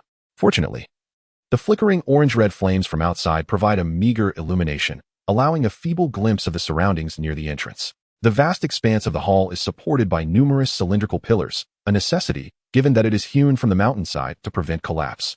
Although the interior is cloaked in shadows, the uncanny green glow permits a vague estimation of the hall's dimensions, roughly spanning 2,000 to 3,000 square meters. For the sake of caution, Chun Yibai, upon pushing open the bronze door, refrained from stepping inside immediately. Instead, he squinted and surveyed the interior from the threshold. Within the spacious hall, alongside the multitude of circular pillars, several banners hung vertically, swaying ominously. At that moment, a sinister gust of wind swept through, causing the banners to flutter erratically and producing a rustling sound. The pillars were adorned with various talismans, their whispers carried by the malevolent breeze. Where did this wind originate? Yan Wanlei could not help but shiver uncontrollably. It was not merely out of fear. The hall's inherent chill was already unsettling, and the added presence of this spectral wind rendered him unable to maintain composure. Chun Yibai too was perplexed by the source of this wind, but he could only speculate, based on its intensity, that the entire Dragon Tower Palace likely encompassed more than just this hall, potentially mirroring the architectural layout of the Shang dynasty with a distinct front and rear hall. Someone. Just as the others were still taken aback by the uncanny wind, Yang Qingyun suddenly shouted, nearly jumping out of her skin in fright. "Where? Is there anyone there?"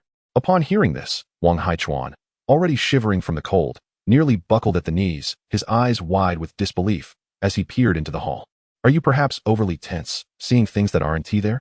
Yan Wanlei also squinted into the hall, but after a long moment, he saw no signs of life. "I truly saw someone, right behind that floating object." Yang Qingyun, her expression taut with anxiety, reiterated with unwavering certainty. "It does seem there is indeed a person." At that moment, Chun Yibai interjected, nodding in agreement. Earlier, he too had caught a faint glimpse of what appeared to be a figure lurking behind the fluttering banner in the gusty wind. Damn it! With Chun Yibai as confirmation, the group began to believe, though their flashlights had all succumbed to the water, leaving them in darkness, causing Yan Wanlei to stomp his feet in frustration. "Captain Yin, I fixed it. Just as these words left their lips, a beam of white light suddenly illuminated the group, accompanied by Qiu Jing's excited exclamation. "Captain Yin, when I fell into the river earlier, my flashlight was off to prevent the circuit from frying. I didn't turn it on immediately.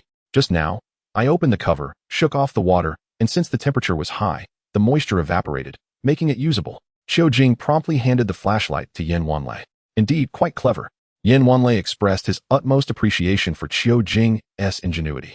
Without delay, he directed the flashlight's beam into the hall. Under the illumination of the white LED flashlight, a beam of light carved out a clear line of sight. At last, everything became distinctly visible. The entire hall was densely adorned with an array of colorful banners, each uniquely shaped, resembling cryptic symbols akin to demonic inscriptions. Moreover, in the very center of the hall, a black canopy umbrella hung high, adorned with various incantations. In addition to the banners and the central canopy, the pillars within the hall were plastered with yellow talismans. The entire front hall resembled a Taoist temple of ritual. As for the figures previously observed, behind some of the vertically hanging banners, numerous pairs of feet were discernible, all encased in copper boots identical to those of the copper-armored corpses, remaining utterly motionless. By the thunderous mother! Upon witnessing this scene, Chun Yibai's initially grave expression deepened into a furrowed scowl, as if he were tightly bound in a knot, and he could not help but utter a curse in anger. "What now, Mr. Chun?" Wang Haichuan's heart was tormented by Chun Yibai's sudden exclamations. Teetering on the brink of collapse, Chun Yibai did not intend to startle him. Rather, the unfolding spectacle was something he had anticipated, yet desperately wished to avoid. Fixating on the banners and the yellow talismans affixed to the pillars, Chun Yibai spoke with a solemn tone. "These banners bear the secret words of blessing, and the talismans are the 5 thunder talismans." After uttering this, Chun Yibai inhaled deeply, his gaze shifting back to the hall, a peculiar hue glimmering in his eyes. As he muttered 3 words under his breath, "Blessing techniques." Chapter 47, The Soul Guiding Banner and the Art of Blessing beside him, Wang Haichuan, Upon hearing Chen Yibai's grave murmurs of those 3 words, was evidently taken aback. As an archaeological expert and professor, he had indeed heard of the art of blessing, yet only in passing. This ancient practice is most commonly understood as a form of shamanistic healing utilizing talismans to cure ailments.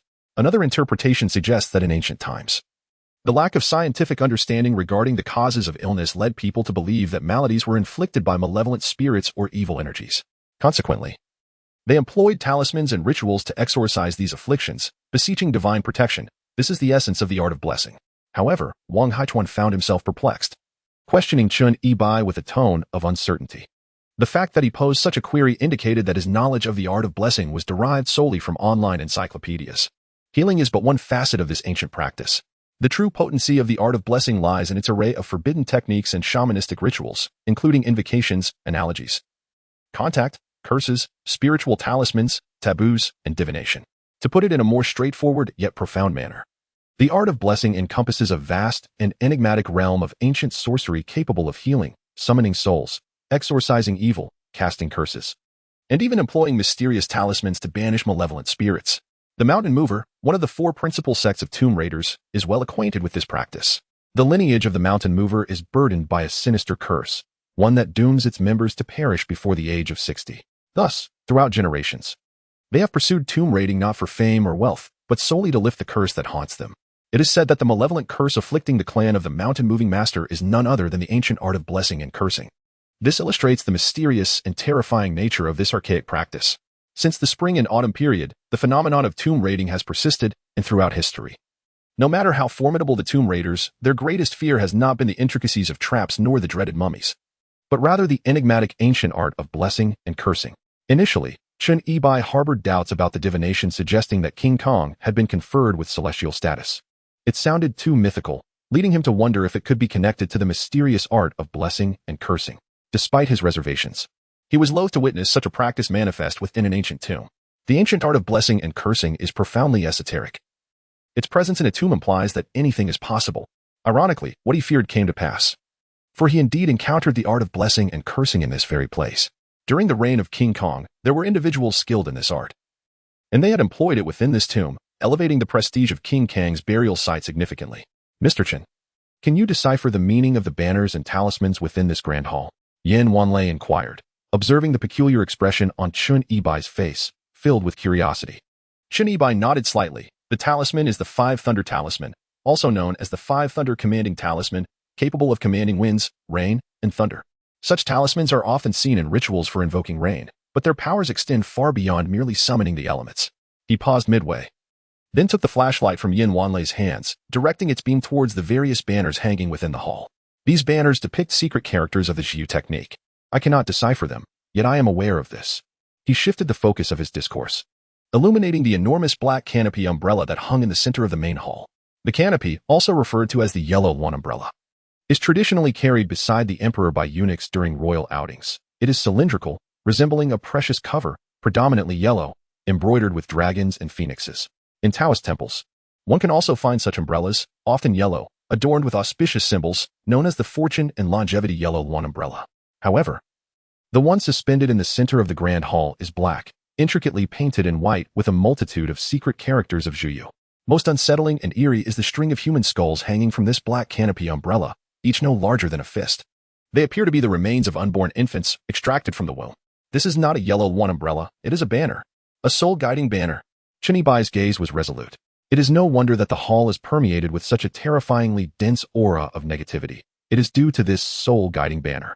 The soul-guiding banner is capable of attracting spirits, inscribed with the secret characters of Zhuyu, making it one of the forbidden techniques of the Zhuyu practice, capable of summoning ghosts and guiding souls. The inevitable consequence of summoning is the gathering of the restless spirits of those who have been treated as sacrificial offerings. At this moment, Wang Haichuan felt a peculiar numbness enveloping him. He initially set out merely to explore ancient artifacts and engage in historical research. How had he found himself entangled in matters of soul summoning and spirit banners? A sense of unease began to seep into his thoughts. Continuing this investigation might very well render his earlier words prophetic, potentially costing him his life right here. Should we even proceed any further? Yan Wanlei refrained from inquiring what a spirit banner entailed. Its name alone suggested nothing of genuine significance. Instead, he posed a simple question. Shall we continue? From this, it was evident that he was contemplating retreat. This hesitation stemmed primarily from observing Qin Yibai's expression, which had noticeably shifted since the mention of soul summoning. His demeanor was no longer as composed as before. Perhaps it would be prudent to pause our archaeological pursuits for now. After all, the location would not vanish. And we have all been here once already. We could return better prepared after some time. Within the archaeological expert group, one specialist voiced his opinion. And judging by his tone, it was clear that he would not consider a second attempt. Resigning outright would not yield another opportunity. Upon the proposal of this suggestion, several individuals quietly nodded in agreement. However, Qin Yibai suddenly shook his head and chuckled, remarking, "Do you perceive this place as a mere inn or an escape room, wherein one can arrive at will and depart once satiated? What, do you believe we are incapable of leaving?" Wang Haichuan felt an icy chill wash over him upon hearing Qin Yibai's words. Upon reflection, the vast chasm from which we had just descended loomed at least several dozen meters high. Retracing our steps was utterly inconceivable. If there were no other exits, we might indeed find ourselves hopelessly trapped within these confines. "Lieutenant Qin, please do not tell me this is an archaeological endeavor with no return," Yang Qingyan exclaimed, her eyes glistening with urgency. Qin Yibai shook his head, eschewing any further suspense. He solemnly declared, "As I mentioned earlier, it is impossible to consider a retreat after having indulged in this venture. The only way out is to thoroughly comprehend the tomb of King Kong, which may ultimately reveal an exit. This can be likened to completing a quest." At Qin Yibai's words, the group furrowed their brows in dismay. This indicated that, regardless of their reluctance or fear, they could not shy away from the grand hall before them. Advancing offered a glimmer of hope, while retreating assured demise. "Given the peculiar circumstances, let us temporarily alter our formation. I shall proceed inside first. You all wait by the entrance." With that, Qin Yibai boldly stepped into the hall, embodying the spirit of a leader leading the charge. In truth, his primary concern was the potential dangers ahead, fearing that the archaeological team might impede progress. Once inside the hall, his immediate apprehension was directed toward the figure lurking behind the banners, engaging in some form of trickery. Upon entering the grand hall, Qin Yibai immediately illuminated his surroundings with a flashlight, discovering a multitude of figures concealed behind the banners. Their bodies were entirely shrouded, revealing only the lower segments of their legs, clad in bronze armor. The arrangement appeared chaotic, lacking any discernible order. This very disorder heightened Qin Yibai's apprehension, leading him to suspect that it was, in fact, a battle formation. Suddenly, an ominous chant echoed through the hall, seemingly emanating from a sinister voice, resonating with eerie clarity. The incantations reverberated throughout the chamber, adding an unsettling layer to the already macabre atmosphere, sending shivers down Qin Yibai's spine. He gritted his teeth and muttered in exasperation, "By the thunderous heavens, is this the ancient incantation of the Jiyu technique?" In Chapter 48, The Exorcism of Spirits and Servants, Qin Yibai tightened the snake skin wrapped around him, recognizing its potential as a safeguard in dire moments. With one hand gripping the corpse-pacifying nail and the other wielding the flashlight, he swiftly scanned the vicinity in search of the source of the incessant chanting. However, the incantations echoed hauntingly within the hall, proving elusive to trace, even as he strained his ears to discern their origin. The chant, more grating than a monk's recitation, was obscure and difficult to comprehend, leaving Qin Yibai uncertain of its meaning. "Mr. Qin, what is the situation inside?" Standing at the entrance was Yan Wale. Observing Qin Yibai as he entered, just after taking a couple of steps, Qin suddenly froze, unable to react for quite some time, and could not help but curiously inquire. Upon hearing Yan Wanlei's unexpected question, Qin furrowed his brows, not turning back, and retorted, "Did you not hear anything?" What sound?" Yan Wanlei replied in astonishment. "It's so quiet that one could hear a needle drop. There's no sound at all." This was indeed perplexing. The eerie incantations resonated loudly within the hall, yet they could not be heard at the entrance. Could it be that the threshold isolated the sound? Absolutely not.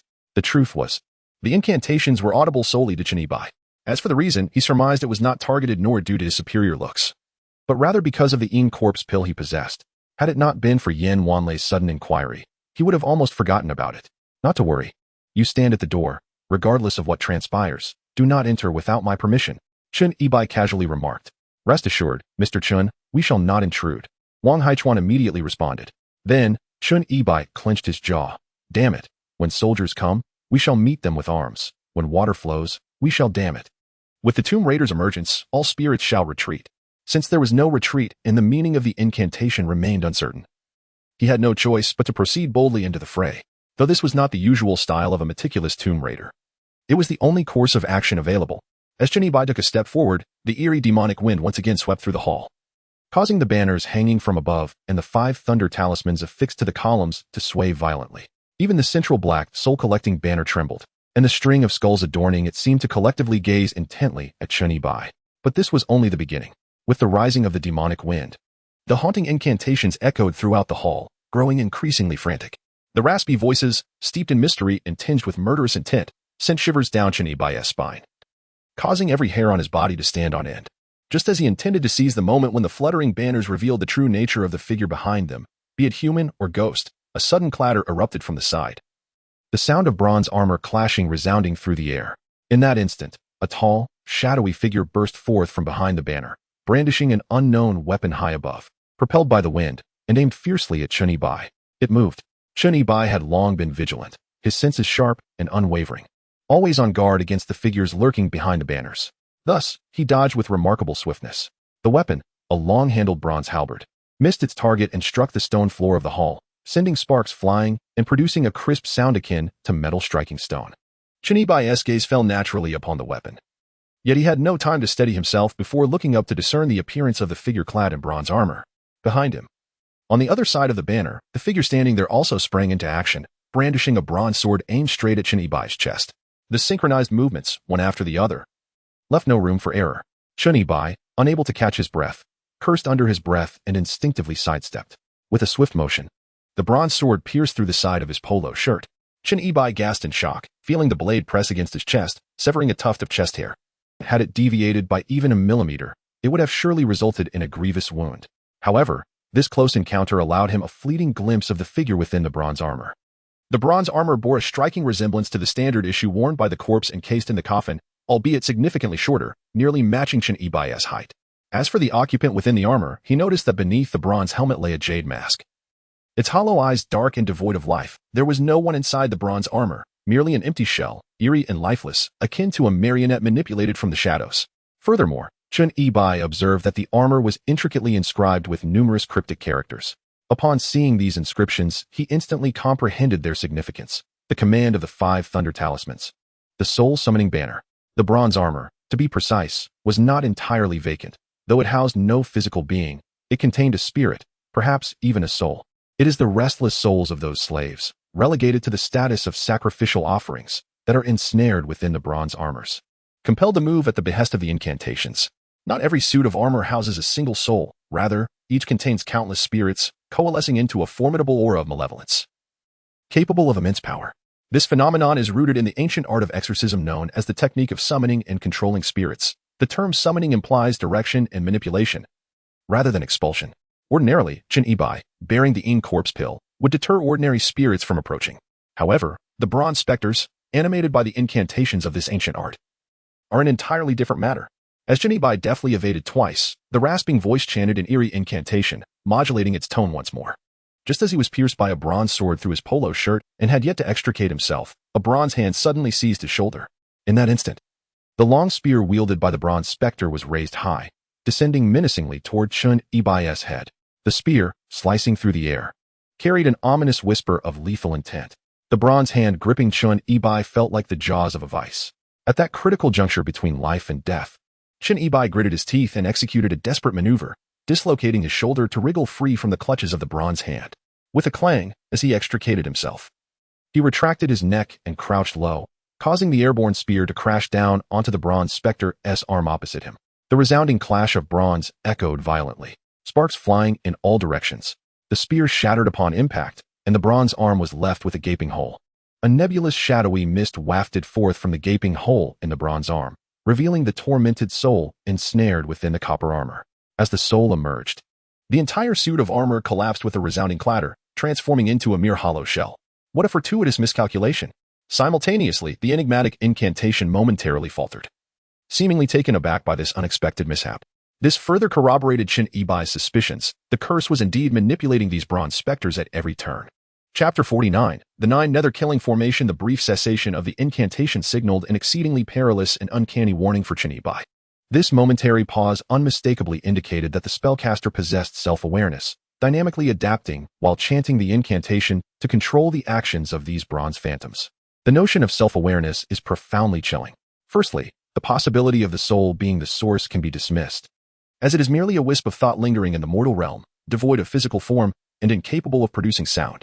Secondly, the notion of a zombie can be ruled out, for a zombie is a mere shell of a being entirely devoid of self-awareness, let alone the ability to speak. So, who is casting the spell? Where could they be hiding? Could it possibly be the King Kong, who has been deified?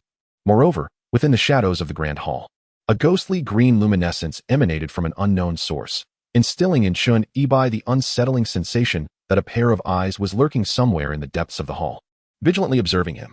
This feeling of being surreptitiously watched was akin to being gazed upon by the abyss itself. With a faint murmur, the incantation momentarily paused before resuming its chant, as if issuing commands to the bronze-armored spectre, urging it to wield its broken halberd and strike fiercely at Chun Ibai once more. The bronze spectre did not employ overly ornate techniques, yet its speed was remarkable. The force behind its previous strike that pierced the bronze armor was a testament to its might. Crack! Chun Ibai braced himself against the ground, gritting his teeth as he realigned his dislocated shoulder. Time was of the essence, and there was no opportunity to evade. He seized a bronze sword from the earth, resolutely preparing to defend himself. Clang! A resounding impact reverberated, and Chun Ibai felt as though a tremendous weight had descended upon him, leaving his entire arm and shoulder numb with pain. Fortunately, the quality of this bronze sword far surpassed that of the antiquities he had encountered in the market, allowing him to endure the blow, albeit barely. Yet, as the incantation grew increasingly somber and rapid, the aura of menace intensified, and the bronze spectre raised its halberd once more. Seizing the moment, Chun Ibai swiftly rolled on the ground to position himself behind the creature, gripping the bronze sword with one hand to strike at the spectre's thigh. Clang! The impact felt akin to striking a block of iron. His arm was jolted once more, and not a single scratch marred the bronze armor, lacking the explosive effect of the previous thrust. The reason was clear. He simply lacked the strength. Engaging in a direct confrontation was futile. Chun Ibai then cast a glance at the joints of the bronze armor. If he could not breach it, perhaps he could employ a similar strategy to that used against the spectre, aiming to disarm it. Once the armor was removed, the trapped spirit would emerge, and that would be the end of it. However, when Chun Ibai disowned the joint connections of the bronze armor, his heart sank in an instant. He observed that molten bronze filled the joints, rendering the entire suit of armor a singular entity that could not be disassembled. Damn it! The only option was to retreat momentarily and devise another plan. Chun Ibai gritted his teeth in silent frustration and rose, intending to withdraw. Yet, just as he stood up, preparing to turn back, several large shadows simultaneously surged from both sides of the grand hall with a clatter. 3 on each side, all wielding identical bronze swords. They blocked his retreat and launched an assault. Lacking any overly ornate techniques, they relied solely on sheer strength and defense, rendering any flamboyant maneuvers unnecessary. This was dire. Chun Ibai internally lamented as 6 armored specters formed a line, obstructing his escape route. It was clear that forcing his way out was impossible. He could only move deeper into the hall. Inside, more armored spirits awaited, concealed behind hanging banners, revealing only their ankles. Although they stood motionless, their scattered position suggested a formation. It felt eerily familiar, yet he could not ascertain it with certainty. Thus, a strong sense of danger surged within him. These 6 armored specters had sealed his retreat, intent on compelling him into their formation, unable to defeat them in a one-on-one confrontation. Being forced into their ranks would make escape even more challenging. What on earth could he do? Chun Ibai found himself in a precarious predicament. The ominous incantations resonating within the grand hall grew increasingly menacing, akin to a battle hymn that elevated the aura of hostility. Meanwhile, the archaeological team stationed at the entrance, though unable to hear the incantations, felt a rising tension as they witnessed Chun Ibai being cornered. Captain Yin, are we truly not going in to assist? Qiu Jing inquired cautiously, her brow furrowed in concern. After all, they were comrades, and it seemed rather unreasonable to stand idly by while so many watched Chun Ibai being besieged. How can we assist? Mr. Chun has expressly forbidden us from entering, fearing that we may hinder him. Can you not discern that? Yin Wanlei replied, shaking his head as he countered Qiu Jing's inquiry. Just as he finished speaking and turned back, they noticed that Chun Ibai had already been forced deeper into the hall. With no options left, the path of retreat was obstructed, leaving him no choice but to press further in, despite the looming uncertainty of what awaited behind him.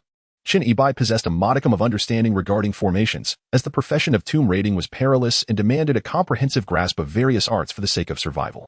In the era of cold weapons, ancient scholars had reached an unparalleled depth in their study of formations, excelling in strategic deployment of troops.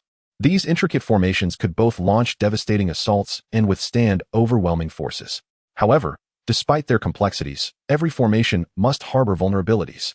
Yet, at that moment, Chun Ibai could not ascertain with absolute certainty whether he was indeed ensnared within a formation, nor could he discern its nature. As Chun Ibai was forced to retreat repeatedly by the 6 bronze-armored ghosts, a long spear suddenly emerged from the darkness. thrusting towards his head with the swiftness of a full-moon crossbow, accompanied by a chilling whoosh.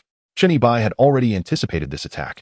Remaining utterly still as he tilted his head, the spear grazed past his face, mere millimeters away, allowing Chen Yibai to distinctly sense its murderous intent and frigidness.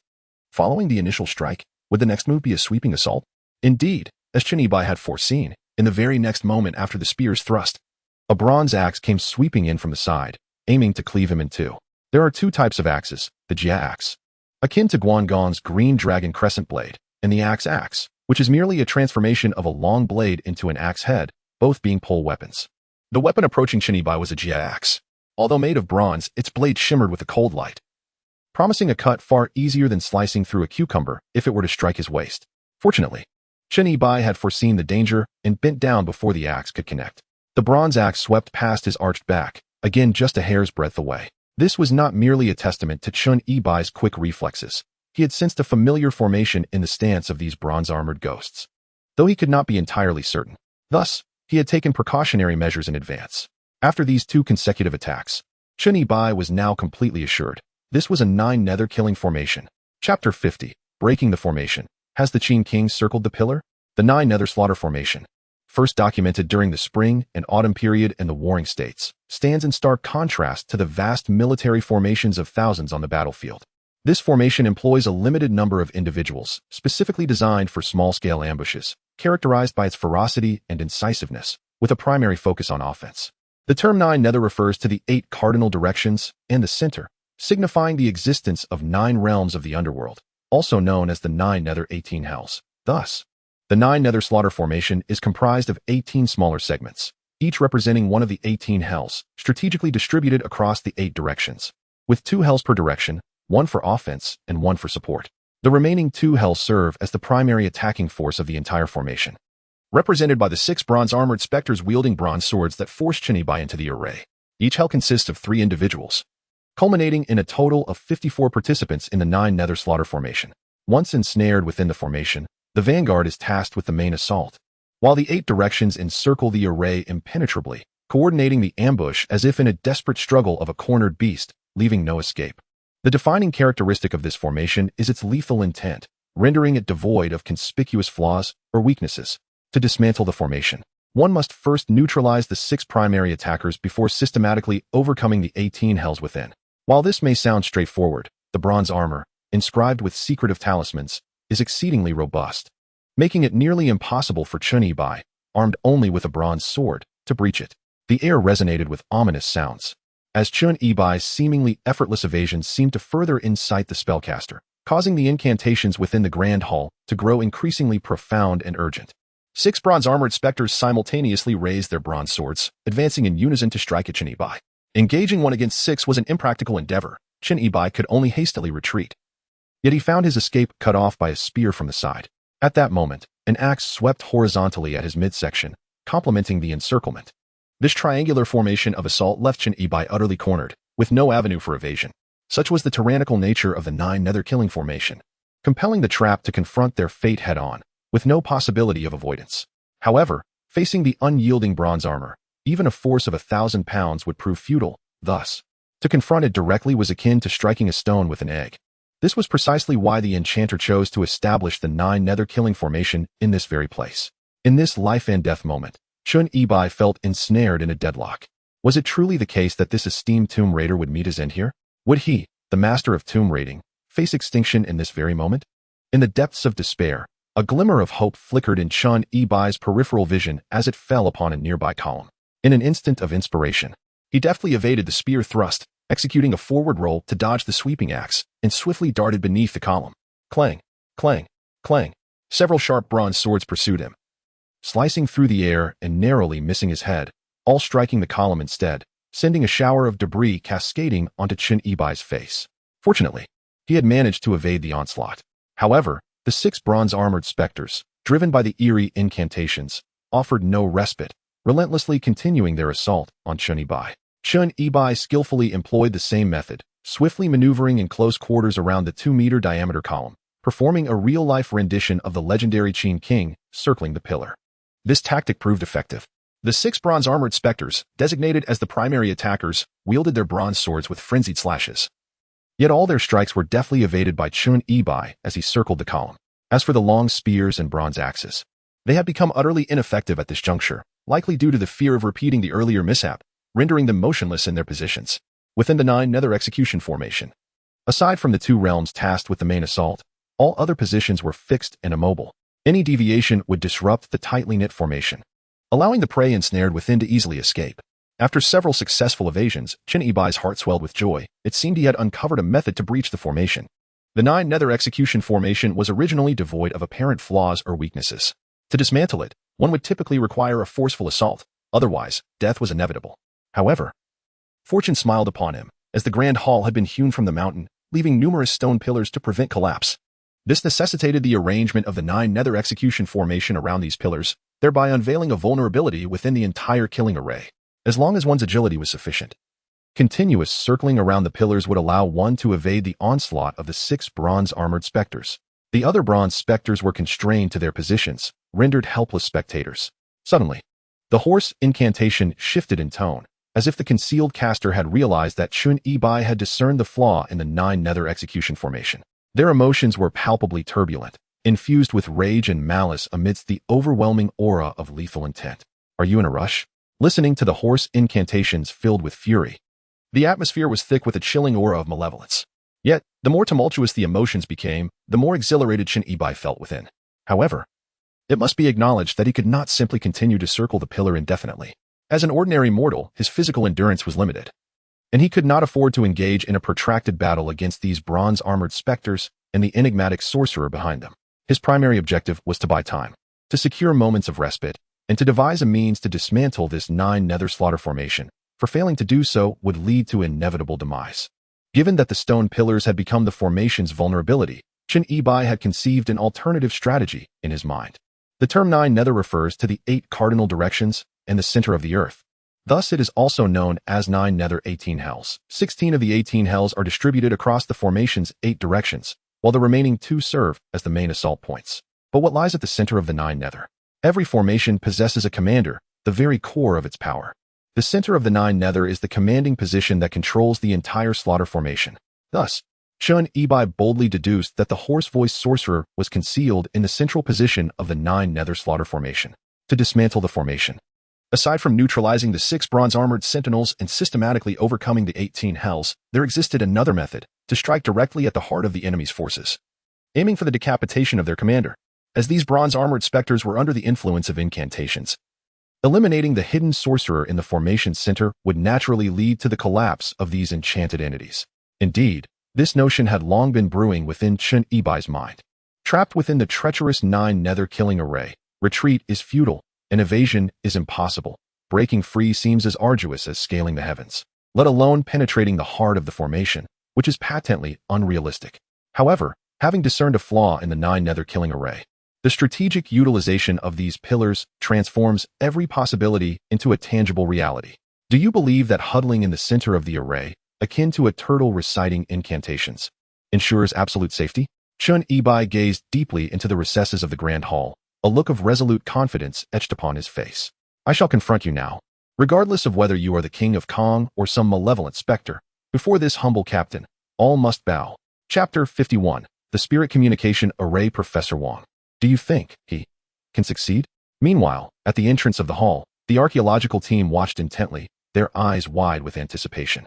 Yet, after Chun Ibai had tossed the flashlight onto the ground, only vague shadows danced in the darkness, accompanied by the cacophony of clashing swords, rendering the specific circumstances utterly unclear.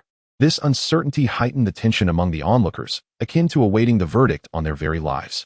Wang Haichuan twitched his small mustache and glanced at Yang Qingyun. Although he felt just as uncertain in his heart, he knew that despairing words must not be uttered.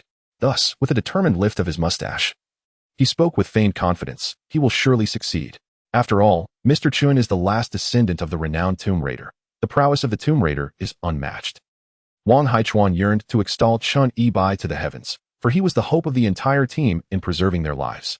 Moreover, Wang Haichuan has resolutely decided that as long as he can survive and emerge from this ordeal, he not only intends to maintain the top position in Chun Ibai's livestream for an entire month, but also to present him with a commemorative banner. Indeed, an archaeological expert bestowing a banner upon a Tomb Raider. If he can lead the entire team to safety, I shall return the confiscated 5G seed hard drive to him. Meanwhile, Qiu Jing silently pondered these thoughts. The focus shifted back to Chen Yibai. Finding the flashlight cumbersome, he temporarily discarded it. In the darkness of the grand hall, a ghostly green light permeated the shadows, revealing that visibility was not entirely absent. Thus, the impact of the darkness was not overwhelmingly detrimental. Amidst the chaotic clashing of cold weapons, the beam of the flashlight would have significantly impaired the peripheral judgment. Clang, clang, clang. The incantations echoed in a hoarse, ominous tone, as the bronze swords wielded by the 6 armored specters swung wildly in Chen Yibai's direction. Although their speed and strength were formidable, their techniques were rudimentary, merely cleaving, hacking, and thrusting.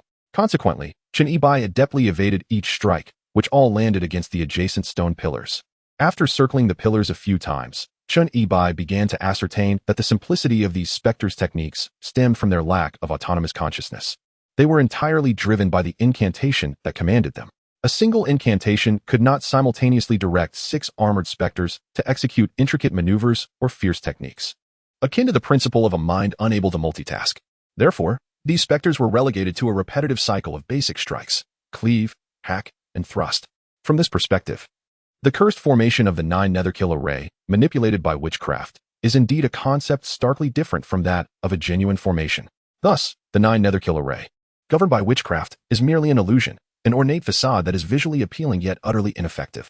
This realization further bolstered Chen Yibai's confidence, prompting him to seize the opportunity and dash towards another stone pillar within the grand hall.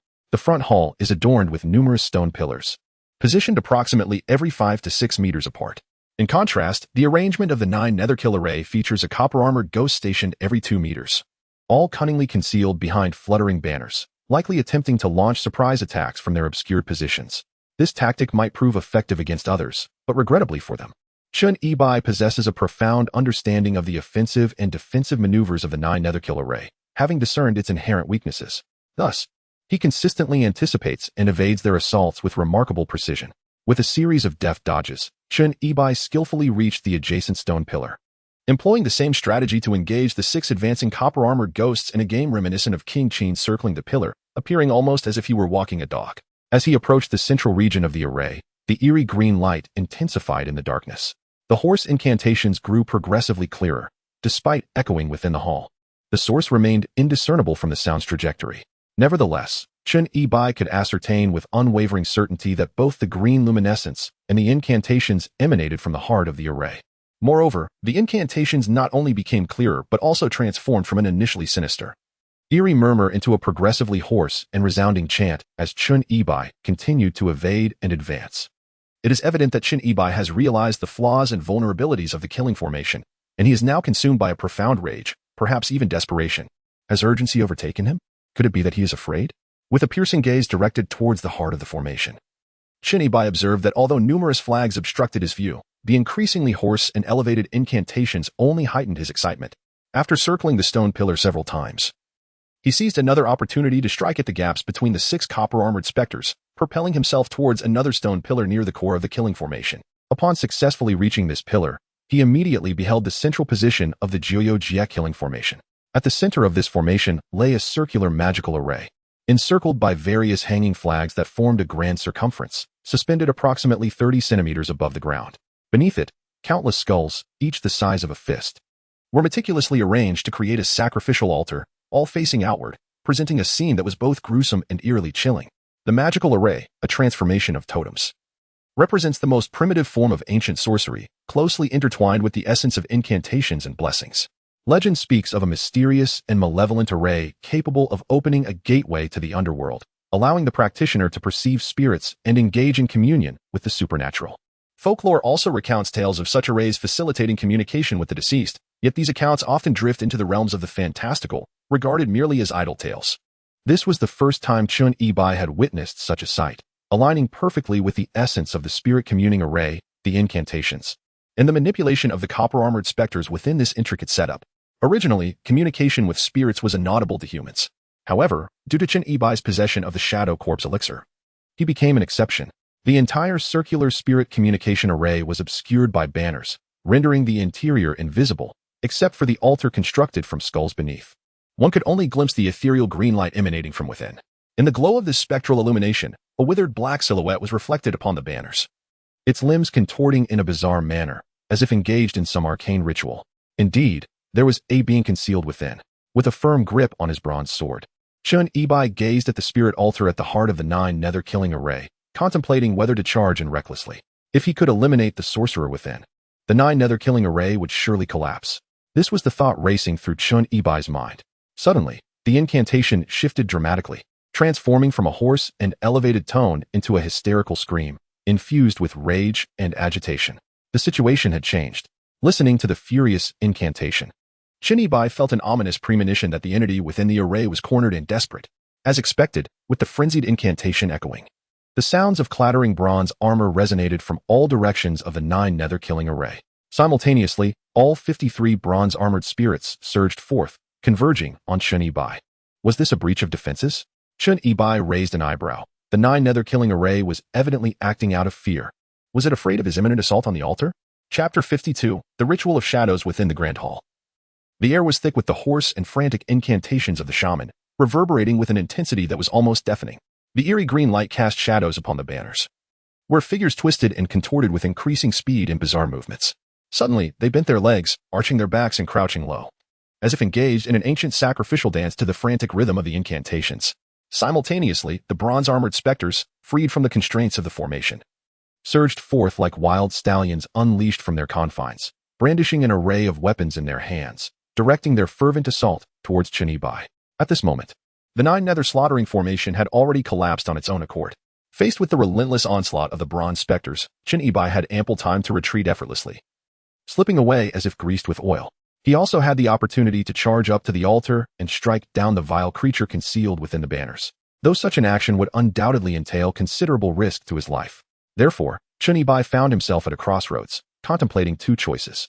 To retreat would ensure his survival. A wise man knows when to yield, and there is no shame in such a decision. Conversely, advancing could potentially dismantle the entire predicament, presenting a rare opportunity, one that, if missed, may never present itself again.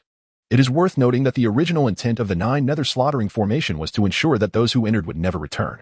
Yet now it had dismantled itself, abandoning its assault.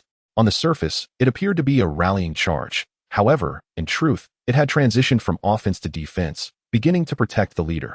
What does this signify? This only indicates that Chun Ibai's gradual approach has instilled a sense of crisis in the spellcaster hidden within the magical array, as evidenced by the increasingly frantic cadence of the incantations. Thus, at this moment, hesitation is unwarranted. Chun Ibai, resolute and determined, tightened his grip on the bronze sword and leaped forward towards the spirit summoning array.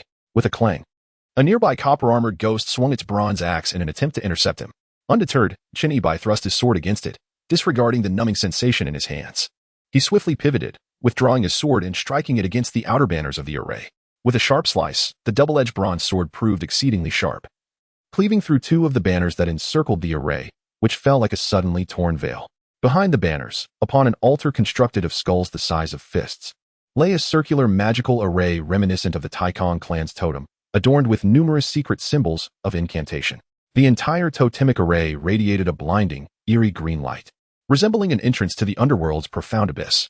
The dimness of the hall was illuminated by this green glow, which had been obscured by the multitude of banners, making it difficult to discern the source of light at first. The direction of the incantations was equally indiscernible. Now, with a breach created in the outer banners by Chun Ibai, the entire hall was suddenly awash in vibrant green light, and the incantations became increasingly clear and resonant. Upon the grand spiritual array illuminated by green light stood a gaunt figure cloaked in black. The voluminous robe obscured his form, rendering his body invisible. In his left hand, he wielded an artifact resembling a leg bone, incessantly twisting his body and performing exaggerated movements as if dancing a sacrificial rite. He was not the King of Kong.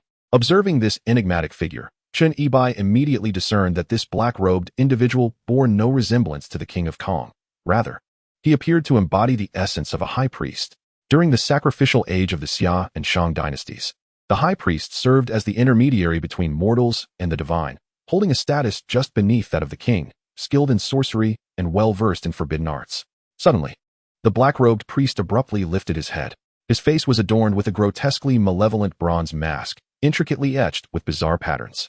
The eye sockets were hollowed out, revealing a pair of blood-red orbs that fixated intently on Chun Ibai, exuding an aura of malice, treachery, rage.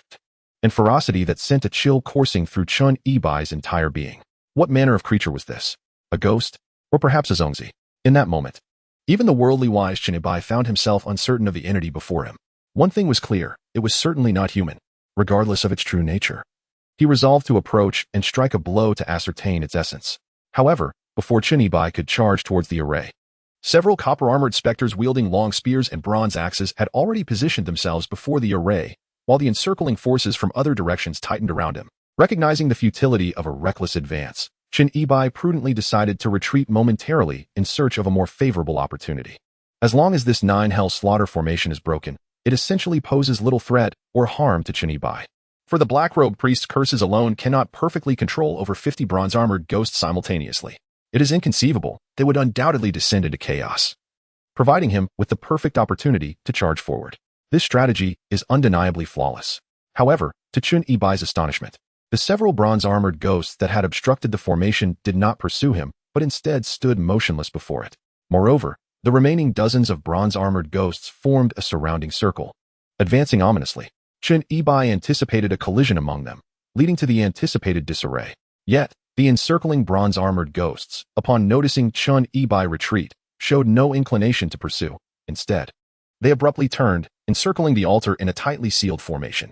What on earth does this mean? Chun Yibai halted, gazing in bewilderment at the over 50 bronze-armored ghosts surrounding the altar, momentarily taken aback. Transitioning from offense to defense is not meant to be executed in such a manner. How deeply must they fear his advance towards the altar? The unpredictability of life surely harbors malevolence. There must be a conspiracy afoot. Suddenly, the black-robed priest atop the altar ceased his frenzied movements, and the raspy, urgent incantations came to an abrupt halt. He fixed his sinister gaze upon Chun Yibai, emitting a chilling cawing laughter as if concealing a formidable trick, as if today was destined for him to have his way with Chun Yibai. This continuously instilled in Chun Yibai an intense sense of foreboding, as his mind raced, contemplating what malevolent sorcery this wretched creature might possess. The eerie laughter echoed ominously, and once more, the black-robed priest began to chant incantations, his emaciated form twisting anew. However, the melody and rhythm of this incantation bore no resemblance to the previous one. It emanated from his hoarse throat with a piercing wail, akin to the genuine cries of tormented spirits. Simultaneously, the black-robed priest contorted his body, raising his arms. From beneath his voluminous robe emerging a pair of shadowy hands, which formed an intricate gesture in the air. Upon witnessing this hand sign, Chun Yibai's rapidly functioning mind suddenly recalled its significance. It was an ancient forbidden art, the ritual of Een breaking. Chapter 53, Mutual Destruction. The ancient ritual had long been lost to time. Dubbed a forbidden art, it was deemed excessively malevolent, which is the primary reason for its obsolescence and prohibition. Een spirits can be understood as a form of spiritual essence that lingers in the mortal realm after death. Those who have died unjustly or harbor lingering attachments to the world remain as restless spirits, refusing to enter the cycle of reincarnation. In truth, these spirits harbor energy. The deeper the resentment, the greater the spirit's power. When this resentment reaches a certain threshold, they become vengeful spirits, capable of disturbing the minds of the living or even possessing individuals with weaker life forces. This energy knows no bounds. Yet regardless of how potent or fierce a vengeful spirit may be, it cannot directly breach the defenses of a person with strong life force. This principle is known as the conservation of yin and yang. In the ancient forbidden arts, there exists a malevolent incantation known as Een Pu, which, through the casting of a curse and the self-detonation of a yin spirit, can unleash an immensely powerful explosion, causing extensive damage and a vast radius, capable of instantaneously obliterating a person's 3 souls. Although losing one's 3 souls may not be fatal, it would render the individual a mindless fool for the remainder of their life. At this moment, the robed priest was weaving hand seals, invoking the Een Pu rite. Upon self-detonation, the Een spirit would be utterly scattered, reduced to ash and smoke. The black-robed priest intended to explode his own Een spirit, seeking mutual destruction. Damn it! Chun Yibai bit down on his molars, cursing inwardly. It seemed he was truly willing to resort to any means, even placing himself in peril. No wonder the black-robed priest had the bronze-armored ghost guard the altar. He feared that someone might rush in and interrupt his incantation of Een Pu. The incantation of the Een Pu rite echoed through the grand hall, growing ever louder, like the cries of phantoms and wolves. The black-robed priest's hands moved increasingly swiftly as he formed the seals in the air. The invocation of the Een Pu rite would not take long, and it was undoubtedly too late to flee now. No one could withstand the impact of Een Pu. It seemed they had truly fallen into an inescapable predicament. What benefits did King Kong bestow upon you to inspire such unwavering loyalty that you would rather guard this place for millennia, awaiting mutual annihilation? This sensation of fleeting hope followed by despair was utterly nauseating. However, even if today were to culminate in their demise, exchanging life for life with the black-robed priest would not be entirely disgraceful. Yet, even so, one could not simply resign to fate. Damn it, let the explosion come. Shin Ibai gripped the bronze sword tightly, his mind swirling with curses, as he charged towards the altar. The black-robed priest's soul-binding incantation had transformed into the Inpa incantation, rendering the bronze-armored specters surrounding the altar immobile like lifeless statues. Shin Ibai contemplated whether he could breach the ranks of these bronze specters in time to interrupt the black-robed priest spell. However, the incantation of the Inpa was remarkably brief.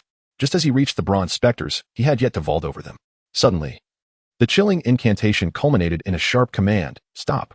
The black-robed priest's hands formed a seal mid-air, and in an instant, a brilliant crimson beam of blood erupted forth, resembling a violent explosion of sanguine liquid, casting a ghastly hue over the entire hall. Within this crimson radiance lay an essence so palpable that it left Shin Ibai dizzy, his senses overwhelmed, and his mind throbbing as if it were being violently wrenched from his skull. Human beings possess 3 souls and 7 spirits. Losing the 3 souls renders one a mere shell of existence. The energy materialized from the Inpa explosion could obliterate the 3 souls in an instant. Independent of fate or life force, no one could withstand it. Professor Wong, what transpired within? How would I know? The archaeological team, standing at the entrance of the Grand Hall, was taken aback as the once familiar space was suddenly illuminated by the haunting crimson light. Following the flash of blood, a putrid stench wafted from within the hall, a charred scent of decaying flesh, one which the team recognized all too well. Could it be that Lieutenant Shun had dealt with the entity inside? Though the putrid stench was overwhelmingly nauseating, even provoking a tumult in one's stomach, it served as an ominous harbinger. The great hall lay shrouded in an oppressive silence, the atmosphere thick with foreboding, leaving everyone hesitant and uncertain. Moreover, Shin Ibai had issued a strict directive, without his command.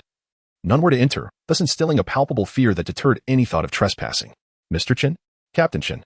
Ultimately, Yin Wanlei and Wang Haichuan could no longer contain themselves and shouted into the hall. After a few agonizing moments of silence, there was no response. Captain Chen. Yin Wanlei called out several more times, yet the hall remained enveloped in a stifling gloom, devoid of any reply from Shin Ibai. This oppressive stillness began to breed an unsettling anxiety among the onlookers, accompanied by an ominous premonition. If Captain Chen were alive, how could he remain unresponsive after repeated calls? Could it be that Captain Chen had met his end within? Yin Wanlei and Wang Haichuan exchanged instinctive glances, beads of cold sweat forming on their foreheads, their unease reaching a fever pitch. Team leader, perhaps you should take someone inside to investigate? Wang Haichuan's voice trembled with apprehension. If Captain Chen had indeed perished within, the entire team might very well face a similar fate. Or should we wait a little longer? Yin Wanlei swallowed hard, grappling with the same trepidation. Yet, he recalled Shin Ibai's explicit warnings. Meanwhile, within the great hall, the air was saturated with the acrid scent of charred flesh. The aftermath of a fierce battle casting a heavy pall over the atmosphere, making it almost suffocating. Shin Ibai lay flat on the ground, gazing upwards at the dome of the Grand Hall. His expression was frozen in the terror experienced mere moments ago, his eyes wide open yet dilated, exuding a vacant stare, resembling a fool whose soul had been whisked away. However, after a few moments, the pupils of Shin Ibai's eyes gradually constricted to their normal size.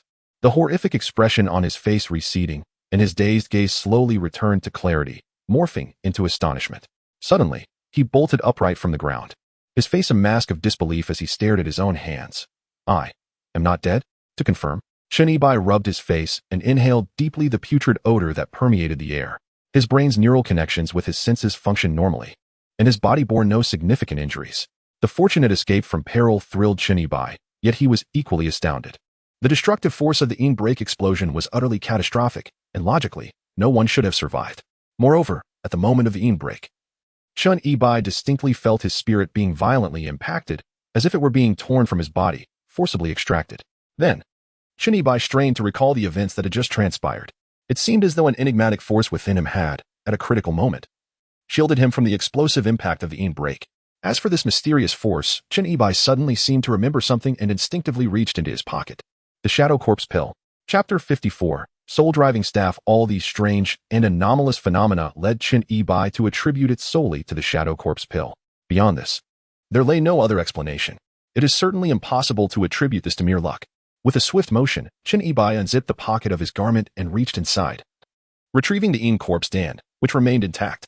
However, its texture had transformed significantly. Upon examination, although it retained its dark gray hue, reminiscent of the glass beads from his childhood, it had softened to a jelly-like consistency. Before Chen Yibai could contemplate its properties further, the gelatinous Yin corpse stand melted in his palm into a viscous black liquid, trickling through his fingers to the ground. The icy, clammy substance sent a shiver down his spine, yet he could already surmise its implications. This Yin corpse stand was the essence of a millennium-old corpse, imbued with formidable energy. Its heavy Yin aura possessed the power to ward off evil and quell malevolent spirits. The explosive force unleashed by the black-robed priest's Yin break countered the energy of the Yin corpse stand, providing Chen Yibai with a momentary shield. Turning to examine his shoulder, he noted that the wound inflicted by the copper-armored corpse remained, yet its color had returned to normal, indicating that the corpse poison had been expelled. Chen Yibai now felt an invigorating lightness throughout his body. Wiping the viscous liquid from his hands, he marveled at the serendipity of finding a Yin corpse stand, which felt akin to reclaiming a life. Rising to his feet, he glanced at the copper-armored ghosts encircling the altar, though their souls lingered within the armor. They now stood immobile and lifeless, as if sculpted in stone, devoid of the shaman's command. The once radiant green light of the spiritual summoning array atop the altar began to fade gradually. After the self-detonation of the dark-robed priest, he had transformed into a grotesque mass of flesh upon the altar, akin to being splashed with concentrated sulfuric acid, emitting a hissing sound and rising black smoke as it rapidly decayed. Amidst this putrid mass, a stark white bone staff stood out conspicuously, piquing Chen Yibai's curiosity. This was the very staff that the dark-robed priest had wielded while casting the soul-drawing incantation moments ago. Due to the urgency of the situation, Chen Yibai had not had the opportunity to scrutinize it closely. Driven by intrigue, he strode towards the altar, eager to examine it in detail. Suddenly, as Chen Yibai took only a couple of steps towards the altar, the copper-armored specters surrounding it stirred, their armor clattering ominously as it rubbed against itself. Chen Yibai was immediately startled, instinctively retreating in haste. What in the world was happening? The dark-robed priest was already deceased. The soul-drawing incantation had dissipated, yet the copper-armored specters remained animated. Had they perhaps transitioned from domesticated to wild? The aura of malevolence from the restless spirits was potent, particularly as these sacrificial slaves had perished under brutal torment, harboring deep-seated grievances. Upon sensing the presence of young energy nearby, they might instinctively lash out. However, in a perplexing turn of events, the copper-armored specters merely shifted slightly to the sides, granting Chen Yibai a narrow passage, before returning to their lifeless stasis. This left Chen Yibai furrowing his brow in confusion. If the Yin corpse pill had still been active, it would have been reasonable for the specters to retreat. Yet, the pill had already dissolved into water, and the likelihood of his possessing a miniaturized treasure-hunting talisman was also quite slim. The miniature version of the talisman can indeed ward off ordinary malevolent spirits. However, these are remnants of souls that have lingered for millennia. Apart from the genuine talisman or the seal of the Tomb Raider, they cannot be subdued. After a brief moment of hesitation, Chen Yibai felt uncertain and cautiously stepped forward. Observing that the copper-armored spirits remained motionless, he meticulously tested the waters, ultimately confirming that their earlier movement was merely to clear a path for him. Chen Yibai was at a loss to explain this phenomenon, so he chose to disregard it for the time being and boldly approached the altar. At this moment, the corpse of the black-robed priest had completely decayed into a pool of black water, and the green glow of the spiritual array had dimmed entirely, leaving the grand hall shrouded in darkness. Fortunately, some flickering light from outside illuminated the space just enough to avoid total obscurity. Despite the priest's body having disintegrated, the staff remained intact. This staff, a symbol of status and power, could serve a guiding and controlling function during specific rituals. Thus, Chen Yibai speculated that it was highly likely a soul-repelling staff, which, when used in conjunction with a corresponding incantation, could command the copper-armored spirits below. He then picked up the soul-repelling staff from the ground. The entire staff measures merely 1 foot in length, approximately 30 centimeters. Crafted from what resembles the femur of an infant, its surface is smooth, possessing a slight oily sheen, and the joints are somewhat pronounced, intricately carved into a peculiar head. The contours rugged and reminiscent of a serpent's visage. This coarse design accentuates the grotesque appearance of the head. Additionally, the staff is adorned with an array of arcane symbols, resembling cryptic runes, densely inscribed across its length. Observing these mystical inscriptions, Chen Yibai became increasingly convinced that this was indeed the soul-driving staff intended for use alongside the soul-driving incantation. As he grasped the staff and stood at the center of the altar, an inexplicable connection began to form in Chen Yibai's mind, transporting him back over 3 millennia to that very scene. A gaunt figure clad in black robes stood upon the altar, wielding the staff while chanting incantations.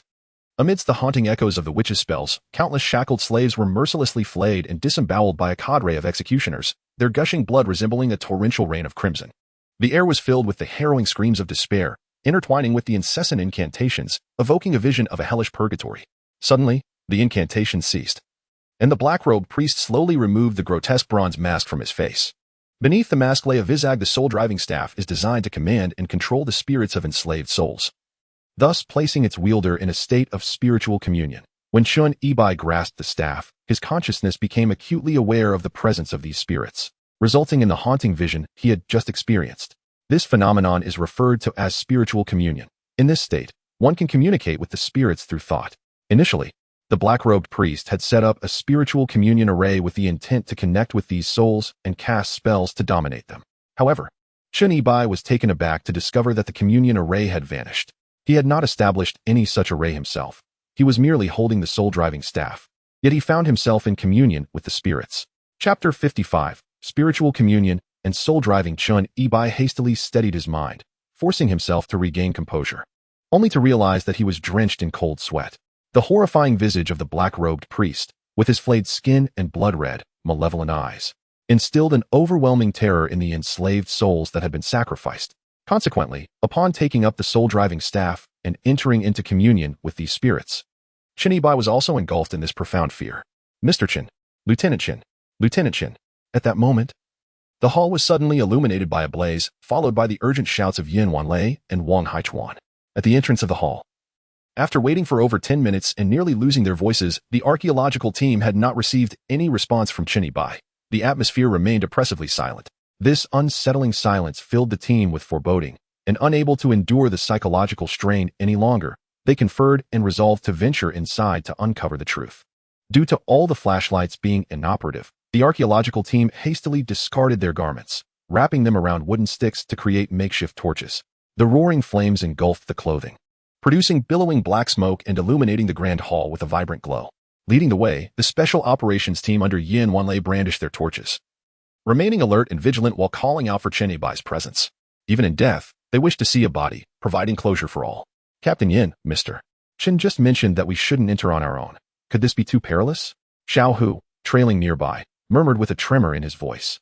We've already waited for so long, and no one has responded. If Mr. Chun truly encountered misfortune within, are we to remain at the entrance until our demise? Yin Wanlei raised an eyebrow, responding, No, Captain Yin, please refrain from uttering such ominous words. Wang Haichuan quickly interjected, stifling Yin Wanlei's sentiments. It is said that tomb raiders are exceedingly superstitious about mentioning the word death while entering a tomb. At this moment, I too find myself inclined to believe in such notions. Just as Wang Haichuan's words faded, a sudden voice resonated from the depths of the grand hall. I am here. Mr. Chen, you are still alive? The group, upon hearing Chun Ibai's unexpected voice piercing through the darkness, felt as if they had received a divine message, their eyes brimming with tears of joy and excitement, nearly leaping from their spots. However, alongside Chun Ibai's response, a sound of crashing followed. The sound resonated with an uncanny familiarity, as though it had echoed in the recesses of memory. Before the crowd could fully comprehend the nature of the crashing noise, a flicker of fire illuminated the dark periphery, revealing a multitude of shadowy figures clad in bronze armor, brandishing weapons with remarkable swiftness. They surged forth like ravenous phantoms or primordial beasts, exuding an overwhelming aura of bloodlust as they barreled towards them. The speed of their advance was such that the special task force scarcely had time to draw their weapons. And in that fleeting moment, the only thought that coursed through their minds was regret. Regret for not heeding Chun Ibai's warning and recklessly venturing forth. Hope and despair, it seems, can often exist within a mere heartbeat. Wang Haichuan stood transfixed, his gaze locked on a gleaming bronze axe hurtling towards his head. In that instant, his legs felt as heavy as lead, effectively immobilizing him in place, while a premonition of death loomed ominously in his mind, conjuring vivid imagery of his skull cleaved in twain by the axe's blade.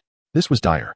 Meanwhile, on Chun Ibai's end, after responding to the archaeological team's call, the once stationary bronze-armored spirits surrounding the altar suddenly erupted into a frenzy, charging towards the team with ferocious intent. These restless souls, having perished in profound agony, were now driven by deep-seated resentment and malevolence. They had detected there are a total of 53 bronze-armored ghosts. If one were to charge recklessly, the entire archaeological team would be annihilated in an instant, akin to chopping vegetables. Halt. In a moment of desperation, Chun Ibai gripped his soul-repelling staff tightly. His teeth clenched in a fit of rage, veins bulging on his neck as he exerted his will to suppress the murderous intent of the specters toward the team. Within the grand hall, Chen Yibai's furious roar resonated powerfully. Wang Haichuan, unable to bear the sight of the descending axe blade, had closed his eyes, awaiting the arrival of death. Though the prospect of being decapitated seemed horrifying, he hoped that the end would not be too agonizing. Suddenly, Chen Yibai's voice rang in his ears, commanding a halt. While it was filled with authority, there was an oddly humorous undertone to it. After all, these were ghosts. They were millennia-old Zongzi. Even if one were a treasure-seeking master, could a mere command suffice to stop them? The axe blade descended with a chilling gust, and Wang Haichuan felt the icy air brush against his face, causing him to tense up in fear, his entire body trembling, and his muscles involuntarily contracting. Alas, it seemed he had lost control. A warm stream coursed down his thigh, and he disregarded any semblance of dignity, knowing that death awaited them all, and no one would be the wiser. However, after a few seconds, once the flow had ceased, it felt as if time itself had come to a standstill. Wang Haichuan shivered uncontrollably, his face contorted in distress, and slowly opened his eyes. He beheld the sharp axe blade hovering mere millimeters above his forehead, held aloft by a bronze-armored specter, as if frozen in time, completely motionless. Glancing sideways, the remaining bronze-armored figures maintained a stance of interrupted aggression, utterly motionless. This suddenly reminded Wang Haichuan of the earlier command to stop. Could it be? Before he could ponder further, a series of footsteps echoed in the stillness, gradually approaching. Lifting his gaze in the direction of the sound, he beheld a familiar silhouette emerging from the shadows, wielding a bronze sword in his left hand and a bone in his right. It was none other than Chen Yibai. As he approached the archaeological team, a devilish smile graced his face, with a casual flick of the bone in his right hand. Dozens of bronze-armored apparitions immediately sheathed their weapons and retreated with a clattering sound. This scene was unmistakably clear. Chen Yibai was commanding these bronze figures, controlling ghostly soldiers with a mere wave of his hand. This was simply breathtaking. Were the legendary tomb raiders not merely grave robbers? To possess such extraordinary abilities was astounding. In that moment, Wang Haichuan felt a surge of excitement, nearly compelled to kneel before Chen Yibai and offer his reverence. It was not just Wang Haichuan. The entire archaeological team gazed at Chen Yibai with awe-stricken expressions, struggling to believe that what they witnessed was indeed real and not a figment of some malevolent illusion. Chapter 56. The Aura of Death. Initially, even Chen Yibai found it hard to fathom the reality of the situation. Only after he meticulously pieced everything together did he fully grasp the unfolding events. The incredibility of it all stems from the shadowy spirit pill that saved his life. The oppressive Yin energy of the spirit pill possesses the power to subdue 100 ghosts. As previously mentioned, the resentment and malevolence of these restless souls run deep. Upon sensing the yang energy of the living, they are driven to attack with fervor. However, when Chen Yibai regained consciousness after the black-robed priest unleashed the Yin break and collapsed, he was not assaulted by the copper-armored ghosts. This was due to the fact that although the shadowy spirit pill had dissolved into liquid, the latent Yin energy within it had unexpectedly surged into Chen Yibai's body amidst the explosive counteraction of the Yin break. It was as if he now harbored a substantial amount of Yin energy within him, granting him the ability to subdue 100 ghosts. This explains the earlier scene where the copper-armored ghosts instinctively retreated as Chen Yibai ascended the altar. As for communing with the souls of these copper-armored ghosts, the black-robed priest needed to employ ancient necromantic rituals to establish a spiritual communion array. Using the soul-reaping staff as a medium, in order to connect with these spirits, he would then chant incantations to command and control them. Yet, because of the dense Yin energy within him, Chen Yibai found that he did not require such a communion array. He could wield the soul-reaping staff and communicate with the spirits encased in the copper armor directly, even managing to exert dominance over them.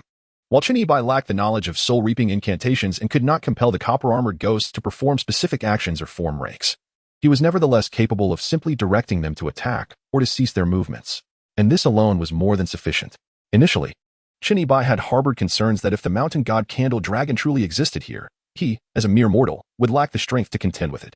Now, with these 53 bronze-armored spirits serving as the elite guardians, perhaps the circumstances will shift, and the tides of fate may begin to turn from this very point. It is likely that the architect of the tomb of King Kong could never have fathomed that the bronze-armored corpse within the coffin, originally intended to safeguard the grave, would ultimately become the most formidable ally. Furthermore, the dark-robed priest displayed remarkable confidence. These bronze-armored spirits required no manipulation, serving as the ultimate weapon against tomb raiders.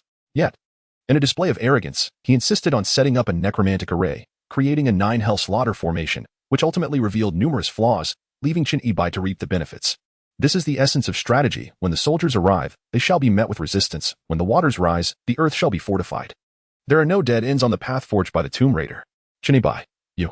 Yen Wanlei gazed at the slowly approaching Chinibai, his mind swirling with countless questions, yet he found himself at a loss for where to begin. The address of Mr. Chen had transformed into Captain Chen. This was because Yen Wanlei was utterly convinced this was the legendary Tomb Raider. It was nothing more than this staff, adorned with symbols, capable of commanding these spirits, serving also as a decree for the underworld's march. As Chinibai approached, he feigned nonchalance, offering a brief explanation. He knew that delving into excessive detail would be futile, as they would not comprehend. A general understanding sufficed.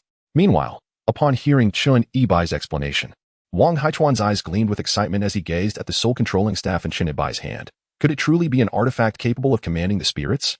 If this were to be taken back, it would undoubtedly possess immense research value, potentially causing a sensation not only in the field of archaeology, but also within the realms of Taoism, challenging the boundaries between science and metaphysics. However, Wang Haichuan refrained from articulating his thoughts. Though he held back his words, Chinibai had already discerned Wang Haichuan's unspoken intentions. Thus, with a playful tone, he remarked, "What? Do you wish to take this back for further study? By all means, but do exercise caution with those copper-armored spirits. If provoked, they can be quite vicious." Wang Haichuan, genuinely tempted to accept, instinctively recoiled upon hearing Chen Yibai's warning, hastily gesturing with his hands. "Lieutenant Chen, perhaps you should keep it instead. It's not that I refuse to give it to you. Rather, it seems you are reluctant to accept it." Chen Yibai shrugged with a smile. His gaze inadvertently fell upon the spot where Wang Haichuan had been standing, causing him to furrow his brow in concern. At that moment, the attention of the entire archaeological team was riveted on Chen Yibai, rendering his every action under scrutiny. As Chen Yibai gazed at the ground with a frown, the others instinctively followed his line of sight, discovering a puddle of water. Upon inspection, it became evident that both the pant legs and the heels of Wang Haichuan's shoes were soaked. A sudden silence enveloped the air, tinged with an unpleasant odor. Observing the barely concealed amusement on the faces of his colleagues, Wang Haichuan felt an overwhelming urge to vanish into a hole in the ground, utterly mortified. Despite being a distinguished professor of archaeology, a university lecturer enjoying special allowances, adorned with countless honors, and having cultivated numerous disciples, the thought of being ridiculed for a moment of fear sends shivers down Wang Haichuan's spine. Where could he possibly hide his shame? What, his pants? Who would dare suggest such a thing? Hastily, he retrieves a bottle of mineral water from his backpack, mustering the courage to explain, "What are you all staring at? I was merely drinking water when this ghastly apparition startled me, causing the liquid to spill onto my trousers."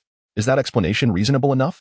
Even if it lacks credibility, he must defend himself. Conceding to the embarrassment of wetting his pants is out of the question. No worries, Professor Wang. If your supply of water is insufficient, I have another bottle here. Yen Wanlei quickly interjects, offering Wang Haichuan an escape from the uncomfortable situation. After all, given Professor Wang's age, it is entirely plausible for his body to react uncontrollably under stress. Even Yen Wanlei, who has faced real battle, felt a tightening of his own nerves moments ago. The others swiftly join in, feigning ignorance and redirecting their gazes to avert further awkwardness.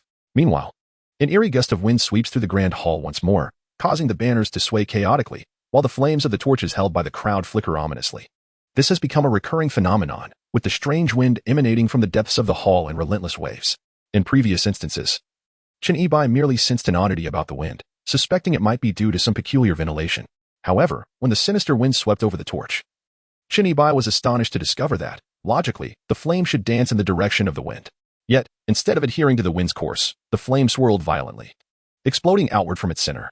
"Mr. Chen, what is happening?" Yen Wanlei, having noticed the peculiar behavior of the flame, quickly turned to Chen Yibai with an inquiry. Upon Yen Wanlei's gaze meeting Chen Yibai's, he found Chen furrowing his brows and narrowing his eyes, seemingly unraveling the mystery behind this phenomenon. After a considerable pause, Chen Yibai finally spoke. "This is not merely wind. It is the aura of death." Chapter 57. The Deadly Abyss. A nation in mourning. Normally, a gentle breeze would cause the flames to sway in its direction. If it were a sinister wind, the flame would turn green, with the intensity of the green deepening in accordance with the strength of the sinister energy. This is precisely why tomb raiders light a candle upon entering a burial chamber. However, the flame bursting outward from its core indicates that it is not wind, but rather the aura of death. In the realm of geomancy, the principle of concealing wind and gathering energy is paramount. Energy exists between heaven and earth, omnipresent in all things. Energy is associated with the yang, while the earth embodies the yin. These two forces complement and interact with one another. Where there is energy within the earth, life flourishes. This is also the reason why a site of geomantic significance must conceal wind and gather energy, with stringent requirements for the quality of energy. This energy refers not to mere air, but to vital energy. The dragon vein emanates dragon energy. And the more auspicious the location, the more it accumulates noble energy, providing protection for future generations. Conversely, malevolent places generating energy, with the deeper the malevolence, the denser the accumulation of sinister energy. In summary, regardless of the location, whether it exudes opulence or an ominous aura, the essence, or qi, is omnipresent. However, exceptions do exist. Within the realm of feng shui, there exists a formidable technique capable of obstructing qi, resulting in stagnation, a closure of yin and yang, and a barren existence, thereby creating a deadly dead zone. The qi emanating from such a place is lifeless, devoid of vitality.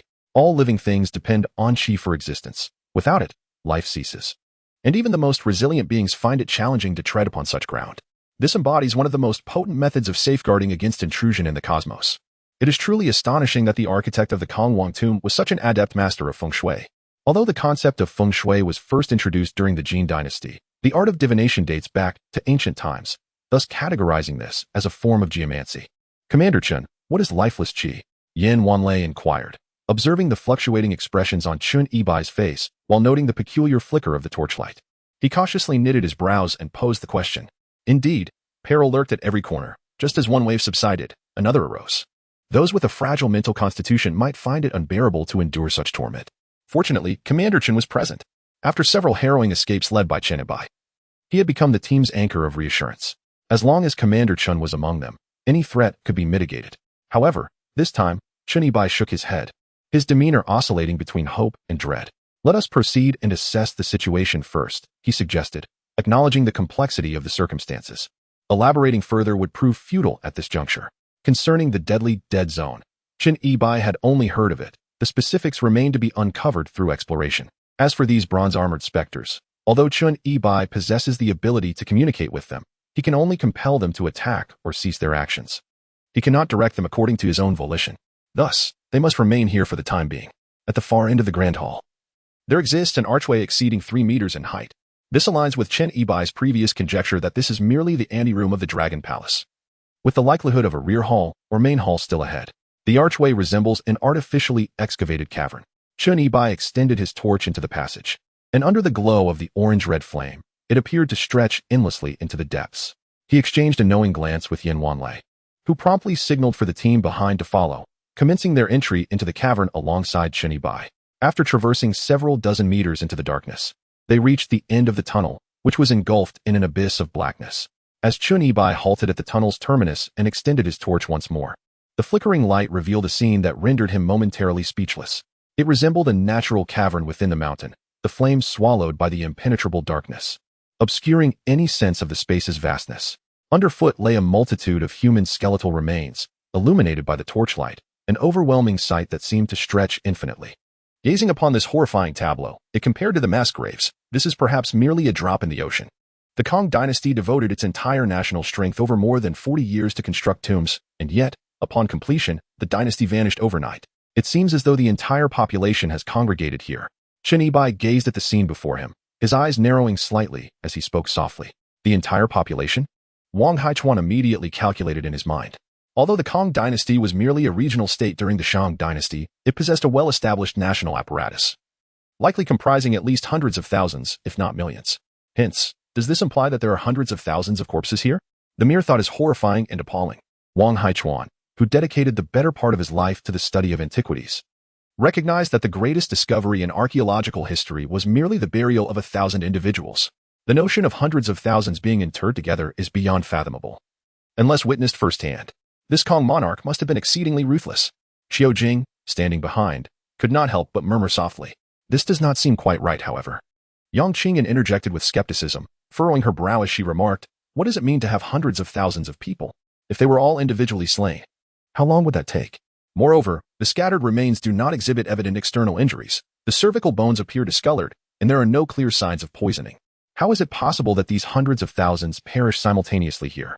Yang Qingyun considered herself to possess a keen intellect, deeming this a question worthy of contemplation. Thus, could it be that these remains are merely a fraction of what lies before us? Chen Xiaowei, I must say that what Xiao Yun has pointed out does hold some merit. Wang Haichuan silently nodded and looked at Chen Yibai. Chen Yibai did not refute or explain. He simply asked the crowd, "You all have battery power in your phones, right? It is now 8:15 p.m. Starting now, we will set a timer for 2 minutes. And then we shall enter. Once the 2 minutes are up, regardless of what we encounter or what transpires, we must immediately retreat." As he spoke, Chen Yibai began to set the timer on his phone. Although everyone harbored doubts, they refrained from voicing them and promptly took out their phones to comply. After setting the timers, Chen Yibai raised his torch high and led the way into this deadly abyss. The moment they stepped into this desolate domain, the brightly burning torch flared violently, with flames leaping wildly in all directions, resembling a blossoming lotus of fire. Crack, crack, crack. The bones beneath their feet, worn by the passage of time, crumbled easily. With each step, several fragments shattered. As they advanced, the darkness around them seemed boundless, and the scattered remains on the ground stretched endlessly, affirming Chen Yibai's earlier assertion. Indeed, this place was a grave for hundreds of thousands of corpses from across the nation. Chapter 58. The Locking Dragon Pillar. It is truly difficult to fathom how hundreds of thousands of people could be buried alive for a single emperor. How could such a vast multitude not rise in rebellion? Was it perhaps due to some form of belief? This could be somewhat in this realm enveloped by endless darkness. Those with even a slightly fragile psychological constitution tremble at the sight of corpses beneath their feet, their legs quaking in fear. At that moment, Yang Qingyun found herself in such a state. What heightened the terror was that as they ventured further, the flickering flames illuminated the periphery of the shadows, leaving them oblivious to the vastness of their surroundings, or whether this place had any semblance of an end. Perhaps, indeed, they had stumbled upon the depths of hell itself. Lost in anxious thoughts, Chen Yibai, who was leading the group, suddenly came to a halt. The others widened their eyes, collectively gazing ahead. There, at the edge of the fire's glow, stood a colossal pillar, its enormity reminiscent of a celestial column supporting the heavens and the earth. Surrounding this pillar were numerous ropes, akin to the copper chains they had previously seen tethering the coffin, yet concealed in the shadows, rendering them indistinct and elusive. Despite the lack of clarity, the mere silhouette was awe-inspiring and staggering. It was unmistakably an artifact of human creation. "Chen Xiaowei, what is that?" Wang Haichuan exclaimed, his curiosity piqued just as his phone suddenly buzzed in his pocket. The abrupt sound startled him, having been overly engrossed. He had forgotten the 2-minute timer he had set. A wave of dizziness washed over Wang Haichuan. His body grew weak, and his eyelids felt as if they were burdened with lead, heavy and descending. This sensation was not unique to him. Everyone around experienced the same disconcerting feeling. At that moment, Chen Yibai's voice pierced through the tension. "Quickly, turn back." Chen Yibai's calm momentarily invigorated the crowd. Without grasping the situation and with no time to ponder, they swiftly turned back, forcing their weary bodies to run toward the exit. Fortunately, they had moved at a leisurely pace earlier, and the cave entrance was merely a few dozen meters away. Once they retraced their steps, the sensation of weakness and mental fog abruptly dissipated. Wang Haichuan felt as though he had been deprived of oxygen, prompting him to take a deep breath. "Lieutenant Shun, what was that feeling of weakness I just experienced?" Yin Wanlei asked, rubbing his temples in astonishment as he looked at Chen Yibai. Without a doubt, Chen Yibai had foreseen this, which is why he had instructed everyone to set a timer for 2 minutes. "It is due to the absence of air," Chen Yibai replied, his eyes narrowing slightly. "In this place, the lack of oxygen causes prolonged exposure to result in brain hypoxia. A normal person will start to feel dizzy after 2 minutes without oxygen, and death can occur within 5 minutes. Now you understand how these tens of thousands perished, don't you? But there was air. I felt I was breathing easily just moments ago." Yang Qingyun interjected, frowning as he questioned Chen Yibai's explanation. Chen Yibai nodded. "It is correct that you felt your breathing was smooth. However, the air was devoid of oxygen. Otherwise, how could we refer to it as dead air? Qi is the essence of all life. Without it, nothing can thrive. In this desolate and lifeless realm, there is no Qi. Thus, nothing can flourish, rendering it a forbidden zone for all living beings, a sanctuary devoid of life itself. This is precisely why Chen Yibai proclaimed this to be the most formidable anti-theft measure. Within 2 minutes, the brain succumbs to hypoxia, rendering the body utterly limp and preventing tomb raiders from gaining entry. The most insidious aspect is that, upon initial entry, the breathing is unobstructed. Thus one remains blissfully unaware until they venture too far. Only when they become cognizant of the sudden lack of oxygen does the realization dawn upon them, but by then, it is often too late to retrace their steps. Chen Yibai's elucidation left the crowd in a state of enlightenment. Truly, as a master of tomb raiding, his knowledge is vast. The absence of oxygen in the air equates to a state of death. Although this may sound rather mystical, having traversed this path, They had encountered enough inexplicable phenomena to be somewhat desensitized to the extraordinary. Chen Yibai, did you just see that enormous pillar ahead? Subsequently, Yan Wanlei turned to Chen Yibai and inquired. Chen Yibai nodded. That is known as the locking dragon pillar. It is the key to arranging this lethal dead zone. Its function is akin to severing the dragon vein. From the perspective of feng shui, erecting a locking dragon pillar at the juncture of the qi flow can effectively obstruct the flow, transforming the vicinity into a desolate wasteland. However, identifying the precise node of the qi flow and positioning the locking dragon pillar with utmost accuracy, allowing no margin for error, is an exceedingly challenging task. Thus, the individual who erected this pillar possesses remarkable skill. Their prowess is formidable, at the very least as tall as 3 stories. Upon finishing his statement, Chen Yibai retrieved a cigarette from his pocket, lit it, and took a deep draw, allowing the nicotine to soothe his frazzled mind. Observing Chen Yibai suddenly smoking while speaking, Wang Haichuan hastily interjected. Chen Yibai, since the air here is devoid of oxygen, what shall we do now? Wang Haichuan's query struck at the heart of the matter. Chen Yibai was seen taking deep, contemplative puffs from his cigarette, his expression fluctuating between uncertainty and contemplation. The crowd awaited his words, only to be met with a shake of his head. If one wishes to enter, there are indeed ways, he mused. One could bring an oxygen tank, or perhaps employ the art of breath-holding. Yet, even with the latter, one could only manage to hold their breath for a mere half-hour, which would hardly suffice. The mention of an oxygen tank brought to mind the archaeological team that had descended without such provisions. Lieutenant Chun, do you possess the skill of breath-holding? Wang Haichuan inquired hastily. Chen Yibai exhaled a cloud of smoke and shook his head firmly, succinctly uttering 2 words. I do not. Do not. So what you said earlier was in vain. Yan Wanlei recalled Chen Yibai's previous assertion that to escape the tomb of King Kong, one must traverse the entire length. Yet now, what lay ahead was a genuine deadly trap. What shall we do now? Yan Wanlei pressed on. Chen Yibai once more shook his head, flicking the butt of his cigarette into the deadly trap before him. At this moment, he found himself bereft of any solutions. In truth, facing this deadly trap, there appeared to be no course of action. It was indeed the most formidable form of theft prevention in existence. Unless one were to topple the dragon-locking pillar, thereby breaking the feng shui of this deadly trap. However, that pillar was at least several dozen meters in diameter, and its height remained unknown. To topple it would be nothing short of a fantastical notion for the archaeological team. Observing Chen Yibai's silent and serious demeanor, the group felt a chill run down their spines. Could it be that they were truly on the brink of a dead end? Chapter 59. The appearance of Candle Dragon in an instant. The atmosphere among the archaeological team became oppressive and eerily silent. Chen Yibai's resigned shake of his head was akin to the pronouncement of a death sentence for all present. He lit another cigarette, inhaling deeply, his mind racing in search of alternative solutions to break this impasse. After all, there is always a glimmer of hope. Solutions, much like water in a ditch, may emerge if one exerts enough pressure. It is merely a matter of discovering the right approach. Suddenly, a gust of demonic wind swept through the desolate expanse, causing the smoke rings Chun had just exhaled to spiral downward. Observing the descending wisps, Chen Yibai was struck by a realization. Although the barren land lacked air, it was not devoid of wind. This indicated that the breeze originated from elsewhere. While the wind could enter this forsaken place, it would inevitably transform into lifeless, oxygen-deprived air upon passing through.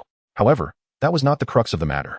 The pivotal point was that if the wind could penetrate this area, it suggested the existence of a passage somewhere within the desolate domain, potentially even an exit to the outside world. Therefore, if they could locate this passage within the limited time frame of 2 minutes and rush through, they might shatter this deadlock. Yet, while this notion sounds simple, the reality of execution bordered on the fantastical. A mere 2 minutes, 120 seconds, was hardly sufficient to scour this vast, still unknown wasteland for a source of ventilation. It seemed utterly impossible. Moreover, the situation left no room for trial and error. Should they charge in and fail to locate an air outlet within the allotted time, they would have no opportunity to retreat. To allocate merely a minute for ingress and a subsequent minute for egress would be utterly impractical. A solitary minute barely suffices for a fleeting dalliance. Damnation! Is there truly no alternative stratagem to extricate ourselves from this predicament? Chen Yibai scratched his scalp, inwardly cursing his misfortune. Chen Commandant, Wang Haichuan inquired with trepidation, observing Chen Yibai's perplexed demeanor, his tone tinged with despair. Must we truly perish here? Damn it! Chen Yibai muttered through clenched teeth, resolving to gamble on his initial notion. However, he would not proceed rashly. Rather, he would safeguard a modicum of recourse. In theory, he declared, his countenance earnest and solemn as he surveyed the assembly, there ought to be a ventilation conduit within. I shall tether a rope to my waist and venture inside to locate this conduit. You shall set your mobile devices to a timer of 2.5 minutes. and upon its expiration, promptly retrieve me, provided the duration remains within 5 minutes. Even if I succumb to cerebral hypoxia and faint, timely cardiopulmonary resuscitation and artificial respiration should, in theory, facilitate resuscitation. Chen Yibai's in theory manifestly implied a lack of absolute certitude. Consequently, he was essentially entrusting his very existence to their care. Any misstep or unforeseen contingency would render his expedition irreversible. Yet, bereft of alternatives, he was compelled to undertake this perilous gamble. Colonel Chen, you are truly courageous and noble. Upon hearing Chen Yibai's plan of risking oneself for the sake of the entire team, Wang Haichuan was filled with profound admiration, nearly bowing in respect. He had initially intended to shower more flattery, while Yin Wanlei, with a gaze full of esteem and unwavering determination, assured, Colonel Chen, rest assured. Within 2.5 minutes, we shall return you at the swiftest pace. As he spoke, several special operations team members began to connect their climbing ropes, forming a length of nearly 1,000 meters. It remained uncertain whether this length would suffice, but there was no choice but to proceed with determination. Chen Yibai personally secured the climbing rope tightly around his waist. Suddenly recalling something important, he turned to the group and inquired, "How proficient are you in cardiopulmonary resuscitation? Are you familiar with mouth-to-mouth resuscitation?" These were all capable men, yet the thought of possibly requiring mouth-to-mouth resuscitation caused a hint of discomfort. Though there were 2 women in the archaeological team, directly calling upon them might feel inappropriate. At Chen Yibai's question, an immediate silence enveloped the archaeological team. It was not that they were untrained. All the special operations members were well-versed, having been on real battlefields, and thus possessed the essential knowledge of CPR and mouth-to-mouth resuscitation.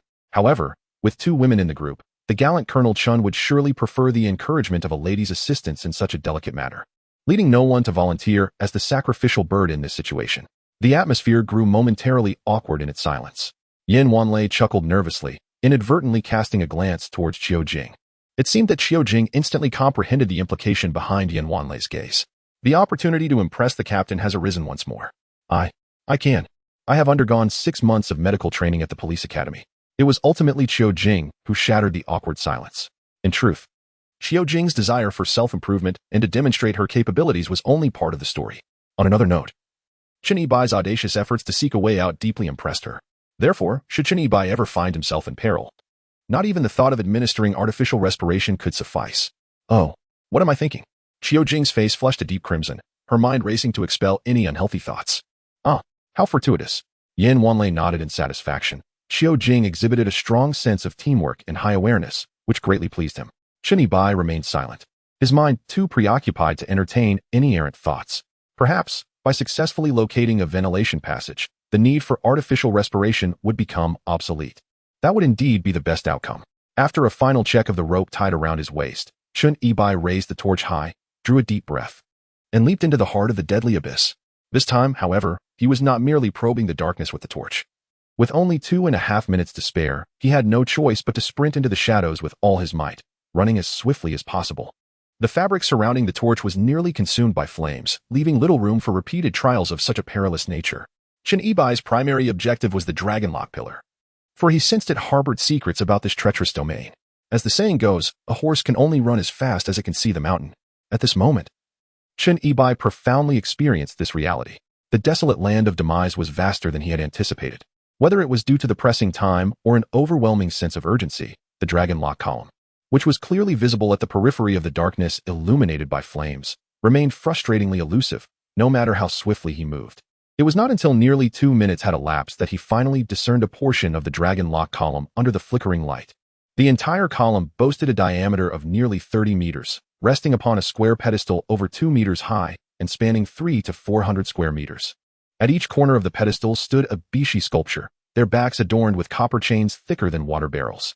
For such chains ascended from the top of the column, extending into the inky void above, the end of which was obscured from view. The purpose of these copper chains remained a mystery. They did not appear to serve the function of securing the Dragon Lock Column.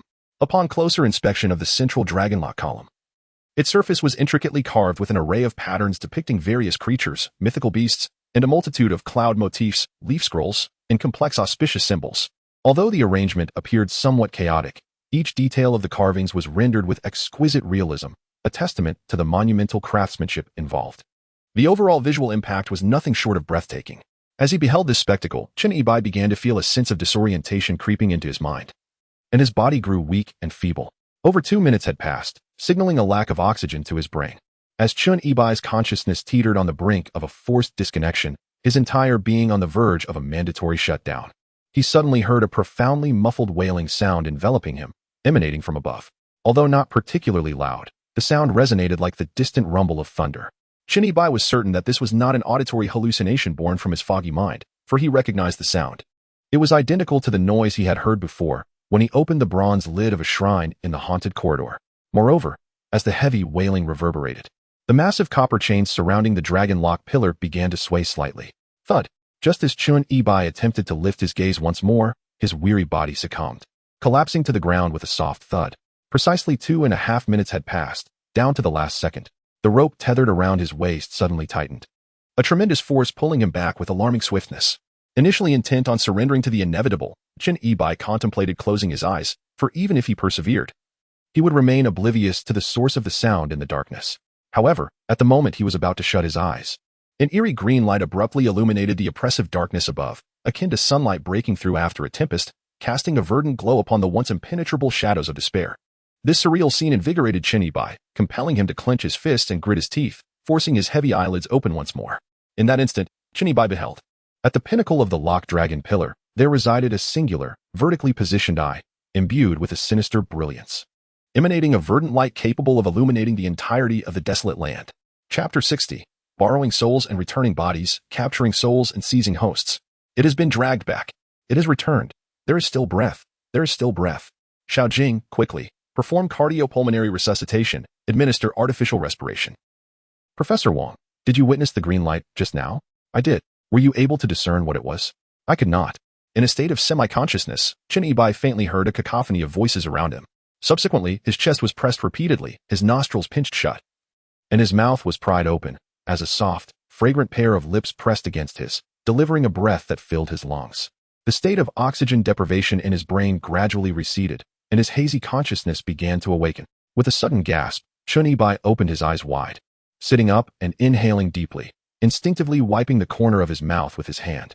As he surveyed his surroundings, he noticed that everyone was anxiously staring at him, relieved to see he had returned safely. Lieutenant Chen, how do you feel? Lieutenant Chen, did you see the green light on that pillar? Lieutenant Chen, did you hear that sound just now? The crowd, witnessing Chun Ibai's awakening, immediately surrounded him with a flurry of questions. Only Xiao Jing buried her face in embarrassment. Her cheeks flushed. Although artificial respiration is a means of saving a life, it was, after all, her first kiss. Chun Ibai did not immediately respond to the flurry of questions, but abruptly turned his head to gaze once more at the abyssal death ground.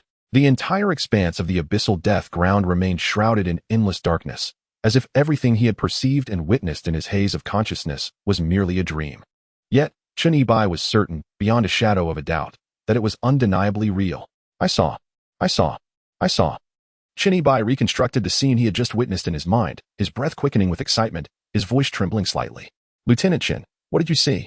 Wang Haichuan, who had previously been as steady as a rock, unperturbed by calamity, was now visibly agitated. Clearly something extraordinary had caught his attention, prompting him to inquire eagerly. I saw. The image that had imprinted itself in Chun Ibai's mind was as if frozen. It was the candle dragon, alive, bound by 4 copper chains on the dragon lock pillar. At the moment the green light illuminated, Chun Ibai saw it clearly. The dragon lock pillar stood an impressive 50 to 60 meters tall, and a creature resembling a serpent with a human form, nearly 30 meters in length, was ensnared by 4 iron chains upon the pillar. The sudden emergence of green light in the darkness emanated from one eye of the beast that had opened. In the classic of mountains and seas, it is recorded in the great wilderness northern scripture that to the north of the red water lies the Jiangwei mountain, where a deity resides, a creature with a human face and a serpent's body, adorned in crimson hues, stretching 1,000 miles in length. Its eyes are unwavering. When closed, they bring forth darkness, while when opened, they illuminate the surroundings. It neither consumes nor rests. This is known as the Zhu Long. Apart from the description of its length, the creature depicted on the dragon lock pillar bears an almost identical resemblance to the Zhu Long described in the classic of mountains and seas. The phrase with a human face and a serpent's body in red signifies its entire body is a vivid scarlet. The expression its closed eyes bring darkness, its opened eyes bring light suggests that closing its eyes engulfs the area in shadows, whereas opening them brings forth daylight. At the moment its eyes were opened, the green light emanating from them illuminated the entire desolate realm. This further corroborates the existence of the Zhu Long. even if it is not the deity of Jiangwei Mountain. As recorded in the classic of mountains and seas, it must certainly possess its own lineage. Upon hearing Chun Yibai's account, a profound silence enveloped the crowd, each face reflecting disbelief. Could it be that the monsters recorded in the classic of mountains and seas truly exist? Moments ago, everyone had also observed the thick copper chains binding the dragon lock pillar, although they could not see them clearly. Their girth was unmistakably greater than the chains previously encountered on the suspended coffin. Thus, the crowd's initial thought was, if such robust chains are restraining it, how immense must the Zhulong be? At this juncture, curiosity had begun to eclipse their fear. Suddenly, Yang Qingyun appeared to discern an issue. Gazing at Qin Yibai with a furrowed brow, and inquired, Lieutenant Qin, could it be that during your earlier fainting spell, you experienced a hallucination? Did you not previously assert that this place is a barren wasteland devoid of life? If that is the case, how could the candle dragon possibly still be alive? Yang Qingyun's inquiry prompted a realization among the crowd, who nodded in agreement, as her statement indeed appeared to present a contradiction. Moreover, it seemed as though Yang Qingyun's mind had been ignited, as she continued, throughout our journey, we have observed that the ancients revered the candle dragon as a deity, offering devout sacrifices. Then why, I ask, would they bind the candle dragon with bronze chains upon the dragon lock pillar? One must concede that a woman's reasoning is often remarkably meticulous. The 2 points of contention raised by Yang Qingyun do, at first glance, indeed reveal a lack of logical coherence. Chun Yibai had long contemplated these matters and interjected. The classic of mountains and seas records that the candle dragon neither eats, sleeps, nor rests. The candle dragon requires no respiration, which allows it to survive in this oxygen-deprived wasteland. As for the veneration of the candle dragon as a deity and the sincere offerings, Chun Yibai paused for a moment, taking a deep breath, and with narrowed eyes continued. Given the current circumstances, there is but one plausible explanation: borrowing a soul to return a body, binding a soul to seize a vessel. What? Captain Wang, I have heard of borrowing a body to return a soul, but what does borrowing a soul to return a body mean? And what of binding a soul to seize a vessel? Wang Haichuan's curiosity grew ever stronger as he leaned in attentively, eager for Chun Yibai's elucidation. Seizing a vessel is a term from religious discourse, referring to the transference of a soul into another's body. In the practice of exorcism, there exists a technique known as soul binding, which purportedly allows one to capture another's soul to restore their own body. Chun Yibai glanced towards the locking dragon pillar and continued. The candle dragon must be a being of considerable essence, its soul formidable. If my conjecture is correct, the true intent behind the deployment of the locking dragon pillar in this deadly land was not merely to deter tomb raiders, but rather to ensnare the candle dragon itself. The locking dragon pillar serves as a vessel, utilizing soul-binding techniques to seize the potent essence of the candle dragon for the restoration of King Kang's corporeal form. The prior sighting of King Kong being conferred by the mountain god and ascending to immortality was, in reality, a mere fabrication. Even a sovereign's ascension must adhere to legitimacy. Otherwise, it is a transgression against the heavenly order. Thus, King Kong orchestrated the tomb's design to create an illusion of being conferred and elevated by the mountain god, misleading the world while actually usurping the essence of the candle dragon for his own corporeal restoration. Otherwise, it would be inconceivable to depict in the tomb's murals the intricate details of subduing the candle dragon and binding it to the locking dragon pillar, would it not? As he articulated this, Chun Yibai became increasingly convinced that in the fleeting moment of cerebral hypoxia, just before closing his eyes, what he perceived, the true form of the candle dragon ensnared by the locking dragon pillar, was not merely an illusion. He also glimpsed a colossal dark silhouette towering above the locking dragon pillar, resembling a coffin. Chapter 61, The Farmer and the Snake. Have you heard of it? Following Chun Yibai's rational elucidation of Yang Qingyun's doubts and contradictions, the group was entirely convinced. They found themselves in profound admiration of Chun Yibai's vast knowledge and logical reasoning capabilities. Yet simultaneously, the onlookers marveled internally at the formidable nature of King Kong. Who could orchestrate such a grand scheme? To consider, if the Kong dynasty were indeed inscribed in the annals of history, it would surely be by the decree of the mountain deity, ascending to immortality, rather than by seizing the essence of the Zhulong to reclaim the soul and restore the body. After all, as Chun Yibai previously remarked, ancient individuals held a profound regard for fame and fortune. Lieutenant Colonel Chun, there is an aspect I do not quite comprehend. Since you mentioned that King Kong sought to capture the soul of Zhulong and reclaim the essence, how is it that, nearly 4 millennia later, Zhulong still thrives? After a brief moment of astonishment, Yang Qingyun, harboring confusion, turned to Chun Yibai with a puzzled inquiry. Time. Chun Yibai replied, a subtle smile gracing his lips as he regarded Yang Qingyun. Zhulong is not a true deity. In reality, its essence is merely that of an evolved fire serpent. Due to the potency of its essence, complete possession is not feasible in a short span. It necessitates an extensive duration, potentially spanning thousands, or even tens of thousands, or even hundreds of thousands of years. In comparison to ordinary mortals, this time frame assumes an entirely different significance for those who have already departed from life. The existence of Zhu Long may have endured for over 100,000 years, or perhaps even longer. This elucidates why the tomb of the Kang dynasty is concealed so profoundly and perilously, warranting a national sacrifice to accompany it, with the intention of erasing it from the historical record, preventing its discovery by the world, and safeguarding the monumental endeavor of his ascension. Hiss. Upon hearing this, Wang Haichuan gasped sharply, his mind conjuring images of a celestial being descending to earth, heralding the world's destruction. He immediately inquired, Lieutenant Chun, if this King Kong truly becomes immortal, does that mean? Chen Yibai, having anticipated Wang Haichuan's thoughts, swiftly interjected with a shake of his head, this so-called immortality is, in reality, merely a form of reanimation, borrowing a soul and returning a corpse. There is no absurdity of immortal existence. Chen Yibai paused momentarily before continuing with gravity, however. Should King Kong truly achieve this in our current technological society, while it may not stir monumental upheaval, in the era of cold weapons thousands of years ago, he would undoubtedly be perceived as a celestial being or deity. Perhaps even King Kong himself could not foresee that his painstaking efforts to seize the soul and return the body would yield results in a transformed age. It is not merely a millennium. Even if he were to successfully borrow a soul and return a corpse today, the outside world, with its planes, artillery, and advanced weaponry, would not be trifling. Thus, he could at best reign as a deity within his own domain, but should he dare to reveal himself, exposure would spell certain doom. Lieutenant Chen, what shall we do now? Did you find a way out? At this juncture, Yin Wanlei, who had remained silent, interjected with a furrowed brow, directing his question at Chen Yibai. Ultimately, while the extensive discussion had unraveled the enigma surrounding the tomb of King Kong, the pressing concern for all present was how to survive and exit this tomb. If we cannot escape alive, then no amount of knowledge is of any use. Chen Yibai and Yin Wanlei exchanged glances and shook their heads. The vast expanse of this deadly land exceeds our imagination. Over 1,000 meters of rope is utterly insufficient. Even if the length of the rope were adequate and we knew precisely where the ventilation was, we would still lack the time to reach it. Wang Haichuan, who had just been elated at the prospect of acquiring invaluable historical material, felt a chill wash over him. Are we doomed to perish here? Not necessarily. Chen Yibai turned his gaze back towards the dragon lock pillar hidden in the darkness. After his perilous journey there and witnessing the trapped Zhu Long, a bold idea began to take shape in his mind. He proclaimed, to traverse this deadly land, we must first topple the dragon lock pillar. With our current equipment and strength, it is undoubtedly impossible to bring down such a massive structure. However, it can assist us. Lieutenant Chun, are you suggesting that we enlist the Zhu Long to help us topple the dragon lock pillar? Yin Wanlei's eyes widened in disbelief as he grasped Chen Yibai's implication. Chen Yibai narrowed his eyes and nodded. I observed that 4 copper chains connect the base of the dragon lock pillar to the backs of 4 bishi. Although these chains are quite thick, the connection points on the bishi's backs are merely small loops.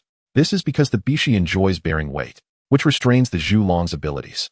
If we simply sever the loops on the bishi, we can free the Zhu Long from the dragon lock pillar. The candle dragon harbors profound resentment towards the dragon lock pillar. To put it bluntly, Chen Yibai's intention is to liberate the candle dragon, transforming it into an ally. He continued, however, to articulate the inherent uncertainties and dangers of such a course of action. Firstly, the coffin of King Kong rests upon that very dragon lock pillar. Should it topple, it would undoubtedly result in the destruction of the coffin. King Kong has possessed the essence of the candle dragon for nearly 4 millennia. Even if it has not attained full power, we stand before it as myriads. Thus, we must take a gamble, the hope that the candle dragon can assist us in dealing with the explosive aftermath involving King Kong, while ensuring our own safety. Yet, the extent of the candle dragon's remaining strength after millennia of subjugation is uncertain, as is its capability to confront King Kong. Upon hearing Chen Yibai's remarks, the assembled individuals realized that the situation necessitates the convergence of countless possibilities, rendering the odds exceedingly slim. Any miscalculation in a single possibility could lead to inevitable doom. To begin with, the mere act of releasing the candle dragon carries a 50-50 chance of it not turning against us. Lieutenant Chen, logically speaking, if the candle dragon has been imprisoned within the dragon lock pillar for thousands of years and cannot escape, having its essence entirely seized by King Kong, would it not be utterly doomed? If we assist in its liberation, it should, in turn, aid us, correct? Yang Qingyan observed the direction of the dragon lock pillar shrouded in darkness before turning back to Chen Yibai, her brow furrowed in contemplation. Chen Yibai shrugged. Have you not heard the fable of the farmer and the snake? The candle dragon, at its core, is akin to a serpent, a cold-blooded creature. Therefore, this matter cannot be easily predicted. We can only gamble.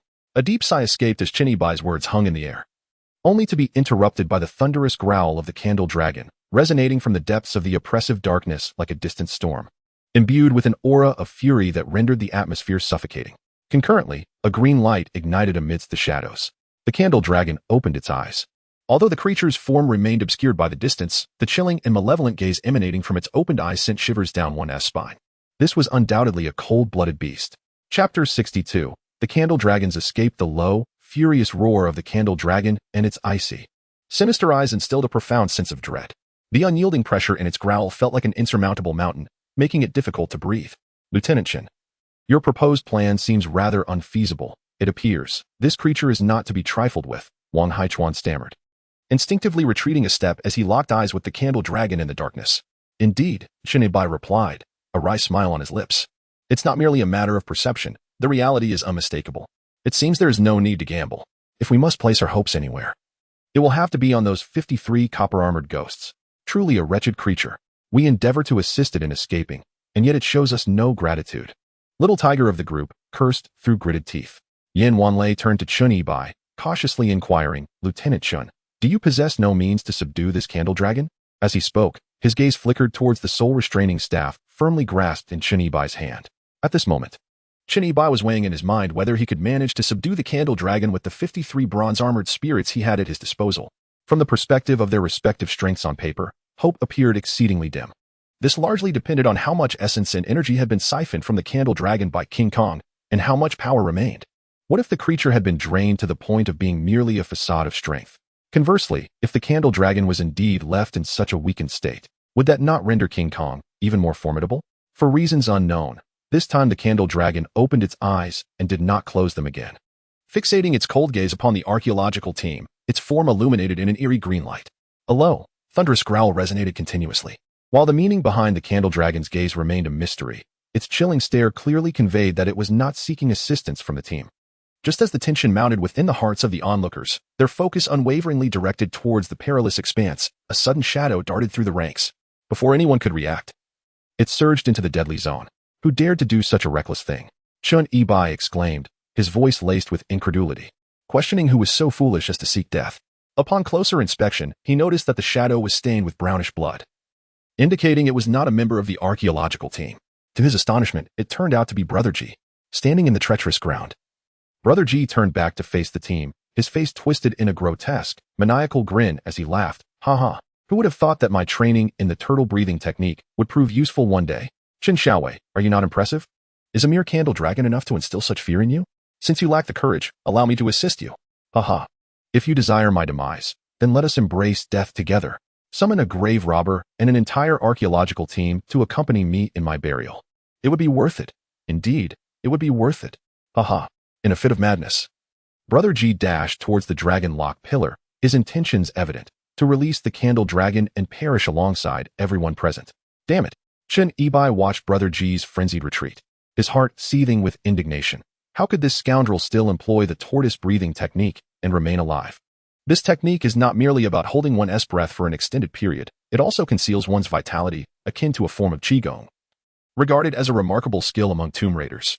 Thus, Brother Ji managed to evade the copper-armored specters within the grand hall, stealthily trailing behind and blending into the ranks. Overhearing his earlier words, Captain Yin, fire! Eliminate him at once. Chun Yibai shouted urgently. If Brother Ji were to release the candle dragon, there would be no options left. No chance for redemption. Fire! Shoot to kill. Yin Wanlei was acutely aware of the gravity of the situation. He had failed to notice an outsider infiltrating their ranks, a profound disgrace indeed. Yet, before Yin Wanlei could issue the command to fire, whether by coincidence or design, the candle dragon suddenly shut its eyes, allowing the enveloping darkness to swallow the deadly scene and Brother Ji's figure once more. The special task force led by Yin Wanlei, weapons drawn, could only unleash a frenzy barrage into the abyss where Brother Ji had just sprinted. Rat-a-tat-tat. The Type 95 assault rifle unleashed a torrent of fire, its deafening gunfire reverberating through the air. Chun Yibai, standing nearby, felt his eardrums throb painfully from the intensity. The power of this weapon was undeniably formidable.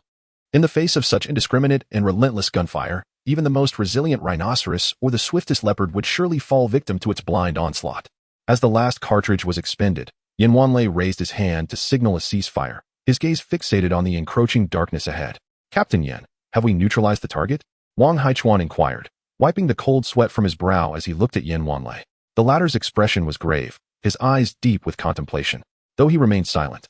His extensive combat experience and understanding of ballistics led him to believe that the likelihood of a successful takedown was exceedingly high, at least 90%.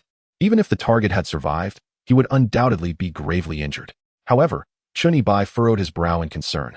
Logically, if Brother Ji had been hit, he would not have remained silent unless he had suffered a fatal headshot. Just as anxiety gripped the hearts of those present, a chilling and maniacal laugh erupted from Brother Ji. "Ah, if you think you can kill me, then let us all die together." Damn. The very scenario Chun Yibai dreaded had come to pass. This wretched creature seemed almost invincible, akin to an indestructible cockroach. Had he known, he would have driven a stake through his throat at that moment. Who could have anticipated that this would become a lingering threat?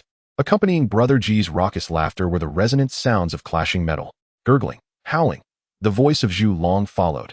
And as the eyes opened once more, the entire realm of Juesha was illuminated by an eerie green light.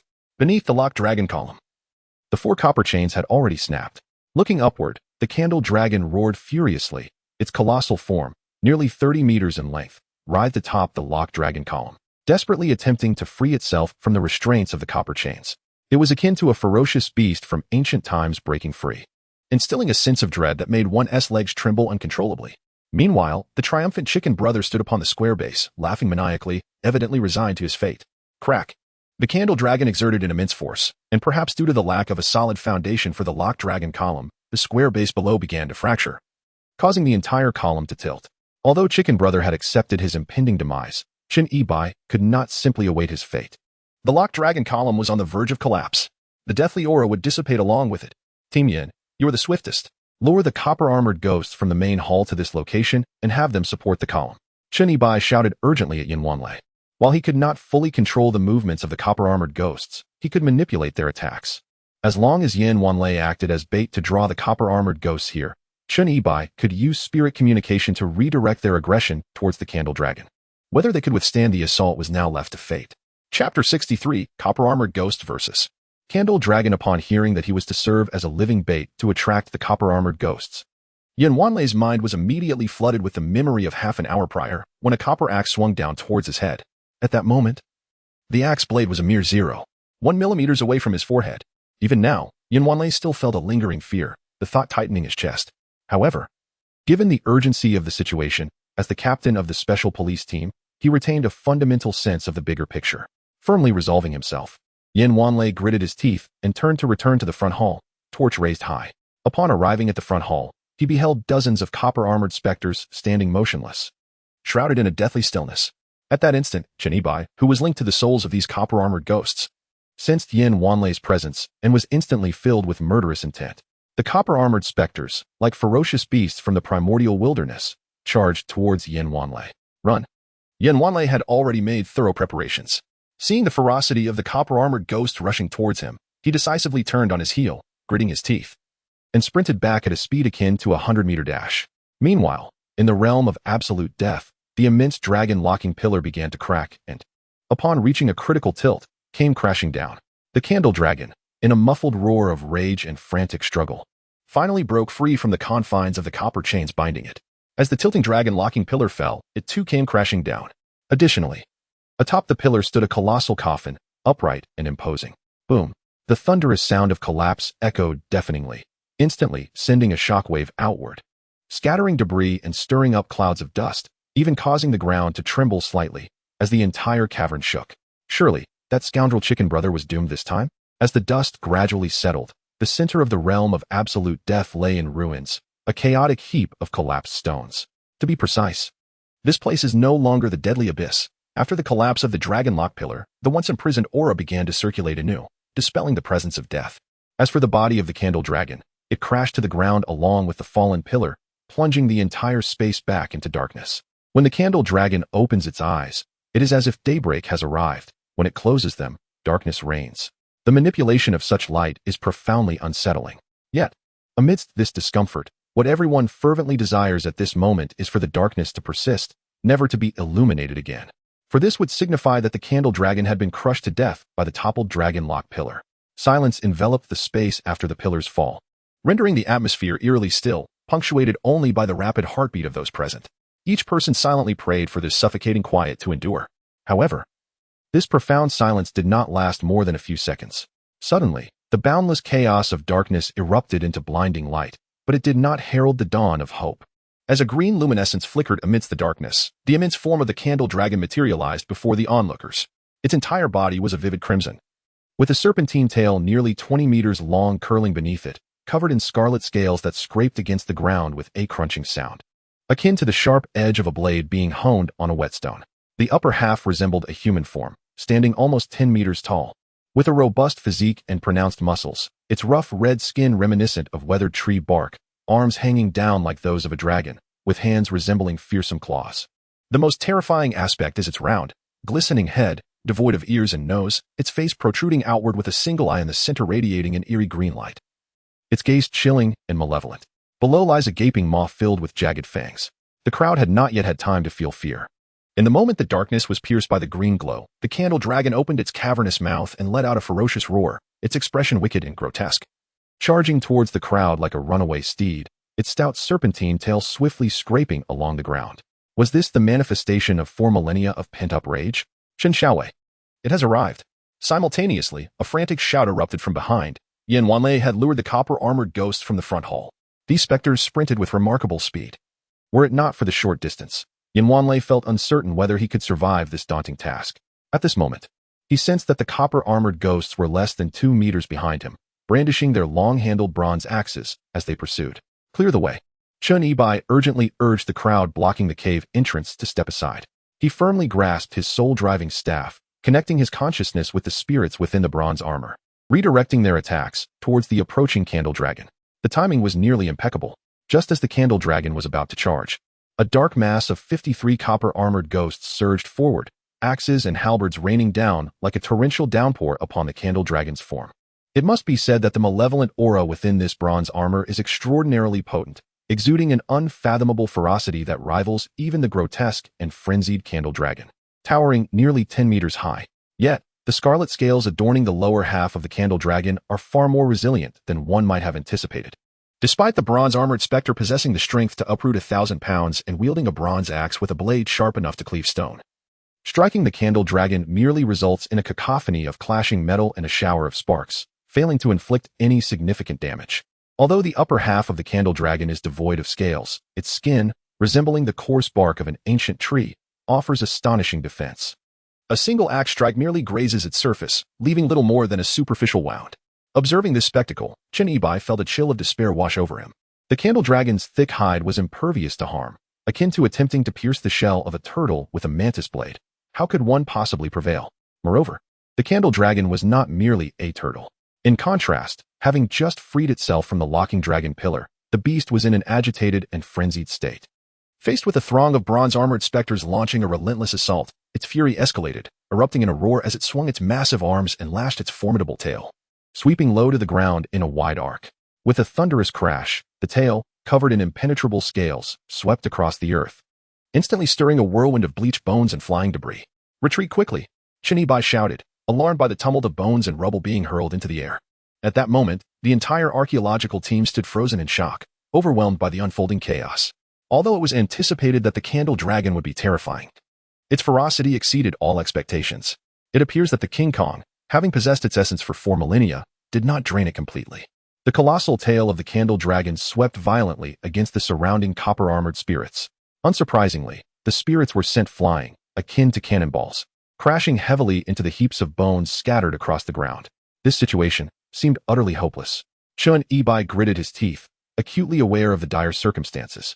Fortunately, the sturdy copper armor of the spirits withstood the overwhelming force of the candle dragon's tail, preventing it from shattering the armor.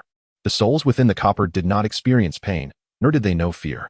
Their fierce momentum remained unabated as they scrambled to their feet, charging once more at the candle dragon with reckless abandon. Yet, Chen Yibai discerned that this was of no consequence. It merely prolonged the inevitable. Chapter 64. I do not believe in luck, only in myself, Lieutenant Chen. It seems these copper-armored spirits are incapable of overcoming it. At that moment, the entire archaeological team had retreated to the cave entrance, anxiously clenching their fists as they observed the fierce struggle between the copper-armored spirits and the candle dragon. Their hearts raced, almost lodged in their throats, for in a certain sense, their very lives were intertwined with the fate of these spirits. Naturally, they all hoped for a victory from the copper-armored spirits, but given the current circumstances, optimism appeared elusive. The population of the copper-armored ghosts is indeed substantial and ferocious. However, when confronted by the colossal candle dragon, they resemble a swarm of large black-headed ants.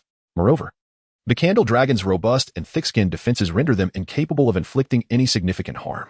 In fact, leveraging its immense size and formidable resilience, the situation is overwhelmingly one-sided. Captain Chun, given the current circumstances, should we not flee while we still have the opportunity? Wang Haichuan suggested anxiously, sensing the dire predicament before them. Where would we run to? Chun Yibai furrowed his brow, retorting with a question. Wang Haichuan began to respond, but suddenly found himself at a loss for words. Indeed, while Wang Haichuan was preoccupied with the idea of escape, he realized there was no clear path to safety. The retreat was utterly devoid of exits. One could evade for a moment, yet not for eternity, ultimately succumbing to death. Merely a different manner of demise awaited. Charging forward posed its own perils. If the candle dragon set its sights on them, the copper-armored ghosts would be utterly incapable of providing protection, resulting in a swifter demise. The earlier encounter with the Fire Essence Serpent King on the sacrificial altar served as a stark example. If the Fire Essence Serpent King possessed a strong sense of autonomy and was of considerable intellect, then the Candle Dragon would undoubtedly surpass it in cunning. With no place to flee, it would be unwise to place their entire hope for survival on the copper-armored ghosts. Observing the current scenario, it was merely a matter of time before the Candle Dragon dispatched all the copper-armored ghosts. Was this not akin to awaiting certain death? At that moment, it seemed that the Candle Dragon grew somewhat impatient with the surrounding bronze-armored spirits. It became evident that merely charging recklessly could not inflict fatal damage upon them. With a sudden, deep, and irritable roar, it swung its robust arms and extended its sharp claws, resembling large fans, seizing the napes of two nearby bronze-armored spirits as if they were mere chicks. With a powerful clash, a resounding crash ensued. Sparks flew as the two spirits collided, their chests caving in significantly.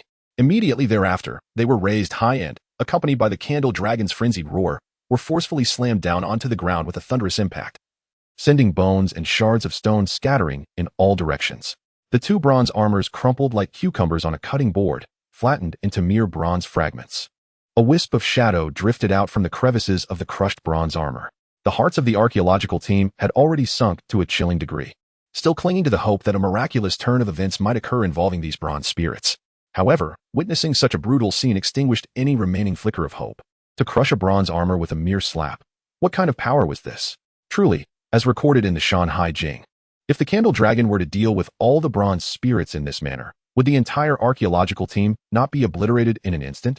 What further deepened the despair of the archaeological team was the apparent satisfaction the Candle Dragon derived from its previous method of dealing with the bronze spirits. As it continued its relentless assault, seizing and slamming down the spirits one after another, the bronze spirits, devoid of any self-awareness, acted merely as machines programmed for attack, unafraid of death and offering no resistance. Even Chinibai, witnessing the scene before him, was overcome by an intense premonition. Time was running out for the archaeological team. Yet, at that moment, despite the despair and fear that had settled in the hearts of most members of the team, Chinibai maintained an unusually composed and calm demeanor, his eyes harboring an inscrutable depth as they fixated intently on the frenzied Zhu Long. This calmness did not stem from a sudden revelation of a clever strategy, rather, it was a conscious effort to quell the turmoil in his mind, to shield it from the external chaos of fear, thereby enabling rational thought. To remain unflustered in the face of adversity is a hallmark of true Tomb Raiders, requiring a heart of extraordinary fortitude. First and foremost, the principle of mutual generation and restraint among all things dictates that there must be a flaw in any situation. This is an undeniable truth. The Fire Essence Serpent King possesses a vulnerable scale beneath its 7-inch belly, serving as a prime example. However, the Tomb Raiding Notes, authored by the Mokjin School, does not contain any references regarding how to confront Zhu Long. The Shanhai Jing merely offers a scant 2 sentences concerning this creature. Thus, Chen Yibai sought to identify Zhu Long's weaknesses and vulnerabilities through careful observation of the surroundings. The snake's 7-inch mark is its fatal weakness, as the heart resides precisely at that location. Yet, although Zhu Long is fundamentally a serpent, its upper body assumes a humanoid form, with its heart situated in the chest. Consequently, the notion of a 7-inch weakness does not apply. To strike at its heart, one would need to directly stab its chest. However, considering the rugged and formidable nature of Zhu Long's upper body, even the mightiest copper-armored ghost wielding a sharp copper axe would struggle to penetrate it. Even the heart's location, obscured by a fragile reverse scale, presents a formidable challenge. The Candle Dragon, towering nearly 10 meters with its upright upper body, loomed like a 3-story edifice, far beyond reach. Was it truly devoid of any weaknesses to exploit? As time slipped away, the frenzied candle dragon resembled a relentless engine of destruction. Under its deep, resonant roars, nearly 20 bronze-armored ghosts had already been crushed. With their numbers dwindling to less than half, it felt to the archaeological team as though they were racing against death itself. Once the bronze-armored ghosts were vanquished, it would be their turn. No, this cannot be. Wang Haichuan's face drained of color as he turned to Chun Yi-bai and implored, Lieutenant Chun, we can no longer afford to wait. We must charge forward. If we act now, perhaps the candle dragon will overlook us, granting us a chance. If we linger until the last of the bronze-armored ghosts are dispatched, we may lose even the opportunity to advance. Without waiting for a response, Wang Haichuan called out to Yin Wanlei, urgency palpable in his voice. I am the chief commander of the archaeological team. Everyone must heed my orders. We charge now. Our fates rest with the heavens indeed. Wang Haichuan's reasoning was not without merit. Though advancing was perilous, even a 1 in 10,000 chance of survival was still a chance. Remaining idle while the candle dragon annihilated the bronze-armored ghosts would render them devoid of any opportunity whatsoever. This was the first time Wang Haichuan asserted his authority as chief commander of the archaeological team, and it was a decisive moment that could determine their survival. However, Yin Wanlei did not immediately comply with Wang Haichuan's command. Instead, he fixed his gaze intently on Chun Yi-bai, awaiting his words. Undoubtedly, Chun Yi-bai has long established himself as the cornerstone of the team through his remarkable capabilities. Although Wang Haichuan holds the title of the archaeological team's commander, his influence in the hearts of the others is, at best, negligible. Thus, when it comes to life and death decisions, it is imperative to heed Chun Yi-bai's counsel. The moment Chun Yi-bai utters the word charge, Yin Wanlei will immediately lead the team forward. However, at this moment, Chun Yi-bai furrowed his brow with a grave expression, neither shaking his head nor nodding. For there exists a 1 in 10,000 chance of survival in charging forward. Even such a slim chance is still a possibility. Chun Yi-bai has not yet conceived of a better solution aside from advancing. Therefore, in this predicament, he lacks the authority to deter them from seizing this minuscule opportunity for escape. He merely stated, if you wish to charge, then do so. I will not. Lieutenant Chen, do you have a better plan? Yin Wanlei inquired, his eyes widening in urgency upon hearing Chun Yi-bai's words. Chun Yi-bai shook his head. No? Then why not charge? Does that not equate to standing here and waiting for death? Yin Wanlei asked loudly, perplexed. Chun Yi-bai again shook his head. Not necessarily. The bronze-armored ghost is still holding its ground, is it not? There is still time. I am contemplating my options. Finally, Chun Yi-bai locked eyes with Yin Wanlei, his gaze resolute as he declared, I do not believe in luck. I only trust in myself. Chapter 65. The mystery of the wall painting for Chun Yi-bai. His fate must be firmly grasped in his own hands, not entrusted to the whims of fate. Although he has yet to uncover the flaw in the candle dragon, he is certain that such a flaw exists. Why such certainty? Because the candle dragon is ensnared within the dragon lock pillar, and King Kong has seized its essence for 4 millennia, yet it still possesses formidable power. Undoubtedly, for 1,000 years ago, during its zenith, the candle dragon must have been far more ferocious. In an era dominated by cold weapons, the ancients managed to bind it with copper chains to the dragon lock pillar, which could not have been achieved through sheer numbers. They must have known the candle dragon's weaknesses. If they had relied on a strategy of overwhelming numbers against the candle dragon of 4 millennia past, not even the entire Kong dynasty, nor 10 additional states, would have sufficed. It would merely have been a matter of time for the candle dragon to prevail. Thus, Chun Yi-bai resolutely chose to utilize the scant time remaining to devise a means of confronting the candle dragon, rather than gamble on a faint hope of escape. On the other hand, Yin Wanlei was momentarily taken aback by Chun Yi-bai's assertion, I do not believe in luck, only in myself. The implication was that, although there seemed to be no immediate solution, he had faith in his own ingenuity to find one. This aura of enigmatic confidence was truly captivating. Yet the crux of the matter now lay in whether to trust Chun Yi-bai or to gamble on a minuscule chance of survival. Should he stake his very existence on Chun Yi-bai's capabilities or take a chance? The choice was indeed daunting. Not only Yin Wanlei, but all members of the archaeological team were confronted with this agonizing dilemma. Chun Yi-bai remained silent throughout the entire ordeal. Their fates lay in their own hands, after all. It was a matter they had little control over. It was unreasonable to urge them to place their hopes upon themselves, nor could he possibly hinder their advance. Professor Wang, I apologize, but despite your position as the commander, I cannot heed your instructions. I choose to stand with Lieutenant Chen. After careful consideration, Yin Wanlei made a resolute decision. Placing his faith in Chun Yi-bai, there was no particular rationale behind it. Merely a sheer intuition that wagering his life on Chun Yi-bai seemed far more reliable than relying on a 1 in a million chance. As the captain of the special operations team, the other members were bound to follow their leader unconditionally. Wang Haichuan gritted his teeth, summoning his courage to charge forward, only to find that his authority as the archaeological commander had suddenly become ineffectual.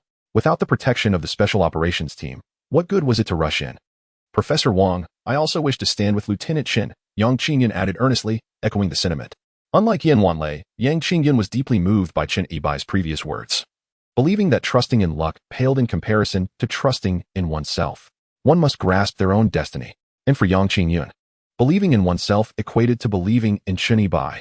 Very well, Wang Haichuan conceded, observing that everyone had placed their bets on Qin Yibai. Although he felt somewhat embarrassed that his inaugural command as the archaeological leader was disregarded, he had no choice but to acquiesce to the collective will.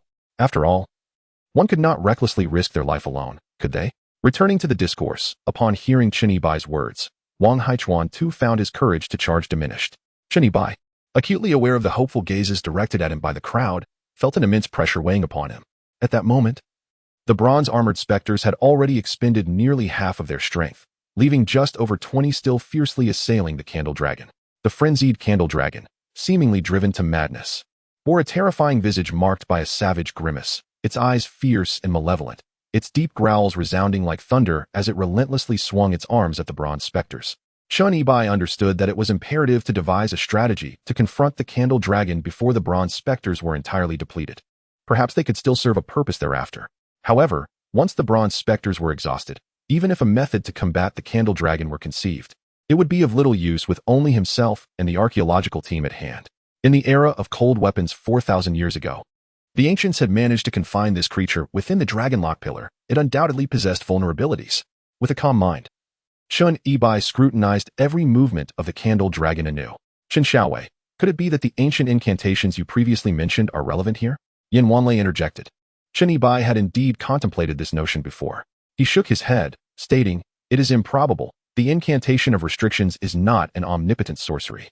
If it were, the world would not be as it is today. The ancients must have recognized the Candle Dragon's flaws and utilized some method to confine it within the dragon lock pillar, subsequently employing the incantation to seize its soul. The critical issue remains that we are unaware of the Candle Dragon's weaknesses and the means by which it was captured." Yang Qingyan interjected, "Find it." Qin Yibai, who had been gazing with a hint of mystery in his eyes, suddenly closed them, as though delving into the recesses of his mind. "How do we find it?"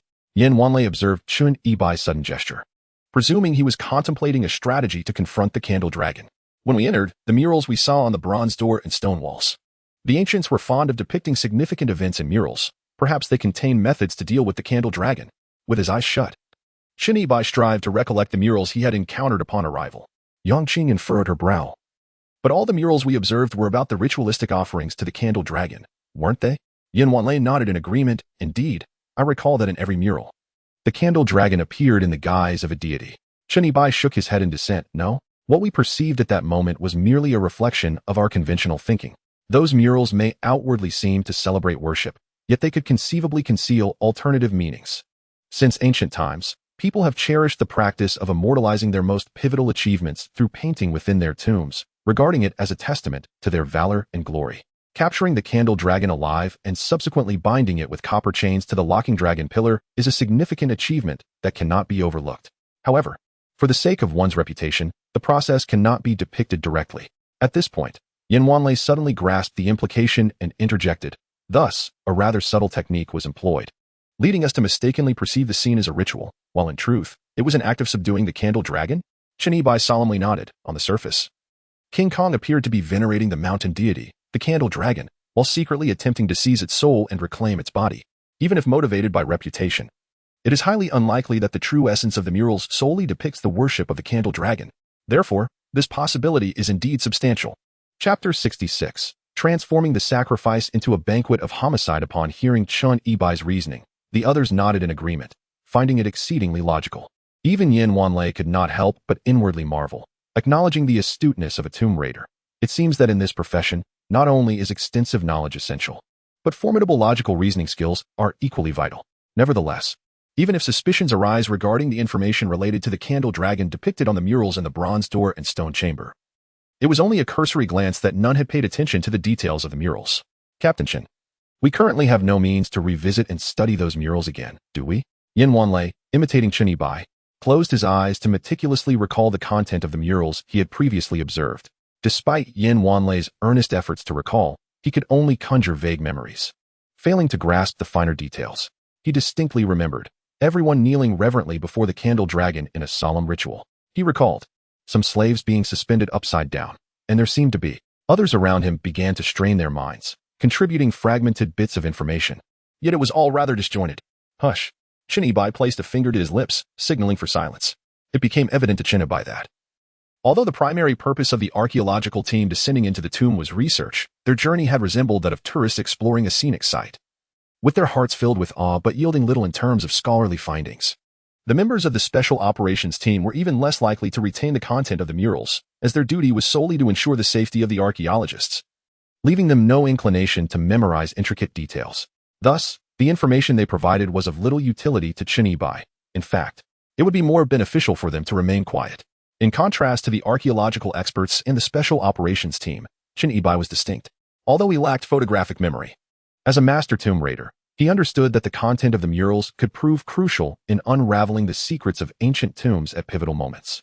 Therefore, he meticulously committed to memory all that he had observed on the bronze door and the murals within the stone chamber. This was an essential skill for tomb robbers, a deeply ingrained professional habit that the archaeological team could not hope to match. After all, the archaeologists were concerned with their livelihoods, while the tomb raiders were playing for their very lives.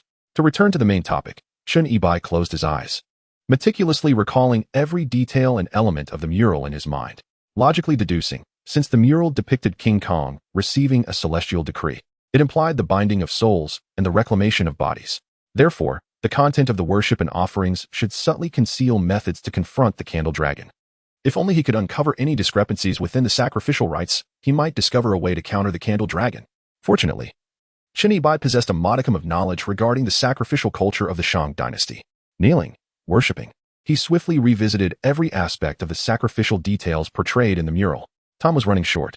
Everyone around him held their breath, anxious not to disturb Qin Ibai's contemplation. They were so tense that they did not dare to glance at the ongoing battle between the candle dragon and the bronze-armored ghosts, fervently hoping that the latter could endure a little longer to provide Qin Ibai with more time. However, as moments passed, despite Qin Ibai racking his brain and thoroughly re-examining all the sacrificial scenes etched in his memory, he could find no inconsistency. Was he on the wrong track? Were the murals truly flawless? Was their content merely a deception meant to mislead the world, devoid of any deeper meaning? Had he overthought the matter? Or had he simply failed to remember clearly, overlooking some crucial information? This left Qin Ibai feeling anxious, even beginning to doubt himself. What, in the end, was the problem? Qin Ibai scratched his head, recognizing that if the direction was incorrect, it was time to change course and re-evaluate from the beginning. During the Xia and Shang dynasties, the act of worshipping deities was intended to appease them and seek their protection. However, under King Kong, the approach was drastically altered. He directly bound the deities and seized their souls. Such audacity was indeed remarkable. Yet, having taken such bold actions, why then orchestrate such grand sacrificial ceremonies? Why continue to seek the favor of the candle dragon? Why? Why? Suddenly, as Qin Ibai pondered this conundrum, a spark of inspiration illuminated his mind. He realized that in the era of cold weapons 4,000 years ago, subduing the candle dragon must have been an exceedingly formidable task. Even if one were aware of the candle dragon's vulnerabilities, approaching it would still prove to be a daunting challenge. Nevertheless, the greatest distinction between humans and beasts lies in humanity's capacity for wisdom. After a few more seconds of contemplation, amidst the anxious anticipation of the crowd, Qin Ibai abruptly opened his eyes, fixating intently on the candle dragon with an unmistakable thrill on his face. He exclaimed with exuberance, "I found it! I found it! The murals depicting the candle dragon as a deity, being worshipped and revered, are indeed authentic. The purpose was genuinely to appease the candle dragon. Haha, it turns out it is all true." Hearing Qin Ibai's sudden outburst of joyous laughter, the crowd initially believed he had discovered a means to confront the candle dragon, and they instinctively shared in his excitement. However, upon reflecting on Qin Ibai's words, a sense of unease began to creep in. "Captain Qin, what do you mean by it is all true?" they questioned. "If it is indeed all true, does that not imply that a solution to contend with the candle dragon remains elusive?" Yin Wanlei furrowed his brow, looking at Qin Ibai with astonishment, questioning him. Observing Qin Ibai's agitated state, yet hearing words that seemed utterly incomprehensible, Yin Wanlei began to suspect that Qin Ibai was suffering from mental strain or perhaps a lapse in sanity. In response, Qin Ibai laughed heartily, proclaiming, "The sacrifices are indeed real, and the intention to appease the Zhu Long is genuine. However, the ultimate aim of appeasing Zhu Long is a mere fade. Yin Wanlei was left bewildered, increasingly confused by Chun Yibai's statements. Yet, Chun Yibai did not withhold further clarification, bluntly explaining, "In truth, our initial hypotheses were flawed. The murals depicting the worship of Zhu Long carry no ulterior meaning. They are simply acts of veneration aimed at pleasing Zhu Long. However, the true objective behind this appeasement is not to confer celestial status upon the mountain deity Zhu Long." At this juncture, his explanation was abruptly interrupted by Yang Qingyun, who interjected, "We are all aware of that. The true intention of King Kong was to capture Zhu Long's soul and usurp its essence, a notion you have previously articulated." Thus, Chun Yibai seized the conversation once more, affirming, "Indeed, the genuine purpose behind King Kang's sacrifices to Zhu Long was to earn its trust, to draw near to Zhu Long, and subsequently seek an opportune moment to launch a surprise attack, binding it with copper chains upon the dragon lock pillar." A moment of clarity dawned upon Yin Wanlei as he absorbed Chun Yibai's words, realization striking him like a bolt of lightning. "So, Lieutenant Chun, you are suggesting that the scenes of worship depicted in the murals are, in fact, strategies devised to confront Zhu Long?" "Precisely," Chun Yibai confirmed with unwavering certainty. "One cannot help but acknowledge the cunning nature of King Kong. When faced with direct confrontation, he resorts to deception, transforming the sacrificial rites into a covert banquet. However, one must ponder, what relevance does this strategy hold against the Zhu Long? Surely, we cannot resort to taking lives to appease Zhu Long as a deity. Only to approach and ambush it, can we?" Yang Qingyun furrowed her brow and retorted. Chun Yibai's lips curled into a smirk. "Gaining Zhu Long's favor through sacrificial rites is merely the first step in dealing with it. The ancients undoubtedly recognized Zhu Long's fatal weaknesses, capable of being subdued with a single stroke, yet without causing harm to its essence. Just moments ago." Chun Yibai followed this line of reasoning, spending a few seconds meticulously comparing the images of Zhu Long depicted in each mural within his mind. To his astonishment, he made a significant discovery. In the central stone chamber, there are a total of 10 murals, which together resemble a narrative comic strip. The first 9 depict various brutal methods of slaughtering slaves and worship of Zhu Long. The final mural illustrates the ceremony in which Zhu Long confers a celestial rank upon King Kong. The overarching implication is that through various sacrificial acts, King Kong successfully won Zhu Long's favor, ultimately receiving its endorsement. In truth, however, the actual content reveals that through these sacrifices, he approached for a surprise attack, binding Zhu Long to seize its soul. Thus, the Zhu Long depicted in the first 9 murals, who receives the offerings, is distinctly different from the Zhu Long in the 10th mural, which has already been successfully ambushed. In the 10th mural, a nearly imperceptible groove has been carved along Zhu Long's spine, like the marks inadvertently left by sculptors during their craft. It resembled a sword embedded in the spine of the candle dragon. Initially, Chun Yibai did not perceive this subtle distinction. It was through subsequent reasoning that he conjured this detail in his mind. I sincerely apologize for the writer's block at this point. I have been contemplating this chapter all day long. Starting tomorrow, I will increase my output. Thank you for your support. Chapter 67. Upgraded Strategy. Speaking of the sword lodged in the spine of the candle dragon. This was merely Chun Yibai's conjecture based on the content of the mural, and he could not assert it with absolute certainty. He gazed intently, his eyes wide open, scrutinizing the scene. However, due to the considerable distance from the candle dragon and the extinguished torches held by the archaeological team, the illumination in the space relied solely on the eerie green glow emanating from the candle dragon's eyes. The visibility was already dim and hazy, compounded by the rough, bark-like skin of the candle dragon, making it nearly impossible to discern any details. "Lieutenant Chun, those bronze-armored specters are nearing their breaking point. Have you identified the candle dragon's fatal weakness?" Wang Haichuan asked, his body drenched in cold sweat, his voice trembling with urgency. Chun Yibai shook his head, uncertain.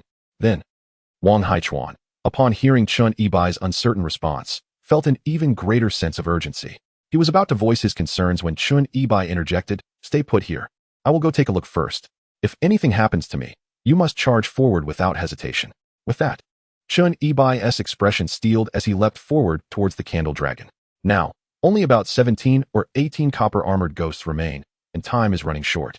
There is no room for hesitation or delay. If the copper-armored ghosts are all slain, even if the fatal weakness of the candle dragon is identified, it would be impossible to approach it. Observing Chun Yibai's resolute figure charging forth, one cannot help but admire and be captivated by his compelling charm. Roar. The frenzied roar of the candle dragon reverberated like thunder as it abruptly turned its head to glance at the approaching Chun Yibai, its icy, malevolent gaze making Chun Yibai feel as though he was under the scrutiny of death itself. Damn. Chun Yibai silently cursed his luck. If the candle dragon were to single him out, even with the copper-armored ghost shielding him, getting close would prove exceedingly difficult. This had been Qin Yibai's greatest concern all along. After all, 4,000 years ago, the Candle Dragon had suffered a significant loss at the hands of humanity. Thus, harboring animosity towards humans is only natural. To Qin Yibai's surprise, however, the Candle Dragon merely regarded him with a disdainful glance, seemingly dismissing him entirely as it continued to roar and thrash its arms, mercilessly trampling and smashing the copper-armored ghosts. Ignored with such contempt? It is said that dragons possess a haughty nature. Could this Candle Dragon be exhibiting that as well? This is indeed a fortuitous sign. Qin Yibai's anxious heart temporarily settled as he hurriedly maintained a safe distance, maneuvering around to the back of the Candle Dragon.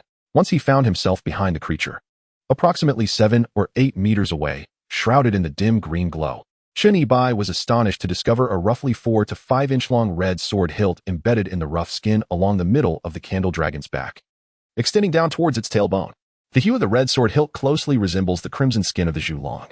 If one were not to observe closely from a short distance, it would indeed be difficult to discern. Astonishingly, a sword is actually embedded there. Upon confirming the sight of the sword hilt lodged in the back of the Zhulong, Qin Yibai was instantly overwhelmed with a surge of excitement and joy. Upon further inspection, the red hilt embedded in Zhulong's spine bore faint engravings of numerous esoteric symbols and peculiar decorative patterns, suggesting that it was no ordinary artifact. Undoubtedly, the Zhulong had been ambushed and captured, tied to the locked dragon pillar, and this sword was undoubtedly related to that event. Logically, the area along its back could not be considered a critical weakness of the Zhulong. Yet, as Qin Yibai gazed at the hilt, a detail struck him like a bolt from the blue. It appeared that throughout the encounter, the upper body of the Zhulong remained perfectly erect, devoid of any bending movements, which must certainly be linked to the sword embedded in its back. Thus, Qin Yibai surmised that the most plausible explanation was that the ancients had thrust this very sword into the creature, exploiting its inability to bend to subdue it. Draw the sword. A daring and audacious notion began to take root in Qin Yibai's mind. If the ancients could embed this sword within the body of the Zhulong, even striking its spine, it indicated that the sword was extraordinary, sharp enough to slay dragons. Do not question why the ancients did not use the sword to directly kill the Zhulong. Only a living essence could permit the invocation of soul-binding techniques. However, Qin Yibai's intentions diverged. He sought to slay the dragon. As for how he could approach to draw the sword, a direct confrontation was undoubtedly out of the question. Seizing the opportunity while the Candle Dragon is distracted carries considerable risk.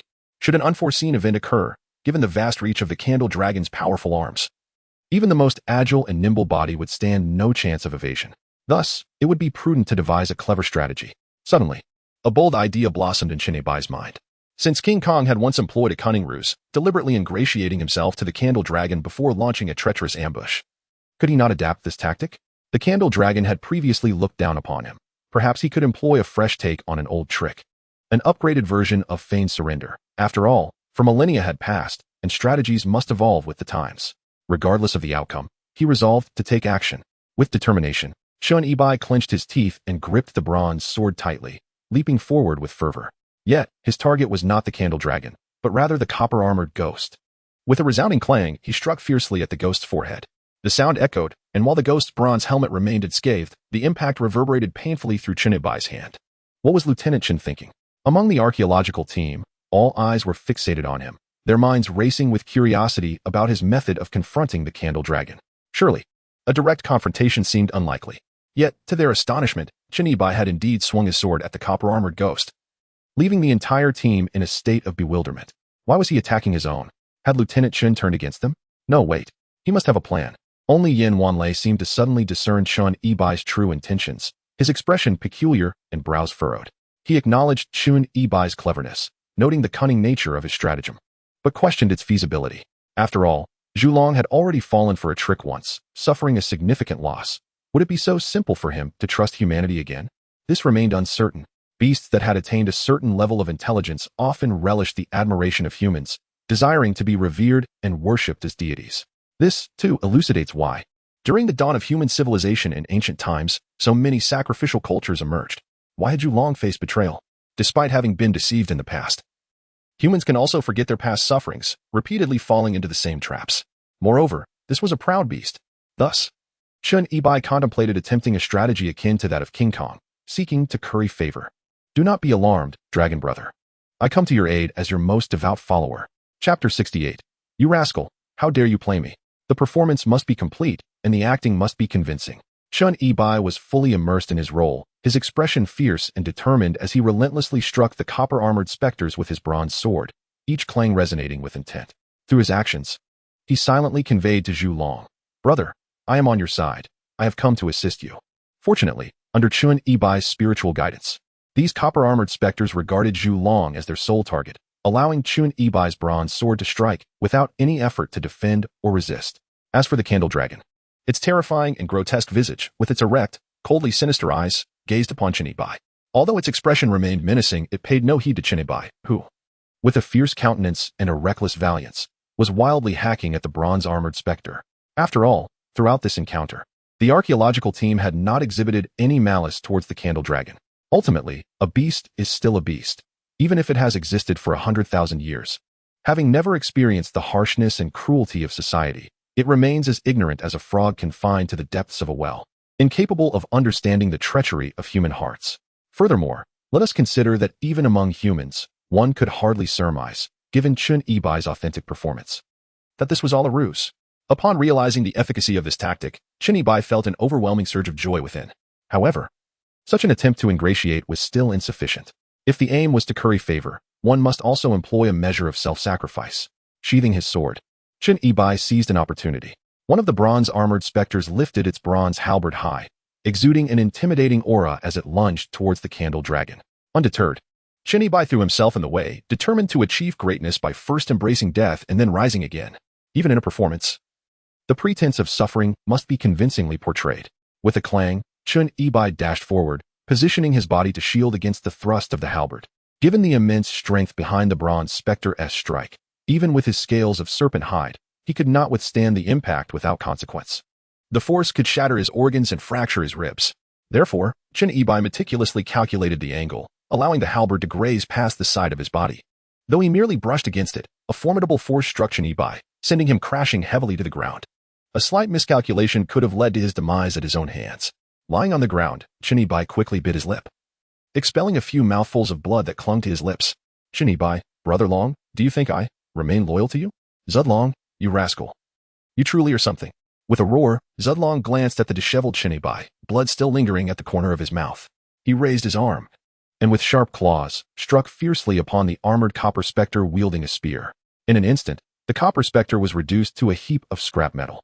Copper specter, "Hey, brother, you can't be this ruthless. Who is fighting whom, and who is allied with whom? Chun Yibai, my friend, you've worked hard. For the sake of my great endeavor, I ask for a small sacrifice." Chun Yibai had thoroughly deciphered Zudlong's psyche. It was previously stated that this creature, having attained a semblance of sentience, revels in the admiration and offerings of humanity. By risking his own life to take the blows, the more grievously he was injured, the more it fed Zudlong's sense of pride. This was the path to swiftly ingratiate himself with Zudlong, earn trust, and draw closer. However, this was certainly not a method for survival.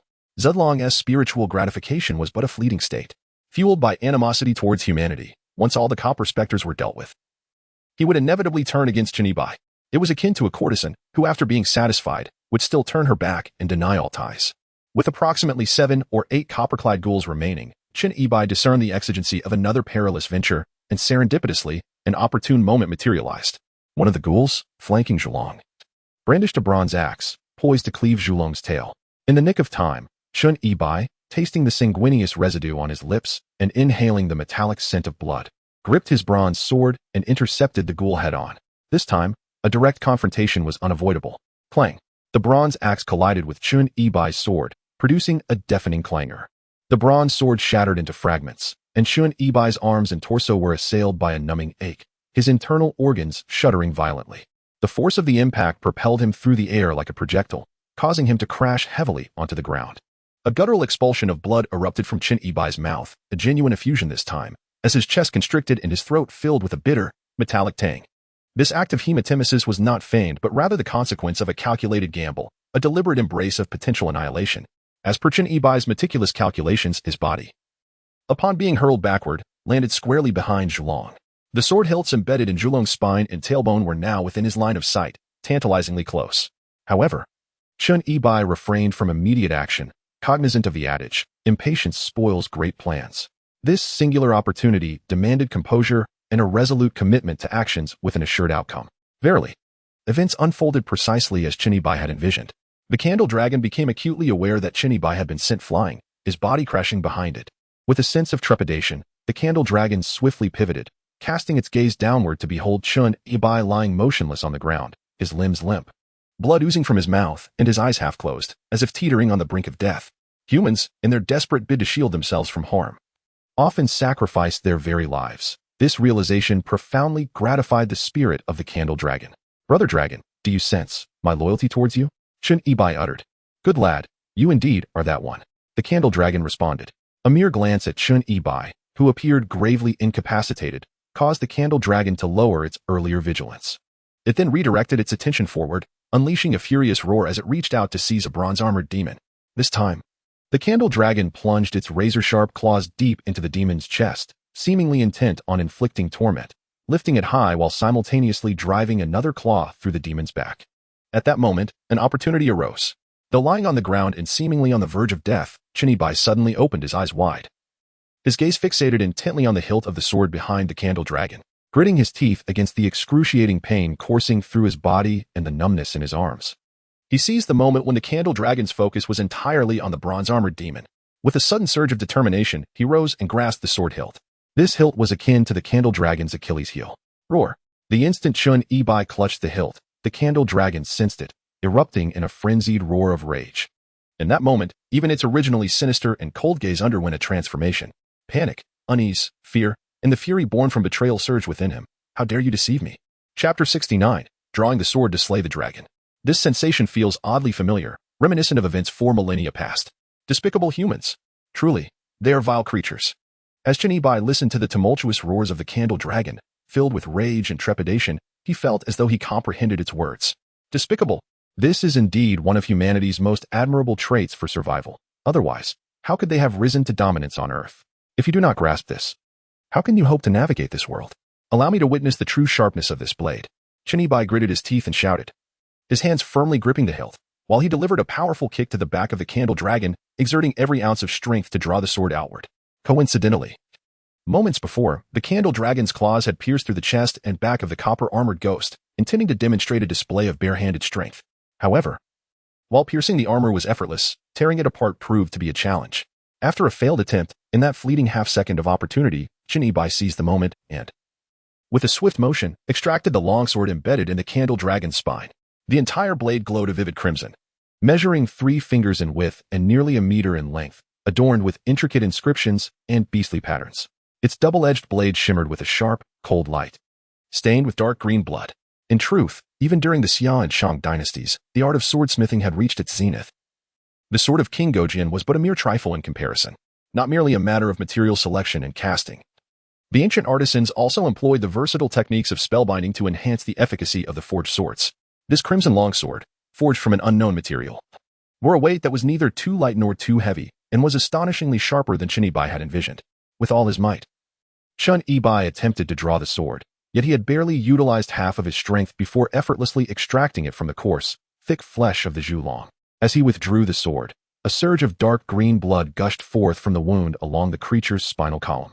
Though referred to as blood, its viscous consistency resembled more closely that of marrow seeping from the spine.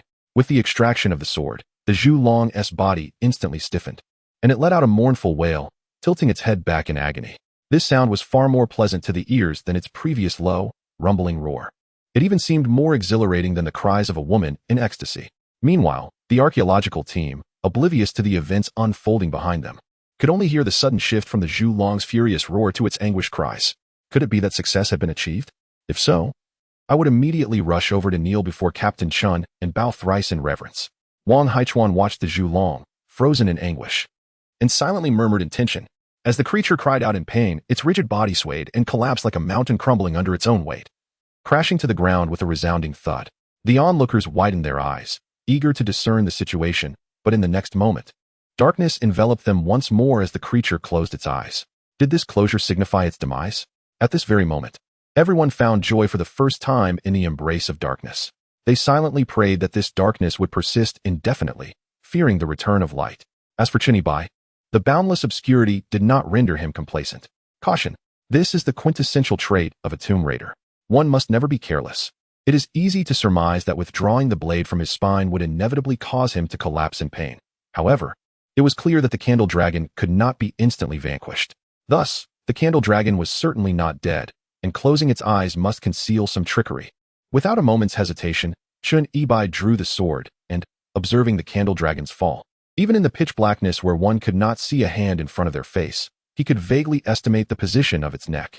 Fueled by murderous intent, he rushed towards the head of the candle dragon. Just as Chun Ibai felt he was about to reach the creature's head, a sudden green light flared to life. The candle dragon, lying on the ground, abruptly opened its singular vertical eye, still radiating malice and fury as it fixed its gaze upon Chun Ibai. Simultaneously, one of its arms had stealthily lifted in the moments when darkness enveloped it, now descending upon Chun Ibai like the weight of a mountain. Nevertheless, Chun Ibai was not startled by this unexpected display. He had long prepared himself mentally. You wish to play dead? How quaint. If we are to engage in cunning, then I must apologize. Though you are an ancient beast, when it comes to guile, you resemble nothing more than a babbling infant. Chun Ibai raised the corners of his mouth, revealing a peculiar smile. Having prepared in advance, he swiftly pivoted and retreated, anticipating the candle dragon's prediction, executing a feigned maneuver. The candle dragon swung its arm, missing its target and sending a flurry of bones scattering into the air. Before the candle dragon could react once more, Chun Ibai had already leaped forward, rapidly positioning himself beside its head, raising his long sword high above. In that moment, Chun Ibai discerned the genuine fear reflected in the candle dragon's eyes, its pupils dilating in terror. However, due to severe spinal injuries, the upper body was rendered immobile. Any subsequent reaction was far too late. Crack! The sword fell. The long sword in Chun Ibai's grasp glinted with a sharp, cold light as it descended upon the candle dragon's neck. The momentum was formidable, yet the force was somewhat lacking. After all, Chun Ibai was merely a mortal, and with his internal organs damaged and arms aching, exerting even 100 pounds of strength seemed nearly impossible. Nevertheless, in the face of absolute sharpness, sheer strength appeared trivial. The crimson longsword struck the candle dragon's neck, effortlessly slicing through its coarse skin, severing flesh and bone, decapitating the beast. Gurgle. The dark green blood erupted like a burst water valve from the severed neck of the candle dragon, instantly filling the air with an indescribably acrid scent of blood. It seems that this is truly the end. The candle dragon could never have imagined that it would fall victim to human scheming and machinations not once, but twice. The first time, it was ensnared for 4 millennia within the locking dragon pillar. Finally freed, it found itself deceived once more, leading to its demise. At last, Chun Ibai could finally relax, collapsing onto the ground. Although he had managed to subdue the candle dragon, he felt that he had paid a tremendous price for it. His entire being was racked with pain, and he occasionally coughed up blood. It was evident that he had sustained serious internal injuries. Perhaps even his organs had been severely shaken, for how else could there be so much blood? The pain in his chest was especially excruciating. Could it be that one life had to be exchanged for another? Chen Xiaowei. Chen Xiaowei. In the darkness, he heard the calls of Yin Wanlei and Wang Haichuan behind him. Chun Ibai wished to respond, but as he opened his mouth, he felt an overwhelming tightness in his chest that drained his strength, leaving him teetering even while seated. Could it be that this was truly the end? Gazing into the boundless darkness, Chun Ibai felt a sense of acceptance. At the very least, he had experienced a moment of glory. Just as he contemplated closing his eyes and surrendering to relaxation, a flicker of eerie green light caught his peripheral vision amidst the shadows. Chun Ibai thought it might be a mere hallucination. However, upon lowering his gaze towards the verdant light, he discerned the severed head of the candle dragon, from which an ethereal green glow emanated faintly from the incision. Chapter 70, 10,000-Year Essence Pill. Lieutenant Chun. Lieutenant Chun, are you alright? In the archaeological team, Yin Wanlei and Wang Haichuan incessantly called out Chun Ibai's name into the darkness. The striking image of Chun Ibai wielding his sword to slay the candle dragon lingered vividly in their minds. So heroic, utterly magnificent. It was certain that the candle dragon had perished, and the collective anxiety of the group began to dissipate, as they had narrowly escaped calamity once more.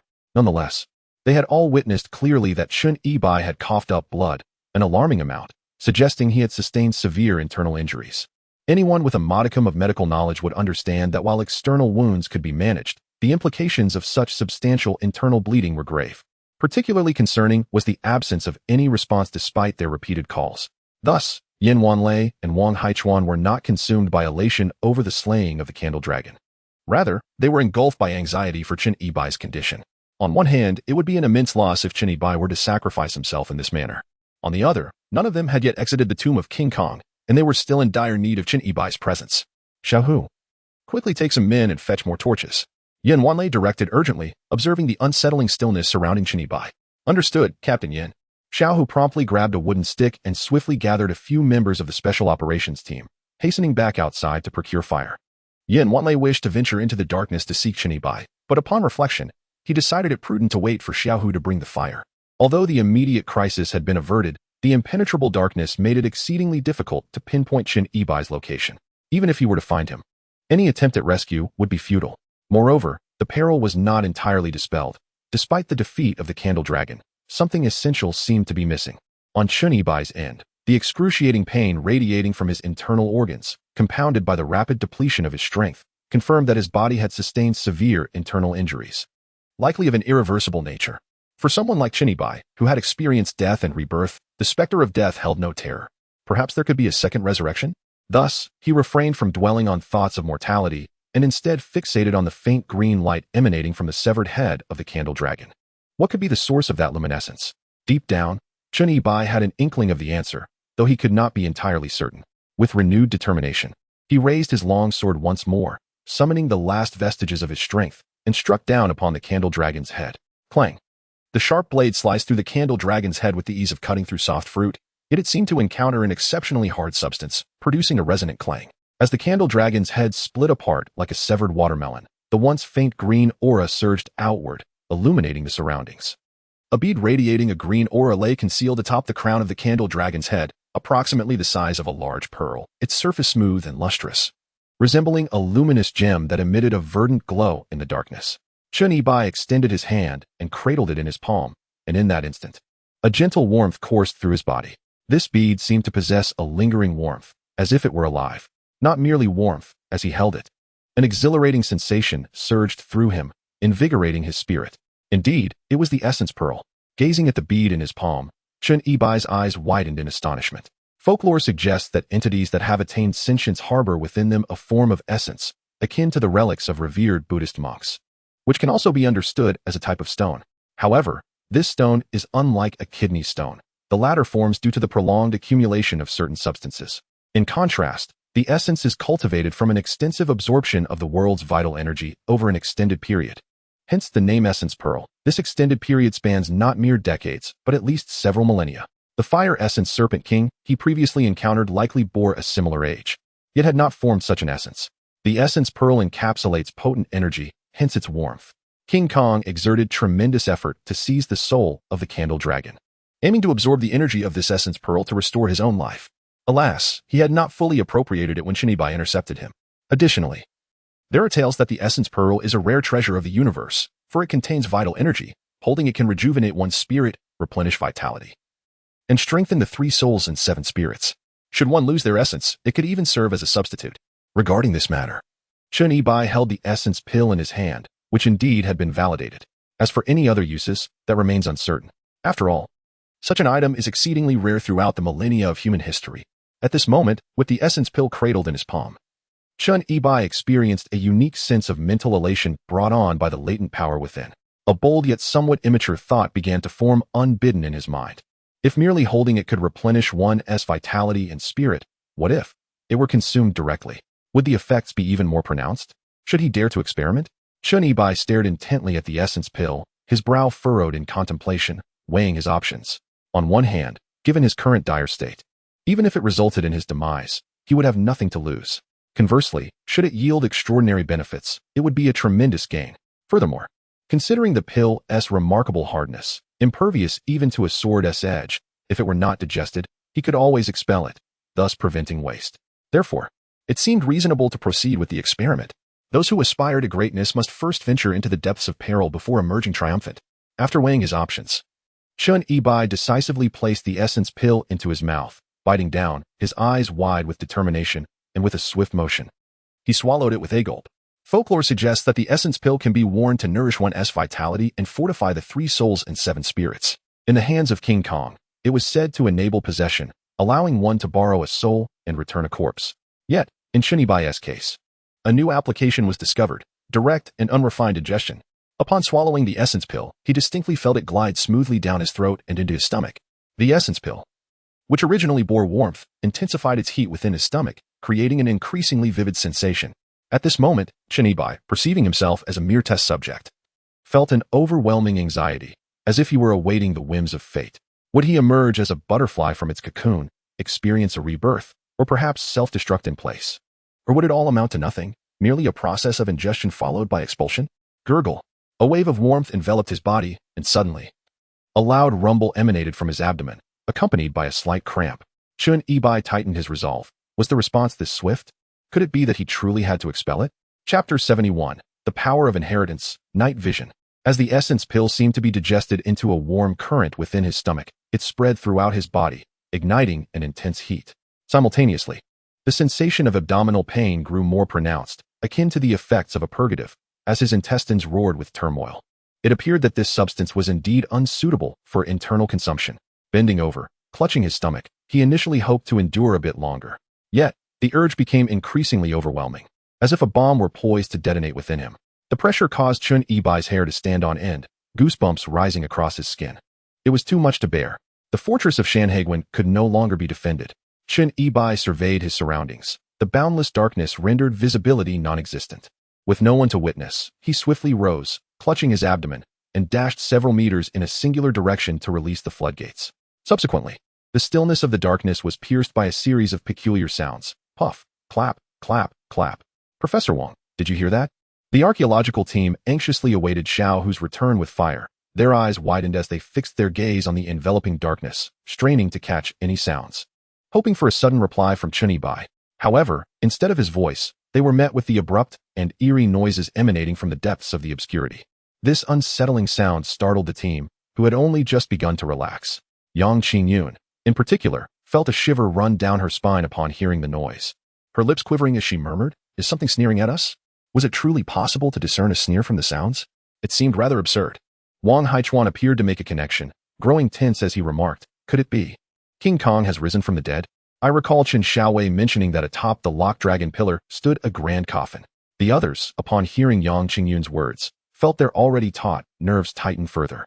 Having just dealt with the candle dragon, and with Chen Xiaowei's fate still uncertain, the prospect of encountering another malevolent spirit appeared to threaten their very survival in this archaeological endeavor.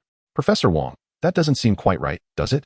I can't shake the feeling that the sound we heard isn't characteristic of a Zongzi, remarked Yin Wanlei, furrowing his brow.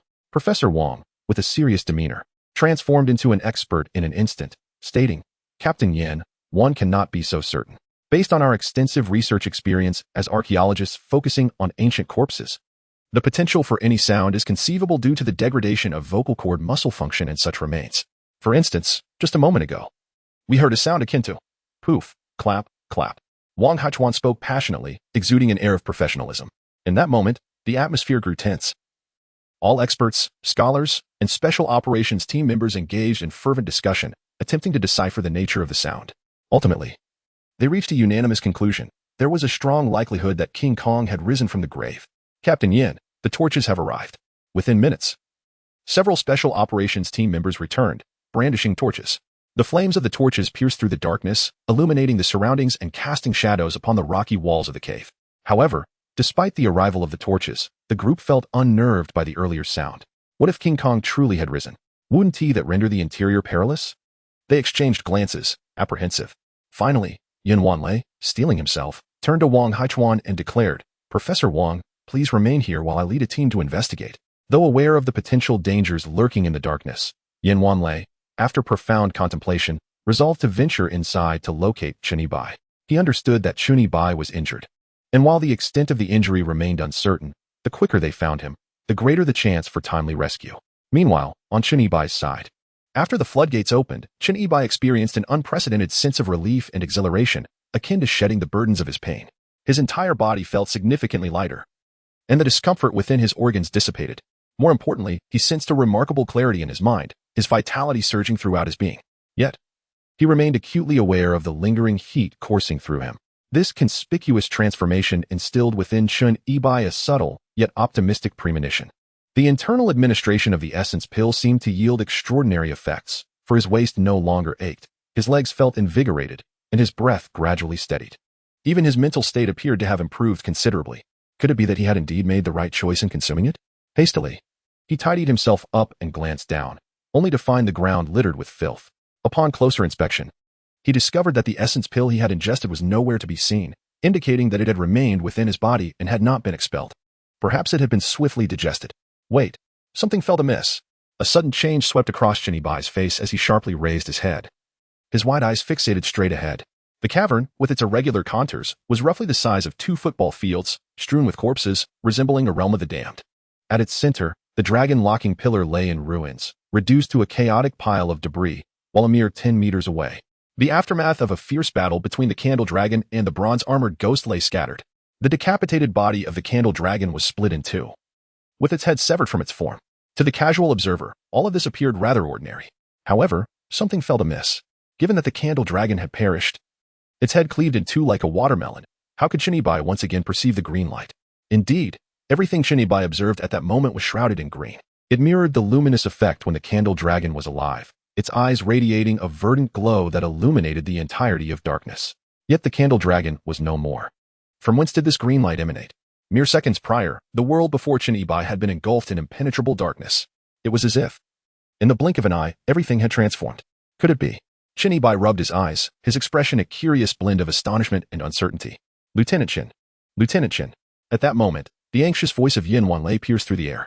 Chin Bai abruptly turned, following the sound to gaze in Yin Wanlei's direction. He beheld Yin Wanlei accompanied by 6 members of the Special Operations Team, brandishing torches as they cautiously navigated the darkness, illuminating their path while feeling their way forward. Upon witnessing this, Chin Bai felt an unshakable certainty. This green light was indeed a manifestation of his own vision.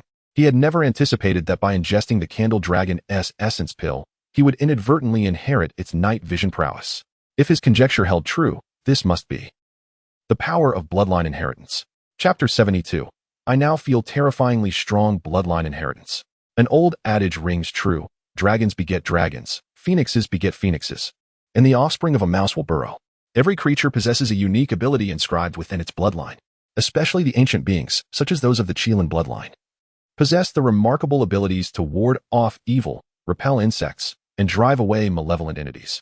Similar to the Qilin lineage of the Zhang family depicted in Tomb Robber's notes, which is indeed rumored to exist. The various theories surrounding the inheritance of these extraordinary bloodlines from ancient beings to humans are manifold. The recently slain Zhu Long, although not the mountain deity recorded in the classic of mountains and seas, is nevertheless a descendant, flowing with the pure bloodline of the Zhu Long.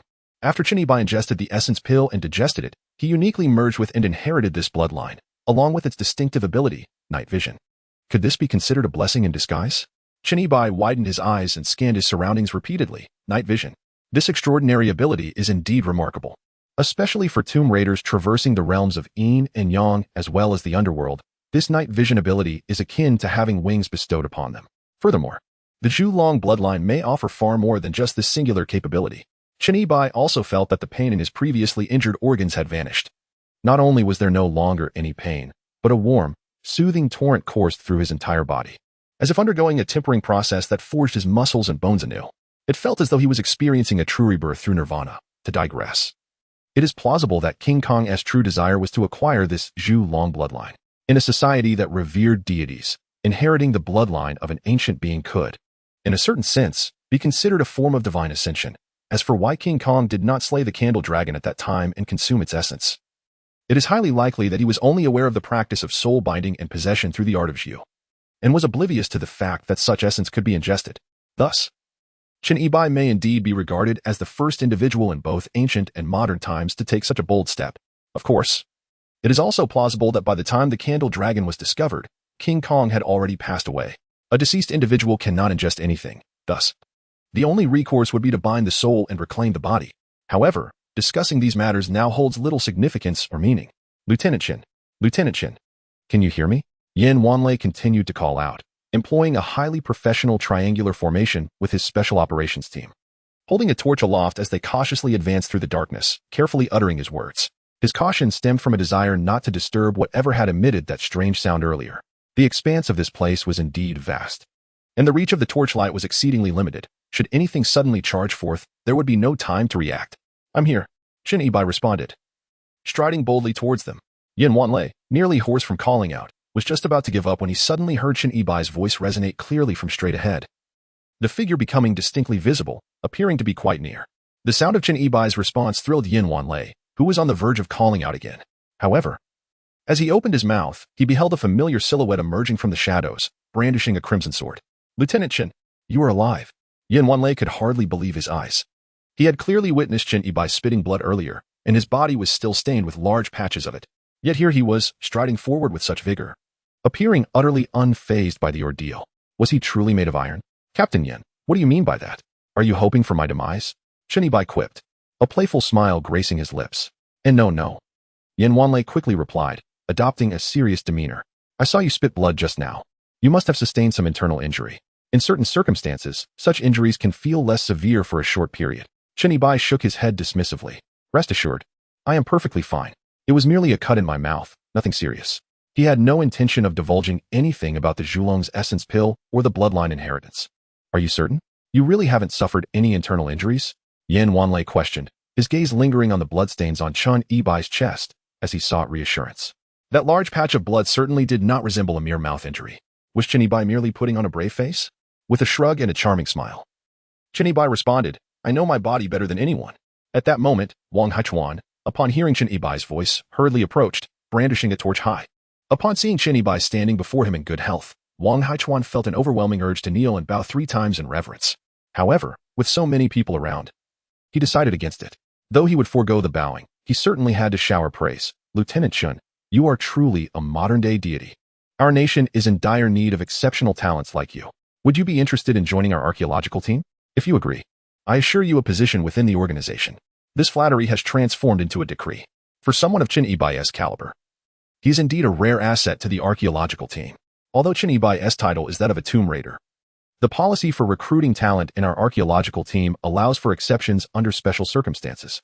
In the early days of our nation's establishment, when archaeological work was just beginning, at least 80% of the experts were mere local laborers.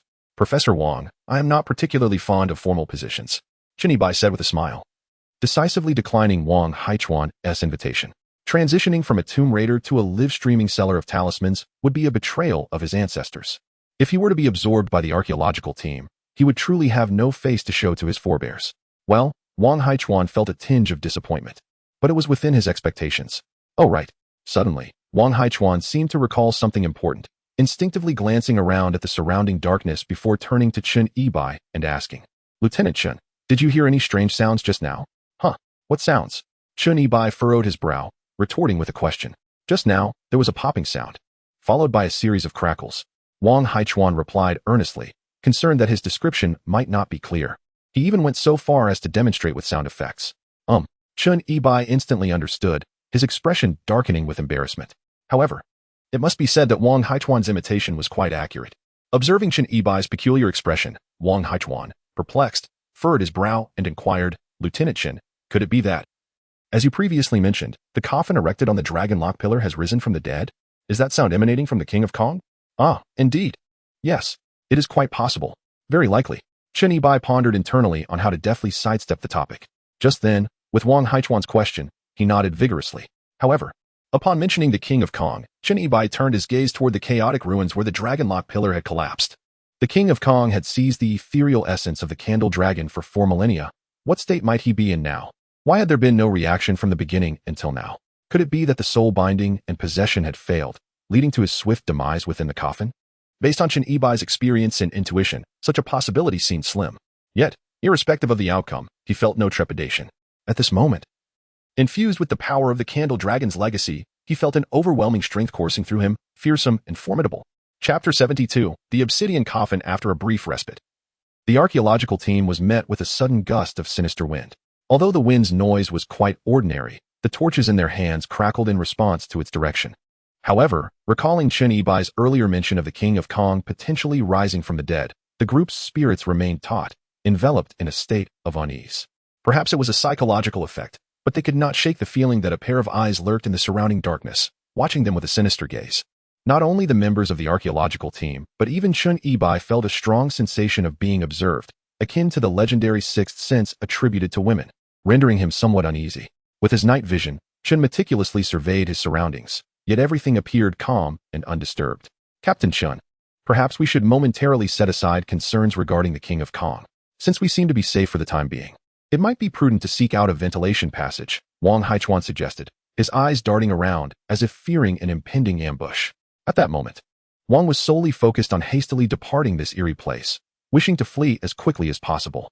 However, after a brief period of contemplation, Chen seemed to arrive at a certain resolution. He raised an eyebrow at Wang Haichuan and countered, "Professor Wang, is it not your primary objective as an archaeologist to conduct research on ancient relics? Before us lies merely a conjecture that this tomb belongs to the King of Kong. Yet we have not identified its occupant. Thus, even with unwavering confidence, a conjecture remains just that, a conjecture." Wang Haichuan was momentarily taken aback. Struggling to grasp the essence of Chen Yibai's words, Chen deliberately paused before earnestly continuing, "Professor Wang, do you not yearn to discover the identity of the tomb's owner, thereby ensuring the success of this archaeological endeavor? Otherwise, even if we locate an exit and return safely, you could only document this expedition with terms like conjecture or suspected, at best." Wang Haichuan was momentarily taken aback, rendered speechless and uncertain about how to respond. Chen Yibai indeed spoke the truth. Only by locating the tomb's owner or finding evidence to substantiate their identity could one truly fulfill the essence of archaeological research on an ancient tomb. Otherwise, the enigma would remain just that, an enigma. However, the crux of the matter was that Wang Haichuan had come to comprehend the historical significance of this tomb and the sacrificial culture of the Shang dynasty, which had already sufficed for him. More importantly, the tomb posed considerable peril. Having narrowly escaped the clutches of the Candle Dragon and now presented with an opportunity to find an exit, he lacked the courage to continue his investigations. Should he persist, the stakes of life and death would again become ambiguous. Thus, as he regarded Chen Yibai, a flicker of barely perceptible resentment crossed his gaze. And he mused internally, if we could only locate the exit and return safely, wouldn't that mean it was time to call it a day? Why did you have to bring this up now? It feels as if you've put me in an awkward position. As the chief archaeologist, to outright declare the cessation of research would be tantamount to fearing for my life. Young man, you are making it exceedingly difficult for me in front of my peers and students. At that moment, Yin Wanlei, standing nearby, seemed to perceive Wang Haichuan's discomfort. With a high emotional intelligence, he interjected thoughtfully, gazing at Chen Yibai with a serious demeanor, and inquired, "Chen Xiaowei, if we were to continue our research and it turned out that the tomb's owner was indeed King Kong, and he rose from the dead, would you be able to handle that? If there is uncertainty or hesitation, I believe it would be prudent for us to retreat for the time being. While archaeological research holds great significance, it is not worth risking one's life."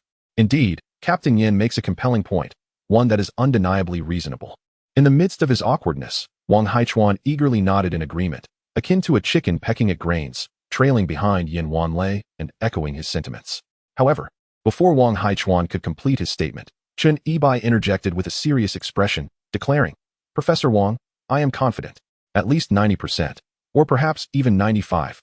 Nonetheless, as merely your appointed consultant, the decision to continue this research ultimately rests with you, and whether you require further assistance from me." Wang Haichuan felt as though he had just found a way out, only to be lifted back up by Chen Yibai. "Young man, isn't that enough? Are you intent on putting me in a difficult position? I assure you, I will not fall short of the promised top rank for a month, not by a day. There is truly no need to be so stubborn. You do not genuinely believe that slaying the Zhulong makes you a dragon-slaying hero, do you? Lieutenant Chen, are you absolutely certain that, even if it truly is King Kong resurrected, you possess at least 90% or 95% certainty? Do not overestimate your strength. After all, I am merely an old relic, buried halfway in the earth, though I have long since come to terms with life and death. You all are still quite young." Wang Haichuan neither nodded nor shook his head, but instead looked at Chen Yibai, seeking confirmation, deliberately emphasizing his tone. Chen Yibai narrowed his eyes slightly, shrugged, and with an air of mysterious confidence, proclaimed, "It is no longer 95%. It is now 100%. In this brief moment, Chen Yibai felt an intense surge as the heat, akin to the forging of metal, rendered his sinews and muscles more taut and powerful. This was precisely why he had taken it upon himself to support Wang Haichuan, urging him to seek out the master of this ancient tomb. Without this method of persuasion, Wang Haichuan would undoubtedly refuse to continue the investigation. For Chen Yibai, failing to encounter the true master of this ancient sepulchre, or, more specifically, the legendary King Kong, would represent an immense regret in his life. Of course, this was predicated upon possessing sufficient strength. Chen Yibai sensed that. Equipped with a complete set of corpse-ensnaring nails, shrouded in the fiery armor of the Serpent King, wielding the dragon-slaying sword, and endowed with the bloodline legacy of the Candle Dragon, he felt a formidable power coursing through him. Although he had yet to test its efficacy, he was certain he could stand his ground against King Kong. However, this ultimately hinged on whether Wang Haichuan, the chief commander of the archaeological team, would falter. If Wang Haichuan, under such support, chose to retreat and cease the investigation, then Yin Wanlei would undoubtedly follow his lead. As a specially appointed consultant, it would be rather inappropriate for Chun Yi-bai to insist on continuing the research alone. At this moment, everyone held their breath, eagerly awaiting Wang Haichuan's decision. Just moments ago, Lieutenant Chun had confidently proclaimed that even if they encountered the resurrected King Kong, they would certainly prevail. As a specially appointed consultant, he would certainly fulfill that promise. Thus, the question remained whether Wang Haichuan possessed the spirit of dedication to archaeology or would succumb to fear for his own life. Surely, he would choose the path of dedication to archaeology. Under the watchful gaze of the crowd, Wang Haichuan clenched his teeth and declared, "Since Lieutenant Chun is so assured, let the archaeological research proceed." This decision was not a hasty whim, but rather a conclusion reached after careful contemplation, given that Chun Yi-bai had spoken with such unwavering certainty. To retreat now would not only diminish Wang Haichuan's standing as the chief archaeologist, but it would also significantly undermine the value of their findings due to the uncertainty surrounding the identity of the tomb's owner. In other words, having already ventured this far into uncertainty, it would be illogical to turn back without clarifying the identity of the tomb's occupant. Furthermore, since they had placed their trust in Lieutenant Chin on numerous occasions, one more time would hardly matter. As the chief archaeologist, Professor Wang's leadership must be followed without question. Upon Wang Haichuan's final decision, Yin Wanlei displayed no hesitation. If archaeological experts exhibited such a spirit of dedication and perseverance, how could he, as a soldier, do any less? Indeed, Professor Wang's ethos exemplified what it meant to be a true expert. Chun Yi-bai flashed a triumphant smile and gave Wang Haichuan a thumbs up. "Now, let everyone stay closely behind me. Relax your minds and muster your courage. There is no need to be overly tense. If any danger arises, I will inform you in advance." With the plan set, Chun Yi-bai surveyed the surroundings once more, ultimately fixing his gaze upon the ruins of the collapsed dragon lock pillar. His words exuded confidence, a testament to the advantage of possessing night vision capabilities. Particularly in such an exceedingly spacious expanse, devoid of the concealment of darkness, one could survey the surroundings with ease, eliminating any apprehension of lurking perils or ambushes. While Chun Yi-bai's words instilled a peculiar sense of security, the complete relinquishment of unease in the face of such darkness proved a formidable task for the average individual. Moreover, subsequent to Chun Yi-bai's slaying of the Zhulong dragon, he seemed to have undergone a transformation, exuding an inexplicable vigor. Presently, Chun Yi-bai escorted the archaeological team to the site of the collapsed dragon-locking pillar, now a sprawling heap of rubble and ruins. Upon larger fragments of stone, intricate carvings and arcane Zhu characters were still discernible. A lamentable sight indeed. Such a magnificent dragon-locking pillar, had it remained intact, would undoubtedly have evolved into a popular destination for internet celebrities. Wang Haichuan, gazing upon the ruins and the fragments of exquisitely carved stone, could not suppress a murmur of regret. However, had the dragon-locking pillar not succumbed, it would have signified not a mere tourist attraction, but rather a perilous rendezvous with mortality for internet personalities. Team lead, Little Who exclaimed from the vicinity of the ruins, seemingly having unearthed something of significance.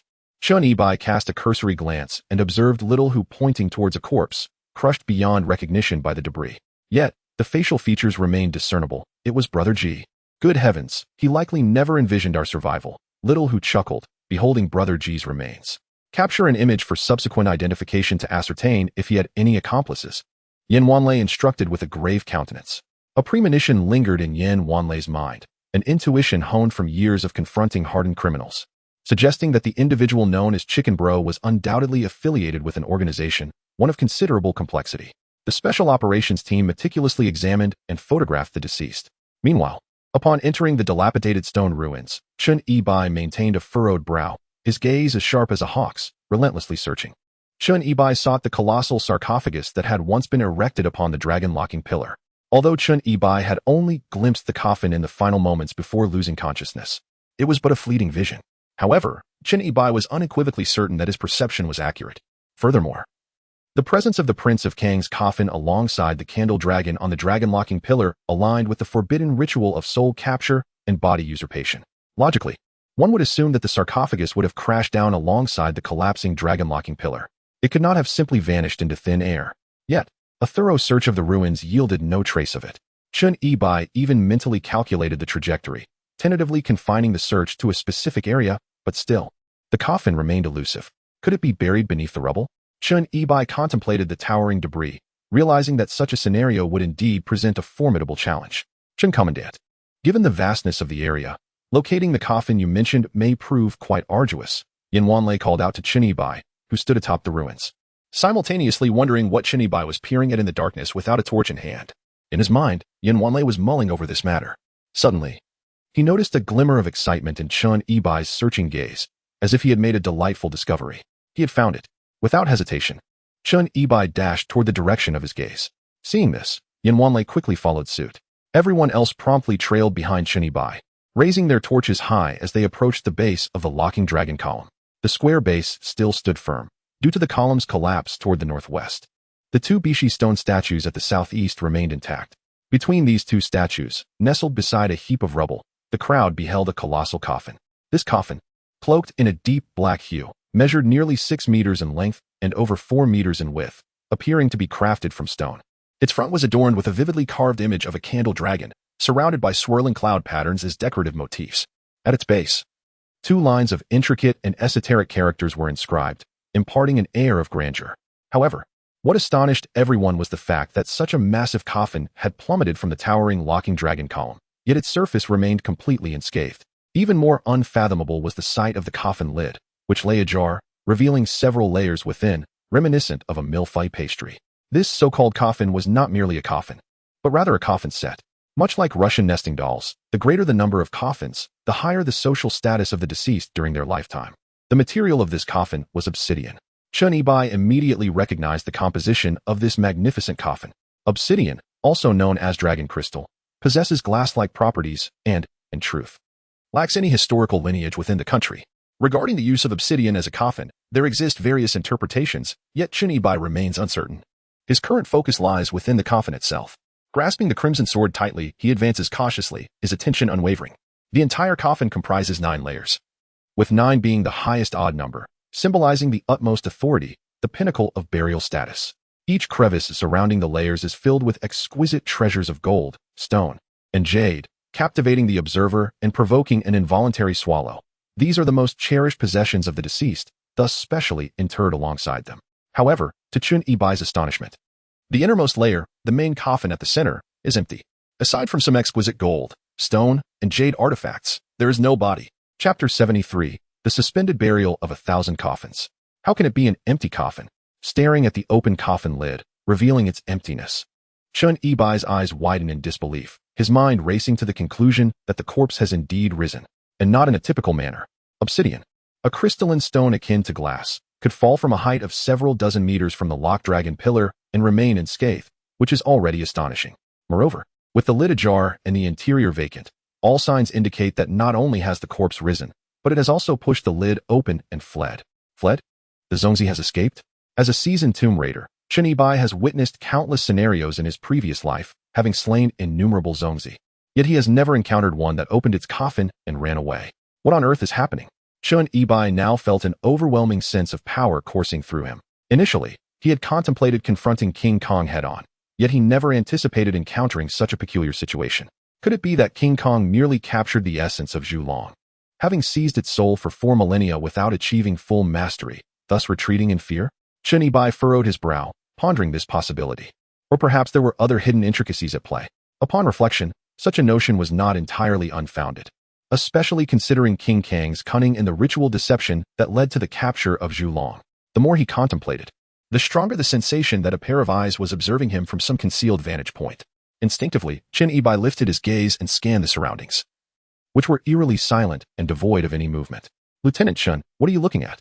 Inquisitively, Wang Haichuan observed Chun Yibai's shifting expressions and peculiar demeanor, anxiously inquiring as he turned his head to survey the area.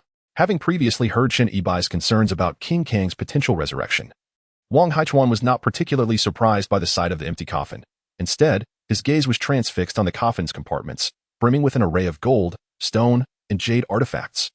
His excitement nearly palpable. Noticing Chun Yibai squinting and shaking his head, signaling a temporary absence of danger, Wang Haichuan could no longer contain his enthusiasm and, accompanied by several archaeological experts, made his way toward the obsidian sarcophagus. This scene bore a striking resemblance to grave robbers at work.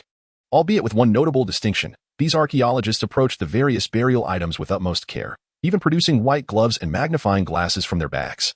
A few minutes later, Wang Haichuan, adorned in white gloves, held a magnifying glass in one hand and a square beast seal in the other, exuberantly exclaimed, "It is confirmed!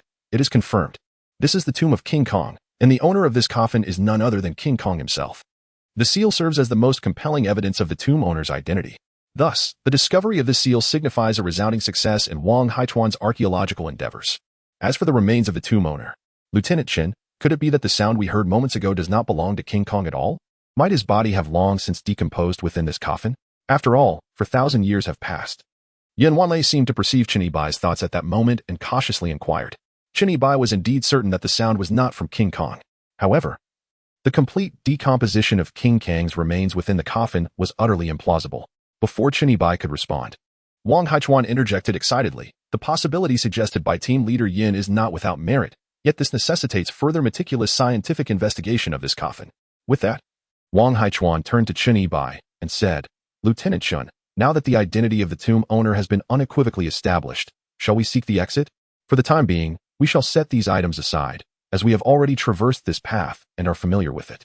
I will return to conduct a comprehensive research report, which I shall then submit to my superiors to formulate an excavation plan.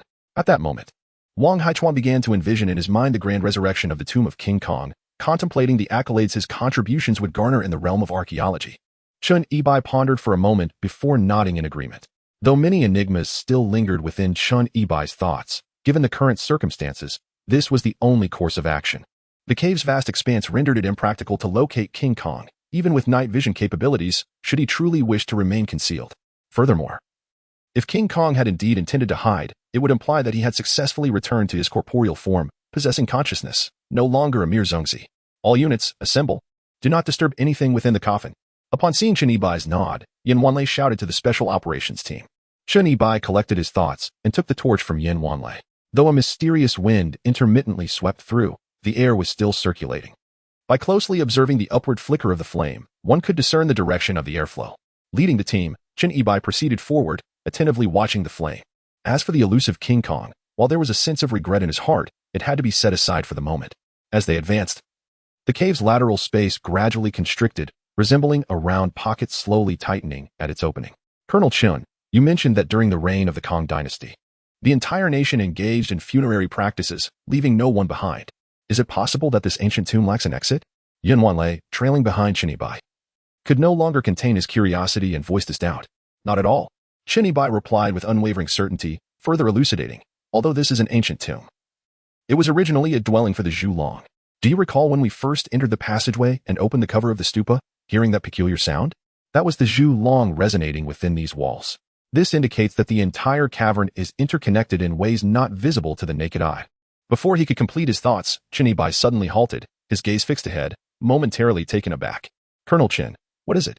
Everyone, engrossed in Chen Yibai's explanation, sensed his sudden pause and the astonishment in his eyes, prompting immediate concern and inquiries. Chen Yibai remained silent, continuing forward, yet at a significantly slower pace. After traversing approximately 100 meters, the reason for his earlier expression became apparent. Before them, illuminated by the flickering torchlight, lay a breathtaking sight that elicited even greater astonishment than Chen Yibai had displayed. The cavern walls were adorned with numerous niches of varying sizes, each housing wooden coffins, an overwhelming multitude, numbering in the thousands. The spectacle was nothing short of magnificent, accompanied by an indescribable sense of oppression. 1,000 coffins suspended in funerary repose. Chen Yibai narrowed his eyes and inhaled sharply. He did not expect that, apart from the coffin of King Kong, there would be other unexpected discoveries here. Chapter 74. The ghostly laughter is no match for the weeping spirits. Lieutenant Chen, is there any significance to this? Wang Haichuan gazed in astonishment at the scene of 1,000 coffins suspended in burial. Though an archaeological expert with a certain understanding of cliff burials, he felt that the 1,000 coffins before him were somewhat different from what he had previously encountered. Chen Yibai squinted and replied, there shouldn't be anything particularly noteworthy. It's merely a burial practice that is slightly more elaborate than that of ordinary commoners and slaves. Wang Haichuan immediately comprehended Chen Yibai's implication. In the slave society of that era, a clear hierarchy existed, with individuals classified into distinct ranks. Take the practice of burial as an example. The lowest slaves were treated as sacrificial offerings, while only commoners had the privilege to be buried alongside emperors, and even then, they were typically interred in mass graves. It was only the noble lords and favored concubines who had the honor of being laid to rest in coffins. Thus, this sight of 1,000 suspended coffins likely served as a unique sacrificial pit, housing the noble lords and distinguished figures of the Kong dynasty. Even among the nobles, a pronounced distinction of rank and status was evident, perhaps due to the limited space of the cave stone walls. The lowest tier of wooden coffins measures less than 1 meter in length, appearing rather diminutive. Crafted from ordinary timber. Most of these coffins have succumbed to the ravages of time, revealing skeletal remains bound by hemp ropes in a posture of supplication, facing the direction of the locking dragon pillar. This practice epitomizes the funeral customs of a slave society, wherein the sacrificial individuals are bound in a kneeling position, eternally oriented towards their master, symbolizing perpetual homage. The coffins on the middle tier are of standard size, constructed from slightly superior wood, with only a few exhibiting signs of cracking. Through the fissures of these wooden coffins, one can faintly discern the decayed bones within, alongside funerary treasures of jade and precious stones. Even the sacrificial offerings varied according to the social status of the individuals at the time, often accompanied by valuable vessels awarded during their lifetime. Each coffin is adorned with burial artifacts, presenting a notion of what the 1,000 coffins suspended in this manner might signify. For grave robbers, it resembles the allure of a blind box, with the potential for endless treasures. Regrettably, Chen Yibai is not alone in this venture. The future destination of these burial offerings is likely to be major museums across the nation. As one ascends, the standards of sacrificial offerings rise, and the coffins grow larger. Notably, on the uppermost tier, approximately 30 meters above ground, a colossal square niche has been meticulously hewn. In this grand display of suspended sacrifices, it resembles the pinnacle of a pyramid. Within the niche, oriented from north to south, rests a magnificent gilded wooden coffin, exuding an air of grandeur. Surrounding this ornate coffin stand 4 guardian beasts, a testament to the highest standards of sacrificial burial customs. Due to the fact that this height is only slightly lower than that of the coffin of King Kong atop the dragon lock pillar, it is undoubtedly evident that the social status of the coffin's owner was second only to that of King Kong himself. As for the exact nature of this identity, it remains uncertain for now. The gilded wooden coffin at the very top must possess some significance. Chen Yibai squinted slightly, his sharp gaze fixed upon the gilded wooden coffin at the pinnacle, murmuring to himself, "Lieutenant Chen, what gilded wooden coffin? Can you see further in the darkness?" Questioned Yin Wanlei, taken aback by Chen Yibai's murmurs.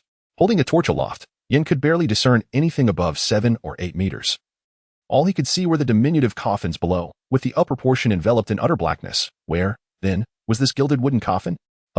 I possess a natural night vision that is somewhat superior to that of an ordinary person. Chen Yibai inadvertently forgot his unique ability, thus offering a casual reply.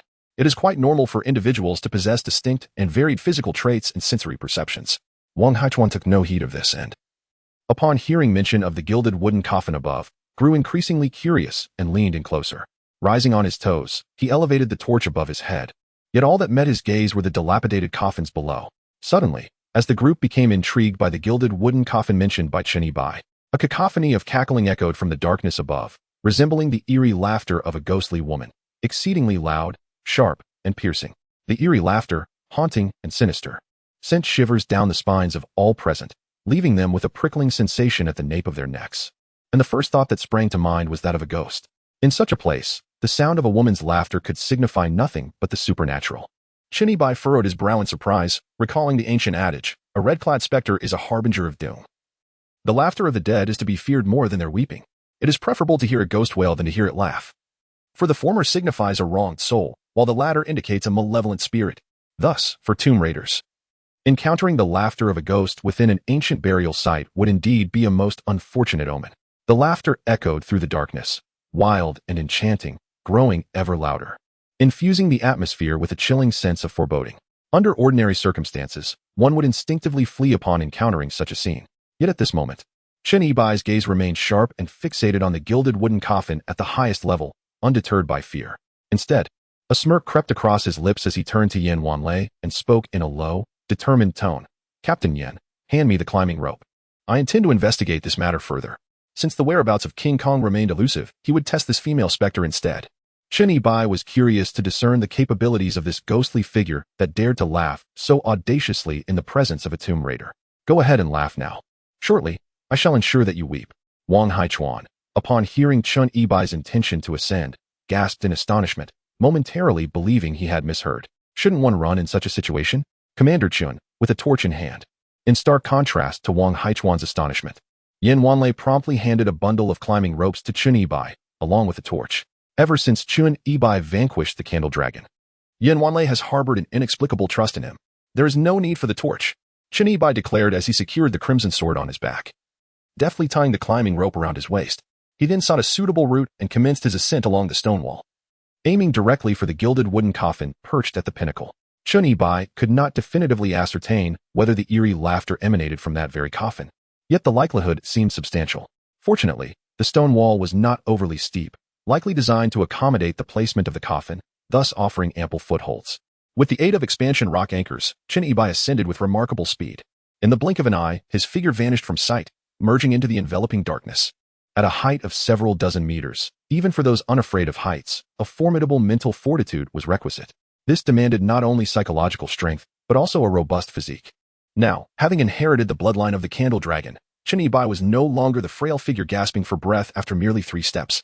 In less than 10 minutes, he reached the highest level of the 1,000-coffin burial site, executing a graceful somersault as he leapt into the alcove of the cave. The square alcove stood over 4 meters high, approximately 10 meters wide, and extended inward 7 to 8 meters deep.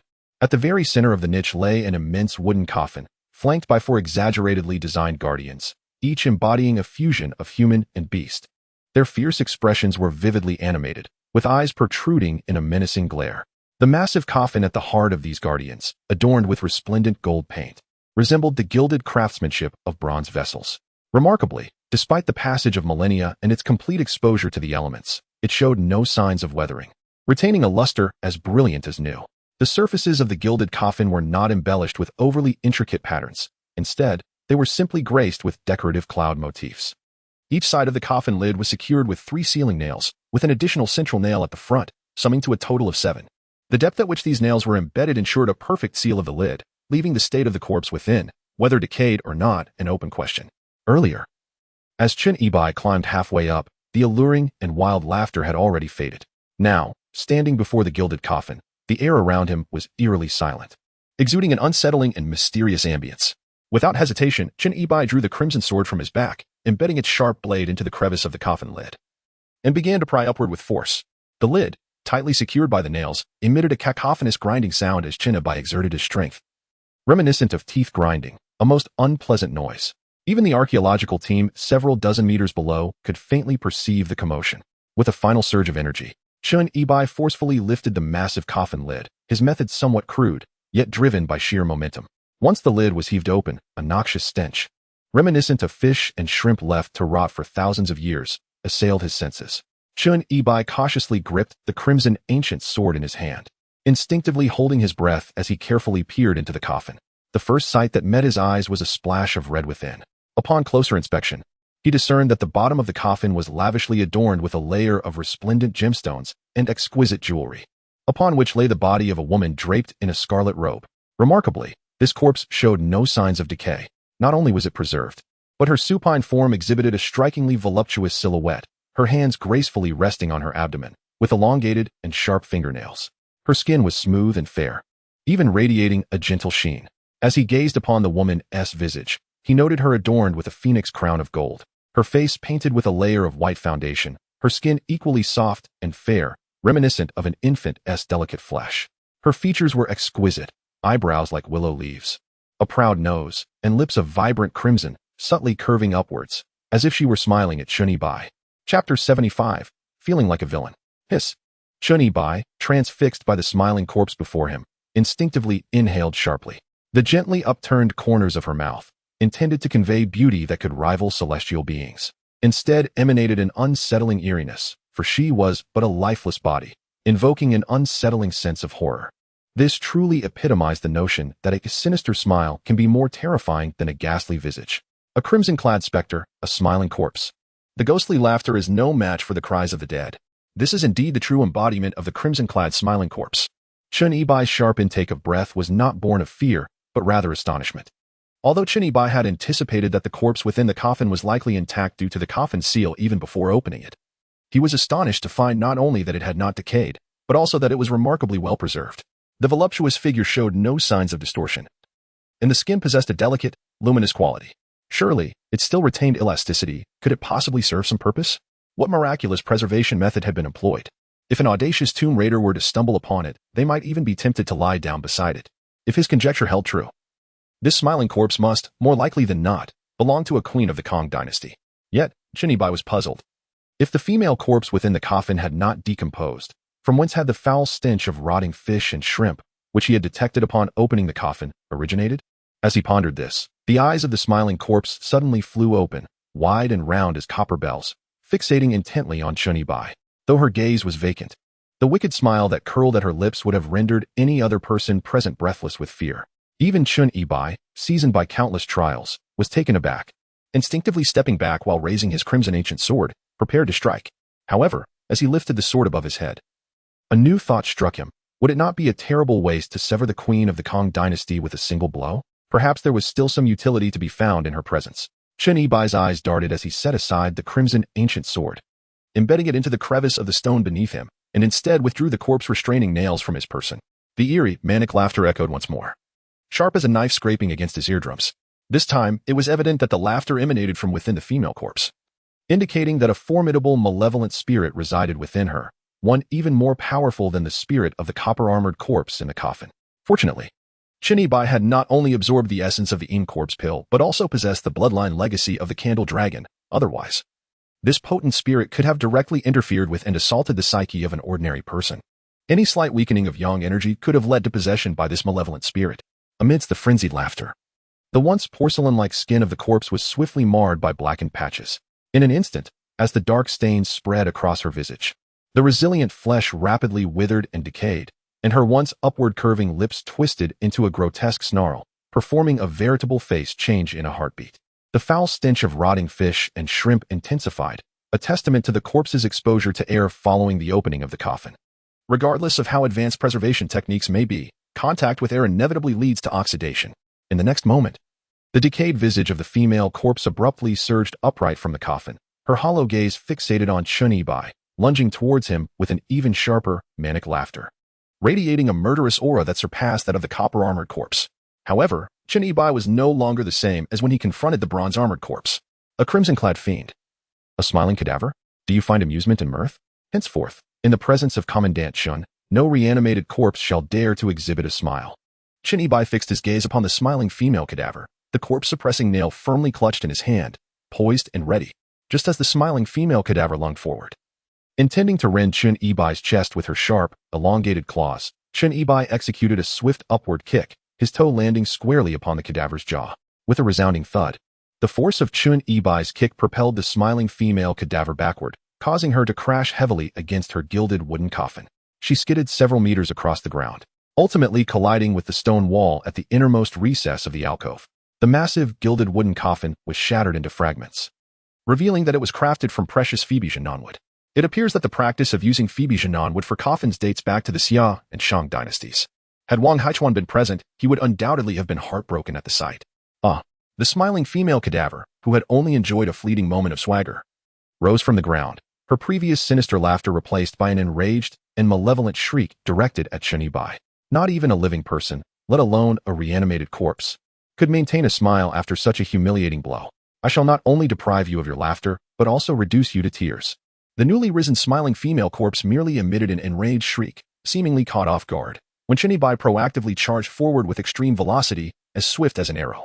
Simultaneously, the corpse-suppressing nail, held firmly in his grasp, was launched with precision, piercing deeply into the Tianji acupoint on the female corpse's back. The 7 stars corpse suppression technique was sufficient for a zombie of the smiling female corpse's caliber.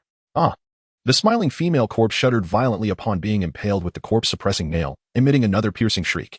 However, this was not laughter, nor an enraged scream, but a heart-wrenching wail. The sound reverberated instantly throughout every corner of the mountain cave. The female corpse's entire face contorted into a mask of agony, attempting to resist. But with the Tianji acupoint sealed by the corpse-suppressing nail, half of her body was already restricted. Chun Yi-bai would not afford her any opportunity to resist or struggle. He swiftly retrieved another corpse-suppressing nail, plunging it heavily into the Tianquan acupoint on her waist. The female corpse emitted a series of harrowing screams once more, a stark contrast to her previous giggles, an utter transformation within a mere 2 minutes. No wonder Chun Yi-bai felt an overwhelming sense of power. The smiling corpse, which might be the epitome of terror for ordinary tomb raiders, could be easily subdued with a set of 7 stars corpse suppression techniques, coupled with his current strength and speed. If only a bit faster. Chun Yi-bai felt he could swiftly vanquish her with the crimson ancient sword, and the challenge would be negligible. The reason he refrained from employing the sword was that he had ulterior motives. At that moment, The laughing corpse was pinned with the corpse suppression nails at the Tianji and Tianhuan acupoints, her body nearly collapsing to the ground, resembling a lamb awaiting slaughter. Yet for Chen Yibai, this was merely the commencement of the game. The third nail, Tianxian.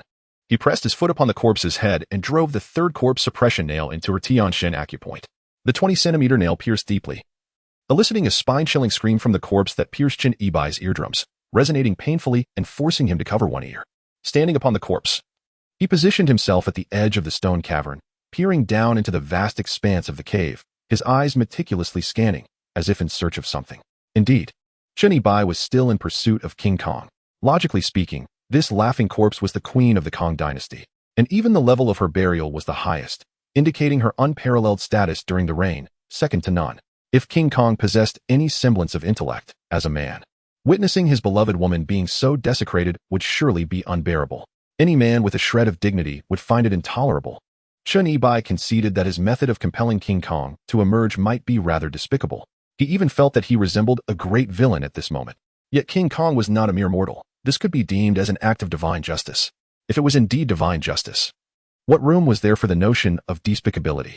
However, after a period of waiting, the agonizing screams of the smiling female corpse continued to reverberate throughout the cavern. Yet the figure of Prince Kong remained absent. Could he truly possess such fortitude?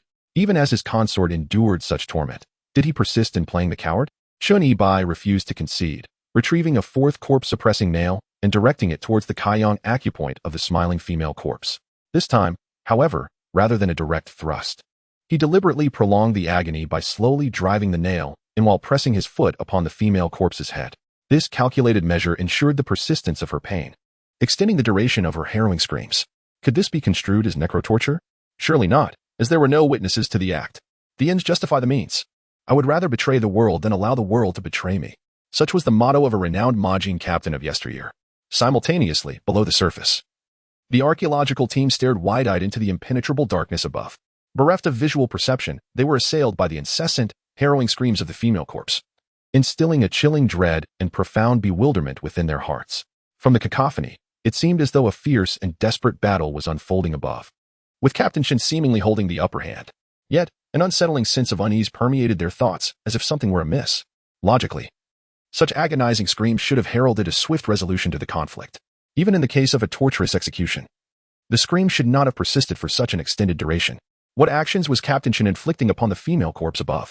Although the archaeological team was unable to witness Captain Chen's actions upon the female corpse above, however, a pair of eyes concealed in the darkness was secretly fixated on Chen Yibai, their profound gaze akin to a stagnant pool, harboring anger and hatred. Chapter 76. The Azure Dragon devours the sea. As time inexorably ticked away, the anguished, piercing screams of the female corpse persisted for a quarter of an hour, resembling the torment of some cruel execution, inducing an unsettling chill among listeners.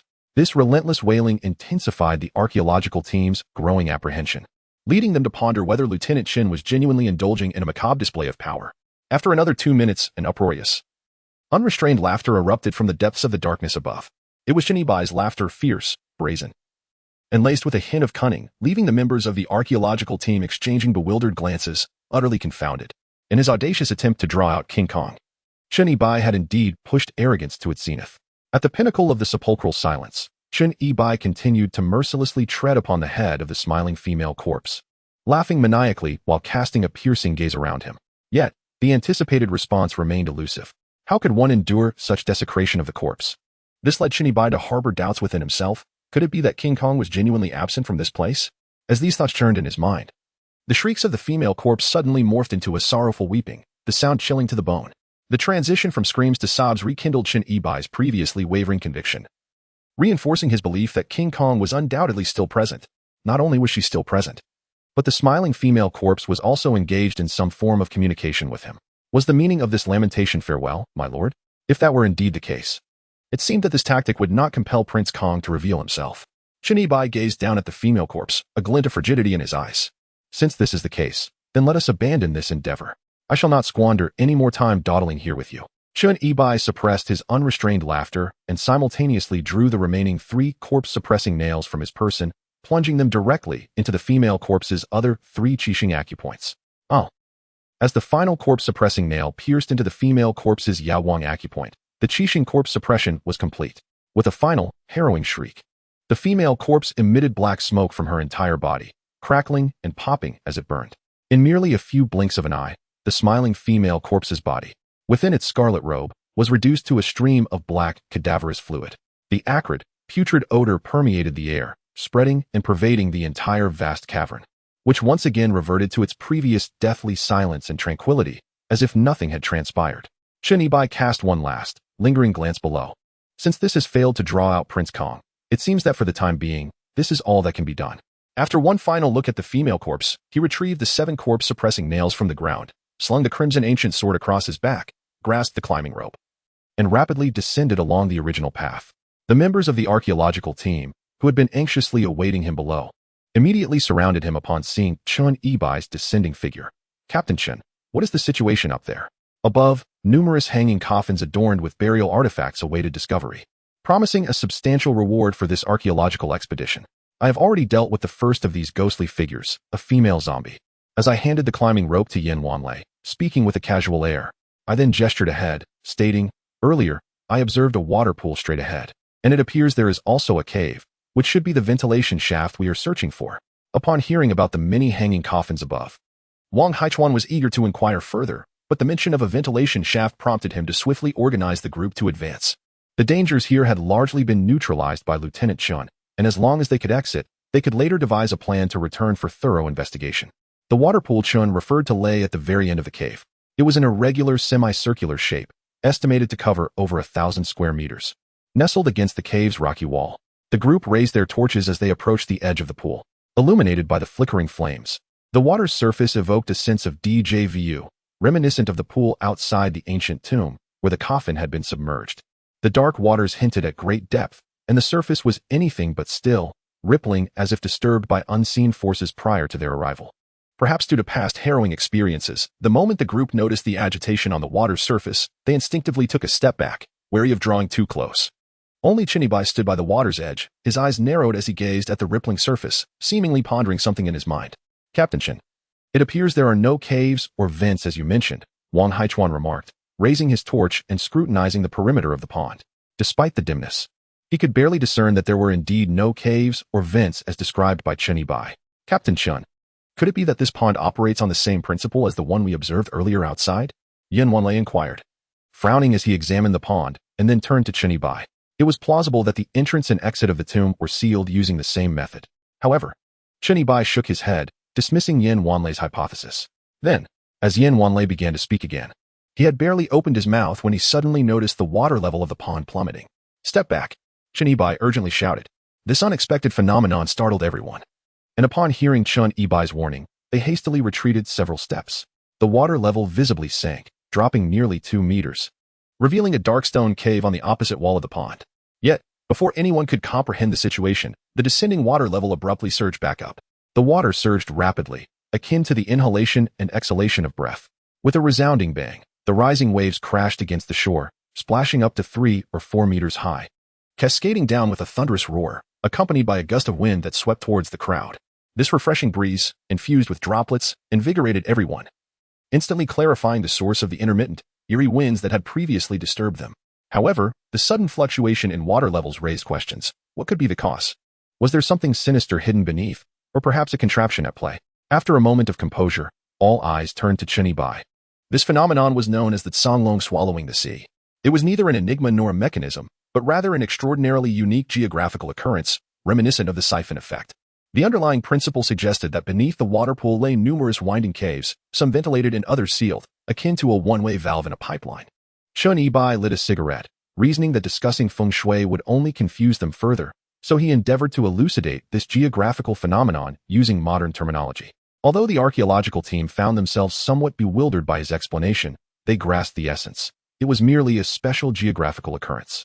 Furthermore, there was a crucial piece of information to consider: ventilation. "Captain Yen, when you mentioned ventilation, were you referring to the wind from outside?" Yin Wanlei immediately inquired of Chen Yibai. Chen Yibai took a puff of smoke, exhaling rings and watching the wisps dissipate in the wind. He nodded and said, "This is certain. Otherwise, where would the wind come from?" Before Chen Yibai could finish his thought, Wang Haichuan interjected, "So as long as we follow the ventilated path, we can escape, right?"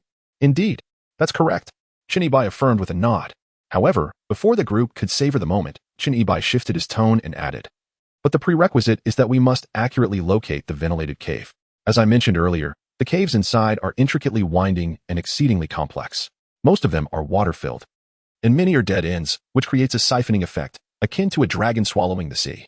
The caves not only possess a convoluted layout but are predominantly water-filled. This signifies that torches cannot be taken inside. We can only enter the water caves in utter darkness. Moreover, we must identify the correct passage within a limited time frame to escape. Once we enter, there will be no turning back.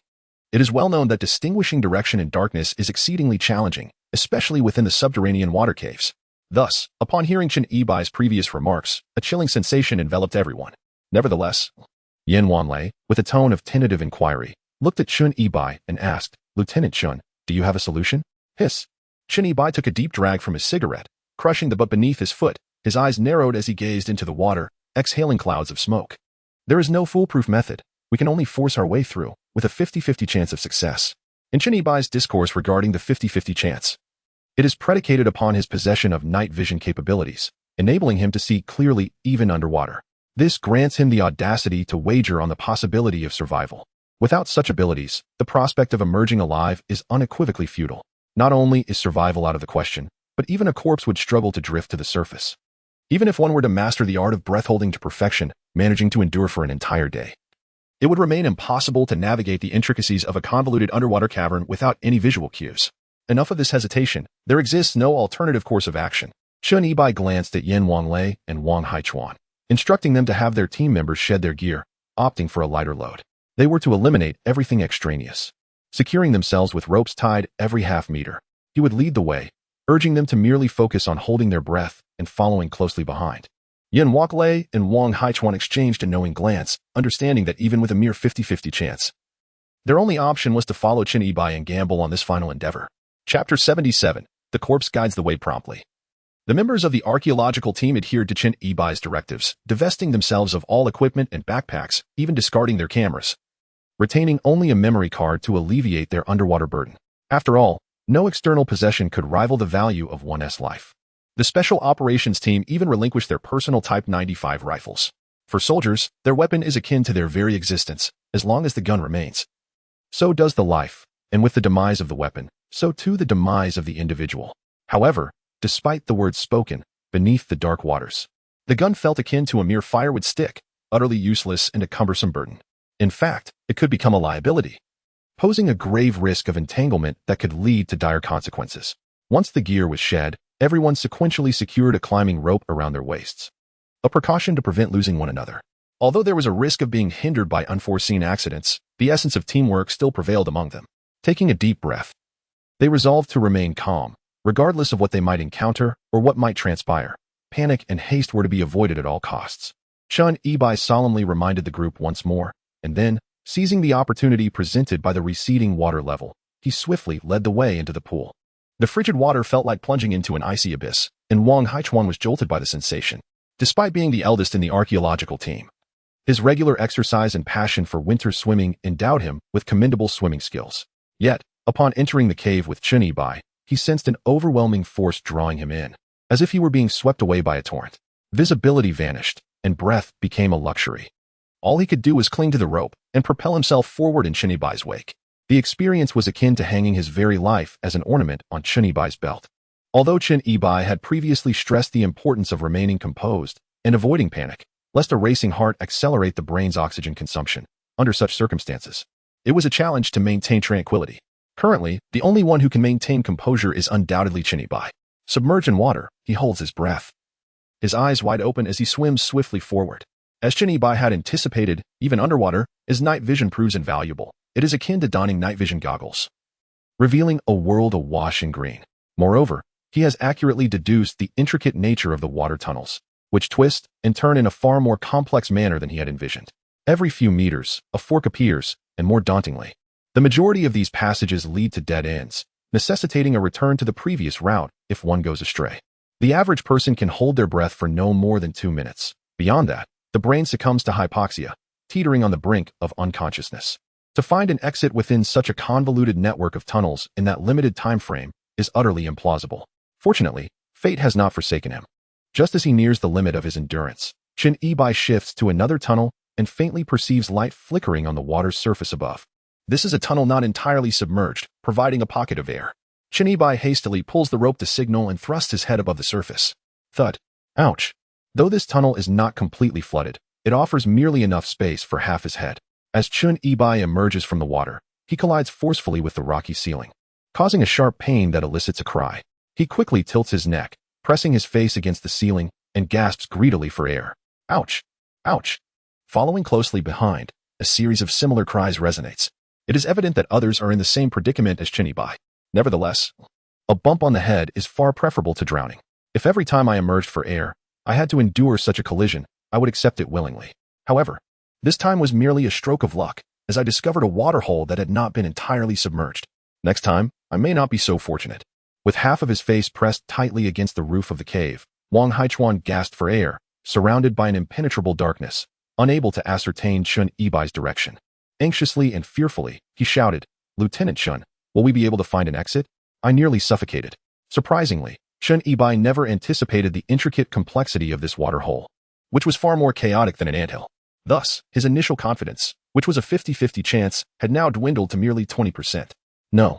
If a viable solution eludes us and we continue to blindly search, the odds would not even be 20%, but rather a grim 1 in 10, a matter of life and death.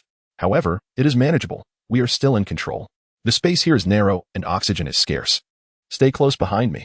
Chinibai feigned nonchalance, exuding an air of authority as he spoke loudly. For now, he could only offer such reassurances, serving as a psychological bolster. After all, it would be inappropriate to directly tell them that they were in a perilous situation. Chunibai's words proved effective, at the very least. Wang Haichuan felt a significant alleviation of his fear and tension upon hearing Chun-Ibai's confident declaration. Down. After taking a deep breath and listening to Chun-Ibai's resounding command, the group once more descended into the depths. Before contemplating a viable solution, Chun-Ibai found himself, like a headless fly, groping about in the dark, relying solely on chance. However, having gleaned insights from prior experiences, he recognized that certain waterholes possessed spaces above them where one could catch a breath, detectable even through the night vision. Perhaps this could herald a turning point. Yet, to Chun-Ibai's dismay, he soon traversed several submerged waterholes, all leading to inescapable dead ends. As time relentlessly passed, he felt the pressure of suffocation nearing its intolerable limit. His brain, deprived of oxygen, grew heavy, and his heartbeat quickened. If he did not urgently locate a place to breathe, his fate would be sealed. Compounding his distress was the increasing weight of the rope behind him, signaling that someone was struggling. Just as anxiety welled up within him, he swiftly turned into another waterhole, clinging to the last flicker of hope. To his horror, upon turning, he was met face to face with a bloated, waterlogged corpse, its pallid visage almost colliding with his own. Mere inches separated them. Goodness! Even though Chun-Ibai possessed remarkable mental fortitude, he was taken aback by this unforeseen encounter and instinctively recoiled. How could there be a corpse here? Regaining his composure, he scrutinized the figure before him. It appeared to have recently succumbed, its body vertically submerged in the water, swollen but not yet decomposed.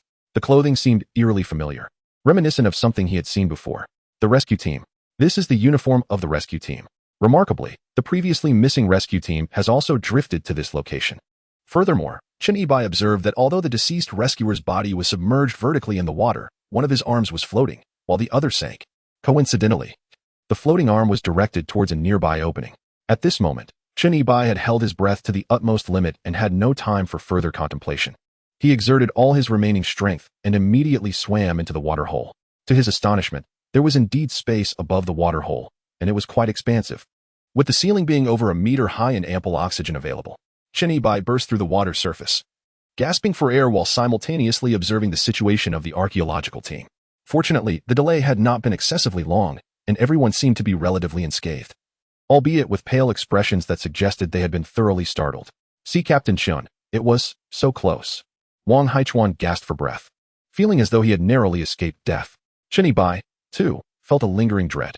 Had he not followed the direction indicated by the floating corpse of the rescuer, they would undoubtedly have faced total annihilation. This was certainly no mere coincidence. They had encountered the phenomenon known as the corpse guiding the way. What does it mean to have the corpse guiding the way? It is a concept known primarily to tomb raiders. Some tomb robbers perish within the tomb. If their desire to escape is exceedingly strong at the moment of death, their restless spirits may briefly linger, directing their bodies towards the exit. This is what is referred to as the corpse guiding the way. If one encounters a ghostly corpse pointing the way within the ancient tomb, It signifies a stroke of fortune. By following the orientation of the body, one can discover the exit. Although the rescuers are not tomb raiders, they carry the unwavering resolve to save lives, which manifests even in death as the phenomenon of the ghostly corpse guiding the way. One arm sinks while the other floats, directing towards the escape route. Chen Yibai expresses his utmost respect for the rescuers. Once they successfully emerge, it is imperative to retrieve the bodies of the rescuers for a proper burial, granting them peace in the earth. Lieutenant Chen, how much further must we traverse? Yin Wanlei called out hesitantly from behind. His uncertainty stemmed from the fact that he had not actually seen anything while swimming forward. His hand had seemingly brushed against a face, soft and yielding, akin to a steam bun. This was the body of a rescuer who had descended earlier, indicating that the exit was nearby. Prepare yourselves, and let us continue, Chen Yibai stated candidly. What? Yin Wanlei gasped, not having the chance to articulate further before he heard Chen Yibai's command. The rope at his waist tightened, and he promptly resumed his descent. This waterway extended for quite a distance. As Chen Yibai swiftly reached the end of his arduous swim, he beheld the lifeless body of a rescue team member. Grotesquely swollen and pale from prolonged exposure to the water, standing upright in the depths. One arm sank alongside the torso, while the other floated, resembling a beacon guiding towards a nearby waterhole. Chapter 78, Re-emergence into daylight. Now it is my turn. With renewed determination, Chen Yibai propelled himself forward with his companions, exerting every ounce of strength to swim with fervor. Beneath the eerie guidance of the deceased, he navigated several twists within the waterhole. It was in the final moments, as his brain neared the brink of oxygen deprivation, that a radiant light suddenly pierced through the darkness. Not the green glow of night vision, but a brilliant white light, akin to the luminous glow of the moon. He had found the exit. At long last, he had truly discovered the way out. In an instant, elation surged within Chen Yibai as he fervently grasped the rope tethered to his companions, using all limbs to propel himself towards the beckoning light. Not just Chen Yibai, but also Wang Haichuan, Yin Wanlei, and the rest of the archaeological team began to faintly perceive a slender beam of white light amidst the darkness, reminiscent of the dawn illuminating the path to life. Bursting forth from the final waterhole, Chen Yibai surged upwards, thrusting his head above the surface. Gasping for air in rapid succession, his eyes wide as he surveyed his surroundings. The area remained shrouded in darkness, yet overhead, the sky was a tapestry of stars, with a resplendent full moon suspended in the profound night. Surrounding him were towering mountains, and a vast lake lay like a radiant jewel nestled within it. The moonlight dancing upon the surface, creating ripples that shimmered like diamonds. Chen Yibai recognized this place. It was a natural lake situated in the deepest recesses of Qishan. Before entering Qishan, the Special Operations Team had previously conducted reconnaissance in this area using drones. At last, we have emerged. Wang Haichuan surfaced, gasping for breath while gazing up at the twinkling stars, overwhelmed with exhilaration and relief from his narrow escape. He let out a hearty laugh that echoed through the stillness of the deep mountain night. In this moment, Chen Yibai, a seasoned tomb raider, could fully comprehend Wang Haichuan's elation. For every grave robber, emerging from a burial pit often stirs such emotions. Captain Chen, you truly are remarkable. We owe our survival to you. Amidst his excitement, Wang Haichuan did not forget to flatter Chen Yibai, which was well-deserved, given the complexities of the flooded cave. Anyone other than Chen Yibai would have undoubtedly met their demise. Is everyone all right? Let us swim to shore first, Chen Yibai remarked, glancing towards the nearest bank.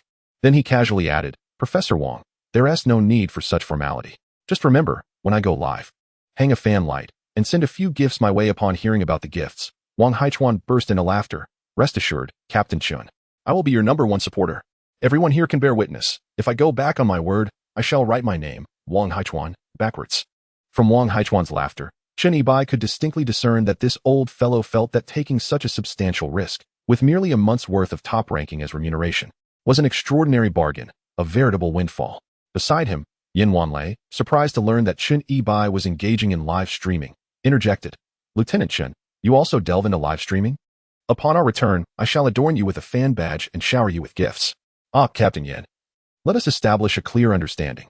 While gifts are welcome, you must refrain from contesting me for the top rank. Wang Haichuan interjected with a serious tone.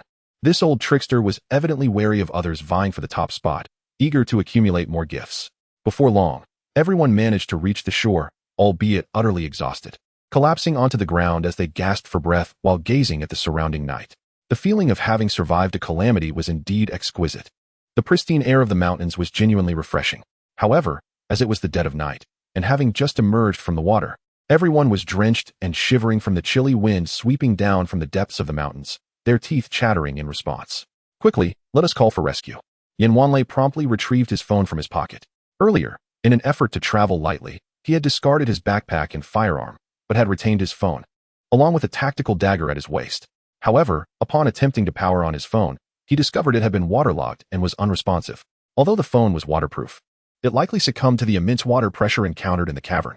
Can your phones turn on? Yin Wanlei hurriedly inquired of the others. Everyone hastily checked their phones, only to discover that they were all waterlogged and inoperable. This predicament was rather disheartening.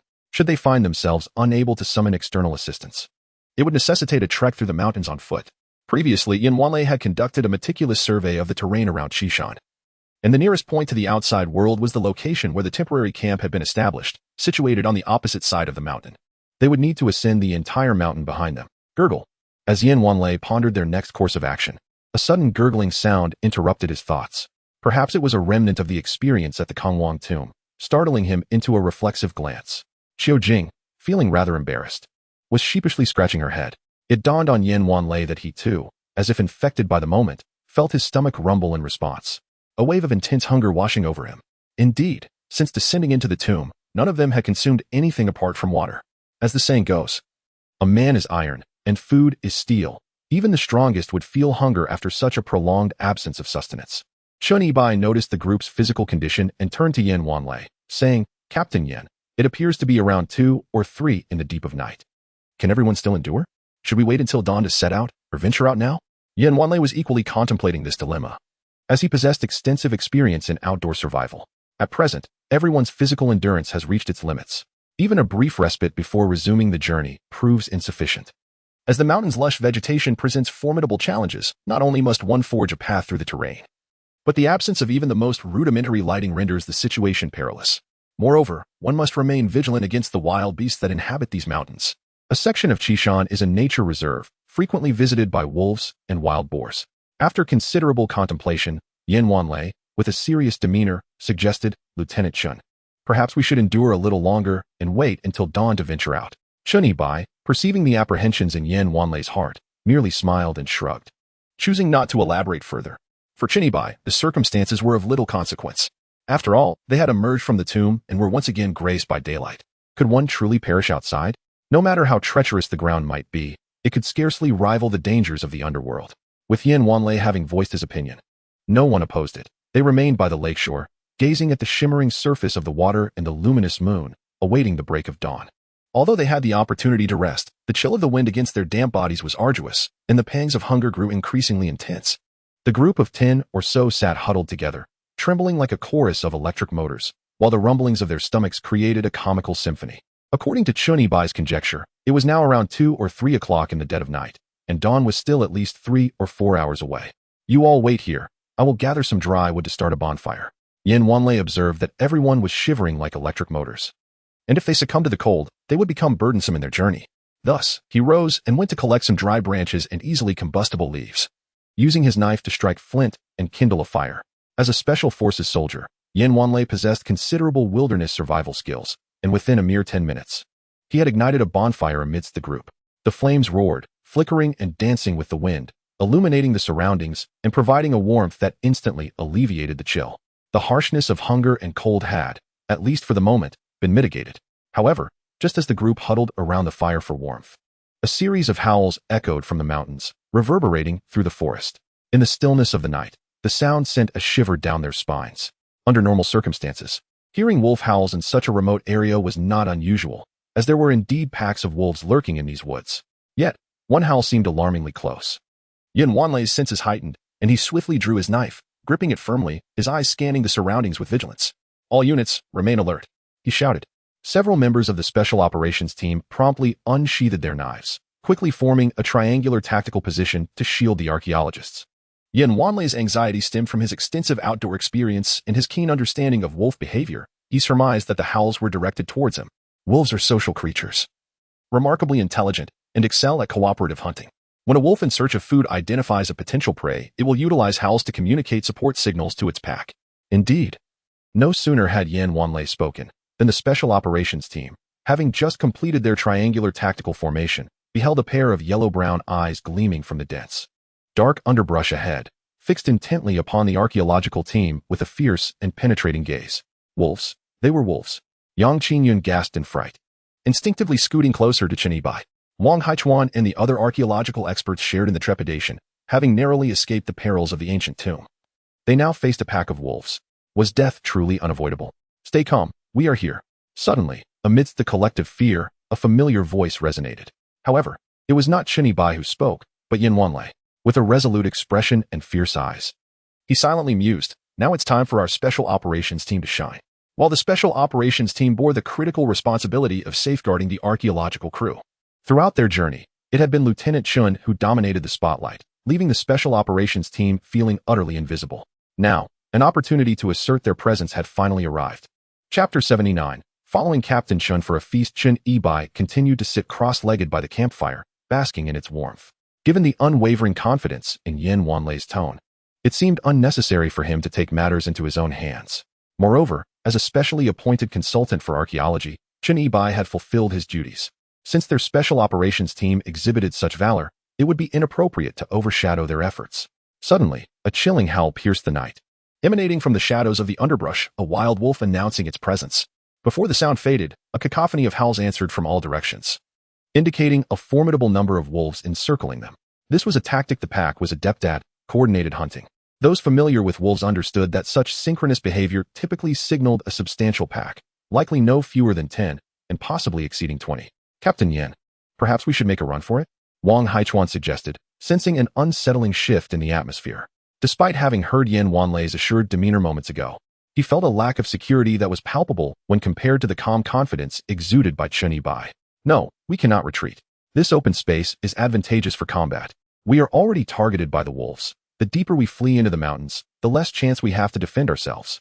Yin Wanlei swiftly dismissed Wang Haichuan's suggestion. His teeth clenched and his palm growing clammy around the hilt of his dagger. He too sensed the formidable number of wolves closing in. Although his seasoned team members were well versed in battle and armed with daggers, facing such odds head-on was not without peril. However, should the Lupin contingent exceed budgetary constraints, the outcome remains uncertain. Nevertheless, having already projected an aura of invincibility, it is now imperative to maintain this facade, regardless of the circumstances. A resounding chorus of howls echoed closer and closer. The wolf emerged from the shadows, its form imposing, its coat a blend of gray and black, its eyes radiating a fierce malevolence, bearing the unmistakable air of a pack alpha. With its emergence, the dense undergrowth rustled with palpable anticipation. Then, as the scene unfolded, consternation and disquiet seized the onlookers. From the tenebrous thickets, a multitude of tawny eyes gleamed with predatory intent as a sizable pack of robust wolves materialized, encircling the group. A score and more of these beasts. What implications did this hold? Within the nation's borders, it was generally accepted that wolf packs rarely surpassed a mere 10 members. Encountering a pack of over 20 adults could surely be considered a most unwelcome windfall. At this juncture, the Special Task Force, led by Yin Wanlei, beheld the sudden appearance of this multitude of wolves, their gaze piercing and savage. The very air seemed to compress with a sense of suffocating dread, a chill permeating their very core. Tactical formations, be they triangular or doubled, would serve merely to satiate the ravenous appetites of these predators. Team Leader Yin, do you possess any assurance of success? Wang Haichuan, positioned at the rear, was paralyzed by fear, dreading any movement that might provoke an attack from the pack. His voice trembling as he whispered the question, barely moving his lips. Assurance? The situation was utterly precarious. Yin Wanlei had initially intended to accompany the special operations team to bask in a sense of achievement, but unexpectedly found himself confronted by a pack of over 20 wolves. If only he had a firearm in hand, it might have been a different story. Alas, he was armed solely with a dagger. Consequently, he stood rigid with trepidation, paralyzed and reluctant to make the slightest movement. While being humiliated was one thing, the dire reality of encountering such perilous circumstances in an ancient tomb only to become prey for a horde of wild wolves was truly unbearable. The alpha wolf tilted its head back and let out a chilling howl, seemingly issuing a command for an impending attack. The surrounding wolves crouched low, baring their menacing teeth, revealing sharp fangs as they prepared to pounce. Damn it, this was it. Yin Wanlei clenched his jaw tightly. Despite foreseeing the grim outcome, retreat was no longer an option. Just as the situation reached a critical juncture, a sudden, furious shout erupted from behind him. It was Chen Yibai, who had been silently tending to the campfire. Without warning, he sprang to his feet and strode forward, bellowing with fervor. Chen Yibai's roar resonated with formidable intensity, akin to a thunderclap. Yin Wanlei mused, even with such fervent energy, it was implausible that a mere shout could frighten off the wolves. Yet, astonishingly, The entire pack recoiled in shock, quivering at the sound of Chun Yibai's fierce exclamation. Especially that Wolf King, upon suddenly encountering the wrathful Chun Yibai, was overtaken by sheer terror, its once ferocious gaze now filled with fear. With its tail tucked between its legs and limbs trembling uncontrollably, it even lost control of its bladder as it gradually retreated. What on earth is happening? Yin Wanlei was utterly bewildered. Chun Yibai had merely shouted, yet it was enough to instill such fear in the Wolf King. This was utterly preposterous. Before anyone could comprehend the situation, the once menacing pack of wolves transformed into a bunch of frightened strays, turning tail and fleeing. Since they had come this far, surely one must be left behind. Chun Yibai had long since gripped the corpse pacifying nail in his hand and swiftly targeted one of the escaping wolves, launching it forth. A mournful howl echoed from the thicket, signaling its demise. Chun Yibai promptly followed suit, and within minutes, emerged from the underbrush, effortlessly dragging a wolf behind him. The creature had succumbed, its throat severed by Chun Yibai's crimson ancient sword. Here lay a ready source of wild delicacy. Lieutenant Chen, you. Wang Haichuan gazed in astonishment at Chun Yibai's trophy, his eyes wide with disbelief, momentarily at a loss for words. Chun Yibai understood the astonishment brewing within Wang Haichuan. And thus, explained nonchalantly, these beasts possess a certain spirit. I have ventured into tombs, and the heavy scent of corpse chi emanating from me frightens them. Much like how dogs instinctively fear butchers. While that was the explanation offered, the truth lay in Chun Yibai's possession of the bloodline of the Zhulong. Although the Zhulong was not a true dragon, it exerted an undeniable dominance over ordinary creatures. Wang Haichuan, upon hearing Chun Yibai's explanation, found it seemingly reasonable. However, there lingered a trace of resentment in his gaze as he thought to himself, why didn't you speak up sooner? You nearly caused me to soil myself once again. Simultaneously, Yin Wanlei pondered, Captain Chun, this is rather inconsiderate of you. Had you revealed yourself earlier, I would not have been placed in such an awkward predicament. Yin Wanlei felt utterly speechless. He had intended to showcase the presence of the Special Operations Team, only to find himself nearly reduced to a fool. Captain Yin, may I borrow your dagger? This gamey meat is undoubtedly a great tonic. Chun Yibai grinned. Having consumed this wolf would surely grant him the strength to emerge from the mountains. Captain Chun, this wolf is a protected species. To kill it is inherently illegal, let alone consume it. At this juncture, Yang Qingyan interjected, her brow furrowed as she whispered a remark. What a foolish woman. Chun Yibai suppressed the urge to curse, casting a sharp glance at Yang Qingyan. I must say, your mind cannot be solely filled with archaeological knowledge. You should also acquire some legal awareness.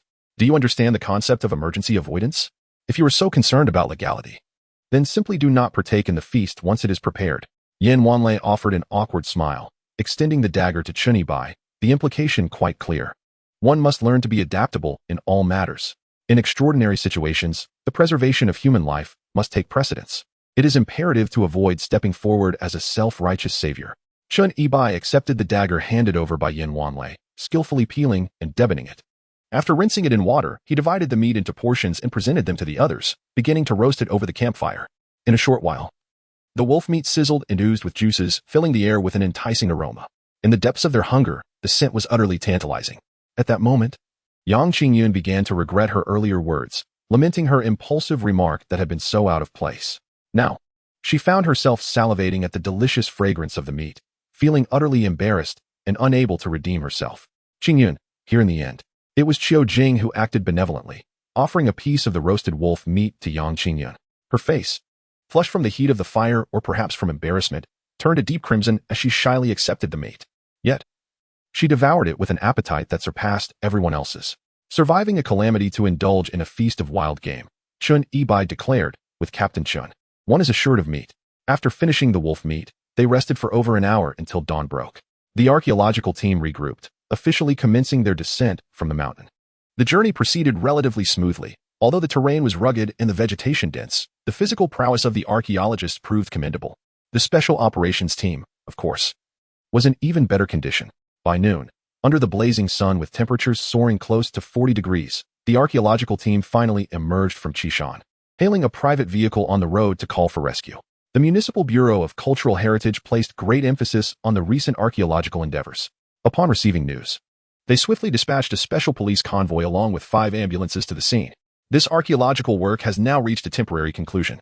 Drawing from this experience, the Cultural Heritage Department is certain to conduct a comprehensive excavation of the Wang Kong tomb in the future.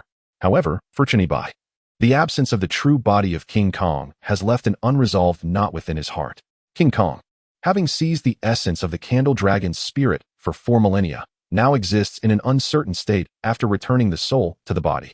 Furthermore, Chun Ebai harbors an intense premonition. The absence of King Kong undoubtedly conceals a grand conspiracy, one that is destined to resurface in the future. Chapter 80. The Nightmare of Hatred in the Coastal City. Several ambulances, escorted by the special police convoy, advanced through a corridor of green lights to the Municipal People's Hospital.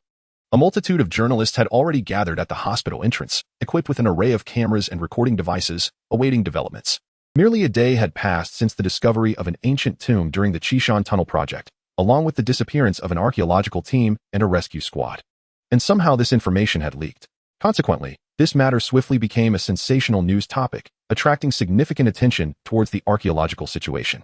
As soon as the ambulances came to a halt, a swarm of reporters, along with some relevant social media influencers, descended upon the scene like flies.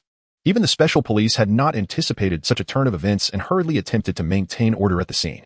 Amidst the chaos, no one noticed a figure nimbly descending from the ambulance, deftly weaving through the throngs of people, swiftly escaping the scene. After departing the hospital, Chun Ebai hailed a taxi by the roadside and directed the driver straight to his home. At this juncture, to hesitate would be folly. Should he wait for the archaeological team to realize the situation, the 7 corpse nails and the crimson ancient sword in his possession would likely be confiscated and surrendered, rendering any future encounter with them a mere dream, necessitating a ticket to a museum instead. Let us speak plainly. The 7 corpse nails and the crimson ancient sword were to be regarded as his own trophies. Particularly the crimson sword, a veritable relic from antiquity. The famed sword of King Gojinevyu, which would render even the most illustrious of treasures insignificant by comparison. As the saying goes, a magnificent sword deserves a worthy hero. How tragic it would be for the crimson sword to languish in a museum, a fate most unjust. Should the archaeological team act to reclaim it, Chun Ebai had already devised a clever retort. I arrived by taxi with a bronze sword on my back. So carrying another sword home poses no issue whatsoever, does it? Hey, buddy, your look is pretty cool. Cosplay? The taxi driver, glancing at the rearview mirror, was genuinely taken aback by Chun Ebai's appearance. Clad in a full snakeskin ensemble, bearing a sword on his back, and sporting a large patch of what appeared to be very realistic blood, he emerged from the depths of Chishan, muddied and somewhat disheveled. Were it not for the sword slung across his back, one might have mistaken him for a refugee. Chun Ebai smiled, narrowing his eyes at the taxi driver. Indeed. In the dusky hour that followed, a taxi came to a halt at the outskirts of the city, where urban met rural. Chun Ebai instructed the driver to wait below while he ascended to his abode to retrieve money for the fare. Upon returning to his modest dwelling, he engaged in a brief cleansing ritual before collapsing onto his bed in a haphazard manner. At that moment, a profound sense of relief enveloped Chun Ebai, accompanied by an overwhelming wave of fatigue. Yet, perhaps due to psychological factors, the instant he closed his eyes, his mind was consumed by thoughts of the King Kong. An inescapable, not tethered to his heart. As slumber claimed him, Chun Ebai found himself ensnared in an extraordinarily vivid dream. In this realm, he encountered a towering figure clad in resplendent crimson armor, reminiscent of ancient bronze swords. The aura exuded an air of dominance and majesty, though the figure's visage remained obscured. 2 eyes, slightly ajar, emitted a chilling glare filled with anger and resentment, as if burdened by unending vengeance, advancing menacingly towards him. In the dream, Chun Ebai attempted to retaliate, wielding a crimson sword that proved utterly ineffective against his assailant. Instead, he found himself ensnared by a vice-like grip around his throat, rendering any resistance futile. The sensation of being choked and the encroaching dread of mortality intensified with each passing moment. Despite his lucidity in recognizing the dream's illusory nature, he yearned to awaken and escape this harrowing nightmare. Yet, no matter how fiercely he struggled, his eyelids remained sealed, and his body felt as though it were burdened by a 1,000-pound weight, rendering him utterly immobile. Could it be that he has encountered the oppressive weight of a ghost? Until the other hand in the nightmare lifted, as if effortlessly crushing a walnut, it pressed down upon Chun Ebai's head. Suddenly, Chun Ebai opened his eyes wide, his body jolting upright from the bed, gasping for breath as he surveyed the disarray of his room, feeling an inexplicable sense of relief wash over him. As the saying goes, what one thinks of during the day, one dreams of at night. Chun Ebai remained single to this day. Hence he had indeed experienced numerous spring dreams, and it was not unusual for him to indulge in occasional fantasies. However, to have a nightmare was a first for him. Moreover, this nightmare felt strikingly vivid, leaving him drenched in cold sweat. No, this was not an ordinary nightmare. It was a nightmare of torment. Chun Ebai was utterly convinced that this was a vengeful nightmare born from the wrath of King Kong. The term nightmare is often misconstrued as merely a bad dream. In truth, nightmares and dreams of torment are distinctly different. A bad dream stems solely from one's own psychological state, occasionally manifesting as frightening visions. In contrast, a nightmare is an external force that forcibly disrupts the brain's sleeping neurons. To put it plainly, if one is ensnared by malevolent spirits, then the various nightmares encountered each night are classified as nightmares, with sleep paralysis also falling under this category. Unless one liberates themselves from the clutches of these malevolent entities, they will continue to be tormented by nightmares. In fact, individuals with particularly frail constitutions may succumb to death within the clutches of a nightmare. As for the nightmare that Chin Yi just experienced, it was not due to the entanglement of malevolent spirits, but rather the lingering hatred of such spirits affixed to him. A phenomenon known as a vengeful nightmare. As for how the hatred of malevolent spirits became attached to him, in the tomb of King Kong. Although Chin Yi did not find the king himself, he felt an unsettling presence, as if a pair of eyes were lurking in the shadows, watching him intently. It dawned on him that perhaps the lingering consciousness of King Kang's resentment had attached itself to him, manifesting in the form of a vivid dream. Indeed, it was not surprising. He had not only thwarted the king's aspirations for immortality, but had also inflicted harm upon his beloved, making it impossible to escape the burden of animosity. The dream Chin Yi experienced echoed the king's thoughts, a desire for vengeance. He spat disdainfully upon the ground, his emotions boiling over. When the opportunity for revenge was presented, the king had acted like a coward, yet he held a grudge against Chin Yi. "If you have the courage, come face me," he scoffed, dismissing the entire affair from his mind. Rising from his thoughts, Chin Yi proceeded to wash up, knowing that such feelings of hatred would not linger for long and would not disrupt his quality of life. After a quick refresh, he descended to enjoy a late-night snack. It was already past 10 o'clock. Upon returning to his rented room, he powered on his computer and logged into the live streaming app. Yurchin Xiaowei is back to broadcast once more. Chapter 81. Yurchin Xiaowei is live again once logged into the app. Chin Yi glanced at the back end and was taken aback to discover that, after just 2 days away, his follower count had inexplicably surged. From a few thousand, it had skyrocketed to over 300,000. One might think that he had purchased followers with illicit funds. Furthermore, the influx of messages and private communications in the back end was overwhelming. In addition to the myriad of inquiries regarding feng shui and ancient tombs, there are also some absurdly nonsensical questions and several pertaining to the tomb of King Kong. Observing the surge in curiosity surrounding this tomb, Chin Yi deduced the reason behind the sudden increase in his fan base. Indeed, his assumptions were confirmed when, within just a day, the archaeological exploration of the tomb of King Kong ascended to the trending topics list. The short video platforms were predominantly filled with content related to the subject. Alongside this, Lieutenant Chen also made an appearance on the trending list. As a content creator, had recorded a segment from a previous live stream where Lieutenant Chen first elaborated on the tomb of King Kong. Revisiting this clip now reveals its immense value. Consequently, Chin Yi's popularity soared, and this surge was merely the beginning. For Chin Yi, this was undoubtedly a fortuitous development. In the realm of online streaming, increased viewership signifies financial gain. After all, his initial transition from a tomb raider to a live streamer selling charms was motivated by the desire to earn money. With financial stability, he would no longer have to reside in a cramped, dilapidated rental unit, nor would he need to rely on shared bicycles for transportation. He momentarily set aside any inappropriate or unhealthy thoughts. Lighting a cigarette, Chin Yi leaned over his computer, scrolling through several short videos reporting on the tomb of King Kong. Within a single day, the local Cultural Preservation Bureau issued 3 announcements regarding the tomb, confirming that the tunnel project in Qishan had unexpectedly uncovered a colossal ancient tomb. Furthermore, it was acknowledged that during the archaeological endeavors at this ancient tomb, a team of archaeologists and a rescue squad went missing, with confirmation of their tragic demise. Ultimately, under the esteemed leadership of Professor Wang Haichuan, the team successfully conducted the inaugural archaeological study of this tomb, yielding significant findings that identified it as the burial site of the king of the vassal state of Kong from the Xia and Shang dynasties. Ongoing archaeological work continues to unfold. At present, the entire Qishan area has been cordoned off by special police forces.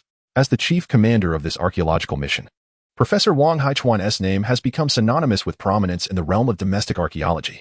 Interestingly, in all official external communications, there is no mention of the specially appointed consultant. However, this was anticipated by Chin Yi, as the revelation that the archaeological team had engaged a tomb raider as a consultant would certainly tarnish their reputation. Moreover, Chin Yi does not require such official recognition. After watching a few news videos related to the event, Chin Yi organized his live streaming equipment and commenced his broadcast. "Hello, everyone. Your Commander Chen is back on air." Perhaps due to a surge in his fan base or the trending topics of archaeology and ancient tombs, as soon as Chin Yi began his stream, hundreds of viewers flooded in. The number of participants in the live stream rose rapidly by the hundreds. To be honest, after streaming for so long, this was Chun Ibai's first experience of such viral popularity. Could it be that he was truly on the path to becoming an internet sensation? Host, it's been 2 days since you last broadcast, and I thought you had been invited for tea. Could it be that you followed the archaeological team to the tomb of King Kang at Chishan for research? Haha. This host must have just stumbled upon a lucky guess. Do you really think he is a Tomb Raider? As the number of viewers in the live stream surged, netizens began to flood the chat with comments, most of which were mere banter. After all, the official announcements had been sparse. Who could have imagined that the host had indeed participated in the inaugural excavation of King Kang's tomb? Host, I am deeply fascinated by ancient tomb culture and have been eagerly waiting for you all day. Please share some insights about King Kong. I know you must be knowledgeable. Here is a sports car as a token of my appreciation. Before Chun Ibai could utter a word, gifts began to flood the chat. Naturally, Chun Ibai refrained from discussing his involvement in the excavation of King Kang's tomb. Observing that fans were sending gifts and were curious about the tomb, he cleared his throat and commenced the topic. Educating his audience, those who have watched my previous broadcast would know that this likely pertains to the burial mound of King Kong, a vassal state during the Xia and Shang dynasties. It seems my speculation was not amiss. This King Kong from the Xia and Shang period. As Chun Ibai elaborated, he skillfully leveraged the flow of viewers, transforming the live stream title to Chun the Tomb Raider Live, exploring the tomb of King Kong. Of course, Chun Ibai could not reveal every detail of the exploration process. Instead, he focused on providing a light overview of the history and related sacrificial customs of the Kong dynasty and the tomb. Even when merely disseminating trivial knowledge, Chun Ibai's live stream dedicated to the tomb of King Kong stands as the sole platform of its kind across the internet. Within a mere span of a few minutes, the stream attracted an audience of 80,000, swiftly surpassing 100,000, catapulting it into the top 10 of trending topics nationwide. However, with the surge in viewers, it was inevitable that some envious detractors would emerge, attempting to disrupt the broadcast. This host is truly adept at manipulating traffic. The Cultural Heritage Bureau hasn't even come to any conclusions, and here you are posing as an authority, engaging in scientific dissemination. Exactly. I just came from a history professor who knows little about the Kong dynasty, and yet you speak as if you have witnessed it firsthand. This is clearly a ploy for attention. I recognize this host. Their forte lies in earnest nonsense. Well, I'm reporting this. In response to the vitriol from these envious individuals, Chun Ibai merely smiled, unfazed. As he continued to share knowledge, he expressed gratitude for the myriad of gifts flooding in. Thank you to the flagship store of 8-dimensional space for the carnival. Please do consider following the 8-dimensional space flagship store. Thank you to the 3 Little Sheep for the dole number 1. The 3 Little Sheep boasts millions of fans. Do give them a follow. His gratitude flowed as the gifts poured in, overwhelming him slightly. Most of those sending gifts were there primarily for promotional purposes and to bolster their own fame. Professor Wang Haichuan, please come take a look. This streamer is spouting nonsense with utmost seriousness. Are you certain you won't intervene? Professor Wang, this streamer is talking nonsense. Does this qualify as fraud?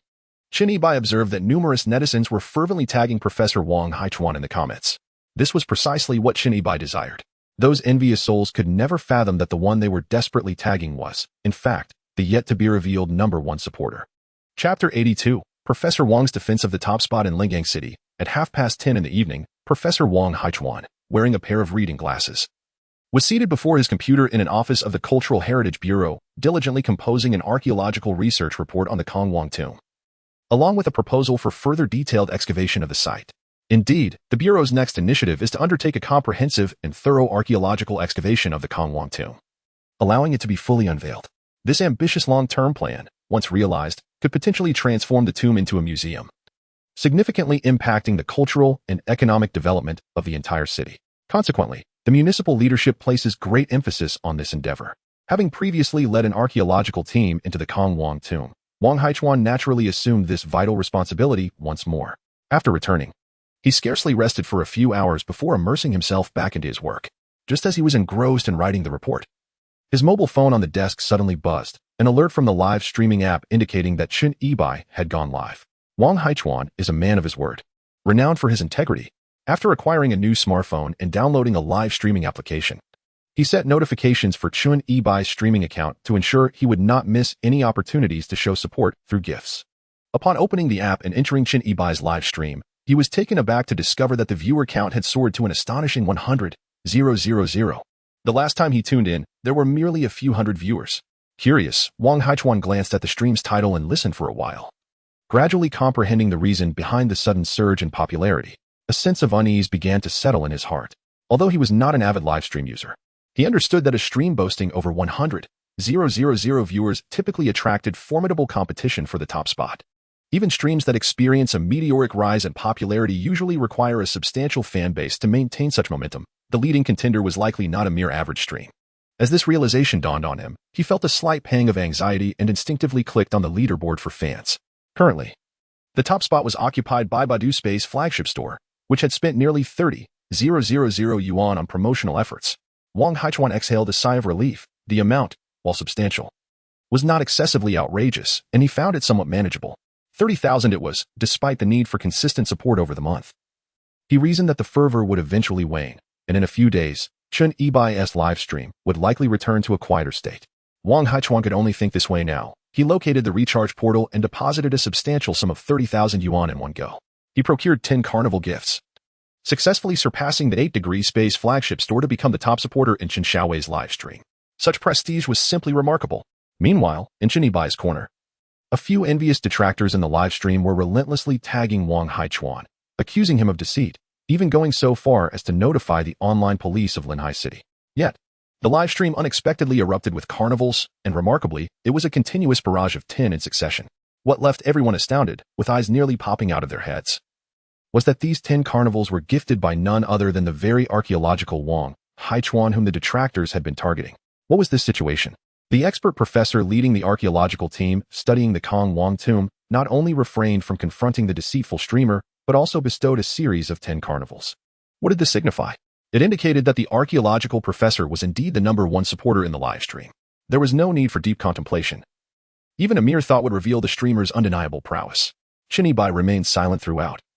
Wang Haichuan's 10 consecutive carnivals had already dealt a significant blow to those envious detractors. Gratitude was owed to Professor Wang for his generous gifts of 10 carnivals.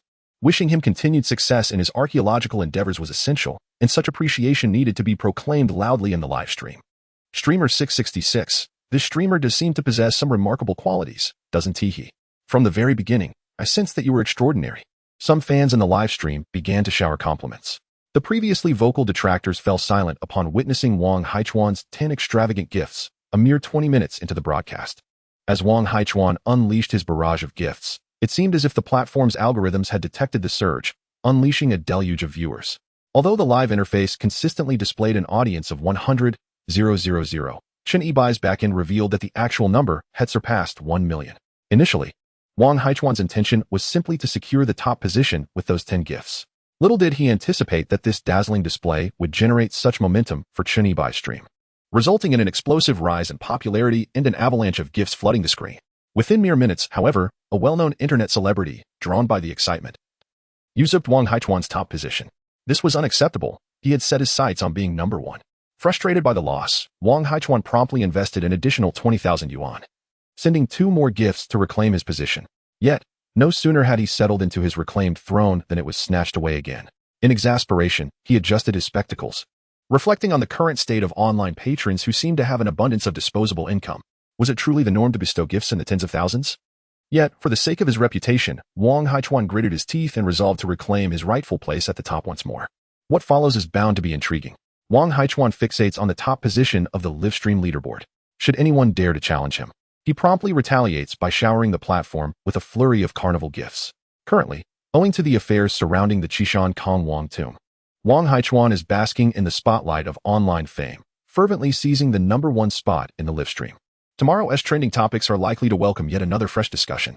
Fortunately, as a professor and expert in archaeology, Wang Haichuan not only enjoys a special allowance, but also boasts a reasonably substantial salary.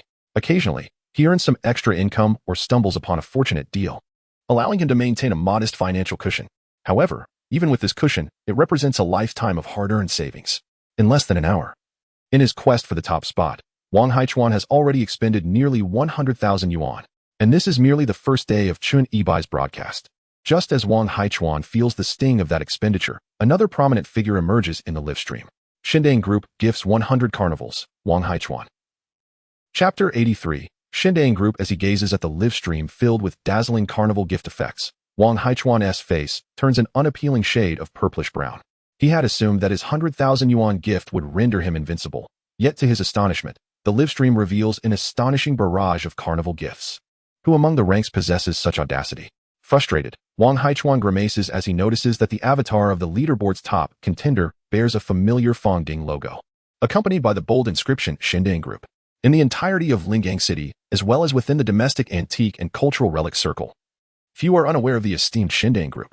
This conglomerate stands as the largest privately owned enterprise in Lingang City, with a diverse array of business ventures encompassing real estate, construction materials, entertainment, and healthcare, among others.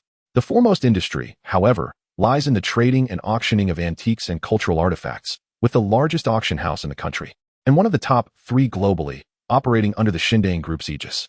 Wang Haichuan is not only well acquainted with the Xindang Group, but is also privy to its lesser-known origins. The illustrious founder of the Xindang Group is Yan Tianjiu, affectionately known as Master Jiu. His great-grandfather was a grave robber during the Republic of China era, reputedly the leader of the infamous Xialing faction, one of the 4 great schools of tomb raiding. According to legend, the Xialing warriors trace their origins back to the tumultuous Han dynasty, reaching their zenith during the Tang and Song dynasties. There are also tales suggesting that El Bu, a notable figure from the Three Kingdoms period, was once a disciple of the Xialing lineage. However, such anecdotes are of little consequence. Distinct from the other 3 factions, the Xialing warriors operated in a gray area between banditry and tomb raiding. When tombs were available, they would excavate. When they were not, they remained active, with the leader issuing commands to gather forces and engage in highway robbery.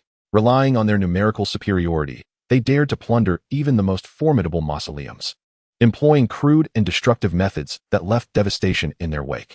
Yan Tianjiu's great-grandfather, a notorious leader of the Xialing during the late Qing and early Republic periods, once ruled over a territory, engaging in both tomb raiding and extortion, ultimately being co-opted by warlords to secure funds for military campaigns through his grave-robbing endeavors. During the outbreak of the War of Resistance against Japan and the subsequent Civil War, Yan Tianjiu's great-grandfather betrayed his country, profiting immensely by smuggling a vast array of precious antique artifacts abroad. It was only after the conclusion of the Civil War and the establishment of the new nation that he faced the consequences of his actions, being subjected to confiscation of property, public denunciation, and execution due to various charges. However, the era of exterminating 9 clans had long since passed. Although Yan Tianjiu was executed, there remained a few branches of his lineage, all of whom were relegated to hard labor and reform through labor, enduring decades of obscurity. This history pertains solely to Yan Tianjiu's ancestors. With the advent of the period of social reform and opening up, Yan Tianjiu emerged as an antique dealer, becoming a prominent figure in the major antique markets across the country and swiftly amassing considerable wealth. It is widely understood that the Yin family had a lineage of tomb raiders, and although they faced property confiscation, a cunning rabbit inevitably has 3 burrows. As the saying goes, in times of chaos, gold flourishes, in times of peace, antiques thrive. During the era of reform and opening up, the value of cultural relics and antiques soared. This explains the frequent adage, a starved camel is still larger than a horse. Furthermore, endowed with intelligence and a keen business acumen, Yan Tianjiu seized the opportunities presented by the reform era. In just over a decade, he transformed from an antique trader into a domestic magnate, establishing the prestigious Xindang Group, with his commercial ventures spanning multiple industries, ultimately becoming one of the wealthiest individuals in the nation. In these times, to succeed in business, one must first demonstrate patriotism. Although Yan Tianjiu hails from a lineage of tomb raiders, particularly notorious during the anti-Japanese War and the Civil War, where countless invaluable artifacts were lost overseas through the actions of his ancestors, he possesses a remarkable talent for rehabilitation of his image. Not only is he fervently dedicated to philanthropy, donating numerous precious relics to museums, but he has also made substantial contributions to assist in the repatriation of these lost treasures. Presently, Yan Tianjiu stands as a prominent private entrepreneur, philanthropist, and antique collector in the country, with the Xindang Group being a celebrated enterprise. Wang Haichuan's familiarity with the Xindang Group stems from his previous invitations to several significant auctions hosted by them, during which he had the pleasure of dining with Yan Tianjiu on 2 occasions. Now, returning to the matter at hand, Wang Haichuan, with a complexion akin to that of liver, fixated intently on the live stream, pondering the implications of the Xindang Group's extravagant display of gifts. Could it be that, due to their shared heritage, one descending from the leader of the Unloading Ridge and the other a descendant of the Tomb Raiding Corps, they feel a kinship as old craftsmen in the same trade? Yet, even under such circumstances, it is unreasonable to initiate a fierce competition. 100 carnivals amount to 300,000. Even if Wang Haichuan were to tighten his belt and make sacrifices, he could barely afford such a venture. But if the Xindang Group aims to seize the top spot in the livestream rankings, with their financial prowess, they could easily overshadow him with the slightest effort, leaving him utterly overwhelmed. What course of action should he take now? Wang Haichuan reminisced about the time he had confidently pounded his chest, making a solemn vow. If he failed to secure the top spot, he would write his name Wang Haichuan backwards. Now, it seemed that the very name he cherished was in jeopardy. It appeared that he had underestimated the intricacies of the online streaming world, a realm profoundly deeper than he had anticipated. Regret gnawed at his heart. He lamented having acquiesced to Chen Yibai's condition of striving for the #1 position for an entire month. Who could have predicted that a few days prior? He was merely a small streamer with a handful of viewers, now having ascended to the pinnacle of live broadcasting? Ultimately, it was his own avarice that had led him astray. No, this simply would not do. A man of honor must stand by his word, for once uttered. A promise is as difficult to retract as a galloping steed. At this juncture in his life, wasn't he striving for reputation?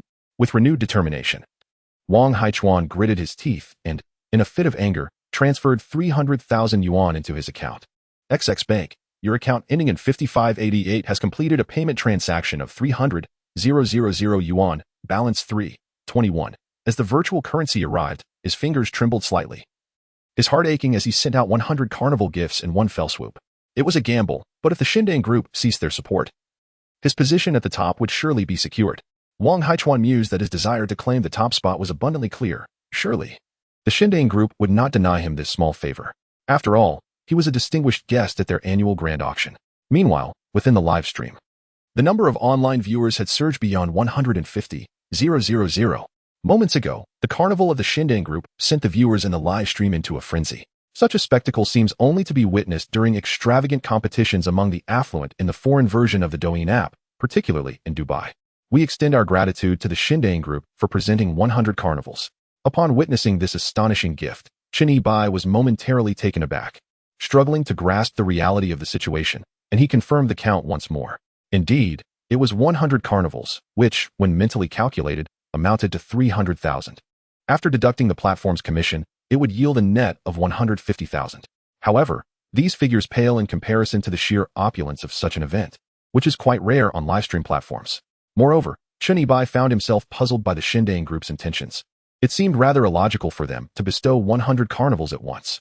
His recollections of the previous owner of this body did not provide extensive knowledge about the Xindang Group, only that it stood as the largest private enterprise in Lingang City, boasting numerous real estate holdings, 5-star hotels, and upscale clubs.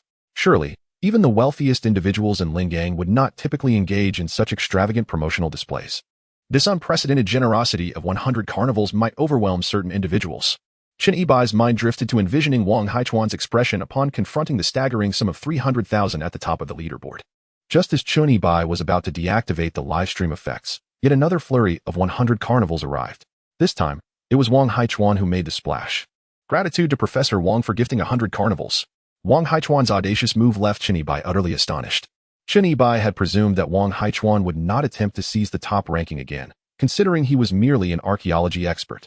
However, to his astonishment, Professor Wang turned out to be a person of remarkable stature and pride.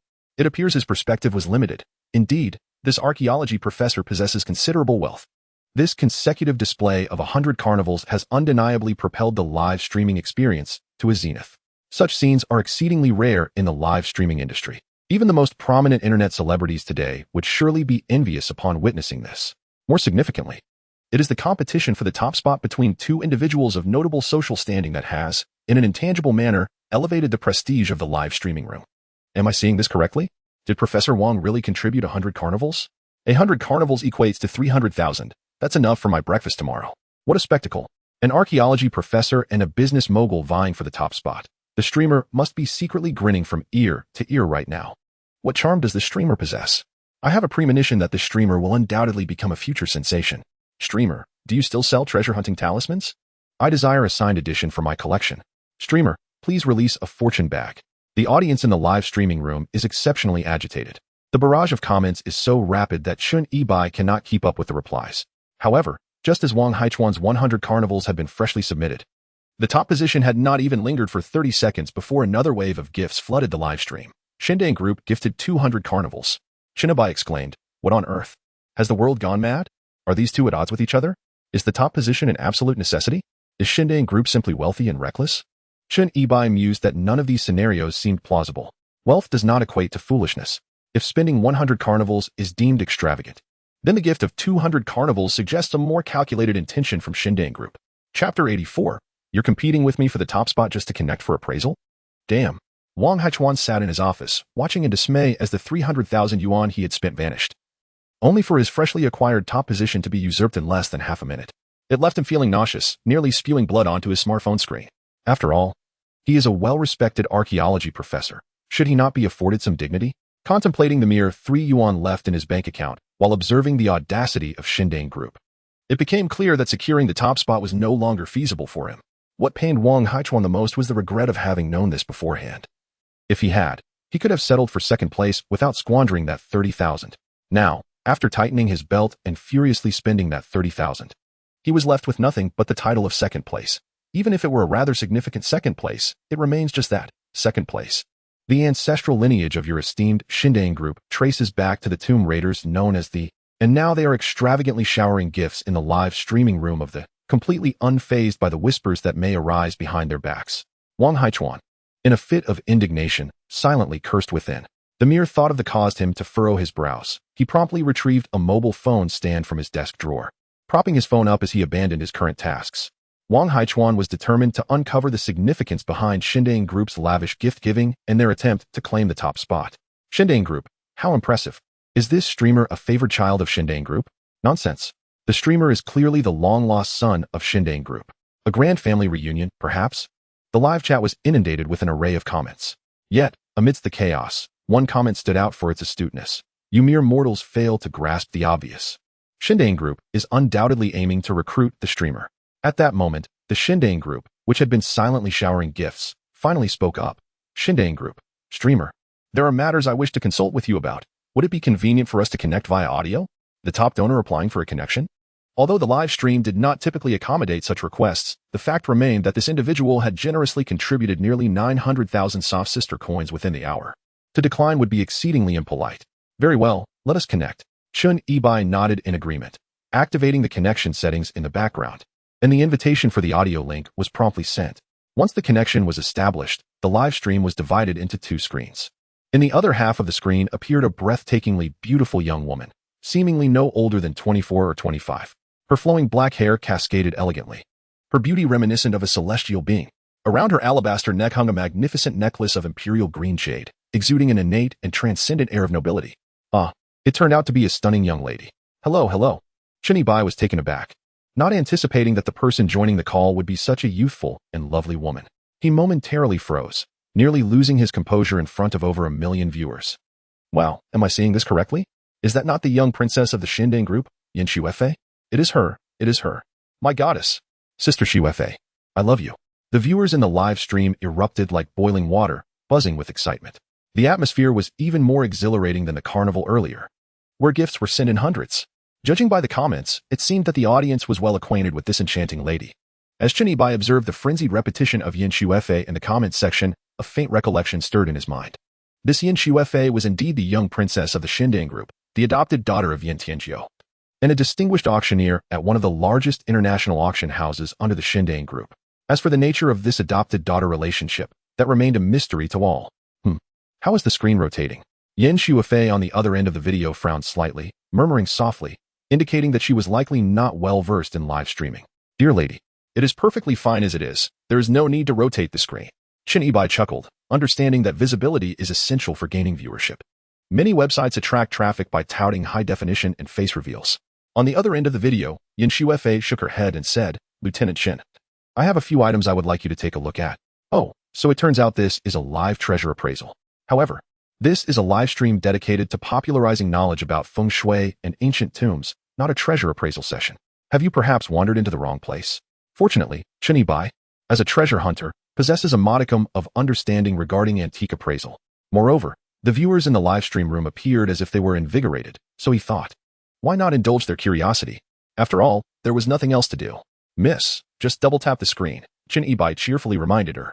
Returning to the matter at hand, Chun Yibai was also intrigued about what peculiar treasures the Shindang Group would present.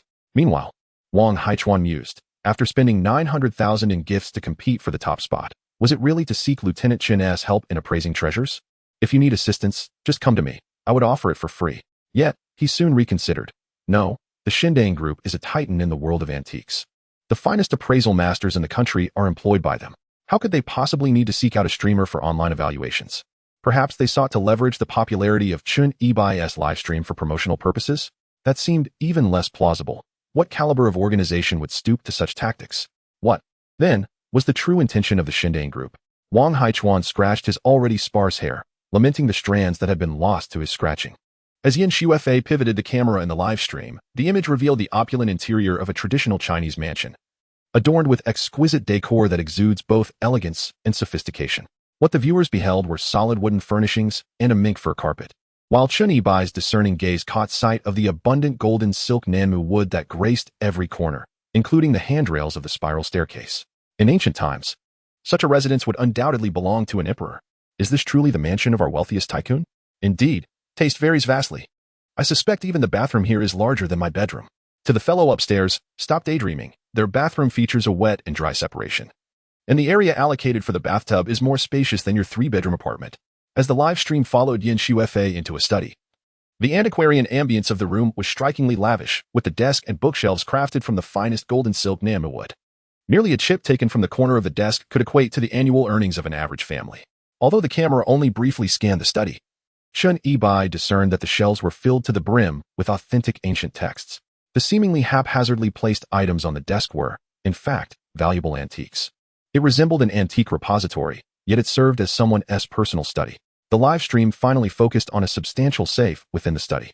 This imposing black safe stood nearly 2 meters tall, featuring a colossal circular lock at its center, equipped with a password, fingerprint, and retinal recognition system, presenting an aura reminiscent of science fiction. Lieutenant Chun, please hold on for a moment. I shall first unlock the safe. Yin Shuefei placed her phone on the ground, obscuring the camera's view. Take your time, there's no rush. Chun Ebai responded with a smile. Perhaps due to the preliminary build-up, a flicker of anticipation ignited within Chun Ebai's heart, as he wondered what extraordinary treasures Yin Shuefei might extract from such an exquisite safe. After all, in this study, where even the Dragon Kiln's finest wares could merely serve as decorative pieces on a desk, the contents of a safe would undoubtedly be extraordinary. Not only was Chun Ebai filled with curiosity and expectation, but the live stream had also attracted 2 million onlookers, all eagerly awaiting and speculating about the remarkable items that might be revealed. Could it be the imperial seal of the realm? Bestowed by heaven, may it endure forever? Stop with the nonsense. The imperial seal is here with me. Is it possible for there to be 2 imperial seals in this world? Is your thinking limited to such mundane notions? Be bold. I wager it is the skull of Qin Shi Huang. That is absurd. Qin Shi Huang lies in the Qin Emperor's tomb. But could it not perhaps be the skull of Qin Shi Huang in his youth? A minute passed, and suddenly, a series of clicking sounds echoed from Yin Shuefei's side, the sound of gears turning. Remarkably, the safe was still partially mechanical. The most primitive mechanical principles are the most secure. Ah, it is opened. Yin Shuefei let out a delicate sigh, retrieving her phone once more. Instead of directing the camera towards the safe, she aimed it at the desk, presenting a purple square wooden box. The wooden box, crafted from small leaf red sandalwood, is rather modest in size, approximately 20 centimeters square, and its surface is quite unadorned. Commander Chun, could you assist me in discerning the provenance of this object? Is it genuine or counterfeit? Yin Shuefei inquired as she deftly opened the sandalwood box with one hand. Chun Ebai, fixated on his phone, widened his eyes in anticipation. As the box was unveiled, it revealed a bell-shaped token, roughly palm-sized, made of bronze, with its gilded surface severely worn. The front of the token bore an intricate design of a coiling dragon. At first glance, it appeared rather unremarkable, particularly to the untrained eye. Could you lift it and bring it closer? Chun Ebai suggested, his eyes narrowing slightly. Certainly. Yin Shuefei complied, extracting the token from the sandalwood box and presenting it before the camera. Let us flip it over and examine, she said, turning the token to reveal its reverse side, which was adorned with a vividly carved mythical beast resembling an ancient Qilin, complete with fierce fangs and a mane that seemed to stand on end, exuding a lifelike quality. As an antique appraisal expert, I can assert with absolute certainty that this piece is authentic based on its patina and design. Feel free to follow me for insights on antiques. I offer free evaluations. The bronze gilding suggests it dates back at least to the Tang or Song dynasty. The live stream was flooded with knowledgeable commentators. Haha, this is hilarious. Even I can tell it's genuine. Just consider where it was retrieved from. Indeed, even if one were to extract a lump of excrement from this safe, I would unwaveringly believe it to be the work of ancient individuals. Meanwhile, Chun Ebai wore a grave expression, squinting his eyes as he shook his head. Miss, this item is not authentic. It is a high imitation. Chapter 85. The Earthly Decree of the Western Han Dynasty. The viewers in the live stream were fervently discussing the token. Some claimed it to be from the Tang Dynasty, while others asserted it belonged to the Southern and Northern dynasties, creating a cacophony akin to a grand guessing game. Among them, many self-proclaimed experts emerged, concocting elaborate tales surrounding the token. Yet, amidst the fervent discourse, Chun Yibai unexpectedly interjected, "This is a high imitation." This revelation caused an uproar among the audience. Did I hear correctly? The host actually claimed this is a high imitation? Haha, this is too amusing. I am an expert in the appraisal of ancient bronze artifacts, and this token, based on its patina and gilding techniques, is unmistakably authentic. How dare the host suggest it is a high imitation? With such a lack of expertise, how can you dare to host a treasure appraisal live stream? Someone call the authorities. Host, if you cannot comprehend, perhaps you should take a step back and reflect before making baseless conjectures and masquerading as an expert. Exactly. Host, perhaps you should open your eyes and recognize whom you are engaging with. The host's incompetence has been laid bare. They are undoubtedly a fraud. Everyone, disperse, disperse. A grand spectacle of embarrassment, indeed.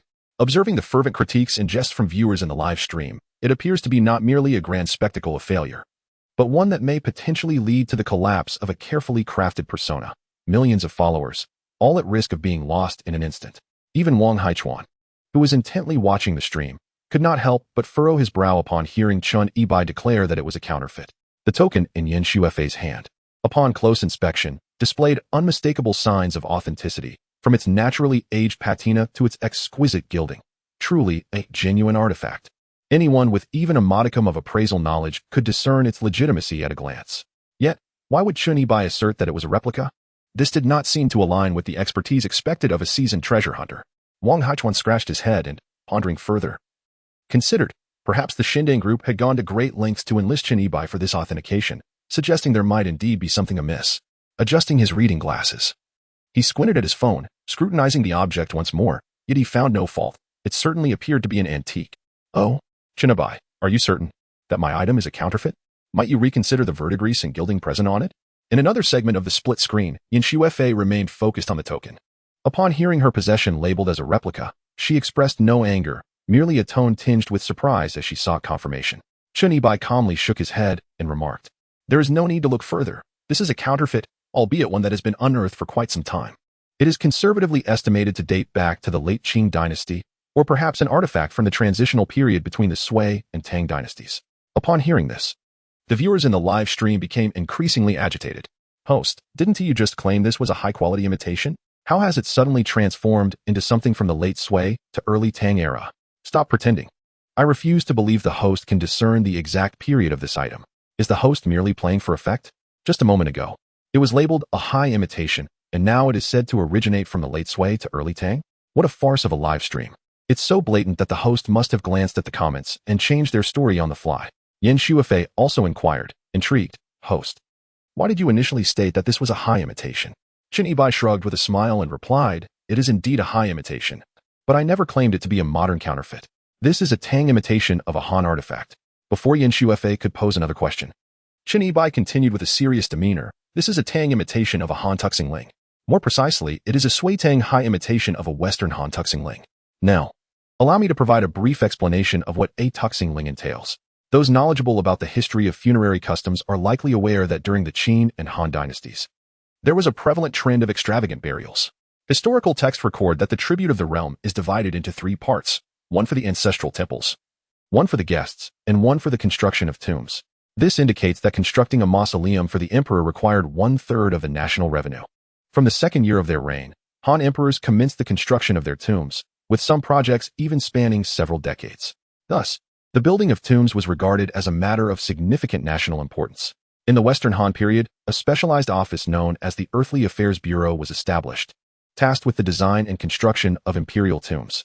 To ensure the smooth execution of this vital national endeavor, the reigning emperor conferred the Earthly Affairs Order, which granted the Bureau authority to mobilize laborers and farmers from various regions, requisition building materials, and even wield certain powers over life and death. At this juncture, Chun Yibai paused to sip water and clear his throat.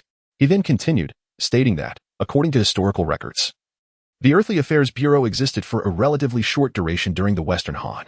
Before the mausoleum was completed, the emperor unexpectedly passed away, and the succeeding emperor abolished the bureau, rendering the Earthly Affairs Order obsolete. Young lady, he remarked, the earthly affairs order you possess is from the Sui and Tang dynasties. Hence it is undoubtedly a replica. As for why replicas of the Western Han earthly affairs order were produced, I am uncertain. Upon concluding his explanation, the previously vocal detractors in the live broadcast fell silent, for Qin Yibai's discourse was both articulate and logically sound, leaving laymen with no grounds for rebuttal. The audience seemed to ponder, does this streamer truly possess some knowledge? Could he possibly be weaving yet another tale? It doesn't strike me as such. I've watched his previous streams, and when he discussed the tomb of King Kong, it was quite similar. Although these onlookers struggled to discern reality from fiction, Wang Haichuan recognized with clarity that Qin Yibai's previous statements were indeed rooted in fact. Historical records indicate that during the Western Han dynasty, there existed, albeit briefly, a specialized institution known as the Earth Transport Division, responsible for the construction of imperial tombs, alongside scant references to the Earth Transport Order. What astonished Wang Haichuan was the brevity of the historical accounts regarding the Earth Transport Order, which did not exceed a mere 15 characters. Yet Qin Yibai possessed an astonishing depth of understanding. Not only did he grasp it well, but he also instantly recognized that the Earth Transport Order in Yin Shuifei's possession was a high-quality replica from the Sui and Tang dynasties. A remarkable individual indeed. Truly a remarkable individual. The Tomb Raiders are indeed well-versed in both celestial and terrestrial matters. Is there anything beyond their comprehension? Wang Haichuan, filled with admiration for Qin Yibai's erudition, sent a heart emoji as a gesture of respect. It was surprising that the prominent figure, known for lavishly gifting 100 carnival tokens, had only sent a single heart. Was this disparity a tad excessive? Meanwhile, Qin Yibai, upon receiving this solitary heart, seemed to have deduced something in his heart. Returning to the main topic, Qin Yibai was not, in truth, a polymath with knowledge of all things celestial and terrestrial. Rather, the object that Yin Shuifei presented fortuitously aligned with the confines of Qin Yibai's expertise. The tomb robber, while not a polymath, possesses an extensive knowledge of ancient tombs, particularly regarding the enigmatic earthly order, which is shrouded in a lesser-known tale that Qin Yibai refrained from sharing during the live stream. As for Yin Shuifei, after listening to Qin Yibai's explanation, she surprisingly displayed neither disappointment nor astonishment. Instead, she merely uttered a soft "oh" and meticulously returned the imitation earthly order to its sandalwood box. This reaction left Qin Yibai somewhat taken aback, as it seemed she was already aware that the artifact was a replica. Could it be that you are intentionally testing me? Qin Yibai narrowed his eyes, observing the increasing number of online viewers in the live stream, and cheerfully inquired, is there anything else you wish to see, dear lady? Oh, nothing else. Thank you, Captain Qin. Let's leave it at that for now. Yin Shuifei smiled gently before disconnecting the call. Xinding Group presented Tendo Lu No. 1 gifts. Xinding Group exited the live stream. As they departed, Xinding Group generously gifted another Tendo Lu No. 1 items. One must admit, the affluent are indeed lavish in their generosity. If anyone has further inquiries regarding feng shui, feel free to ask the host. Following Yin Shuifei's exit from Xinding Group, Qin Yibai continued to engage with his audience on various feng shui topics. The live stream persisted until 1:30 in the morning. After concluding the broadcast, Qin Yibai promptly assessed his earnings, totaling a remarkable 1.45 million from gifts and various other contributions, removing the platform's commission. I ended up with over 700,000. Truly, it feels as though money is blowing in like the wind. It's no wonder so many individuals are fiercely competing, sparing no effort to garner traffic. Indeed, internet celebrities are making a fortune. Qin Yibai withdrew all the income from his account, knowing this sum would prove invaluable. After the withdrawal, he searched online for Xinding Group to delve into the origins of this entity, spending 900,000 to ask for assistance in authenticating a high-quality imitation of a tuxing order, or perhaps it was merely a test of his own capabilities. Qin Yibai mused that regardless of the motive, it seemed rather unreasonable.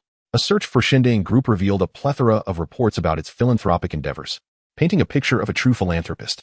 It was only after scrolling through numerous pages that Qin Yibai discovered that the Xinding Group primarily deals in antique auctions, which explains the abundance of valuable items in their possession.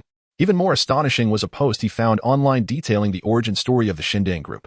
The content exposed that the group's founder, Yin Tianjiu, descended from a lineage of the leader, who had participated in the looting of the Eastern Qing tombs during the warlord era and had even acted as a traitor during the anti-Japanese war. This post could very well be a malicious smear against the Xinding Group. However, it is worth noting that during the late Qing and early Republican periods, the leader of the indeed bore the surname Yin, and Qin Yibai was acquainted with him. Chapter 86, by seniority. You must address me as young master. The night passed without incident, and the following morning dawned. Qin Yibai rose early in the morning, and after a brief wash, he intended to venture out to attend to some important matters. The skin of the fire essence Serpent King, which he had previously extracted from the tomb of King Kong, required additional tools for him to fashion it into a protective armor. Any surplus materials would be utilized to craft a formidable Vidra umbrella. With these two defensive artifacts, combined with the crimson ancient sword, the corpse-subduing nails, and the bloodline inheritance of the Candle Dragon, Chen Yibai's current combat prowess might even surpass that of his past life. However, he had no intention of returning to his old profession. After all, in this day and age, being an internet celebrity was far more lucrative than tomb raiding. Who would choose a perilous occupation when an easier means of earning a living was available? Of course, life is not solely about monetary gain. Special circumstances could arise, such as his previous excursion to the tomb of King Kong with the archaeological team. Therefore, while a swordsman might temporarily change his vocation, he must still hone his blade. It is prudent to be prepared, as one never knows when such skills might be called upon. Knock, knock, knock. Just as Chen Yibai finished preparing to step out, a sudden knocking echoed from the door. Who could it be? Upon opening the door, he found a man in his 30s, impeccably dressed in a black suit, a neatly tied tie, and polished leather shoes. His upright posture leaned slightly, and he greeted Chun with a polite smile. Say, Mr. Chun, do you have a moment? Our chairman would like to invite you for a cup of tea. Which chairman are you referring to? Chen Yibai inquired, his brow furrowed, initially suspecting that this might be a salesperson from a real estate agency. The suited man replied with a smile, from our Divine Cauldron Group, Chairman Yin. Well, it seemed Chen Yibai had indeed guessed correctly. It appears that the gifts the Xindang Group distributed during yesterday's live stream were not merely for the purpose of authenticating a mundane earthly token. This was a preliminary test with a high-quality imitation of the token, followed by an invitation for an offline meeting. Very well, lead the way. After a brief moment of contemplation, Chen Yibai decided to indulge the Xindang Group with this courtesy. Upon descending the stairs with the man in the suit, Chen Yibai noticed two black Rolls-Royce Phantom cars, elongated and specially designated, parked at the street corner. Their license plates adorned with auspicious numbers, truly a display of the wealth of the richest. As Chen Yibai approached, the driver of one of the Rolls-Royces, clad in white gloves, promptly opened the car door for him. To summon an individual, yet require two cars, is this the extravagant courtesy bestowed upon Chen Yibai by the affluent? It seems that the chairman of the Xindang Group, Mr. Yin, is quite adept at making a grand impression.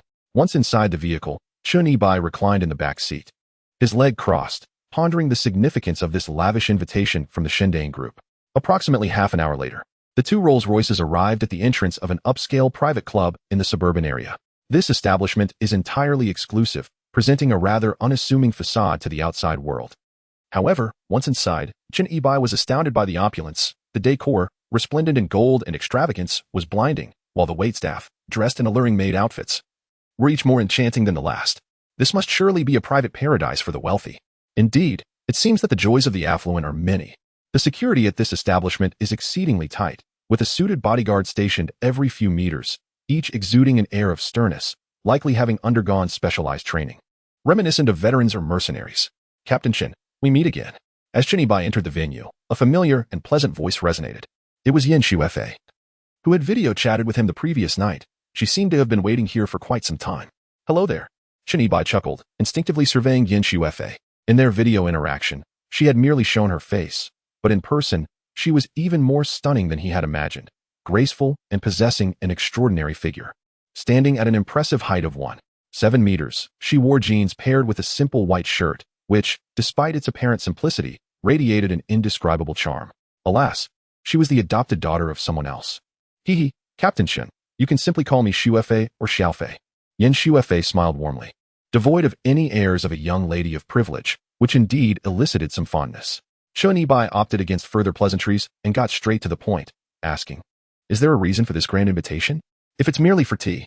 Before he could finish, Yin Xuefei interrupted with a smile, shaking her head. Captain Chen, it's not me who invited you today, but my father. He is waiting for you inside. As she spoke, Yin Xuefei gestured invitingly. Chen Yibai nodded slightly and followed Yin Xuefei into the innermost private room of the club. This spacious room featured a large round table adorned with an abundant array of traditional Chinese dishes, alongside several open bottles of Zodiac Maotai, seemingly awaiting the arrival of esteemed guests. Father, Lieutenant Colonel Chun has arrived.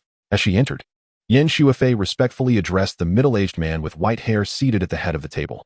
Simultaneously, Chen Yibai scrutinized this distinguished figure, Yin Tianjiu, the wealthiest man in Lingang City and the current head of the Xindang Group.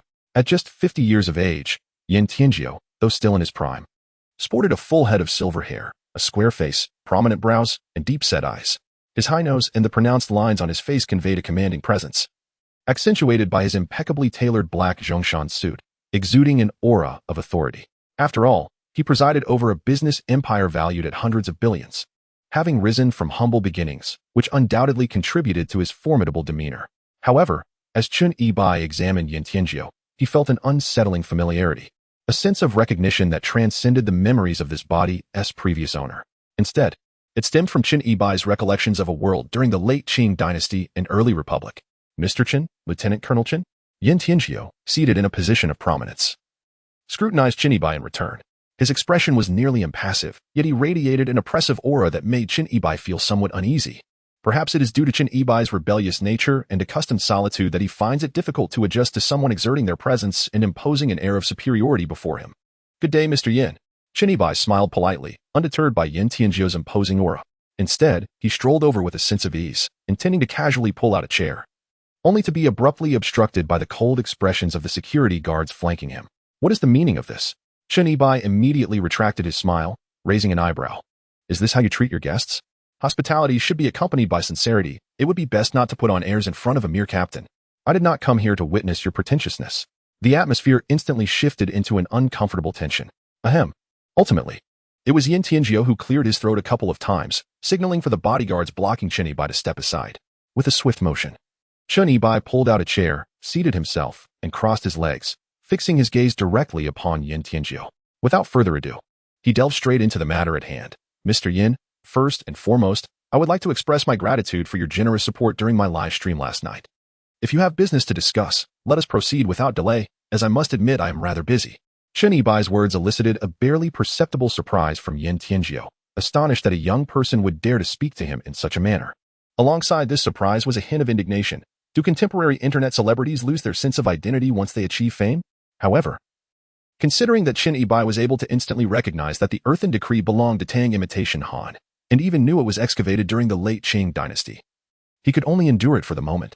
Immediately, Yin Tianjiu, with a smile that did not reach his eyes, tugged at the corners of his mouth, watching Qin Yibai open his mouth to speak.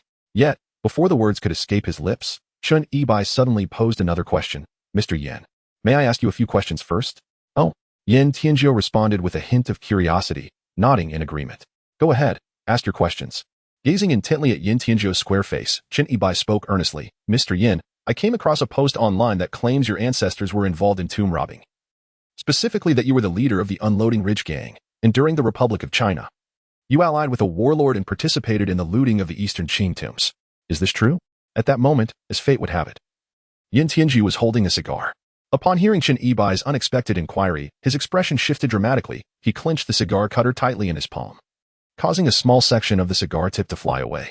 Even Yin Shuefei, standing nearby, was taken aback by Qin Yibai's words. This was an unmentionable dark chapter in the Yin family's history. In the past, those who dared to discuss it in private suffered dire consequences when Yin Tianjiu found out. Qin Yibai's audacity to ask such a provocative question in Yin Tianjiu's presence was nothing short of a blatant affront. Consequently, Yin Tianjiu's countenance became exceedingly grim, his expression marked by palpable anger. His furious gaze was fixed intently on Qin Yibai, while he struggled to suppress his wrath, as if he would have unleashed his bodyguards upon him had there not been other pressing matters at hand. Regarding Qin Yibai, although he realized that Yin Tianjiu was quite furious, he did not take it to heart, as it was all anticipated. Instead, he continued to chuckle and said, Mr. Yin, please do not be angry. I did not mean to offend you. I merely wish to confirm that during the late Qing dynasty, the leader of the was named Yin Kaishan, who was my younger brother's. No, my grandfather's sworn brother. Thus, if Yin Kaishan is indeed your ancestor, then we are practically family. By generational hierarchy, you should address me as young master. As he spoke, Qin Yibai chuckled and pulled a cigarette from his pocket, lighting it with a casual air. Sworn brother? Young master? Chapter 87. You assume authority.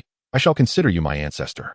Qin Yibai's words startled not only Yin Shuefei, who stood nearby, but also the several bodyguards flanking them. Are you courting death?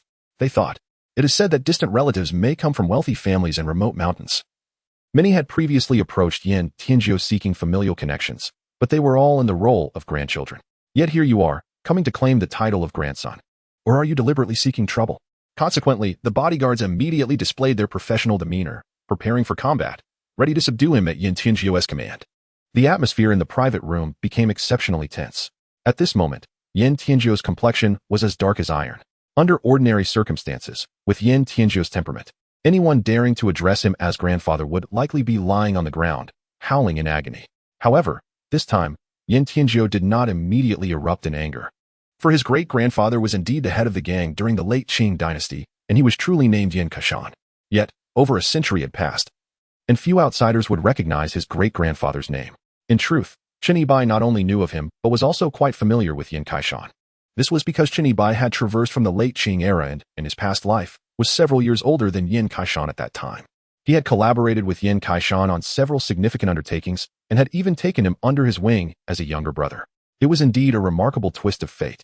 Little did he expect that, reborn a century later, he would encounter the descendants of his former little brother. No wonder upon their first encounter, Yin Tianzhou evoked a sense of familiarity. One must admit, the genes of the Yin family are remarkably potent, as Yin Tianzhou bore an uncanny resemblance to his great-grandfather. Yin Kaishan. Qin Yibai nearly let slip his knowledge earlier, prompting him to hastily alter his identity and deliberately elevate his generational status. This could hardly be considered taking advantage, as his great-grandfather had once referred to him as elder brother. By true lineage, Yin Tianzhou ought to address him as great-grandfather. Perhaps this sudden recognition of kinship was somewhat abrupt, which is why Qin Yibai sensed the palpable aura of hostility emanating from Yin Tianzhou and the several bodyguards nearby. However, Qin Yibai remained entirely unperturbed, calmly taking a drag from his cigarette as he regarded Yin Tianzhou with a composed demeanor. Mr. Yin, I recall that Yin Kaishan had another moniker, Yin Laomen. If it were not for your ancestors, I would sincerely apologize for the mistaken identity. The nickname Yin Laomen had been bestowed upon Yin Kaishan by Qin Yibai himself, due to Yin Kaishan's severe throat ailment, which rendered his voice particularly muffled. Initially, Yin Tianzhou was taken aback, pondering how Qin Yibai was aware of his great-grandfather's name. Just as he was about to inquire further, he was astonished to hear Qin Yibai audaciously utter even the nickname of his great-grandfather. This revelation caused Yin Tianzhou to shift uncomfortably in his seat, and he immediately cast an odd glance at Yin Shuefei and the bodyguards beside him, instructing, Xiaofei, you all should step outside and ensure the door is closed. Upon hearing Yin Tianzhou's command to clear the room, Yin Shuefei froze for a moment, her mind nearly short-circuiting. Even the bodyguards standing nearby were convinced they were experiencing auditory hallucinations. It wasn't until they noticed Yin Shuefei signaling towards them that the bodyguards hastily followed her out, meticulously closing the door behind them. With his eyes narrowed, Qin Yibai observed the unfolding situation, confirming that Yin Tianzhou was indeed a descendant of Yin Kaishan. Once the door was secured, Yin Tianzhou, who had been holding back for quite some time, abruptly stood up from his chair, his expression intense as he fixed his gaze on Qin Yibai. How do you know that my great-grandfather was called Yin Laomen? It was conceivable that Qin Yibai had gleaned knowledge of his great-grandfather's name from some obscure sources, for after all, Yin Tianzhou's great-grandfather was no ordinary figure. Whether it be a reputation or infamy, at least it is a name of renown. However, to invoke the moniker of my great-grandfather, Yin Laomen, is indeed a different matter altogether, for the title of Yin Laomen is certainly not common knowledge.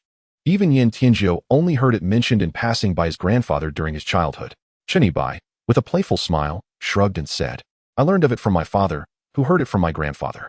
My grandfather was a renowned tomb raider, the foremost figure in grave robbing during the late Qing dynasty, and he had a subordinate known as Yin Kaishan, whose nickname was Yin Laomen. As he finished his tale, Qin Yibai extinguished the cigarette in his hand and casually picked up a pair of chopsticks to grab a peanut. It sounded like an unfolding story. However, Yin Tianzhou's brow furrowed deeper, his expression turning serious as he immediately inquired, What is your grandfather's name? Qin shouting. Qin Yibai's lips curled into a subtle smile. This was the name from his previous life. Isn't it rather impressive? At the very least, it sounds far more distinguished than Qin Yibai. Yet, as the name Qin shouting slipped from his lips, Yin Tianzhou was left utterly astounded. For indeed, the Yin family genealogy contains a record indicating that my great-grandfather once accompanied a tomb raider named Qin Shouting, plundering several imperial tombs, an event that was marked as a highlight in the family annals. After all, grave robbing is an illicit affair, thus, one could not possibly know of it unless they had perused the family records or had previously participated in such activities. The sole explanation is that Qin Yibai is indeed a descendant of the renowned tomb raider Qin Shouting from the late Qing dynasty. At this moment, Yin Tianzhou gazes in astonishment at Qin Yibai, beginning to believe. Had it been anyone else, Yin Tianzhou might have harbored doubts. However, Qin Yibai is different. Yin Tianzhou had previously conducted investigations into the archaeological endeavors at the tomb of King Kong of Qishan, in which Qin Yibai participated as a specially appointed consultant within the excavation team. Thus, the moniker Qin Shaowei that Qin Yibai employs during his livestream is not mere bravado. He truly embodies the role of a tomb raider. Only the descendants of Chen Xiaoding would possess such knowledge. Consequently, everything aligns perfectly. Mr. Yan, I trust what I have just stated holds true, and the lineage is not misaligned? Chen Yibai, having discerned Yan Tianzhou's thoughts from his expression, leisurely crossed his legs, casually munching on peanuts, and inquired with a grin. In truth, Chen Yibai did not seek to leverage this advantage. Rather, he was simply irked by Yan Tianzhou's pretentious demeanor before him, prompting him to intentionally exaggerate the generational hierarchy. Had Yan Tianzhou lowered his pretensions earlier, perhaps Chen Yibai would have addressed him as an equal. Since you maintain such a lofty stance, I shall regard you as my elder. Surely, you cannot continue to pose as a figure of authority before someone of your junior? Of course, this is devoid of any blood relation.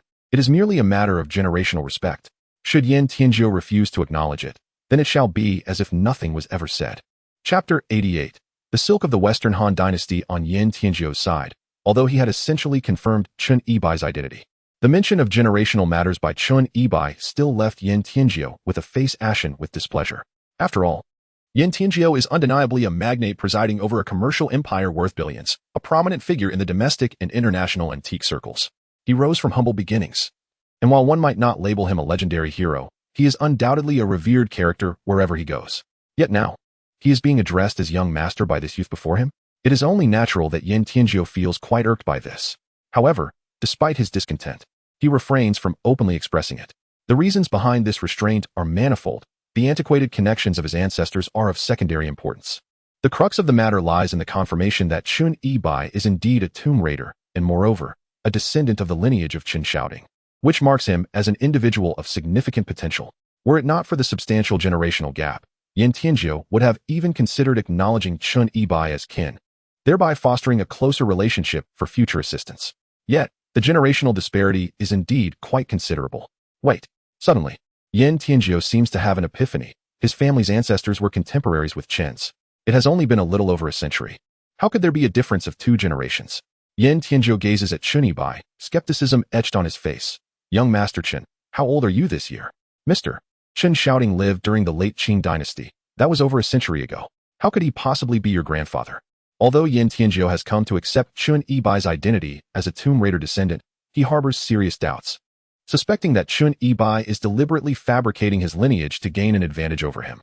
Such suspicions are entirely reasonable and well within the realm of Chen Yibai's anticipations. Chen Yibai, unfazed and composed, smiled calmly and said, "This brings to mind the robust physical constitution of our Chen family, renowned as tomb raiders. My grandfather, Chen Xiaoding, took 34 wives throughout his life and lived to the age of 88, while my father reached the remarkable age of 119. My father was born during the Republic of China and, like his ancestors, inherited our family's exceptional genes and vigorous health. I was born when he was 85 and only departed from this world a few years ago. You can count it on your fingers. It adds up to just over a century." Yan Tianzhou mentally calculated the time, and astonishingly, it indeed aligned perfectly. The notion of fathering a child at such an advanced age may sound implausible, yet men, as seed bearers, can certainly still be vigorous enough to engage in such endeavors, provided their health remains robust and their vitality plentiful. After all, he is a tomb raider. Thus, this matter cannot be easily dismissed, nor can it be verified. With no rebuttal at hand, Yan Tianzhou sought to leverage this connection to draw closer to Chen Yibai and request a favor without acknowledging him as young master. Consequently, Yan Tianzhou's eyes glinted as he smiled at Chen Yibai, shedding the airs of a powerful figure. He reached for a bottle of matai and personally poured a glass for Chen Yibai, saying, "Captain Chen, I never anticipated that our families share such a connection. It seems our fates are indeed intertwined. In the future, should you have any matters to discuss, please feel free to share them with me." Yan Tianzhou refrained from mentioning the hierarchy, yet Chen Yibai understood his implications, thus choosing not to prolong the conversation. However, sensing a certain insincerity in Yan Tianzhou's courteous demeanor, Chen Yibai interjected with a smile, inquiring, "Mr. Yan, aside from dining and enjoying tea today, there must be another purpose for your invitation, correct?" Given Yan Tianzhou's forthrightness and their underlying relationship, he decided to forego any further circumlocution. He retrieved a mahogany box from a cabinet behind him and placed it mysteriously upon the table before Chen Yibai. This wooden box bore a striking resemblance to the one containing the imitation earthly command token he had seen during the video call with Yan Shuefei the previous night. Curiosity furrowed Chen Yibai's brow as he cautiously opened the box, revealing an earthly command token within. While he could not ascertain whether this mahogany box was indeed the same as the one from the video call, He was certain that the token inside was far from the counterfeit he had encountered earlier. As he lifted the token for a closer examination, astonishment graced his features. This is an authentic piece. A genuine Western Han earthly command token, which was minted only on one side. I cannot believe it has found its way into Yin Tianzhou's possession. Indeed, this is the true earthly command token. Yin Tianzhou wore a meaningful smile as he nodded and remarked, Lieutenant Chun, there is something beneath the box. The item Yin referred to beneath the box caught Chun Yibai's attention. It was a piece of fabric folded into a small square. Chun Yibai set aside the Earth Command token and cautiously extracted the fabric, unfolding it for a closer inspection. The fabric was roughly the size of an A4 sheet. Though it was more akin to leather, its surface mottled and weathered, with frayed edges, a clear testament to its age and the trials it had endured over countless years. Upon the fabric was an intricate painting, specifically a landscape, depicting majestic mountains and rivers flowing towards the ocean, with celestial bodies of the sun, moon, and stars adorning the sky. The brushwork was vigorous and powerful, unmistakably the handiwork of a master artist. However, the painting bore no signature nor any seal of heritage. Furrowing his brow, Chun Yibai scrutinized the artwork for an extended period. The longer he gazed, the more he became convinced that it resembled a hidden character painting. This term does not imply that words are concealed within the artwork, but rather that meanings are veiled within the imagery itself. In ancient times, many tomb builders would first sketch the site before constructing a tomb. As Chun Yibai contemplated the imposing mountains and rivers depicted in the painting, he sensed that a tomb must be concealed within it. Although he had only glanced at it without thorough examination, he felt at least an 80% certainty of this notion. Before he could voice his thoughts, Yin Tianzhou interjected, Lieutenant Chun, can you discern where the tomb within this painting is hidden? Hiss. Chun Yibai inhaled sharply, realizing that his initial intuition had indeed been correct. Due to the inherent obscurity of hidden character paintings, they are often challenging to discern at first glance. If they are particularly cryptic, one may spend a lifetime without uncovering their secrets. At this moment, Chun Yibai surmised that Yin Tianzhou's extravagant display of gifts in yesterday's livestream, coupled with his test involving a counterfeit earthly command token, pointed to an ulterior motive for today's elaborate invitation. Yin Tianzhou inquired about the purpose of this endeavor. Was it mere curiosity stemming from his identity as a collector, or did he harbor ulterior motives? A dignified conglomerate worth billions, secretly engaging in tomb raiding? Setting aside the question of whether it could be discerned, if Chun Yibai were to reveal his insights to Yin Tianzhou, would he inadvertently become an accomplice in tomb robbing? Yin Tianzhou seemed to have intuited Chun Yibai's thoughts. His straightforward nature led him to address the matter directly. Lieutenant Chun, this silk and the earthly command token were unearthed from the same site, which leads me to suspect that the scroll concealed within this fabric holds secrets pertaining to the royal tomb constructed by the earthly officials during the Western Han Dynasty. Chapter 89. I do not enjoy serving others goodness. Chun Yibai exclaimed, realizing he had indeed guessed correctly. Yin Tianzhou was indeed harboring intentions. It appeared that their ancestral skills from the Unloading Ridge sect had not faded with time. Rather, they had evolved. Previously, they operated in the gray area between banditry and tomb raiding, digging when a tomb was found, and if not, resorting to highway robbery. Now, they had transformed into a legitimate business model. No wonder Yin Tianzhou had risen from nothing to build the Xindan Group into a multi-billion-dollar empire in just a few decades. The most perilous aspect of tomb raiding lies in the final act of selling stolen treasures. Yin Tianzhou's Divine Cauldron Group primarily engages in the trade of antiquities and international auctions, which equates to a seamless cycle of production and sales. It is no wonder that their Divine Cauldron Group has achieved such prominence. However, it must be noted that the current crackdown on tomb raiding and the trafficking of cultural relics is exceedingly stringent. Yin Tianzhou speaks so candidly. Does he truly possess such confidence in himself, unafraid of being reported? Certainly, he fears not. Yin Tianzhou's ascent to the status of the richest individual, coupled with his formidable connections, is beyond the imagination of ordinary folk. Subsequently, Yin Tianzhou produced a cigar box, extracted a cigar, skillfully cut its tip, and lit it, extending it toward Chun Yibai. A hint of a smile graced his otherwise imposing visage as he remarked, Lieutenant Chun, since we have broached this subject, I shall not hold back any longer. This soil command token and silk cloth were unearthed from a Western Han tomb when my great-grandfather joined the Fengxian warlords. The tomb's occupant was named Zhang Shou, who was the highest official of the soil command of the Western Han. Moreover, concealed within this silk cloth is the original site of the Western Han Imperial Mausoleum, which is remarkably unique, as it is situated within the Qinling Mountains. In the past, my great-grandfather ventured deep into the Qinling Mountains several times. Yet despite his efforts to comprehend the content of the painting, he was unable to locate the Western Han royal tomb. He once remarked that only the skilled tomb raiders could truly decipher the painting's significance. However, at that time your grandfather, the venerable Chen Xiaoding, seemed to have vanished, not merely disappeared, but rather been reborn. Chen Yibai accepted the cigar, aware that Yin Tianjiu had not yet concluded his thoughts. So he simply smiled and remained silent, patiently waiting for Yin Tianjiu to catch his breath and continue with the crux of the matter.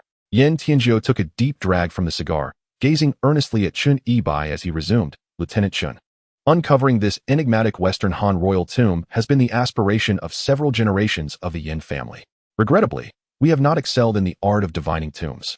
It is indeed fortuitous that after several generations, our two families can reunite. It feels as though fate itself has orchestrated this meeting. Thus, I seek your assistance. Let us join forces to uncover this royal tomb. I shall provide the funds and resources while you contribute your efforts.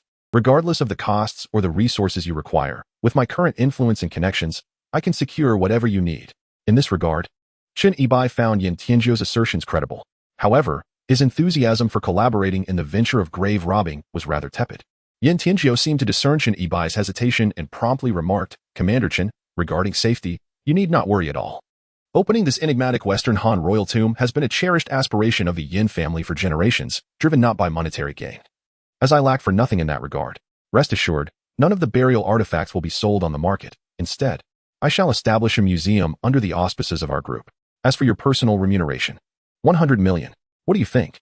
Yin Tianjiu extended a finger towards Chen Yibai, and the confidence reflected in his smile suggested that this was an offer no one could refuse. 100 million is indeed a staggering sum. However, Chen Yibai remained largely uninterested. He did not flinch at the mention of such a colossal figure, his expression unwavering. Eyes unblinking. His cautious nature dictated that he trust no one, especially not merchants or tomb raiders, and Yin Tianjiu embodied both. Moreover, Chen Yibai had an aversion to risking his life for the benefit of others. Given his current capabilities, he could easily pursue wealth independently, without the need to serve Yin Tianjiu. Yet, outright rejection seemed rather impolite. After all, this is a society built on personal connections. Thus, Chen Yibai, with a cigar in hand and a glint of amusement in his eyes, turned to Yin Tianjiu and remarked, Since your esteemed ancestor could not fathom the essence of this painting, I too may lack the confidence to decipher it. I can only take a photograph and study it at my leisure. Chen Yibai sensed that Yin Tianjiu would most likely decline his request to capture an image for further examination. Even if permission were granted, it would not be surprising if, after a few days, Yin Tianjiu responded with, My abilities are limited. I truly cannot comprehend it, thereby gently refusing without causing offense. Upon hearing Chen Yibai's intention to take a photograph for meticulous study, Yin Tianjiu hesitated for a fleeting second, yet ultimately acquiesced with a nod. After Chen Yibai extracted his phone and captured several images of the Western Han silk painting, Yin Tianjiu reached into his pocket and produced a black bank card. Placing it before Chen Yibai, Lieutenant Chen, he said, This card contains 10 million. Take it and use it. Should you have any special needs, do not hesitate to voice them. 10 million at a single stroke. Such generosity was indeed remarkable. This gesture illuminated Yin Tianjiu's deep regard for the Western Han royal tomb. However, Chen Yibai promptly pushed the card back, shaking his head with a smile. I cannot accept a reward without having rendered service. It would place an immense burden upon me to receive payment before the task is completed. We shall discuss this further at a later time. It was quite rare for someone to turn down such a substantial sum, which caused Yin Tianjiu to momentarily furrow his brow, as if he had caught a glimpse of Chen Yibai's thoughts, though uncertainty lingered. Nevertheless, comprehending the intricacies of the silk painting would indeed require time, and thus they could only await Chen Yibai's response. With that, the matter concerning the Western Han royal tomb came to a close. Chen Yibai did not linger for long, having consumed a few glasses of wine and a light meal before rising to take his leave. As he pushed open the door and stepped outside, Yin Xuefei and several bodyguards stood waiting at the entrance. Xiaofei, see Mr. Chen off, Yin Tianjiu politely suggested, observing Chen Yibai emerge with a cheerful demeanor. This courteous gesture left Yin Xuefei wide-eyed with astonishment. What was happening? The serene and harmonious scene before her led her to wonder if the recognition had indeed succeeded, and if this man was truly her little lord from her godfather. If that were the case, would he not essentially be her great godfather? There's no need for that. I have some other matters to attend to. I can return on my own. Chen Yibai gently declined Yin Tianjiu's kind offer, casting one last glance at the astonished Yin Xuefei before gracefully departing from the establishment.